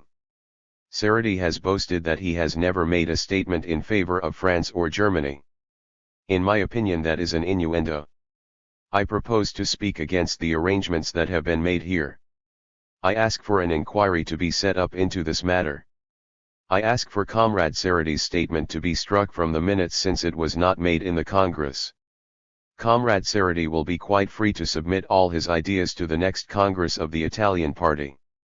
Cerruti, I can see nothing improper in an investigation being set up into the allegations that have been made against the Dutch party. I did not make the accusations. I merely called to mind what Comrade Levi said. That is something completely different. I would remind you, since the comrade offers me the opportunity to do so, that one does not need to speak on a declaration on how a vote is to be cast. I have not raised this question because I do not want a discussion, but I think it strange that the comrades allowed it to speak when in fact they do not have the right to discuss my declaration on how I am going to vote. I find it even stranger that a comrade claims that my declaration should be struck from the minutes. I could have proposed that all the stupid things that have been said here should be struck from the minutes. I could have proposed that the accusation Comrade Levi hurled at Comrade Wijnkoop should not be mentioned in the minutes. It is much more serious than the specific, clear, and precise statement that I made and which I asked to be included in the minutes. Comrade Roy did not understand my statement. I say that he did not understand it because I think I have expressed myself with sufficient clarity. I was trying to say that in the form proposed the theses are not clear enough and could give rise to chauvinist and nationalist interpretations. If I had thought, my dear Comrade Roy, that it was a question of adopting counter-revolutionary theses, then I am honest and open enough to vote against them, and there would have been nothing wrong with somebody voting against an already formulated proposal at a communist congress. Comrade Roy said that every revolution has a social character, but that means that during the war we would have had to serve as the agents and servants of the bourgeoisie. They told us that revolutionary war is social war, and that we must participate in it. And we answer no, we will not participate in it. Comrade Zinoviev made a statement on behalf of the Communist Party of Russia in which he calls on me to speak clearly and simply. I have always done so. But I have also said quite clearly that I feel incapable of discussing this question which cannot be debated in the form in which it is put. I had intended to propose a motion, and I did not do so because I thought that it would not be possible to keep to a certain objective discussion. I wanted to propose the following motion: the Congress sends warm fraternal greetings to all those people suffering under the oppression of imperialist states. It expresses its full and active sympathy for their struggle directed against all exploiters, and declares that, in its struggle against the oppression of capital, the working class has the right to use national uprisings in order in the end to transform them into the social revolution. The thought behind this is very simple. Instead of saying that, in specific cases under specific circumstances and with specific guarantees the Communist Party and the working class can unite with the petty bourgeois movement, I say, no, the working class can use a petty bourgeois revolutionary movement for the purposes of a social revolution. But it may not support the bourgeoisie, particularly in backward countries, since it would otherwise run the danger of losing its class position and its class orientation, and the masses in backward countries that are more advanced, since the proletariat there does not yet have a firm class consciousness and often follows its leaders blindly. Comrade Zinoviev declared that the workers must judge the behavior of their representatives at the International Congress. It goes without saying that on their return the delegates will have to give an account of themselves to those who sent them. And the masses will judge our behavior. I have always adopted an implacable attitude towards the petty bourgeoisie. I also maintained this attitude at the National Congress in Florence, and the Congress approved of my attitude. Wichtenkoop, Comrade Seredy has tried to cast suspicion on our party, and he has tried to cast suspicion on me, and that because I have already spoken once. But he wants to speak twice. I scarcely think that Comrade Seredy, who himself moved the closure of the discussion, will be given the right to speak a second time in his own defense. I would like to propose that I am at least given the right to speak. Zinoviev, I propose that we take a vote on the motion to close the debate. It is useless to continue these personal attacks. Comrade Seredy has the right to insist that the declaration he has made should be included in the minutes. Interjection from Wichtenkoop. The minutes reflect what has taken place, and for that reason it must go down in the minutes. We propose that all resolutions and motions be referred to the Commission. Wichtenkoop, not without a discussion. Levi, we will take the vote on the closure of the debate. The motion to close the debate is passed with 5 votes against. Wichtenkoop, I have moved that it is completely impossible to close the discussion. Levi, who is in favor of Comrade Wichtenkoop's motion? Who is in favor of opening the debate when it has just been closed? Comrade Wichtenkoop's proposal is rejected, with 8 votes in favor. Levi, Comrade Wichtenkoop's motion has been rejected by an overwhelming majority. We come now to the vote on the theses in general. The vote on the theses is to take place now. All amendments will be referred to the Commission. If differences of opinion arise in the Commission, it will make a second report to the Congress. A vote takes place on whether all outstanding questions should be referred to the Commission. This is passed unanimously. From Kina, it has been said that the Bund participated in the counter-revolutionary agitation of the Second International. The Bund never participated in the agitation against the socialist revolution, but on the contrary applied all its energies to the defense of the Soviet government even before the Bund was communist. If the question of the Second International arises, then somebody ought to remind Comrade Cohn that the Poles' own party in Palestine turned to the Second International for support and got it. The executive rejected Poles' request to have their representative admitted. Seredy, Comrade Wichtenkoop said that he would like to institute an inquiry into the allegations I made against the Dutch party. I must emphasize that I did not make any allegations but merely repeated what Comrade Levi said without any refutation on the part of Comrade Wichtenkoop and what the comrades on the executive also said without arousing any protest.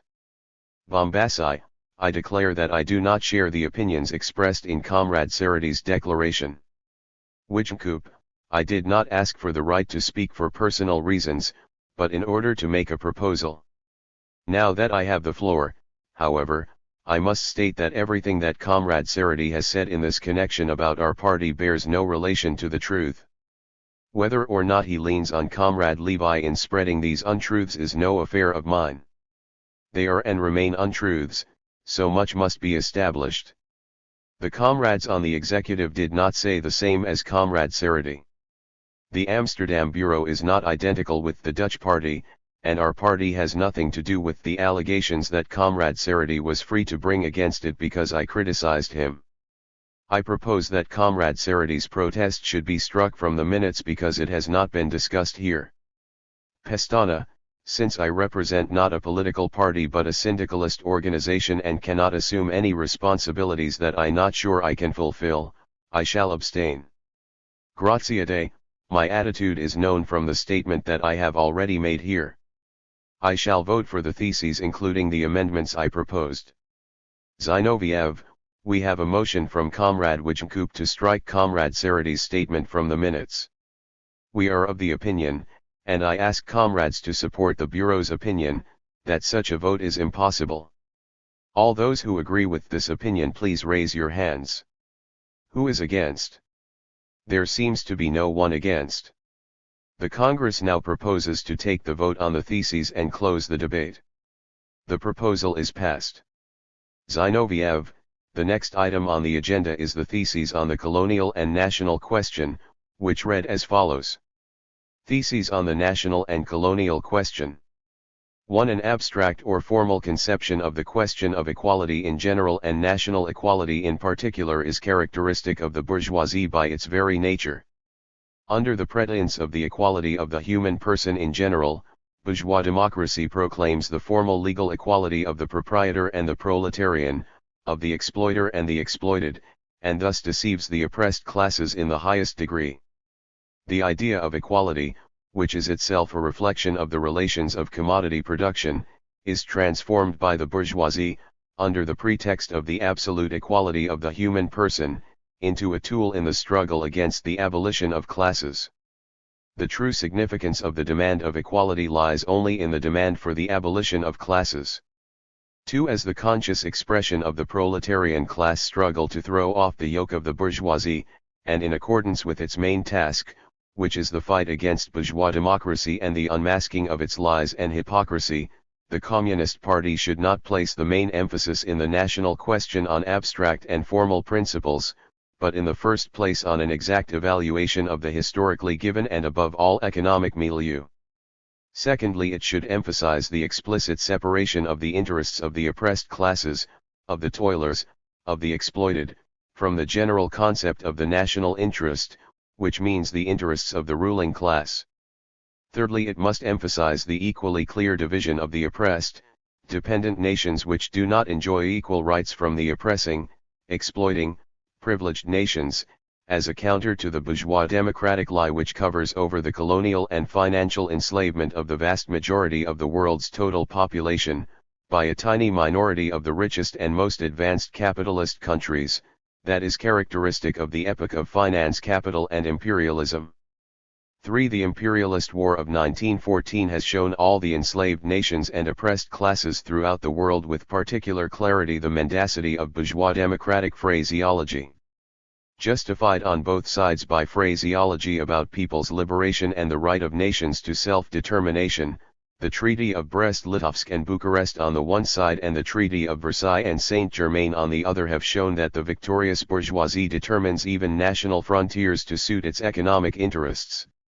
Even national frontiers are merely objects of trade for the bourgeoisie. The so-called League of Nations is merely the insurance policy by which the victors in this war mutually guarantee their booty. The strivings to re-establish national unity, for reunification with ceded territories are for the bourgeoisie nothing other than the attempts by the vanquished to gather strength for new wars. The reunification of nations that have been artificially torn apart also corresponds to the interests of the proletariat. The proletariat can however only achieve real national freedom and unity by the path of revolutionary struggle and over the body of the defeated bourgeoisie. The League of Nations and the whole post-war policy of the imperialist states reveal this truth even more clearly and sharply, everywhere strengthen the revolutionary fight not only of the proletariat of the advanced countries but also of the toiling masses of the colonies and the dependent countries, and hasten the collapse of petty bourgeois illusions in the possibility of peaceful coexistence and the equality of nations under capitalism. For from the principles set forth it follows that the whole policy of the Communist International on the national and colonial question must be based mainly on the union of the workers and toiling masses of all nations and countries in the common revolutionary struggle for the overthrow of the landlords and of the bourgeoisie. For only such a union can secure victory over capitalism, without which the destruction of national oppression and inequality is impossible.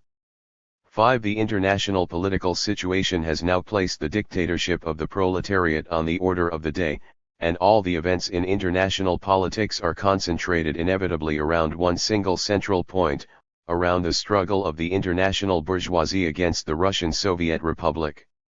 The latter rallies around itself, on the one hand, the Soviet movements of the vanguard of the working class in every country and, on the other hand, all the national liberation movements of the colonies and the oppressed nationalities who have been convinced by bitter experience that for them there is no salvation outside an alliance with the revolutionary proletariat and the victory of Soviet power over world imperialism. 6. Consequently, it is impermissible today to limit oneself to mere recognition or proclamation of sympathy with the toilers of various nations, but it is necessary to pursue a policy of bringing about the closest possible alliance between all the national and colonial liberation movements with Soviet Russia. The forms of this alliance will be determined by the stage of development of the communist movement among the proletariat of every country, or of the revolutionary liberation movement in the backward countries and among the backward nationalities. 7. Federation is a transitional form on the way to the complete unification of the toilers of all nations. Federation has already showed its expediency in practice, not only in the relations between the Russian Socialist Federative Soviet Republic and the other Soviet republics, the Hungarian, Finnish, and Latvian in the past, those of Azerbaijan and the Ukraine at present, but also within the Russian Socialist Federative Soviet Republic, even in relation to nationalities who possessed neither political existence nor self-government, for example the Bashkir and Tartar republics in the Russian Socialist Federative Soviet Republic, which were set up in 1919 and 1920. 8. The task of the Communist International in this respect consists not only in the further development of this federation based on the Soviet order and the Soviet movement, but also in its study and the testing of our experiences with it. Recognizing that federation is a form in the transition to complete unification, we must strive for an ever closer federal link. What must be taken into consideration is first the impossibility for the Soviet republics, surrounded as they are by the militarily significantly stronger imperialist states of the whole world, of continuing to exist without closer links with other Soviet republics. Secondly, the necessity of a close economic alliance between the Soviet republics, without which it is impossible to restore the productive forces destroyed by capitalism and assure the welfare of the toilers, and thirdly the efforts to create a unified world economy according to a common plan regulated by the proletariat of all nations. This tendency has already emerged quite openly under capitalism and insistently seeks its further development and completion under socialism. 9. In the sphere of relations within states, the national policy of the Communist International cannot confine itself to the bare formal recognition of the equality of nations, expressed only in words and entailing no practical obligations, to which the bourgeois democracies confine themselves, even those that call themselves socialist. It is not sufficient for the communist parties to expose unflinchingly in their propaganda and agitation both on the parliamentary tribune and elsewhere the continually repeated offenses in every capitalist state, in spite of all the democratic constitutions, against the equality of nations and the guaranteed rights of national minorities. It is also necessary first to clarify constantly the point that only the Soviet order is capable of assuring nations true equality by uniting first the proletariat and then the whole mass of the toilers in the fight against the bourgeoisie, and secondly to give direct support to the revolutionary movements in dependent nations and those deprived of their rights, through the communist parties of the countries in question. Without the last particularly important condition, the struggle against the oppression of the dependent nations and the colonies and the recognition of their right to a separate political existence remains the kind of mendacious hypocrisy that we see in the parties of the Second International. 10. Recognizing internationalism in words alone and watering it down in practice with petty bourgeois nationalism and pacifism is a common phenomenon not only among the parties of the Second International but also among those that have left the International. This phenomenon is frequently seen even in those parties that now call themselves communist. The fight against this evil, against the most deeply rooted petty bourgeois nationalist prejudices, which appear in every possible form such as racial hatred, the baiting of minorities and anti-Semitism, must be brought all the more into the foreground the more burning becomes the question of transforming the dictatorship of the proletariat from a national dictatorship, i.e. a dictatorship existing only in one country and incapable of pursuing an independent international policy, into an international dictatorship of the proletariat in at least a few advanced countries which is capable of exercising a decisive influence on international politics. What petty bourgeois nationalism means by internationalism is the mere recognition of the equality of nations, irrespective of the fact that such recognition is granted in words alone, which leaves national egoism untouched. Proletarian internationalism on the other hand demands, 1. The subordination of the interests of the proletarian struggle of the one country to the interests of this struggle on a world scale, and 2. The ability and the readiness on the part of the nation that carries out its victory over the bourgeoisie to make the greatest national sacrifice in order to overthrow international capitalism. Therefore the first and most important task in those countries that are already completely capitalist and have workers' parties that really do represent a vanguard of the proletariat, is to combat the petty bourgeois pacifist distortions of the conceptions and policies of internationalism. 11. In relation to those states that have a more backward, predominantly feudal, patriarchal or peasant patriarchal character, special attention must be paid to the following points. A. All communist parties must support the revolutionary liberation movements in these countries by their deeds. The form the support should take must be discussed with the Communist Party of the country in question, should such a party exist. This obligation to offer active assistance affects, in the first place, the workers of those countries on which the backward countries are in a position of colonial or financial dependence. B. An unconditional struggle must be carried out against the reactionary and medieval influence of the clergy, the Christian missions and similar elements. C. A struggle is necessary against Pan-Islamism, the Pan-Asiatic movement and similar currents which try to tie the liberation struggle against European and American imperialism to the strengthening of the power of Turkish and Japanese imperialism, the nobility, the big landlords, the clergy, etc. D. Support for the peasant movement in the backward countries against the landowners and every form and remnant of feudalism is particularly necessary. What must be striven for above all is to give the peasant movement as revolutionary a character as possible and wherever possible to organize the peasants and all victims of exploitation in Soviets and thus bring about as close a link as possible between the Western European communist proletariat and the revolutionary movement of peasants in the East, in the colonies and in the backward countries. E. A determined fight is necessary against the attempt to put a communist cloak around revolutionary liberation movements that are not really communist in the backward countries.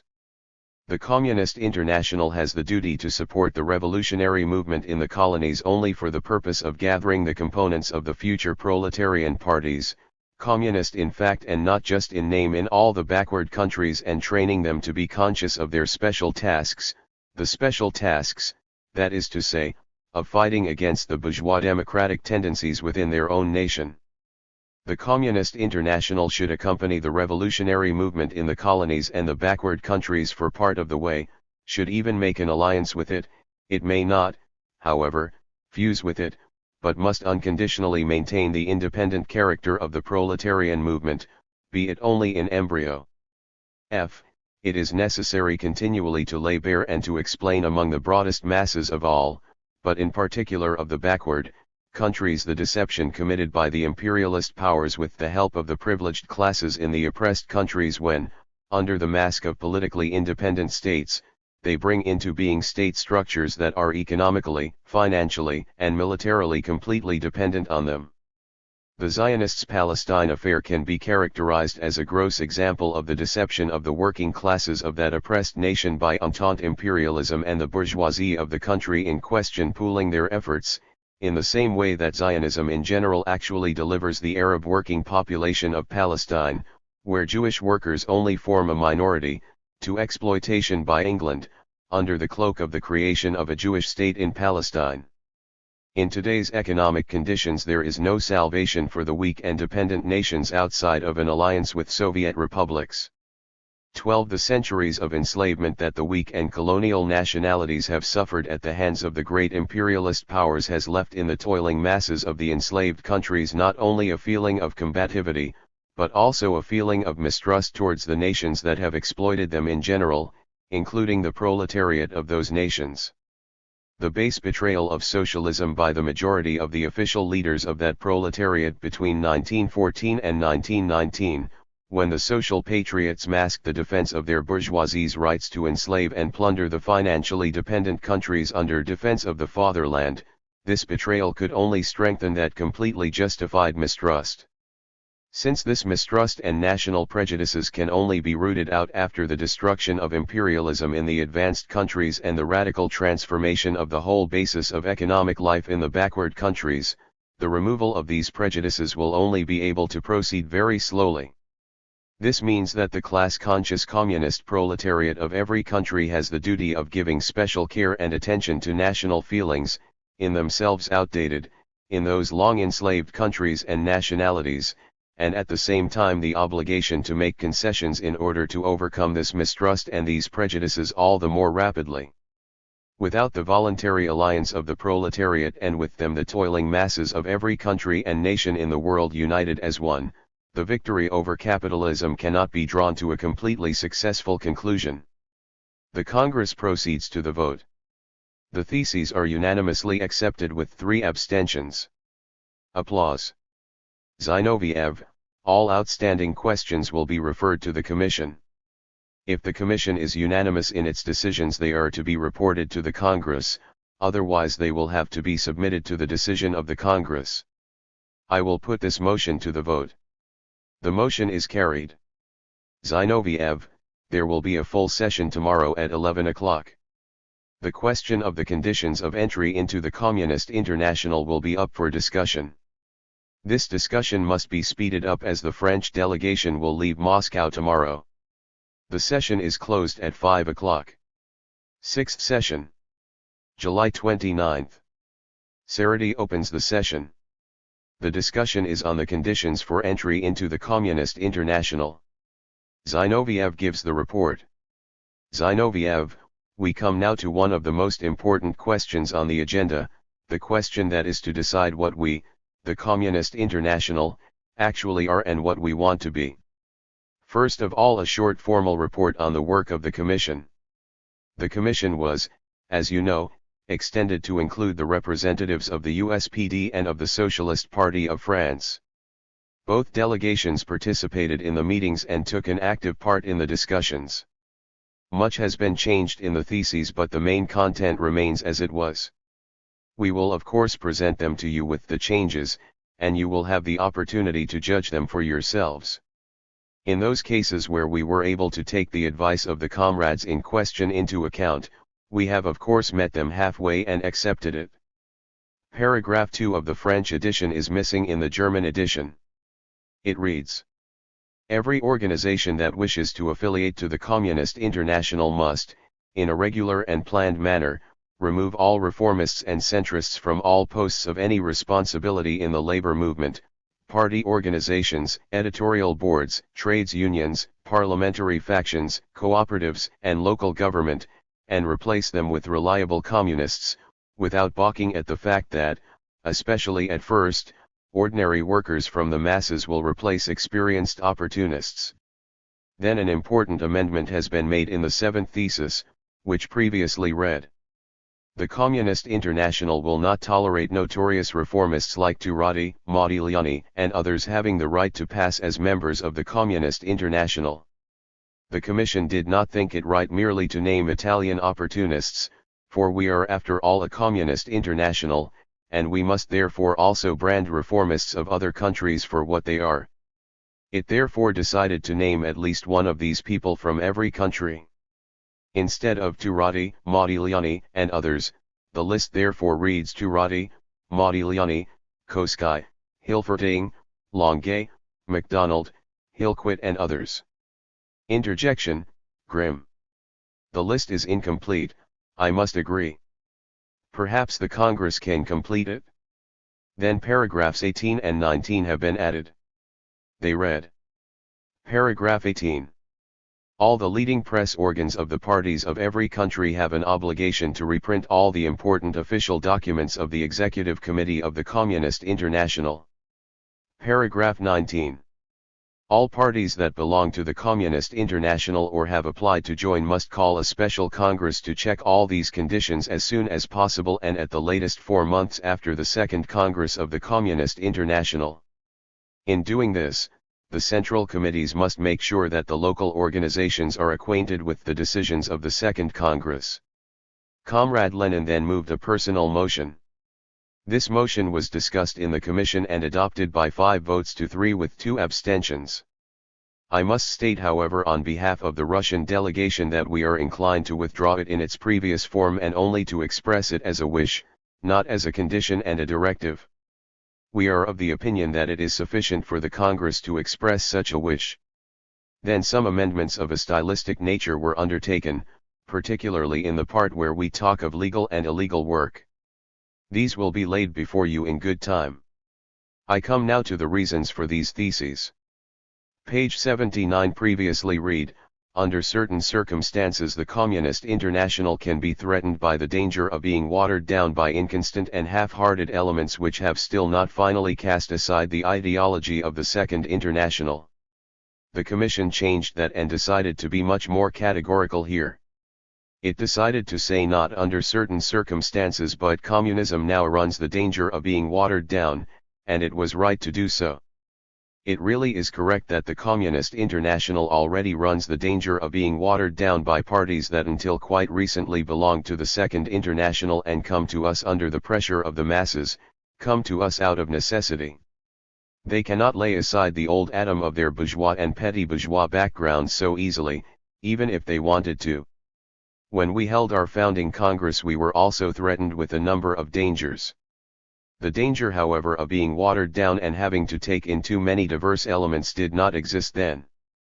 15 months ago we were still a small group that people tried to laugh off by saying, your whole Communist International can be seated on 10 chairs, it has no influence. The big old parties are staying in the Second International. Now things are different. Now the old parties want to join the Communist International. To the extent that the masses of workers have developed towards communism we must accept them. We must not, however, forget that they come to us with all the old baggage, that is to say with the old leadership, which waged an obstinate fight against communism during and also after the war. What was the Communist International when it was founded in March 1919? At that time it was nothing more than a propaganda society. That is what it has remained during the whole year of its existence. That is no small thing, to be a propaganda society on a world scale at a time when the working class is seeking a path after the terrible, destructive war Europe has been through. But I must say openly that at that time it was only a propaganda society organized on a large scale that tried to take the ideas of communism to the working class. Now we want to become something greater and something different. Now we do not want to be a propaganda society, now we want to become a fighting organization of the international proletariat. We want to organize ourselves as a fighting organization that not only propagates communism but also wants to turn it into deeds, and to create an international organization for the purpose. I have just read an article by Paul Lewis in which he states that the First International collapsed because it could not prevent the war of 1870 to 1871. The same is supposed to have happened with the Second International. The World War broke out, it could not be prevented, and that was why it collapsed. The First International is supposed to have been in the same position in its day as the Second International is today. That is no less a social patriotic lie for the fact that it is probably only half conscious. The First International tried to prevent the war.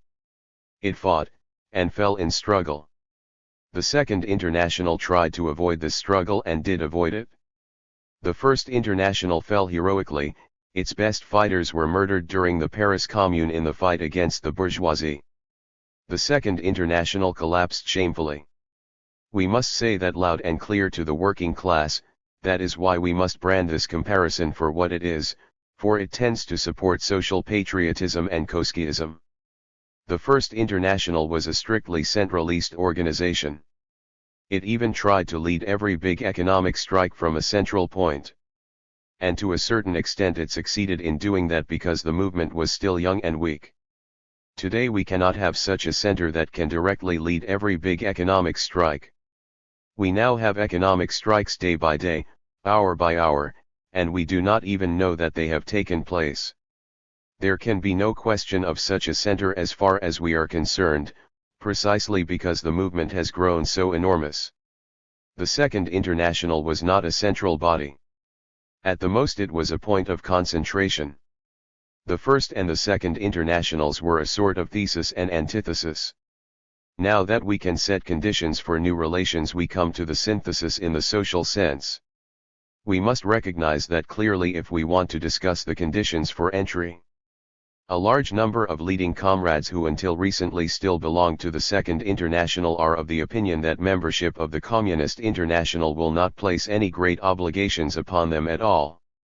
I have a press cutting from the Berner Tagwacht, Robert Grimm's paper, which contains an article by Grimm. He declares that the Second International and its executive was merely a letterbox. Quite correct.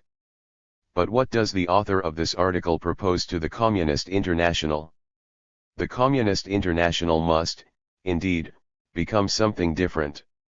It must organize big actions for different countries, that is to say, it must arrange to form an information service, it must make arrangements so that parliamentary action can be synchronized. Well, you can see that it amounts to the same thing. A letterbox that will be a little deeper and more capacious, but still a letterbox. We need an information service, I have no objection to that. Our information service is very bad, we must organize it better. In relation to parliamentary action too, it would be good if we could synchronize it in the various countries and for example all brand the League of Nations as a robber band at the same time, or formulate a motion against the reformists. But that is very far from being a fighting organization on a worldwide scale. Even financial support is not the most important thing now. The conception of the Communist International held by Grimm and his co-thinkers is basically exactly the same as that of the Second International, a letterbox, bigger and better equipped, and painted red. That the Communist International must never become. I have also read some remarks by various left reformists, like for example Claude Treves, in the French Comrades Review. Treves is in favor of immediate entry into the Communist International, but on condition that nobody is tied down and no political slogans are issued for the individual countries. What they mean is they want to join immediately, but only without tying themselves down and with a degree of autonomy that permits these people to carry on in the way they have up until now. Mr. Modigliani, a self-appointed Italian socialist, expressed this most crudely. Formally speaking, he is now a member of the Communist International, but he is no comrade of ours. Recently he was in Paris and he tried to persuade Longuet to join the Communist International with the following arguments: why not join the Communist International? It does not place us under any obligation. All that has to be done is to send the executive a postcard once a fortnight. That is all. Why do we not do this? Those who know him and his opportunist cynicism will recognize the whole Modigliani in these words. These gentlemen from the camp of the reformists think that they can come into the Communist International as if it were a public house. Our whole past, our short but significant 15 months of past history, has shown every serious politician that there is no room in the Communist International for people who come and continue to do just as they please. We want to build an international of deeds. We are not of the same opinion as Koski that the international is merely an instrument of peace. No, it is to be an instrument of struggle, during peacetime, during the insurrection, before and after the insurrection, a rallying point, a fighting organization of that part of the international proletariat that is conscious of its goal and wants to fight for its goal. The question is often posed as if there was some sort of contradiction between the West and the East. The attempt has been made to din into the workers that the Communist International is an organization of the working class of the East, and that of the West stands aloof from it. The French leaders and the literati of the USPD have tried to present the matter thus: we, the centrists, do not wish to join the Communist International immediately on our own, but we must first bring the whole working class of the West in with us. There is another contradiction, the contradiction between communism and reformism, between social patriotism and communism, but the contradiction between East and West has been plucked out of thin air. We have the same division of the movement into three in every country: 1. An outright opportunist right wing, which is now the main support of the bourgeoisie; 2. A more or less pronounced middle section, the swamp, the center, which is also a support of the bourgeoisie; 3. A left wing which is more or less clearly communist or at least tends towards communism. It is clear that the Western working class, let us say for example in Britain, knows quite well what is happening in Moscow. It knows what the Soviet government means. Every demonstration shows that the British working class is clear on this question. It is high time to abolish from the world the legend about the abyss between East and West and to stop preaching to the German working class that they should wait for the West. Above all, we should not forget the lessons of the Hungarian Soviet Republic. The Hungarian comrade has already spoken about the role of the party on this question. It is a question of great historical importance. Remember how it was. The Communist Party of Hungary made it very easy for the Social Democrats to be affiliated. It was done in a hand's turn. When we were discussing the affiliation in the Commission, some of the Hungarian comrades said that they felt that many parties from the Second International would now accept our conditions as easily as was the case in the Hungarian Soviet Republic. The Hungarian party called itself Socialist Communist. At first it seemed simply to be an argument about the name. The Hungarians were in a struggle and we did not want to stab them in the back. Our executive was guilty of weakness and agreed to the fusion of the parties. We told each other that it did not matter what they called themselves, but it turned out later that it was a question of historical importance, and the fact that the Communists unfortunately took the greater part of the old Social Democrats into their own house, and that these gentlemen went over to the bourgeoisie at the decisive hour, perhaps determined 50% of the development of the Soviet Republic in Hungary. Some of our Italian comrades said that at the next Congress they would propose to call their party, which is now called Socialist Communist also. But let us not forget the Hungarian example.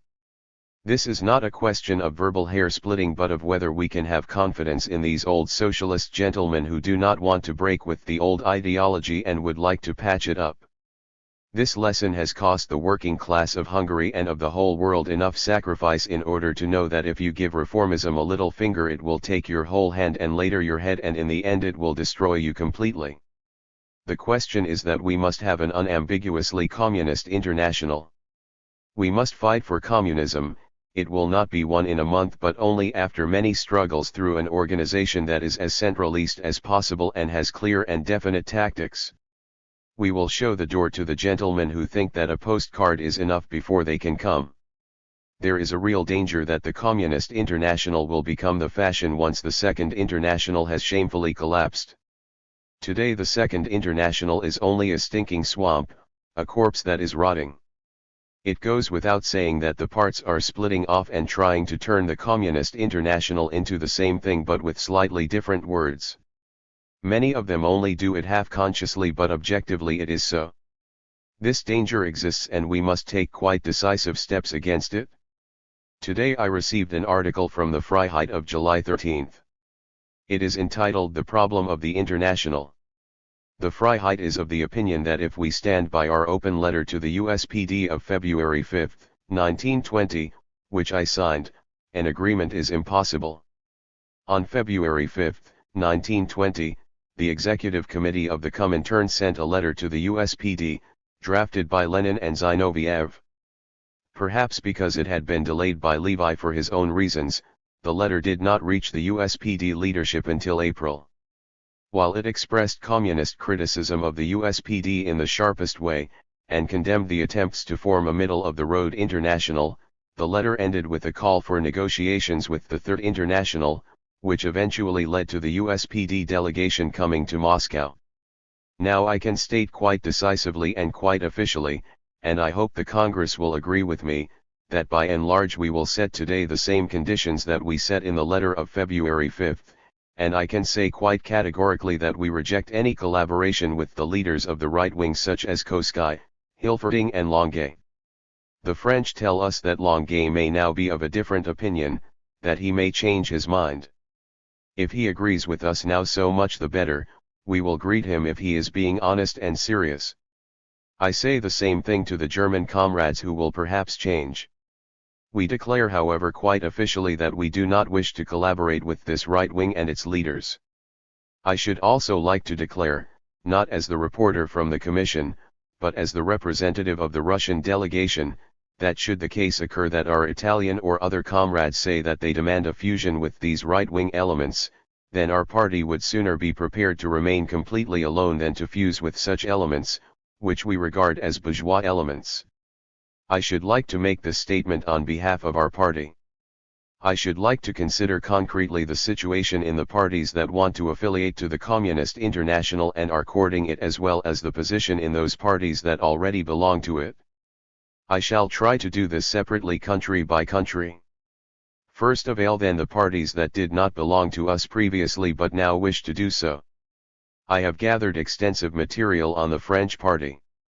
I cannot place it all before you, I shall only show the most important. I should like to state in advance that we do not wish to turn anybody's past remarks into a noose around his neck. It is obvious that anybody can make a mistake and later repent. We only want to quote matters of principle and confine ourselves to the most important points. There can be no doubt at all as to the personal uprightness of Kakin. Everybody who knows his past knows that he has erred, but that he is an upright fighter. I have his article of January 7, 1920 on the League of Nations. In January he was still calling Wilson the last great bourgeois of our times. He further stated that American democracy had done everything in its power to prevent what had happened. It goes without saying that for a communist that is an explicitly social pacifist remark. And social pacifism is not socialism. That is the spirit of the dead leader, Jors, who unfortunately was also only a social pacifist. We must say that, for all the respect we have for his great merits, his tradition lives on in France and other countries. This pacifism and Wilsonism is a very obstinate phenomenon which even many communists are not spared. We had the following example at our previous Congress. Fritz Platen, a left comrade from Switzerland, brought a printed shorthand report of a speech he had made in Parliament in which he stated that Wilson was, after all, an honorable man who would like to solve the problems of the war peacefully. Thus even our own people, professed communists, are still often led into temptation by this social pacifism, because great masters have trained us in it for decades. We have not fought against it sufficiently. We must put an end to it and tell our French friends quite clearly, it is very much easier to accept the formal conditions for entry into the Communist International than it is to get a real grip on social pacifism. Social patriotism is a dangerous bourgeois ideology that impedes us in our fight. You can adopt 18 or even 18,000 conditions, but if you stay a social pacifist you are simply not a communist and you do not belong in the Communist International. You must therefore honestly state whether you are finally willing to finish with it or not. I have a few more things to say about the French comrades. There is an article by Froissart on relations with the Communist International which was written on February 13, 1920. In it Froissart declares, as far as our party's policies are concerned, it is very probable that even after entry into the Communist International they will remain the same. The elections are coming and the Communist International can on no account stop us from forming pacts with other parties. So you see, he is of the opinion that the Communist International is a nice public house where the representatives of different countries sing the Internationale and compliment each other. Then they all disperse and carry on with the old practice. We will never tolerate this damnable practice of the Second International. I shall make do with these quotations on the French comrades' practice, although I could quote from a whole number of other sources. There is, with reference to the lead articles in the Humanite, a kind of proportional system, as Kakin and Froissart explained to me. The centrists are allowed 8 lead articles in the week, the left's 4, and Renaudel and County 2 or 3. You understand that such a system is quite impossible. It is a kind of chemical mixture, 8 drops of distilled water, 3 drops of poison, and then, to counteract the poison, 3 drops of milk. Applause. This cannot go on. This practice can perhaps be explained from the history of the French movement, but this old tradition must simply be cancelled. Froissart declared before his departure from Paris, "I would gladly go to Moscow without Renaudel. We will have a difficult discussion with the Russian comrades. It is better if he stays at home."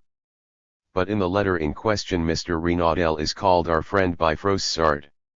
We must abolish these French manners. They are not even entirely French.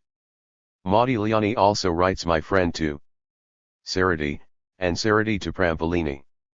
This French and Italian method cannot be our method. I hope that you will give the executive the task of demanding a monthly report from each party so that it has a mirror in which it can see what is happening. I come now to the German independence. I shall do no more than to quote to you some extracts from the last official answer from the USPD Central Committee that was brought to us by the USPD representatives. Their first reproof reads: "It is peculiar that the Executive Committee of the Communist International, which, if only in consideration of its position, should be conscious of the duty to treat the workers' organizations that enter into negotiations with it with all due loyalty, bases its reply to us on the thesis that the workers who belong to the USPD have a very different temper from the right wing of their leaders, a sentence that runs like a red thread through the whole reply. It is true that this sentence runs like a red thread through the whole of our Declaration of Principles. If at the present moment of comparative political calm some 10,000 members of the USPD find themselves in jail, then I have full respect for these comrades. I say that they are serious fighters and serious workers in addition. We must try to get together with these workers.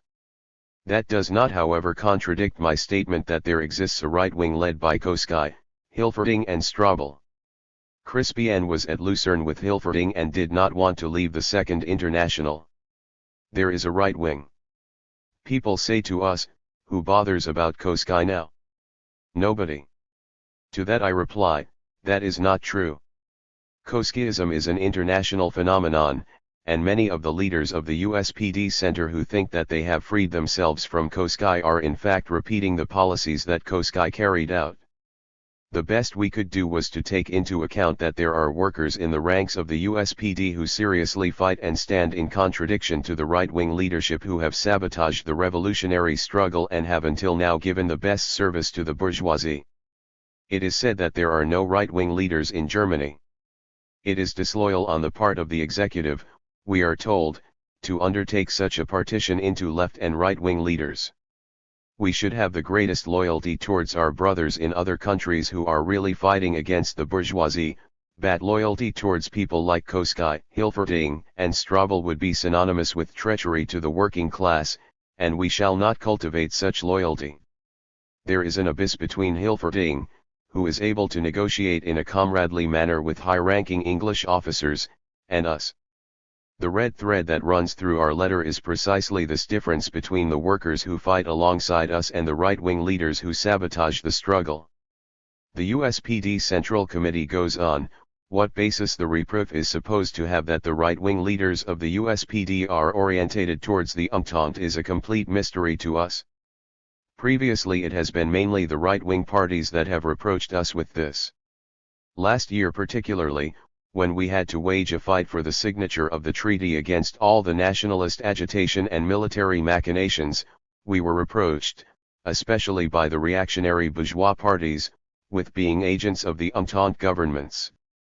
The further course of events fully justified our attitude, just as previously it had proved that the attitude on the peace question of the Russian communists, who as we know were reproached with having allied themselves with German imperial militarism as a result of that attitude, was dictated by harsh necessity. When we in Russia were faced with the Treaty of Brest-Litovsk, the situation was very clear. The working class had the power in its hands in our country. It was starving, but it fought on. German imperialism got a grip on us and the German working class was too weak to come to our assistance. We said to ourselves that, in order to win a breathing space, great emphasis was laid on this at the time. In order to gain time, we would have to reach a temporary pact with these robbers. But what was the situation in Germany in 1918 to 1919? Power was in the hands of the bourgeoisie, or in the hands of Schädemen, which amounts to the same thing. What happened in Germany was not the same as what happened in Russia. The sly fox Schädemen said, "I shall wash my hands in innocence, I am against the signing of the Versailles Treaty." He carried out the most artful deception of the heroic German working class. It was put about that Schädemen was against the Versailles Treaty. Then along came the USPD and set to work to help Schädemen. It shouted in every key, "Peace must be signed." And now you say that the position in Germany was the same as the position in Russia at the time of the Treaty of Brest-Litovsk. You Germans overlooked the slight difference that in Russia the working class was in power and the bourgeoisie was on the ground, while in Germany the bourgeoisie was in power and the working class, sold out 1,000 times over, was on the ground. Where does this slight confusion come from? It comes from the fact that in March 1919 many right-wing leaders of the USPD pictured the situation like this: Schädemen or us, it makes no great difference. Applause. We are both part of the same working class. It is the same old social democracy. It was this unconscious state of mind within the USPD that led to the fact that a claim of such crying injustice could be made and that a situation where the working class was in power could be confused with a situation where the bourgeoisie was in power, where the Hindenburgs and the Schädemens were grinding the working class under their boots and oppressing them. We are often told, "We have no great differences with you. Koski has no great significance in our party." Does not the whole spirit of Koski speak in this letter that was brought to us by the delegates of the USPD? As it is with the question of the dictatorship, so it is with the question of terror and the Civil War. Here too the specifically Russian form of the dictatorship has been elevated to the level of a principle for the international proletariat. In this, the form stifles the content and renders the course of the revolution more difficult by failing to give sufficient consideration to the conditions which, where there is a different sociological content, could also make a different form of the revolution necessary. In examining the problem of force we must take into account the fact that we must distinguish between force and terror. Unable as the dictatorship of the proletariat is, like any other dictatorship, even if it cloaks itself in a democratic robe, to renounce the use of force, the extent of its use still depends on the resistance of the counter-revolution. Terrorism as a political method means setting up a reign of terror, means the use of state force even against the innocent, in order to break any intended resistance by intimidation and deterrence. It must be said in opposition that international social democracy has rejected such terror on the grounds not only of humanity and justice but also of expedience. If it can be said of force that it is only the midwife of every old society that is pregnant with the new, and that it cannot bring the new society into the light of day until it has ripened in the womb of the old, then we must say of terror, and history has proved this 100-fold, that its application does not express the strength of a movement but much rather its inner weakness. Our party is therefore in harmony with the teachings of Marxism and the experiences of history when it rejects the glorification of terror. The fact that we stand by this principle does not signify, as the reply of the Executive Committee reproaches us, the demoralization of the revolutionary consciousness of the workers. It signifies much rather the securing the lasting interests of socialism. This is written after the January uprising in Berlin, after the bourgeoisie has robbed the working class of its most valuable possessions. January uprising in Berlin, sparked off when on January 4 the government sacked the Berlin police chief, the independent Social Democrat Emil Eckhorn. A general strike was called and for a few days the workers were masters of the streets. However, without clear leadership or preparation for an insurrection, the movement was soon crushed by the army, and in the repression which followed Rosa Luxemburg and Karl Liebknecht were hunted down and murdered. This is written after everything that we know about the civil war in Russia, Finland, Georgia, Hungary, and so forth. A petty bourgeois machine has written this, and not the heart of a revolutionary. I think that the lasting interests of the bourgeoisie should have been written in place of the lasting interests of socialism. This statement stands foursquare on the basis of Trotskyism. If Trotsky, as Dittman and Crispien declared here, is no longer of any importance, then why have they copied in this reply all the platitudes, stupidities, and counter-revolutionary rubbish that Trotsky ever scribbled? When we asked the left-wing USPD representatives here in Moscow whether they had signed this, they were not in a position to say that they had not signed it. They said that they had had no time, that it had been done at a gallop. These are completely non-political reasons. That such questions should be settled at a gallop at the USPD headquarters is bad in itself. We can see how the dead Trotsky is dragging the living Domig deep into the water by the hair, instead of the active Domig shoving old Trotsky to one side with all his counter-revolutionary filth. So much for the USPD. Let us proceed. We must set the same standard whether a party already belongs to us or not. The fact that it already belongs to us should not free it from criticism. We must make criticisms and say what is. I come next to the Italian party.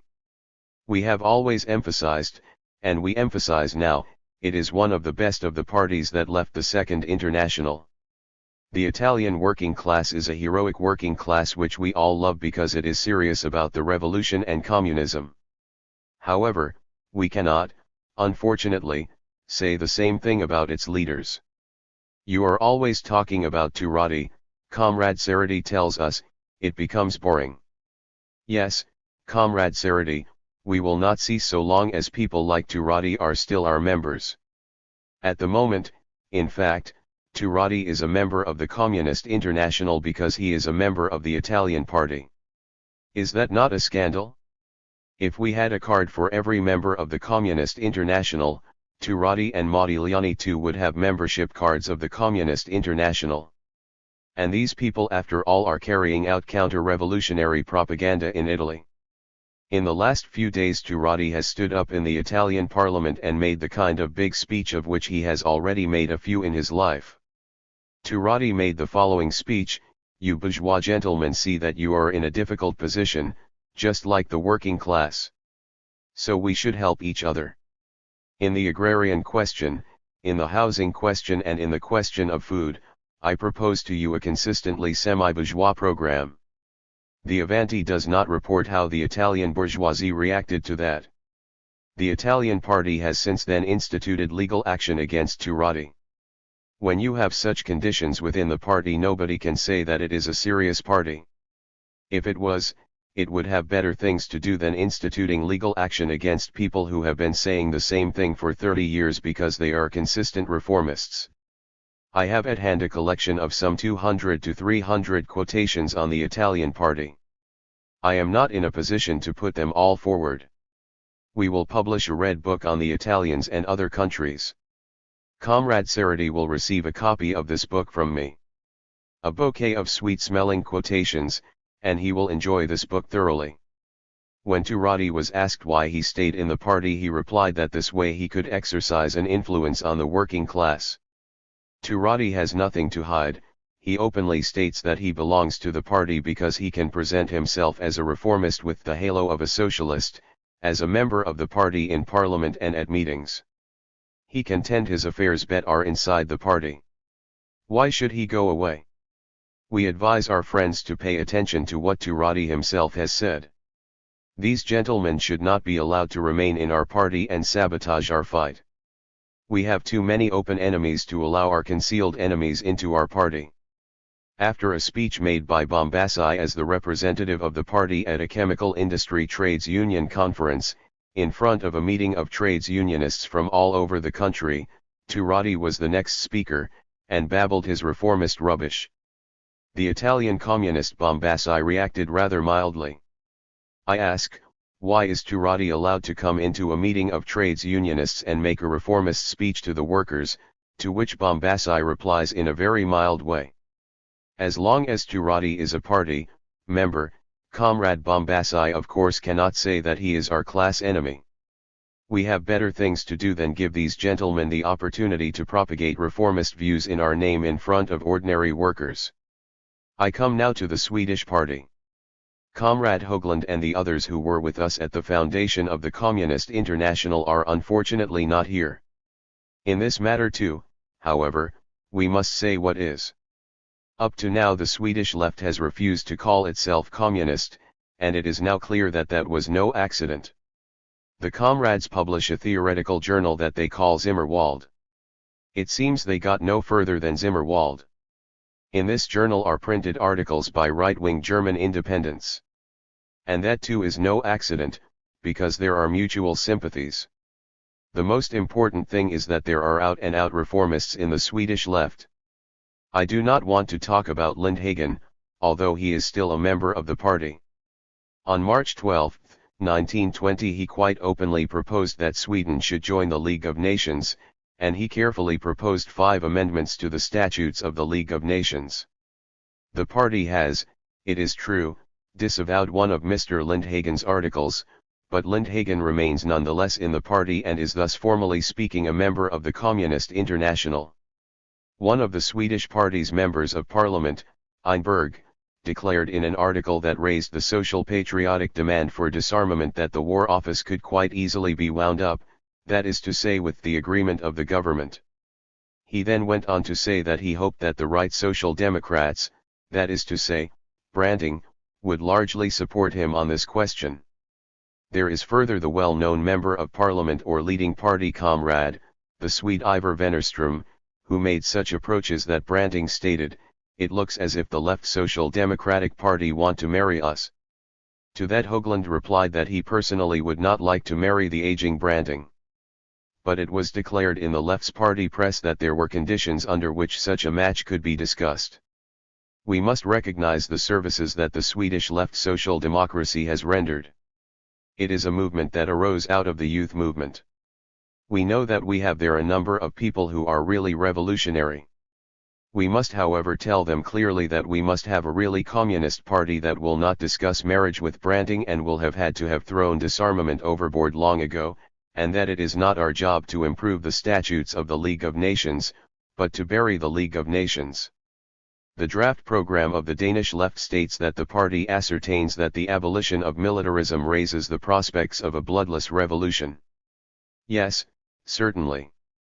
Should bourgeois militarism be abolished, then we have a better prospect for a bloodless revolution. But the whole question is how we are to abolish militarism without shedding our own blood and that of the bourgeoisie. I come now to the Norwegian party. The party headquarters tolerates a right wing within the party.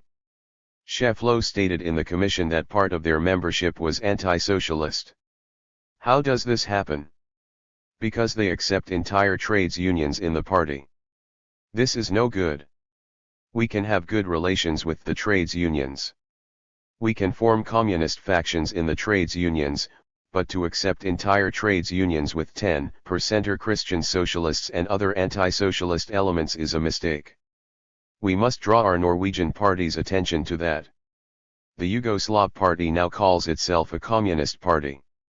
We have however read a whole series of reformist articles in our Yugoslav comrades' central organ. The party opposes it, it is true. But these are conditions that nobody can or should tolerate. We must draw our Yugoslav party's attention to the fact that it is impossible to have out-and-out reformists in the party, to place the press at their disposal, and so forth. In everything else the Communist Party of Yugoslavia is splendid. It is possible that other parties will also have something to tell us Russians. It goes without saying that every party that belongs to the Communist International must tell our Russian party when it commits a sin. That is its international duty. We should regard ourselves as a single international party with its branches in every country, and every branch should have the right to intervene and say what is. We have communist parties that are really communist and form the nucleus of the Communist International.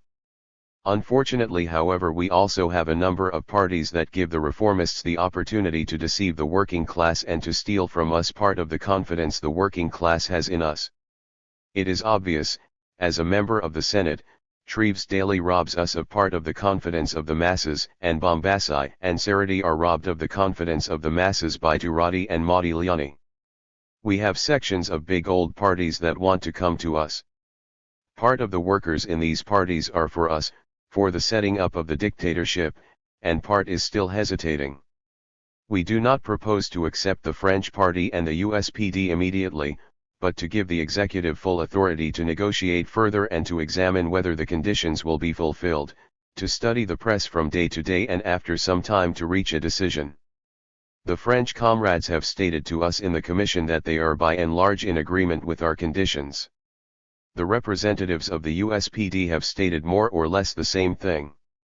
We will do everything possible to make a rapprochement easier.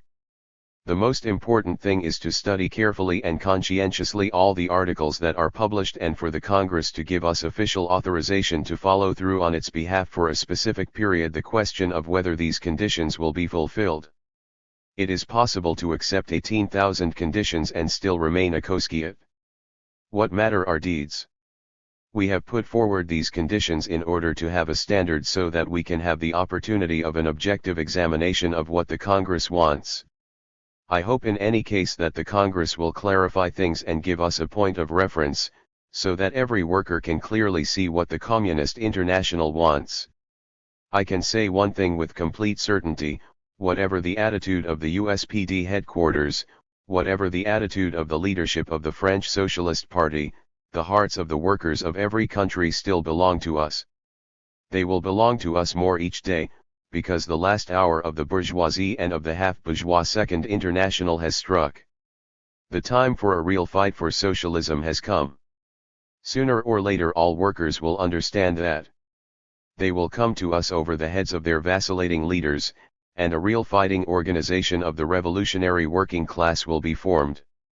Great and prolonged applause. Balabanova, the following motion has been proposed: the parties that belong to the Communist International are ordered to exclude from their ranks all members of the Freemasons as members of a petty bourgeois organization, that is to say that comrades belonging to the Communist International, particularly in the West, have no right to belong to the Freemasons. This motion was put by Comrade Sarati. The question will be discussed later. We put it forward here so that comrades know that it will be put forward for discussion here. Radek, after the meeting of the Commission to negotiate on the conditions of entry into the Communist International, after the French and German comrades had expressed their agreement with these conditions, almost all of us who were in the Commission remembered the words that Bela Kun spoke after unification with the Hungarian Social Democracy. He said he had the impression that it had all been too easy. At that moment we too had that feeling, and none of us can get rid of it. Those who have judged the French party and USPD on the basis of more than a few articles in their press will understand why I cannot adopt the point of view that what is past, and why here, at this Congress, I would like to call to mind how we regard the development of the USPD. It is impossible for a party to change its character from one day to the next by signing a piece of paper, by signing conditions. We have to take two facts into account. The first fact is the lasting radicalization of the German working class, a fact that urges and forces us and gives us the obligation to put out feelers towards the independents and to see in them our comrades in struggle. After the first few months of the Ebert Scheidman government, the independent workers took up the struggle against this government. When I arrived in Germany, my first impression was that 9/10 of the working class were participating in the struggle against the government. In the struggles of January and March, the independent workers stood shoulder to shoulder with the communist workers and fought with them, where necessary with arms in hands. Wherever our comrades were in prison, they were alongside independent workers. At the same time, however, we can see that the majority of the USPD leaders, those leaders who, seen from the outside, appear to be the decisive factor in the party, were not only not a progressive factor in this development, but they were a factor that held it back, that they only went forwards because they were pushed by the actual working class, and that at every step forwards they tried to confuse the workers. A few extracts from the USPD's letter have already been quoted by Zinoviev. I should like to establish a few things as briefly as possible. The letter denies the fact that the USPD broke solidarity with Russia and that it shares responsibility for the breaking of diplomatic relations expressed in the expulsion of the Russian embassy. It was the Shaideman government under Prince Max that first brought about the breach. But the USPD was already in the government when the Russian mission was in Borisov under the muzzles of German machine guns, and despite the mission's numerous telegrams and despite the negotiations with their leaders, they did not move a finger. They said that Joff would first of all have to return to Russia, that first of all it would have to be checked whether or not he had insulted His Majesty's throne, and then a resumption of relations could be discussed. I need only quote the following. Here are the minutes of the session of the Council of People's Commissars of November 19, 1918. In these minutes it says, continuation of the discussions on Germany's relations with the Soviet Republic. Hassa advises dilatory progress. Koski joins with Hassa, the decision would have to be postponed. The Soviet government would not last much longer, but would be finished in a few weeks. These are the official minutes of the sessions of the government, and these minutes are confirmed in the memoirs of an independent, Barth, who sat in the government together with Dittmann and Hassa. When we reproach the independents with having collaborated in guiding the German Revolution into Entente channels, this is confirmed by the following fact: when the Soviet government, as a symbolic act, informed the then People's Commissars that it was sending 2 trainloads of corn, not that we were claiming that we could send 2 trainloads of corn every day, but that it was necessary to link the fate of the two peoples, an answer arrived from Hassa in which he said that the American government had pledged itself to supply corn to Germany, that he was very grateful for the shipment, but that it should be used to relieve the hunger of the suffering people of Russia.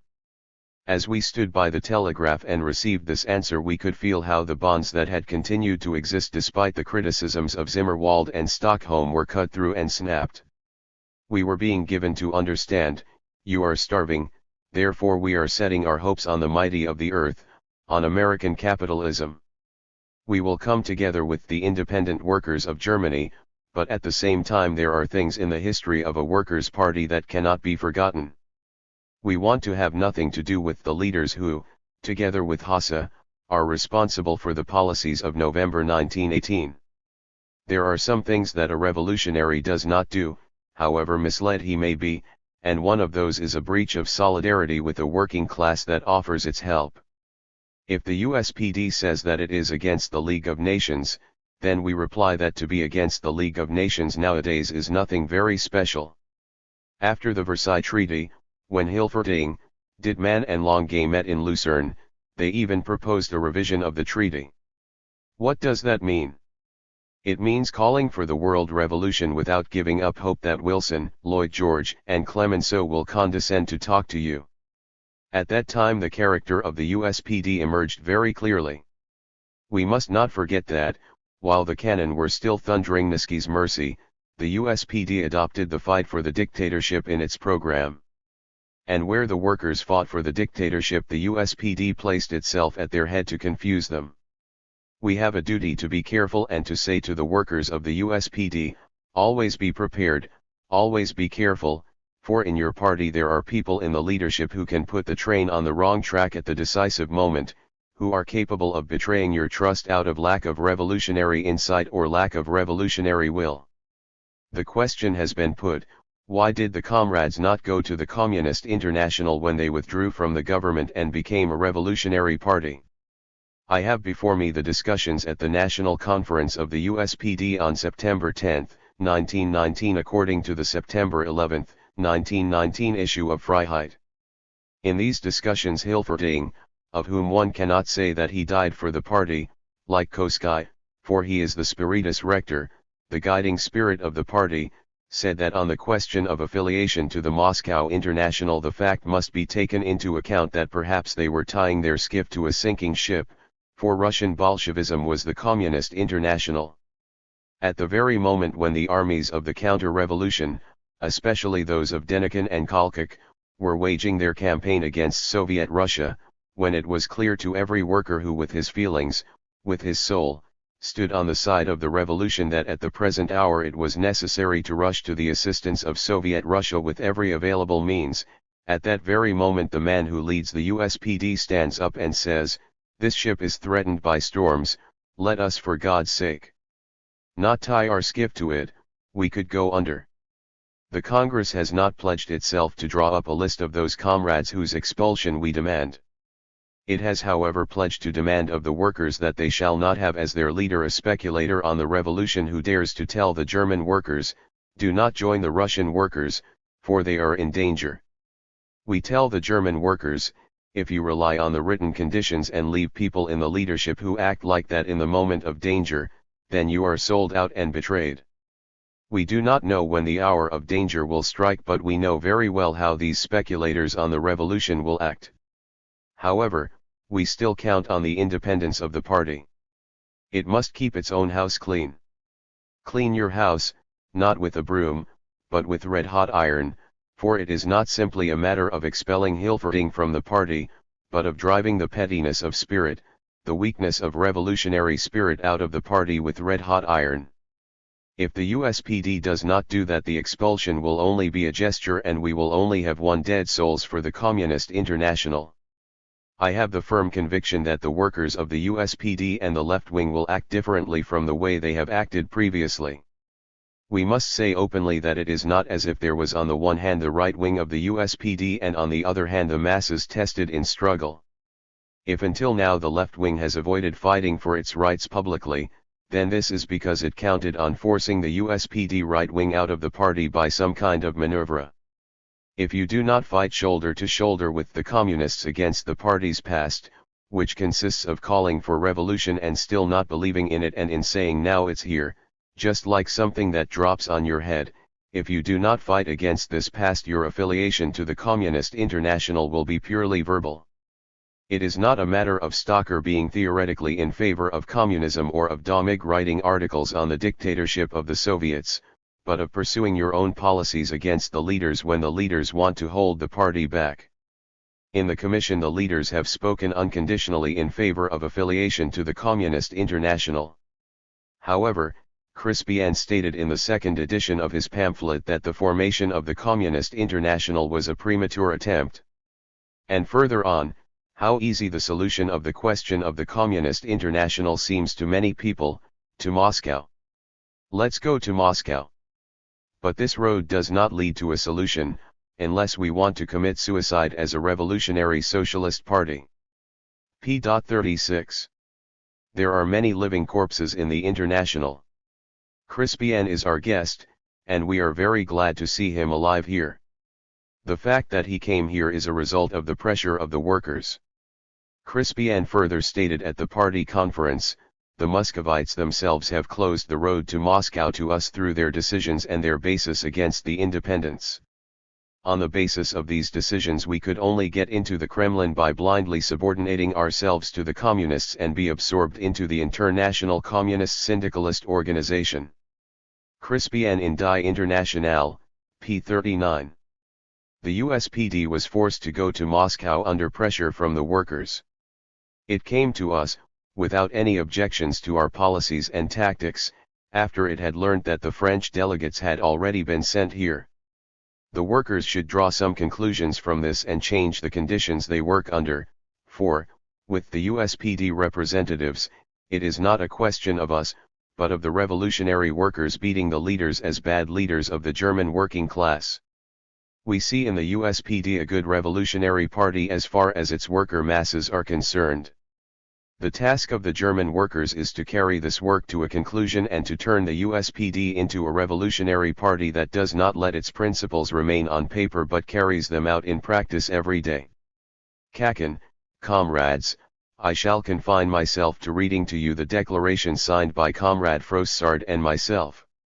It reads: Comrades, since Comrade Frossard and I were sent to you here for the specific and exclusive purpose of a mutual exchange of information, we can, as you will understand, comrades, only make a short statement in our own names. We have read the theses on the conditions of entry submitted to the competent commission on behalf of the Executive Committee with the greatest attention and discussed them with many comrades who speak with authority. We have just heard Comrade Zinoviev's remarks. We are not authorized to discuss them in detail. We shall therefore take from all these sources of information only the most important guiding thoughts. You demand that the parties that wish to affiliate to you should, in word and in deed, in their press and in their propaganda, renounce reformist and opportunist ideas. You wish them to show the nullity of these ideas, oppose their dissemination in every field and advance the necessity of revolutionary deeds in every form. We are in complete and total agreement with this. These important demands will have practical consequences with which the parties that wish to affiliate to you will have to reckon. In the first place, every party member will have to make a choice and finally decide in favor of reformism or revolution. This is not a matter of individuals, and you are completely correct to insist on a thorough purge of the party. Under the present historical conditions, those who still seek to collaborate with bourgeois society at a time when the decisive social fight is bursting out everywhere do not belong in the ranks of the party of the working class. We are prepared to demand of all our comrades that they proceed in the trades unions and the party as true socialists. We are prepared to collaborate fraternally with all active revolutionaries in the syndicalist organizations who concede the necessity of political action. Further, propaganda against the imperialist ideology and its adherents and supporters must be carried on with greater energy than ever. For the last 2 years now, our socialist group in Parliament has voted against the approval of credits and against the budget in general. It has condemned in the most decisive terms any participation in the government. It has done that since the conclusion of peace. Should the World War break out again one day, then the present criminal imperialist policy of the French bourgeoisie will bear the main responsibility. We will refuse to support this policy in the slightest, be it in the form of approving credits or of participating in ministries. We will be able to remember that, under conditions where national interests are confused with the interests of the plutocracy, the highest duty of the proletariat is to its own class. The program of our party must be examined and brought into harmony with the program of the Communist International. Greater centralization, strict control of parliamentary activity and of the press, strict discipline for all members, these seem to us to be the fundamental conditions for the kind of renewed action that the present time demands. You call on us to support the Soviet Republic unconditionally in its struggle against the counter-revolution. We shall clarify to the workers with greater energy than before the necessity of refusing to transport munitions and equipment for the counter-revolution. We will agitate with every means at our disposal against intervention among the troops sent to fight the Soviet Republic. Comrades, these are the statements that we are able to make within the narrow frame of reference of our mission. We are convinced that if our friend Longuet could be here, he would, after some consideration, be of the same opinion as ourselves. We shall take your conditions back with us to France and faithfully lay them before our party with the whole literature of the Communist International. At the same time, we will wage a zealous campaign to depict the position of the Russian Revolution. When all the sections of the party have been put in possession of the facts and have seriously discussed them, a Congress will, within a very few weeks, be held. Froissart and I will speak in favor of affiliation to the Communist International. Until then it would be superfluous to repeat our assurances and promises. We will therefore break finally with the past and proceed with determination to deeds, the judgment of which we will leave to the Communist International. Lefebvre, comrades, at the Strasbourg Congress the Socialist Party decided to make contact with several socialist parties in order, as the majority of the French party expressed it, to reconstruct the International. A visit was also planned to the Communist International, and it seems that during this visit, comrades Froissart and Kakin, dazzled by the achievements of the Russian Revolution, have completely changed their standpoint. Indeed, recently our comrade Kakin said, "Reconstruction, what a senseless word. That is a simple and brutal condemnation of an entire past." In fact, comrades, since the Strasbourg Congress, the French Socialist Party, I am speaking here of the majority, has mechanically developed continually to the left. Since the left faction, which has declared itself to be the faction of the Communist International, the Laureate faction, as people call it, has grown more and continues to grow even now, and since on the other hand the old faction, the faction of Renaudel, has shrunk in the same proportion, so that for practical purposes it no longer counts in our party, at least among militants. In the parliamentary group and in local government it still retains an absolute majority. It was natural that the active majority of the party turned against those whose increasing influence disturbed them. We saw in Strasbourg the marriage of Renaudel and Paul IV, and we were present when the right-wing faction and the centre applauded Paul IV, who, in order to call the bluff of the revolutionaries, turned ironically to the supporters of the Communist International with the words, "You talk all the time about the revolution of the masses. You do not know what a revolution is, you do not know what is necessary in order to call forth a revolutionary movement in the French masses that are conservatively minded, as was shown on November 10, and who are afraid of you, for electoral affairs have for the French Socialist Party an almost religious significance. The masses will not follow you in your demagogic evolution. You imagine that you are carrying out propaganda because you have the old traditional assemblies in your hands, where the same people make the same agitational speeches again and again. But call on the working class to perform a mighty and clear action to prevent the expedition against Russia, or even to take power, and you will see what a small following you have." Pressemain, who spoke particularly about the French peasants, used analogous arguments. He contrasted those of the masses who in France are still called the extreme left with the old militants as some kind of madmen, as some kind of epileptics who do not know what a political organization is.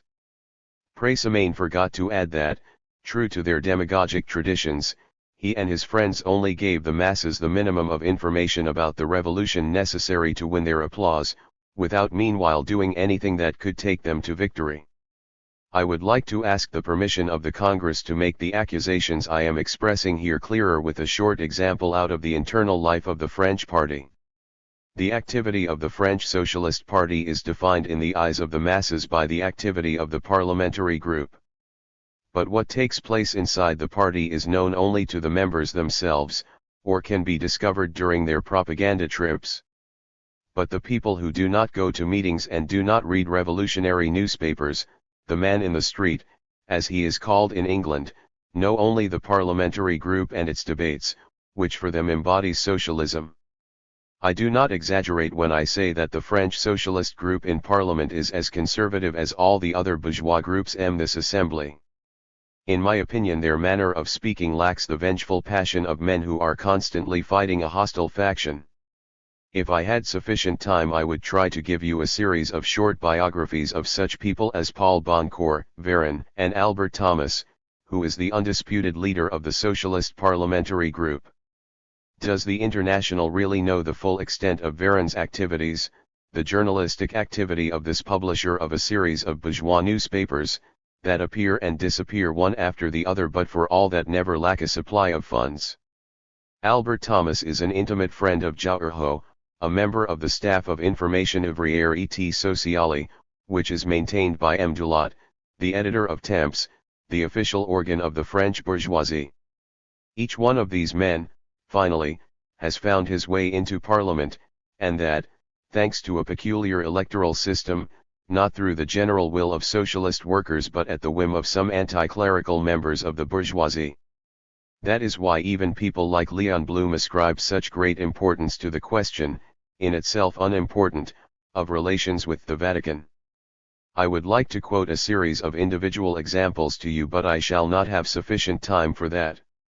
As a typical example I shall tell you of the case of the Member of Parliament Aubry, a young teacher from the ranks of the extreme left of the French Socialist Party, who was so far affected by the infectious treachery of this group in the course of a few weeks that, shortly after he was elected, he signed an appeal in favor of a national loan together with General de Boissaudy and the Archbishop of Rennes, which is a completely normal phenomenon in the socialist group that is customary there, and surprises nobody.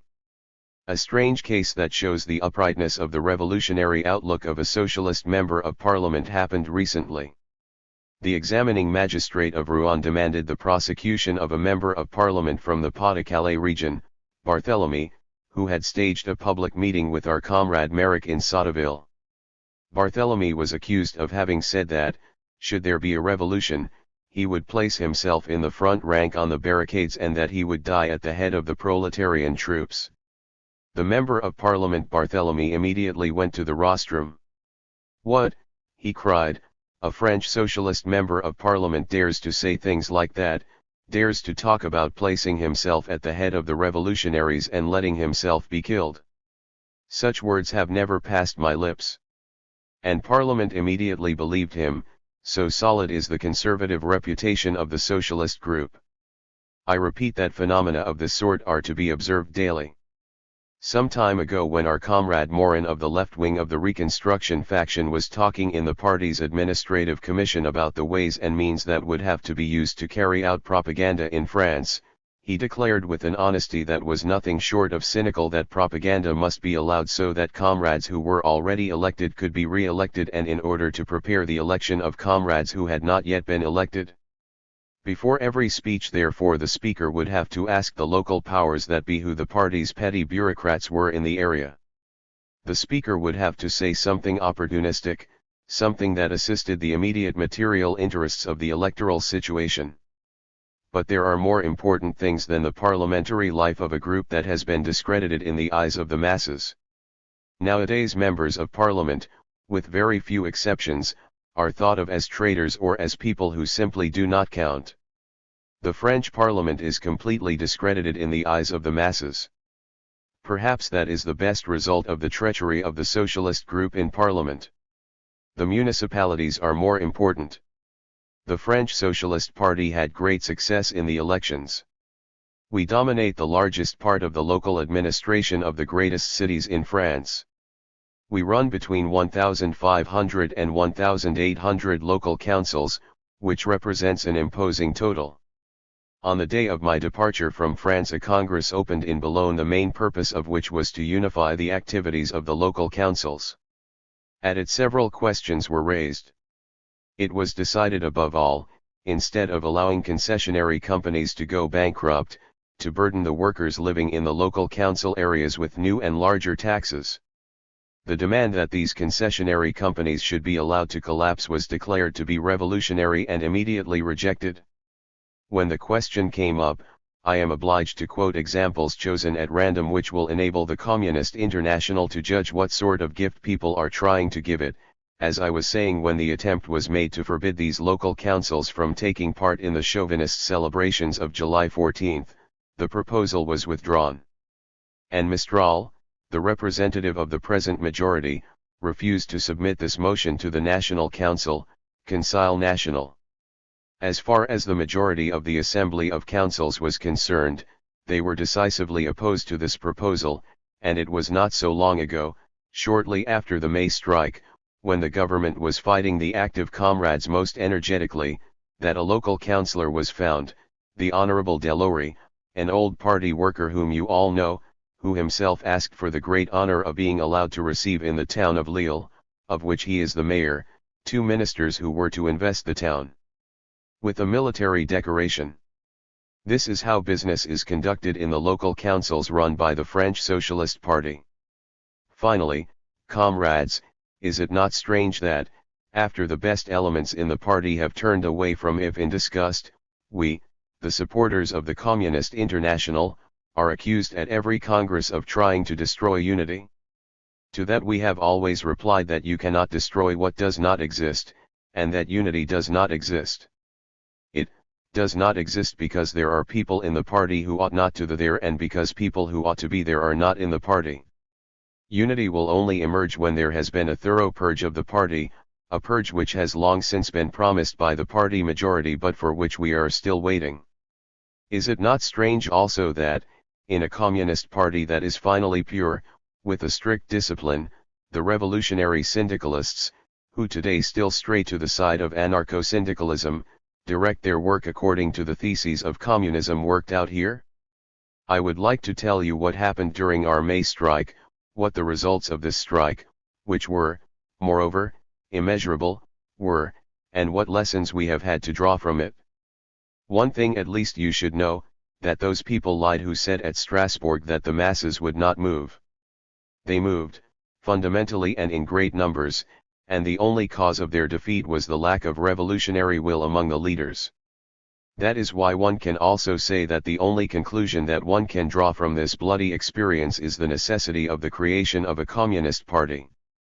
The conversion of our comrades Kakin and Frossard is only a personal fact. They will return to France and pronounce their declaration to an attentively listening crowd.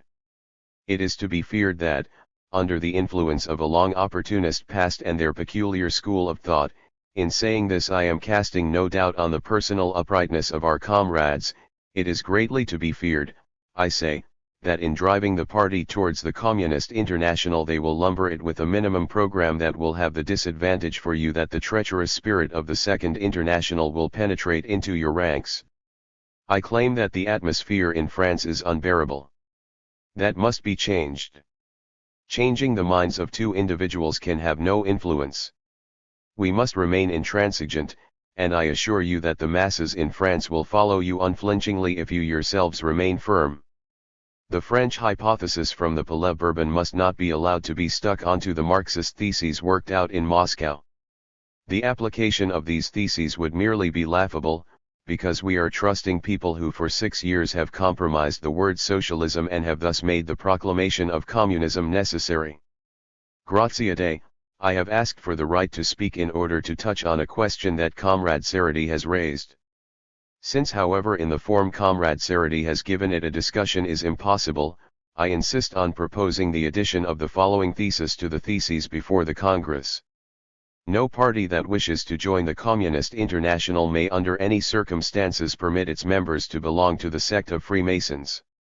The Freemasons do in fact in various countries form political organizations which, through their abstract, formalist and petty bourgeois conception of social relations and through their whole composition serve the interests of the national and international bourgeois system. Its influence is all the more dangerous for the fact that the Freemason sect is a secret organization. A mere glance at the writings of the Freemasons is sufficient to justify my motion. The question is of little interest for the Russians. All the greater however is its importance for the Latin countries, for England, and for America. Freemasonry exercises quite a big influence in those countries. It is a political organization that strives for the conquest and the retention of power. It gathers civil servants, academics, and businessmen around itself. The teachings upon which it is based are directly opposed to Marxist socialist conceptions. It endeavors to veil national and class differences under an abstract and formalist conception of theoretical rights. Moreover, it is a secret organization, and since, in many countries, we do not yet have secret organizations, we are in their opinion in an inferior position to them. The comrades who are members of the Freemason sect can check up on us, but we for our part have no opportunity to check their organization. We have had an interesting experience in this matter in Italy. At the party congress in Ancona before August 1914, we laid down that membership of the party and of the Freemasons were incompatible. After a few months the war broke out. We were then able to convince ourselves that without the decision I have mentioned our party would never have been able to take up the hostile attitude to the war that it did. In any case it would have split at this most difficult moment. One of the main causes of the present crisis in the French party is the circumstance that there are in their ranks a great number of Freemasons. I therefore ask the Congress to take Comrade Sarati's motion and my addendum into account and to add the latter to the theses proposed by the Commission as a supplementary thesis. The Congress must take up a firm attitude on this question, which is in the highest degree important for many countries. Gilbos, the first year of existence of the Communist International was a year of the formation and the setting up of communist parties and groups. I believe that we have now entered into a new phase in the development of the Communist International, the phase of the struggle of the different tendencies within the framework of the Communist International. The debates we have participated in since the start of the Congress are proof of this struggle between left and right. I see in this a sign of the great vitality of communism. But I believe that I note a tendency among the right wing that can grow extensively and which consequently must be fought unhesitatingly by the leaders of the left wing. In the manifesto of the first, founding Congress of the Communist International, it said that it was necessary to fight centrism, which was correctly held to be the most dangerous tendency in the socialist movement. This manifesto demanded a complete break with centrism and the formation of purely communist groups and parties in every country. It is in my opinion characteristic that the Second Congress of the Communist International adopts a different standpoint on how to approach the center. The very fact that the possibility is conceded of accepting certain centrist elements into the Communist International marks the beginning of negotiations with the reformists and the centrists. In the proposed theses, the right wing of the Italian Socialist Party, whose representative is Turati, is condemned on the one hand, but on the other hand a turn is made towards centrist parties such as for example the USPD and the French Socialist Party. In this I see a contradiction. The difference that exists between Kakin and Turati is not big, but it does exist. The attitude the Italian Socialist Party took up during the war was far worthier of a socialist party than that taken up by the French Socialist Party, which was guilty of the basest treachery. I do not find particular cause for joy in the fact that, under the influence of the revolutionary atmosphere in which they suddenly find themselves in Moscow, the representatives of certain centrist parties profess their communism. I have no doubt as to their honesty, but I ask myself whether, when they return to Paris and the tainted atmosphere of the Socialist Party or the Chamber of Deputies, they will not fall back into their old mistakes. Think about the fact that the preparations for the formation of the Second International, which was set up in 1889, took several years. The comrades who are now negotiating with the socialist parties think that an organization and a press that can serve the purposes of the revolution can be created from one day to the next. They are sinning against the limitations of possibility. We must first organize the cadre of a strong communist party. We must draw the masses into this cadre organization, but we cannot graft them to it artificially. I insist upon one fact that Comrade Lefebvre has already mentioned. The French Socialist Party is in general a parliamentary party which we should in no case admit, despite its representative statements. The split that should happen has unfortunately not yet happened. Only when it has really come about will there be in France a communist party that Comrade Lauriat's supporters and the syndicalists represented by Rosmer and Manet will join. Then we will have the masses on our side as well. We will however never be able to bring the French masses over to us if we try to transform the French Socialist Party artificially into a communist party. If after a trial period of 6 months or a year we want to accept parties that have for many years betrayed us and gone astray, then I am afraid that in the end they will perhaps be a majority in the Communist International, and that they will replace the red banner of the Communist International with another that is very similar to that of the Second International. We cannot carry on negotiations with parties which, despite their statements, offer no guarantees at all for the future. Herzog, Switzerland. In this discussion it is also necessary to go briefly into party conditions in Switzerland. As you know, the last conference of the Swiss party decided to leave the Second International and join the Communist International. At the same time, however, a motion was passed whereby that decision would first of all have to be laid before all the members of the Social Democratic Party in a ballot. In the ballot it was decided to leave the Second International but not, however, to join the Communist International, but on the contrary to give the party leadership the authority and the duty to make contact with all revolutionary parties in order to bring together a big revolutionary international, a fourth international. The party leadership did everything possible to comply with this decision. Discussions took place with the French socialists in Bern. The party leadership also sent comrades to Germany to start negotiations with the USPD. When we communists exposed this maneuver, the Baller Vorwärts in particular tried to whitewash it. They covered up for the party leadership in this matter. Social democracy in Switzerland has constantly carried out this policy of hesitation in recent times, this policy of rushing hither and thither that we have seen during the withdrawal from the Second International. As you know, it decided to associate itself with Kienthal and Zimmerwald, and when we revolutionary workers insisted that these decisions should be put into practice, that association with Kienthal and Zimmerwald did not exhaust the matter, but that the program also had to be carried out, and that the attempt would have to be made to carry out revolutionary actions, that the army would have to be approached with propaganda, that the soldiers would have to be revolutionized. The party did everything it could to make our activity impossible. We were forced to bring the revolutionary workers together in separate groups within the party. We tried to form communist groups in all the larger localities. We extended these into a central organization and gave ourselves a program. We did not stand still at that. We said that we had to start on actions and propaganda in the army, in accordance with the theses proposed at Zimmerwald, that we would have to say to the workers that they had to carry out great mass actions and, if the party leaders did not want it, against their will. This is the basis of the conflict and of the expulsion of the communists from the Swiss Social Democratic Party. We carried out this propaganda systematically. We distributed tens of thousands of leaflets to the army, which was only our duty as revolutionary communists. That is the reason why we were thrown out. There was a big general strike in Zurich. I said that the general strike must be carried out, and when we said that in our propaganda we were expelled from the party.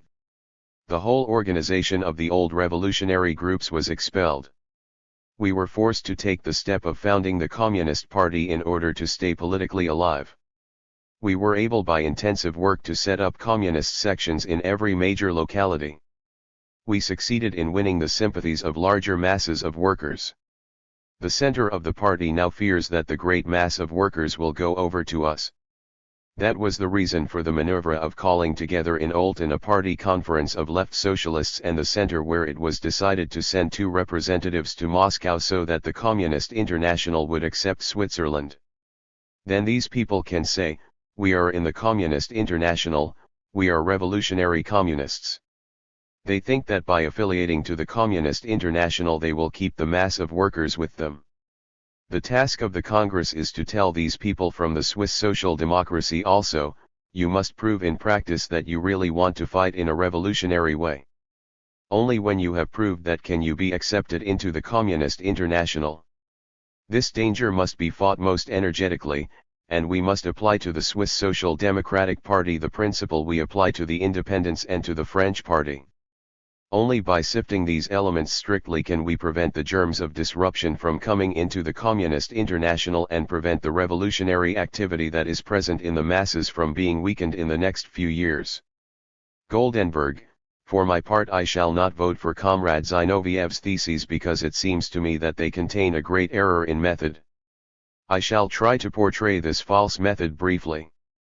When we supporters of the Communist International are asked why we do not remain in the Socialist Party, we reply, the war has split the international proletariat into 2 opposed camps, into the counter-revolutionary camp on the one hand, which is represented by the labor aristocracy, by the layer of the proletariat which, through the development of capitalism, has come closer and closer to the lower layers of the bourgeoisie, and into the revolutionary camp on the other.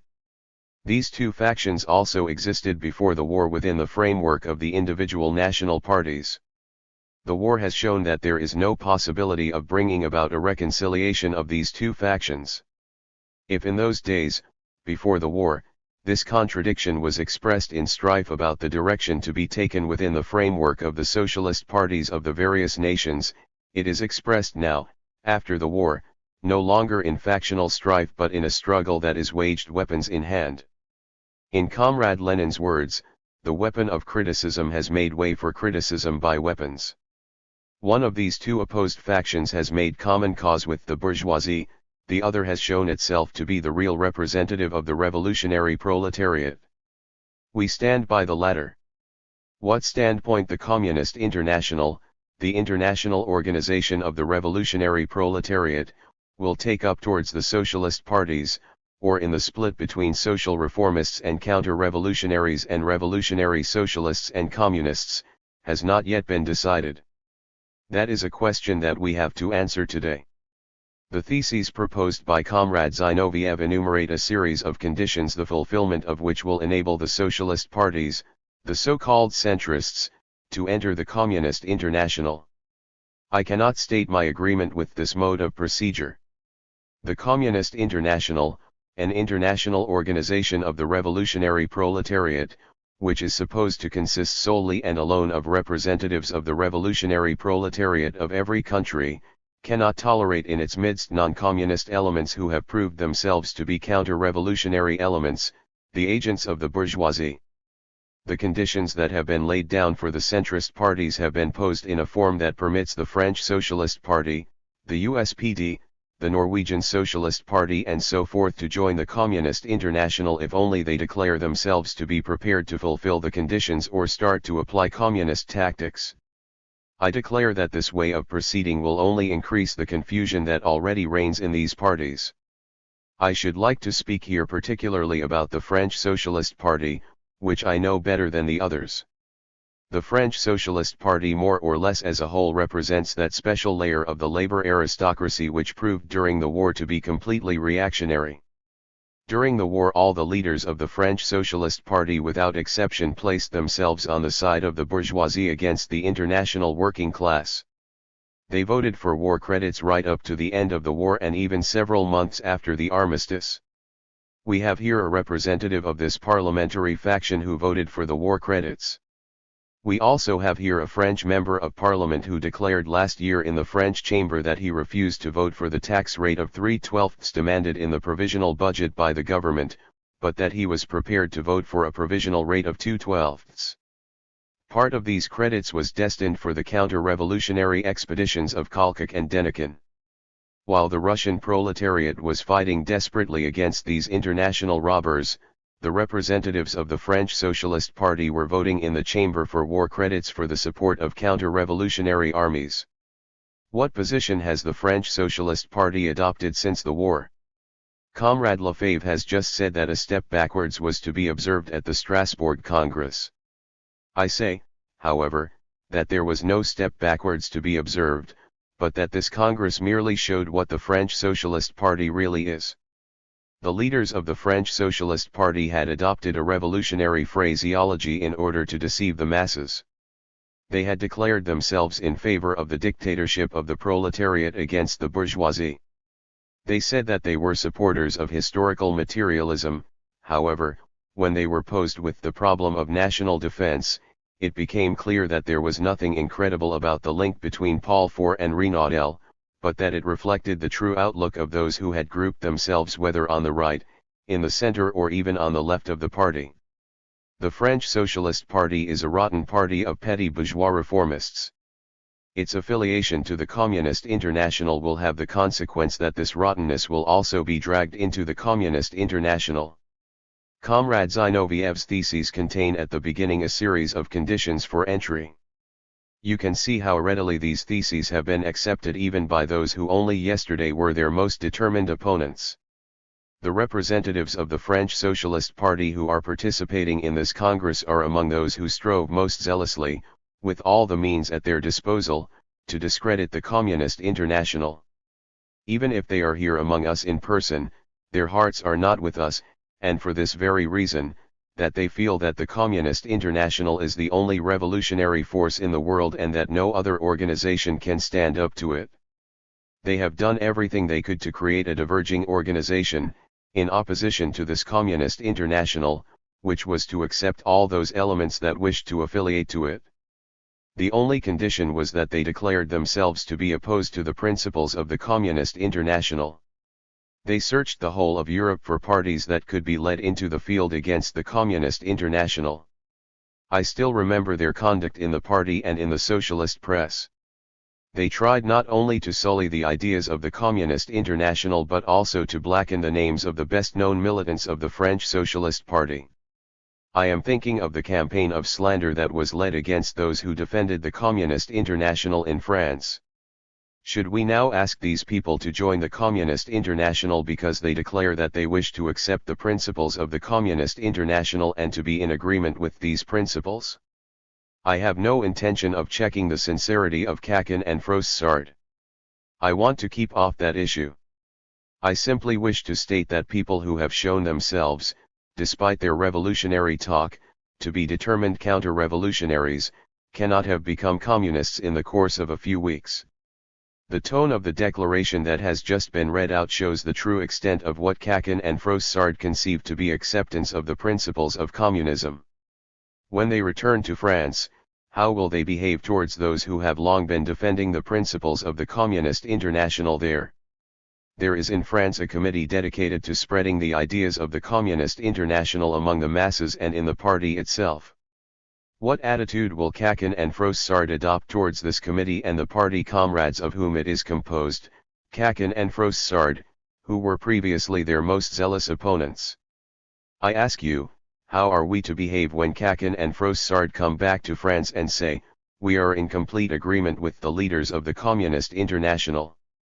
We have discussed with them. In reality, nothing separates us from them.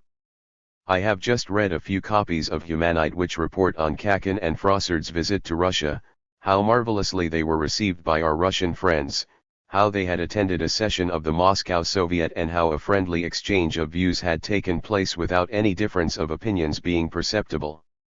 That is the opinion of Humanite, and Kakin and Froissart will also represent this opinion when they return from Russia. They will repeat the claim they made before their departure from France, that if Comrade Lenin was in France he would agree with them and not with us. I protest against this artificial way of accepting into the Communist International elements that are not even in favor of it. In the name of my comrades languishing in jail, in the name of the true interests of the French proletariat, I declare that I am not in agreement with this way of proceeding. There is for the revolutionary French proletariat only one means of waging the fight against the Second International, and that is the setting up of a well-organized communist party in France that only contains communist elements. What is tragic about the situation in France is the circumstance that up until now it has been impossible to approach this task. We were forced to confine ourselves to the faction struggle within the party. We were unable to take up the task of organization and training through which alone it is possible to create a well-organized party. The standpoint that I am defending here is that the French Socialist Party cannot be told, under these conditions you will be allowed to join the Communist International. Instead, we want to adopt an attitude that forces the revolutionary and reformist elements of the party to break from each other, which could not previously happen. Only thus will it be possible to create a communist party that will consist only of left socialists.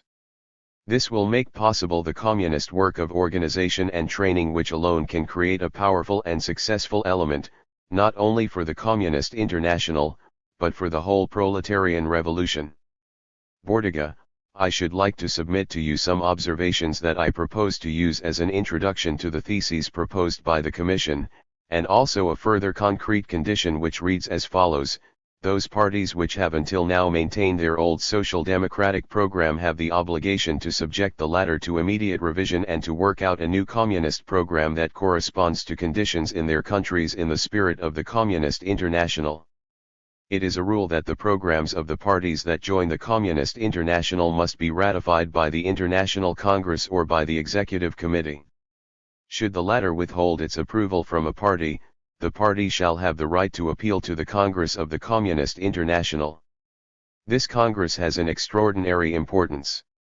It has to confirm and defend the eternal principles of the Communist International. When Comrade Lenin, I think it was in April 1917, returned to Russia and submitted a short draft of the new program of the Communist Party, he too spoke of the revitalization of the International.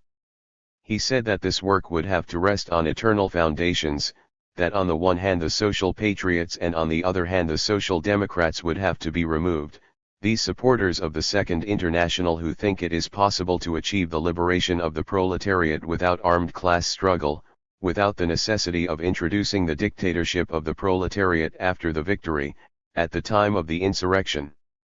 The foundation of the Communist International in Russia led us back to Marxism.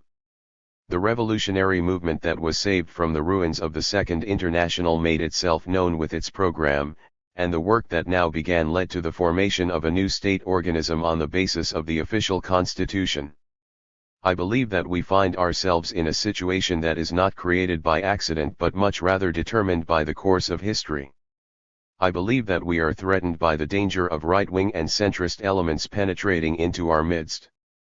When the watchword Soviet order was flung to the Russian and the international proletariat at the end of the war, the revolutionary waves rose and the proletariat was set in motion all over the world. A natural selection took place in the old socialist parties all over the world. Communist parties arose that took up the fight with the bourgeoisie. The following period was a time of standstill, since the revolution was suppressed in Germany, Bavaria, and Hungary by the bourgeoisie.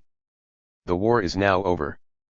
The problem of war and the question of national defense are no longer of immediate interest. It is very easy to say that, in a new war, one would not fall into the same errors, that is to say the mistakes of the Union Sacrée and national defense. The revolution is still far off, our opponents say, it is not an immediate problem for us, and they will accept all the theses of the Communist International, the power of the Soviets, the dictatorship of the proletariat, the Red Terror. We would therefore be in great danger if we made the mistake of accepting these people in our ranks. The Communist International cannot speed up the course of history. It can neither create the revolution nor bring it about by force. It only stands in our power to prepare the working class. But our movement must remember the lessons of the war and the Russian Revolution. In my opinion, we must pay great attention to them. The right-wing elements accept our theses, but in an unsatisfactory manner and with certain reservations. We communists must demand that this acceptance is complete and without restrictions for the future. We have seen the first application of the Marxist method and theory in Russia, that is to say in a country where the development of the classes has not yet reached a very high level.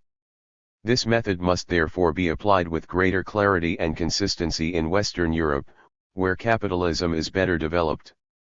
There is talk here about the difference between the reformists and the revolutionaries. That is an outmoded expression. There cannot be any more reformists, even if, as supporters of socialism, they admit the class struggle, but at the same time hope that the form this struggle takes will be different from what it is in Russia. I am of the opinion, comrades, that the Communist International is standing fast, that it is holding its revolutionary political character upright without flinching. We must put up insurmountable barricades against the reformists. These parties must be forced to make an exact declaration of their principles. A common program ought to be introduced for every party in the world, which is unfortunately not possible at the moment. The Communist International possesses no means of convincing itself that these people follow the communist program. Where the 16th thesis says, parties that previously have retained their old social democratic program have the duty of changing this program in the shortest possible time and working out a new program in harmony with the decisions of the Communist International according to the particular circumstances in their countries, the following words after "and working out a new program" should be struck out, in harmony with the decisions of the Communist International according to the particular circumstances of their countries. They should be replaced with the words, in which the principles of the Communist International are established in a manner that is unambiguous and in complete agreement with the resolutions of the international congresses. The minority of the party that declares itself to be in opposition to this program must be expelled from the party organization. The parties that have changed their program and joined the Communist International and have not fulfilled this condition must immediately call an extraordinary Congress to reach agreement on it. This condition, about which the representatives of the French Socialist Party have expressed no opinion, and have not said that they are going to expel Renaudel and others from their party, must be posed clearly and distinctly. All those who vote against the new program must be expelled from the party. As far as the program is concerned, there is no disciplinary problem, either it is accepted or it is not accepted. Those who do not accept it leave the party. The program is something that is common to all. It is not something drawn up by the majority of party militants. It is what is laid before those parties that wish to be accepted into the Communist International. It must be the difference between the wish to join the Communist International and the fact of being accepted by it. I think that, after the Congress, the Executive Committee must be given time to find out whether all the obligations that have been laid upon the parties by the Communist International have been fulfilled. After this time, after the so-called organization period, the door must be closed.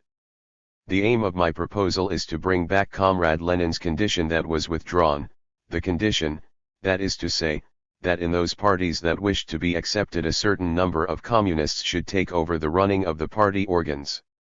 I would prefer them all to be communists. Opportunism must be fought everywhere. But we will find this task very difficult if, at the very moment that we are taking steps to purge the Communist International, the door is open to let those who are standing outside come in.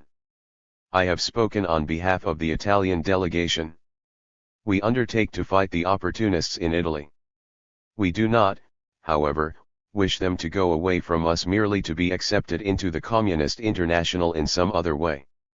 We say to you, after we have worked with you, we want to go back to our country and form a united front against all the enemies of the communist revolution. Saradi, we would like to announce that the International Communist Women's Conference will open tomorrow, Friday, in the Great Theatre at 6 o'clock. We ask you to attend the opening. The session will be continued tonight at 8:30 p.m. The session is closed. Evening session of July 29th. Milkik, I had not intended to take the floor on this question. I wanted to confine myself to voting. But I think that it is my duty to declare from the rostrum, as a reply to what Comrade Zinoviev said here, that the Yugoslav Party is not an opportunist party. Zinoviev, that is true. Milkik, I am glad to hear that Comrade Zinoviev confirms what I say.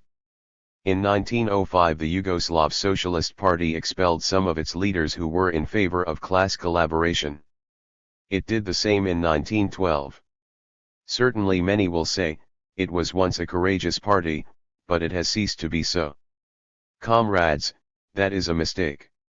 Today Comrade Zinoviev gave me some Serbian newspapers and in them I read that the Yugoslav Socialist Party has changed its name and from now on calls itself the Communist Party. And the first act of the party center was to publish a spirited appeal in favor of the Hungarian communists.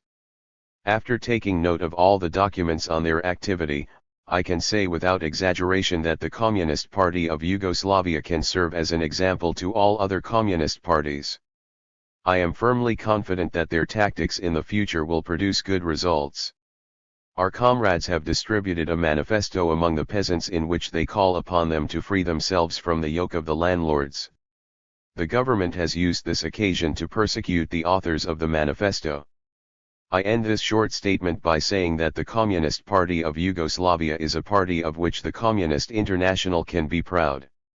It does not deserve what Comrade Zinoviev said about it.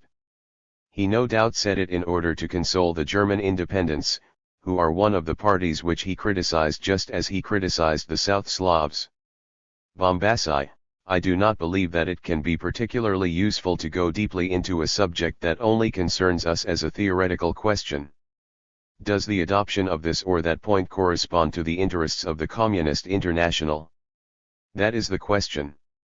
It is a difficult one when we are dealing with parties that have a history of 30 years of reformist habits behind them that does not permit them to adopt the spirit of the revolutionary epoch. The Italian Socialist Party joined the Communist International, but since the Bologna Congress, where, in contrast to Comrade Bordiga, I opposed the expulsion of the reformists and the change of the party's name, nothing has changed there. Unfortunately, this fact proves that there are in it elements that are not capable of being really true to the Communist International. It would not be sufficient to expel Turati since Modigliani and 50 or 60 others lead the reformist tendency. The whole party would have to be split, without stopping at the old chiefs of reformism. I am even more opposed to the acceptance of the French Socialist Party and the German independents into the Communist International, since these parties cannot adopt a revolutionary communist mode of thought. With reference to this subject I shall propose an amendment to the theses we have discussed. It would deal with setting up an inquiry among the mass of members of the parties in question and giving the Executive Committee the right to expel various parties and their individual members who obviously cannot be tolerated in communist organizations. With this big reservation I would be, strictly speaking, in favor of the acceptance of those parties which in principle I condemn. I think that it is impermissible for any communist to be a member of the Freemasons, that purely bourgeois movement. Applause. Polano, I am speaking today on behalf of the Italian Socialist Youth and in order to report to you on its activities. This organization has existed since 1907. In general, its line is in complete agreement with the Italian Socialist Party, which, however, it has constantly pushed to the left. We have never ceased to demand that the Italian Socialist Party should be purged of its reformist elements, and we hope that the Communist International will help us. The International must seek closer links with the Italian Socialist Party, which will come about through a clear understanding of its historical mission. Its most important task is preparing the revolution. This work is delayed by the struggle inside the party between the two ideologies, between social democracy on the one hand and the communist elements on the other. There does not exist the slightest possibility of uniting these two tendencies. How is it possible that the Marxist elements of the Socialist Party have not yet noticed this contradiction? How could they not grasp the importance, not take measures in order to remove from the party all those elements which obstruct it in action when, after all, it has the duty of leading the masses? The Italian Socialist Party affiliated to the Communist International and Bloc. Nevertheless, there are still in its midst men like Modigliani who have never ceased to carry out the most energetic propaganda against the Communist International and the dictatorship of the proletariat. It was Modigliani himself who demanded not so long ago that close links should be created between the Socialist Party and petty bourgeois elements. Turati, who also, as you know, belongs to the Italian Socialist Party, similarly declared recently that communist tactics were childishness and stupidity. A real communist party cannot be formed from such contradictory elements. The Communist International must come to the aid of the socialist youth in its work of purging. Permit me to draw the attention of the Congress to paragraph 7 of the theses, which says that all the parties that wish to join the Communist International must immediately break with the opportunist and centrist elements. I would also like to remind the Congress of paragraph 18, which says that all parties that affiliate to the Communist International must adopt the name Communist Party. I cherish the firm hope that the Italian Socialist Party will consider the theses that we have discussed and that it will soon present itself as a real communist party. But we must be helped to achieve this task. This must not be forgotten. The Communist International will now, however, be able to help the Socialist Youth and the Italian Socialist Party in its work if it lets in such groups as the French Socialist Party and the USPD. For it is in fact impossible on the one hand to purge the Italian Socialist Party of its opportunist elements and on the other hand to let such elements once more into the Communist International. Racco C.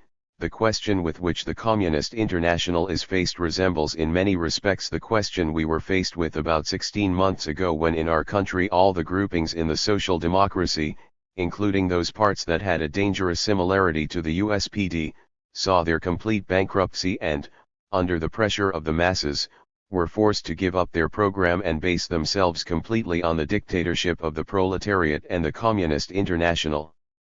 It then emerged that these people had given way to this pressure solely in order to remain in power, and not because they had seen that their previous views were wrong. We have had the saddest experiences with these left social democrats, and I would like to warn the comrades against repeating these examples now on a far larger scale. I must warn you energetically because I can see at every step in the speeches of comrades Crispien and Dittmann the characteristics of our social democrats. They recognized the dictatorship of the proletariat without any further ado, but, like Domig, they spoke out against terror and demanded a mild form of the dictatorship at a time when the experiences of the Finnish, Ukrainian, and other atrocities of the White Guards were known.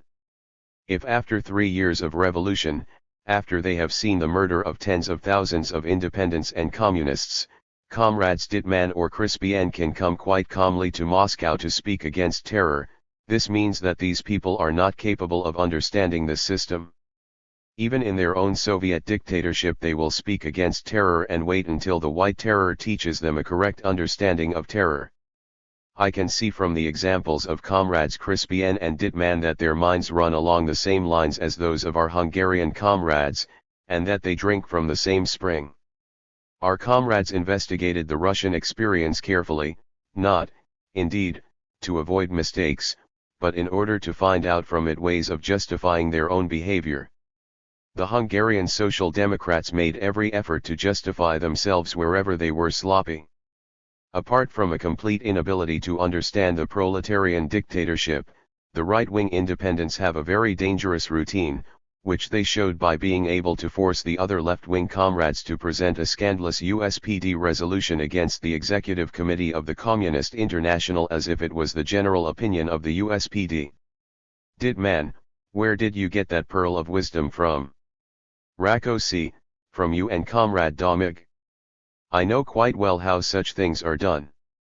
I have warned against this because I can see from the example of the Hungarian proletariat that people who do not know what terror and dictatorship are after 3 years of revolution are not going to become any wiser in the next few years, and that they will make exactly the same mistakes, which the German proletariat will then have to pay for with its blood. When the dictatorship fell, our Social Democrats did not become any wiser at all, although they should have seen that they were wrong. I do not know whether Comrade Dittmann knows that part of the Hungarian Social Democratic Party calls itself independent, and that one of its leaders is the worst enemy of the dictatorship who has done the greatest damage to the proletariat. He is the Vienna correspondent of Freiheit and writes whole columns in the spirit of Koski on conditions in Eastern Europe. These articles pass unnoticed because they fit in with the spirit of Freiheit. I should like to say that I am in favor of the proposal to link acceptance of the USPD to a new condition not yet mentioned in the theses, and I would like to support all those conditions that limit the indiscriminate acceptance of the USPD and other such centrists into the Communist International, because I know from experience that these people only change in words and give themselves the appearance of fighting for the dictatorship, while in reality they do what they are doing now in Germany. And what they did during the dictatorship in Hungary. Sarati, I see in the Russian evening paper a statement made by Dugoni, a member of the Italian delegation, on his visit to Russia. I must admit that I do not know whether these statements by Dugoni are authentic, but I can state in any case that no member of the Italian delegation has empowered Dugoni to make these statements. We have sent the Avanti radio messages and information on our stay in Russia. In them we have expressed our views very clearly. All other statements ascribed to us are completely false. I heard something of this morning and entrusted Comrade D'Aragona, who departed for Italy today, with the task of finding out from the party leadership whether the statements published in the Italian press which are ascribed to Dugoni actually come from him. Should the answer be in the affirmative, I shall demand his immediate expulsion from the party. Meyer, comrades, if we are here concerned with the question of the acceptance of the USPD into the Communist International, then this concern has shown once again how extremely difficult it is to form a clear all-round picture of the character of the USPD. To every objection, to every criticism, its representatives reply by pointing to other phrases, other statements by other members, and all in all the picture we see is that the USPD is not something homogeneous or clear, but that in all its parts it cannot show a clearly outlined attitude. Typical of the character of the USPD, which has indeed been manifest since its foundation, is its behavior towards the Communist International. The party conference at Leipzig did, it is true, decide to affiliate to the Communist International. If however this decision is examined carefully, it will emerge that it is not a decision to affiliate, but a resolution demanding first of all negotiations with so-called social revolutionary parties in order to reach an agreement with them, and contact with Moscow only if these negotiations break down. In the declaration that Comrade Crispien made on this in Leipzig, he explicitly established that the decision did not mean straightforward affiliation to Moscow but first of all negotiations. This decision is unclear, and when we inquire as to its execution, then we really are groping in the dark. What have the independents done since the Leipzig conference to carry out the decision? Why have they sent their representatives here? It is not clear from the behavior of the delegation here what they want.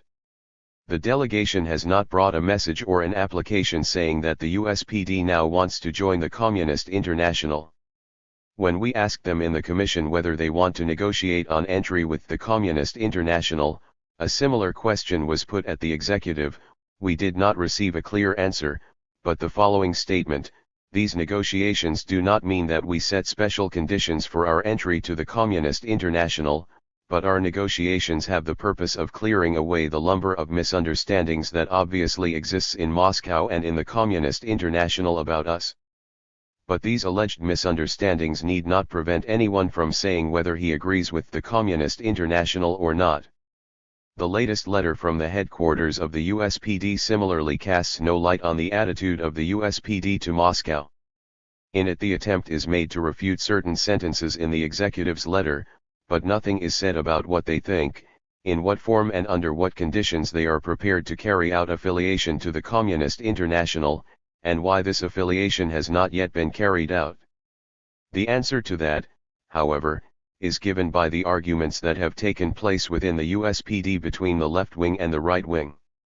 It is quite clear that elements like Koski, Hilferding, and Strobel, who even today within the USPD are looking out of the corner of their eyes at the Second International, would much prefer to go to Vaslui or Geneva instead of Moscow, and that only because the masses have barred the road to Lucerne do they grope their way slowly towards Moscow, in order to correspond to the wishes of the masses for affiliation to the Communist International.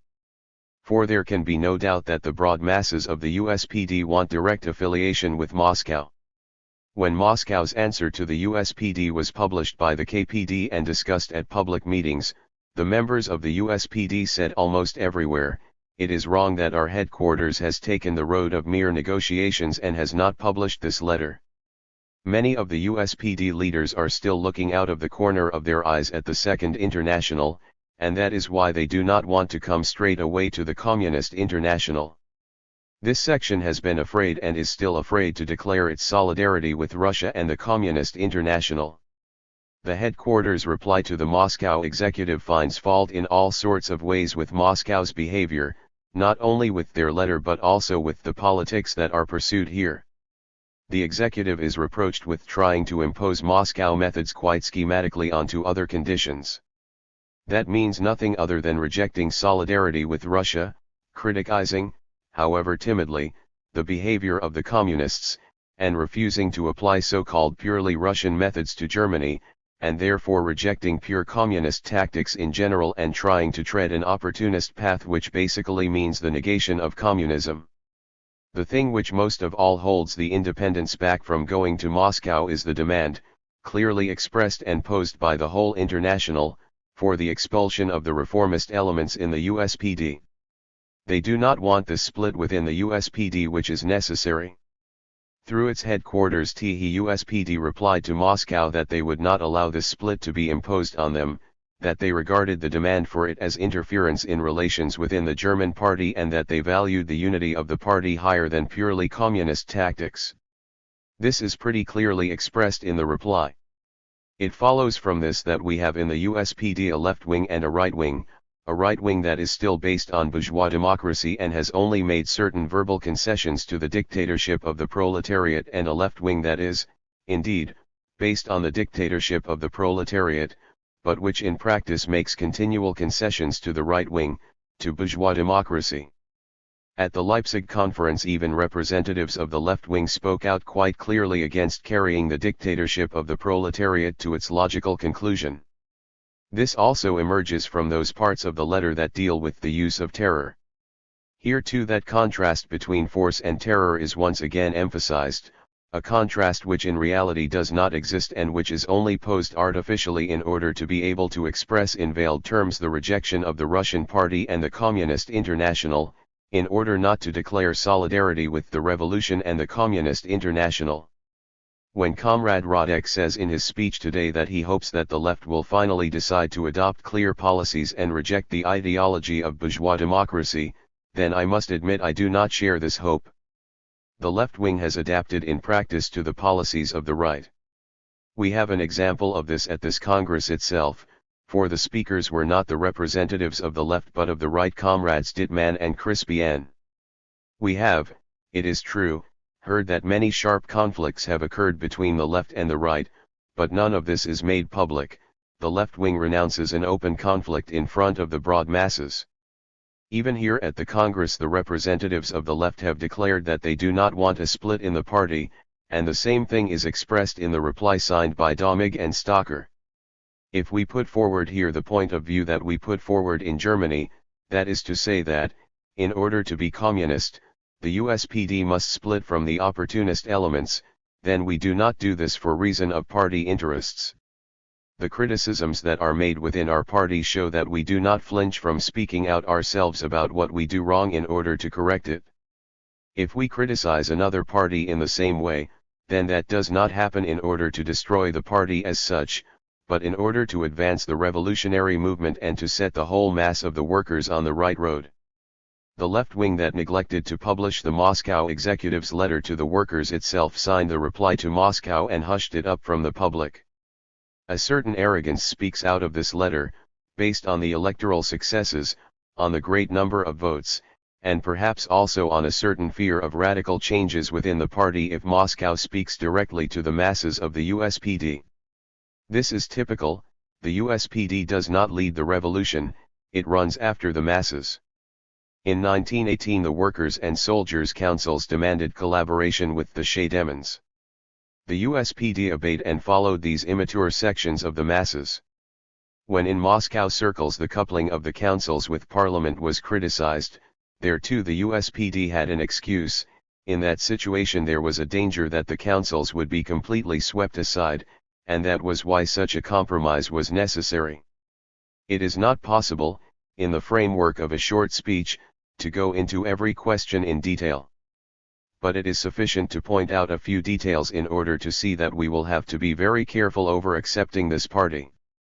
The condition for accepting the USPD is that it carries out a purely communist practice and does not flinch from expelling the reformists and opportunists.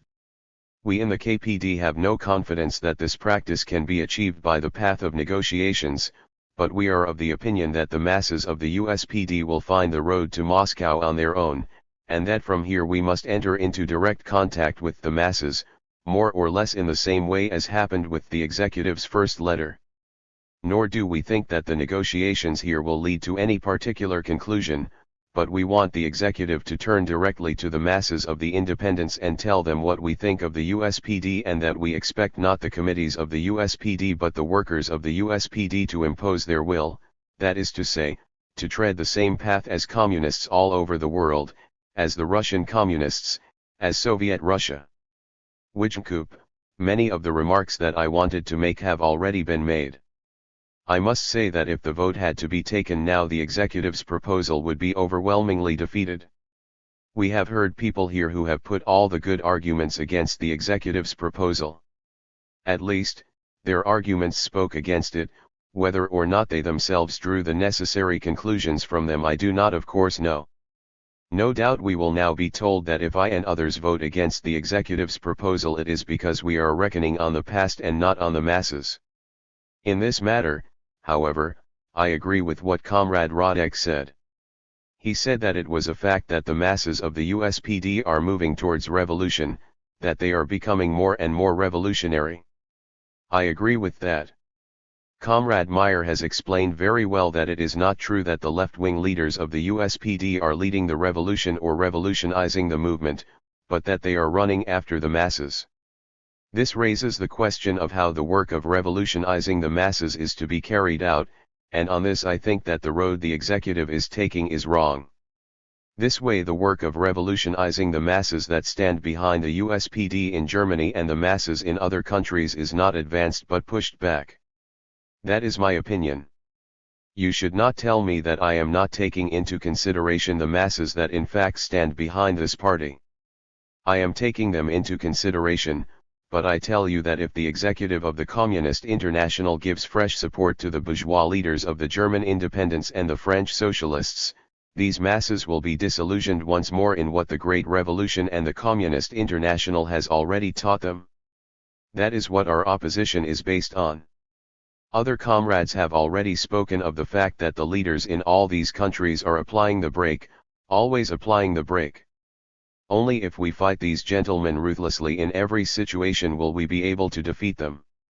Then the masses will be freed for the revolutionary struggle. If concessions are made to them, in whatever way it may be, that will strengthen their own false conception, and they will go back and carry on their work more boldly than before. Comrade Bombassi has told us of his experiences in Italy. He regrets his earlier weaknesses in this matter. He well knows that at that time he was too mild, but now he feels that he acted wrongly then, for as a result of his softness the party in Italy is not more but less revolutionary, and he feels that he must now tread the path that he did not then want to tread. He has judged correctly, and we in the International should learn from it. The Swiss comrades have confirmed this experience. What is a piece of paper to an opportunist? He will sign it if he has to, and he will still do what he wants to do. He is always two-faced and speaks with two tongues. This is how they operate, these gentlemen in Switzerland, the Troelstra in Holland, the Kakens, the Crispians, and all the rest of them. To retain their influence on the masses they will sign anything and then carry on as they think fit. Of course I know the executive will say to itself, as the executive we have a different power over them than the left leaders at home. Once they have signed we will be able to force them to keep to their pledges. That is a mistake. I agree completely with the executive of the Communist International that much more discipline must be introduced, that the executive must have more influence, that this must come and will come. But I am of the opinion that the executive does not possess this influence today, and that simply by its willingness to make concessions it shows these gentlemen that it is not capable of really forcing them to take the path that, as revolutionaries, they must take. I must say that if we look at the results that have been achieved up to now we must realize how mistaken these tactics are. This morning the French were severely criticized and the independent gentlemen less severely, although they are worse. There is naturally no great difference between them, but the latter suffered only mild, and the Kakens much sharper, criticism. This is a result of the attitude of the executive who have created a situation where the criticism of the KAPD against the KPD could not be heard here. We ought to have heard it here, but we have not heard it. The USPD say that we should also make friendly criticism of the communist parties. That is the best way to teach the masses what they have to do to their opportunist leaders, that is to say, chase them out. By concentrating all the criticism here on the USPD, on a reformist party, we have avoided hearing the criticism, not, it must be admitted, friendly, but good criticism of the KPD by the KAPD. Has the KPD always been in front of the masses? That is the question that must be posed and answered here. Now, however, in the presence of the USPD, it would be no good. We are not on our own, we are together with the socialist gentlemen who are in a government. But we should be on our own, and tell the truth. The executive's moves have prevented that. This morning Comrade Cerruti gave a good answer to the question why Turati remains in the Italian party, because in this way he can make propaganda on his own behalf. And if we ask why these opportunists have come here now and let us pose questions to them, then Comrade Meyer has already emphasized that we get no clear answers from them. They are more shameless here than they are in Germany. That is precisely the reason why these gentlemen enter into negotiations here with the Communist International, because they want to make propaganda on their own behalf in the big Communist Party that must and will grow in Germany. As has been very well said by Comrade Meyer, we must go over the heads of these leaders to the masses to whom the reformist gentlemen want to go in order to spread among them their propaganda, which is so harmful to the revolution. They cannot say so openly, but it is the truth. If they said so openly we would reply to them, thank you kindly, please go. That is why they must speak diplomatically. This morning Comrade Zinoviev said something else that was very correct. He characterized the whole machinery of these independents as Philistine. It is precisely this Philistine machine that we are trying to take over here. That will not do. We must stand on the principle that Comrade Radek has laid down. We should go to the masses. But then we cannot sort the matter out with the leaders in this way. I must point out that these gentlemen from the USPD and also Kakin and Frossard have been given a special position here. That is wrong, and something that will take its own revenge. Altogether two questions have been confused here. The question in general has been dealt with here as to what the conditions for entry to the Communist International should be like. That should be in the theses, and in general I think that there are many good things in the theses. It may be of course that something will yet be changed by this or that amendment. And there is the further question of what we want those parties to be like that already belong to the Communist International. People expect decisions on that from us communists, and these gentlemen should have no part in them. And nevertheless these gentlemen take part in the commission to draw up these theses.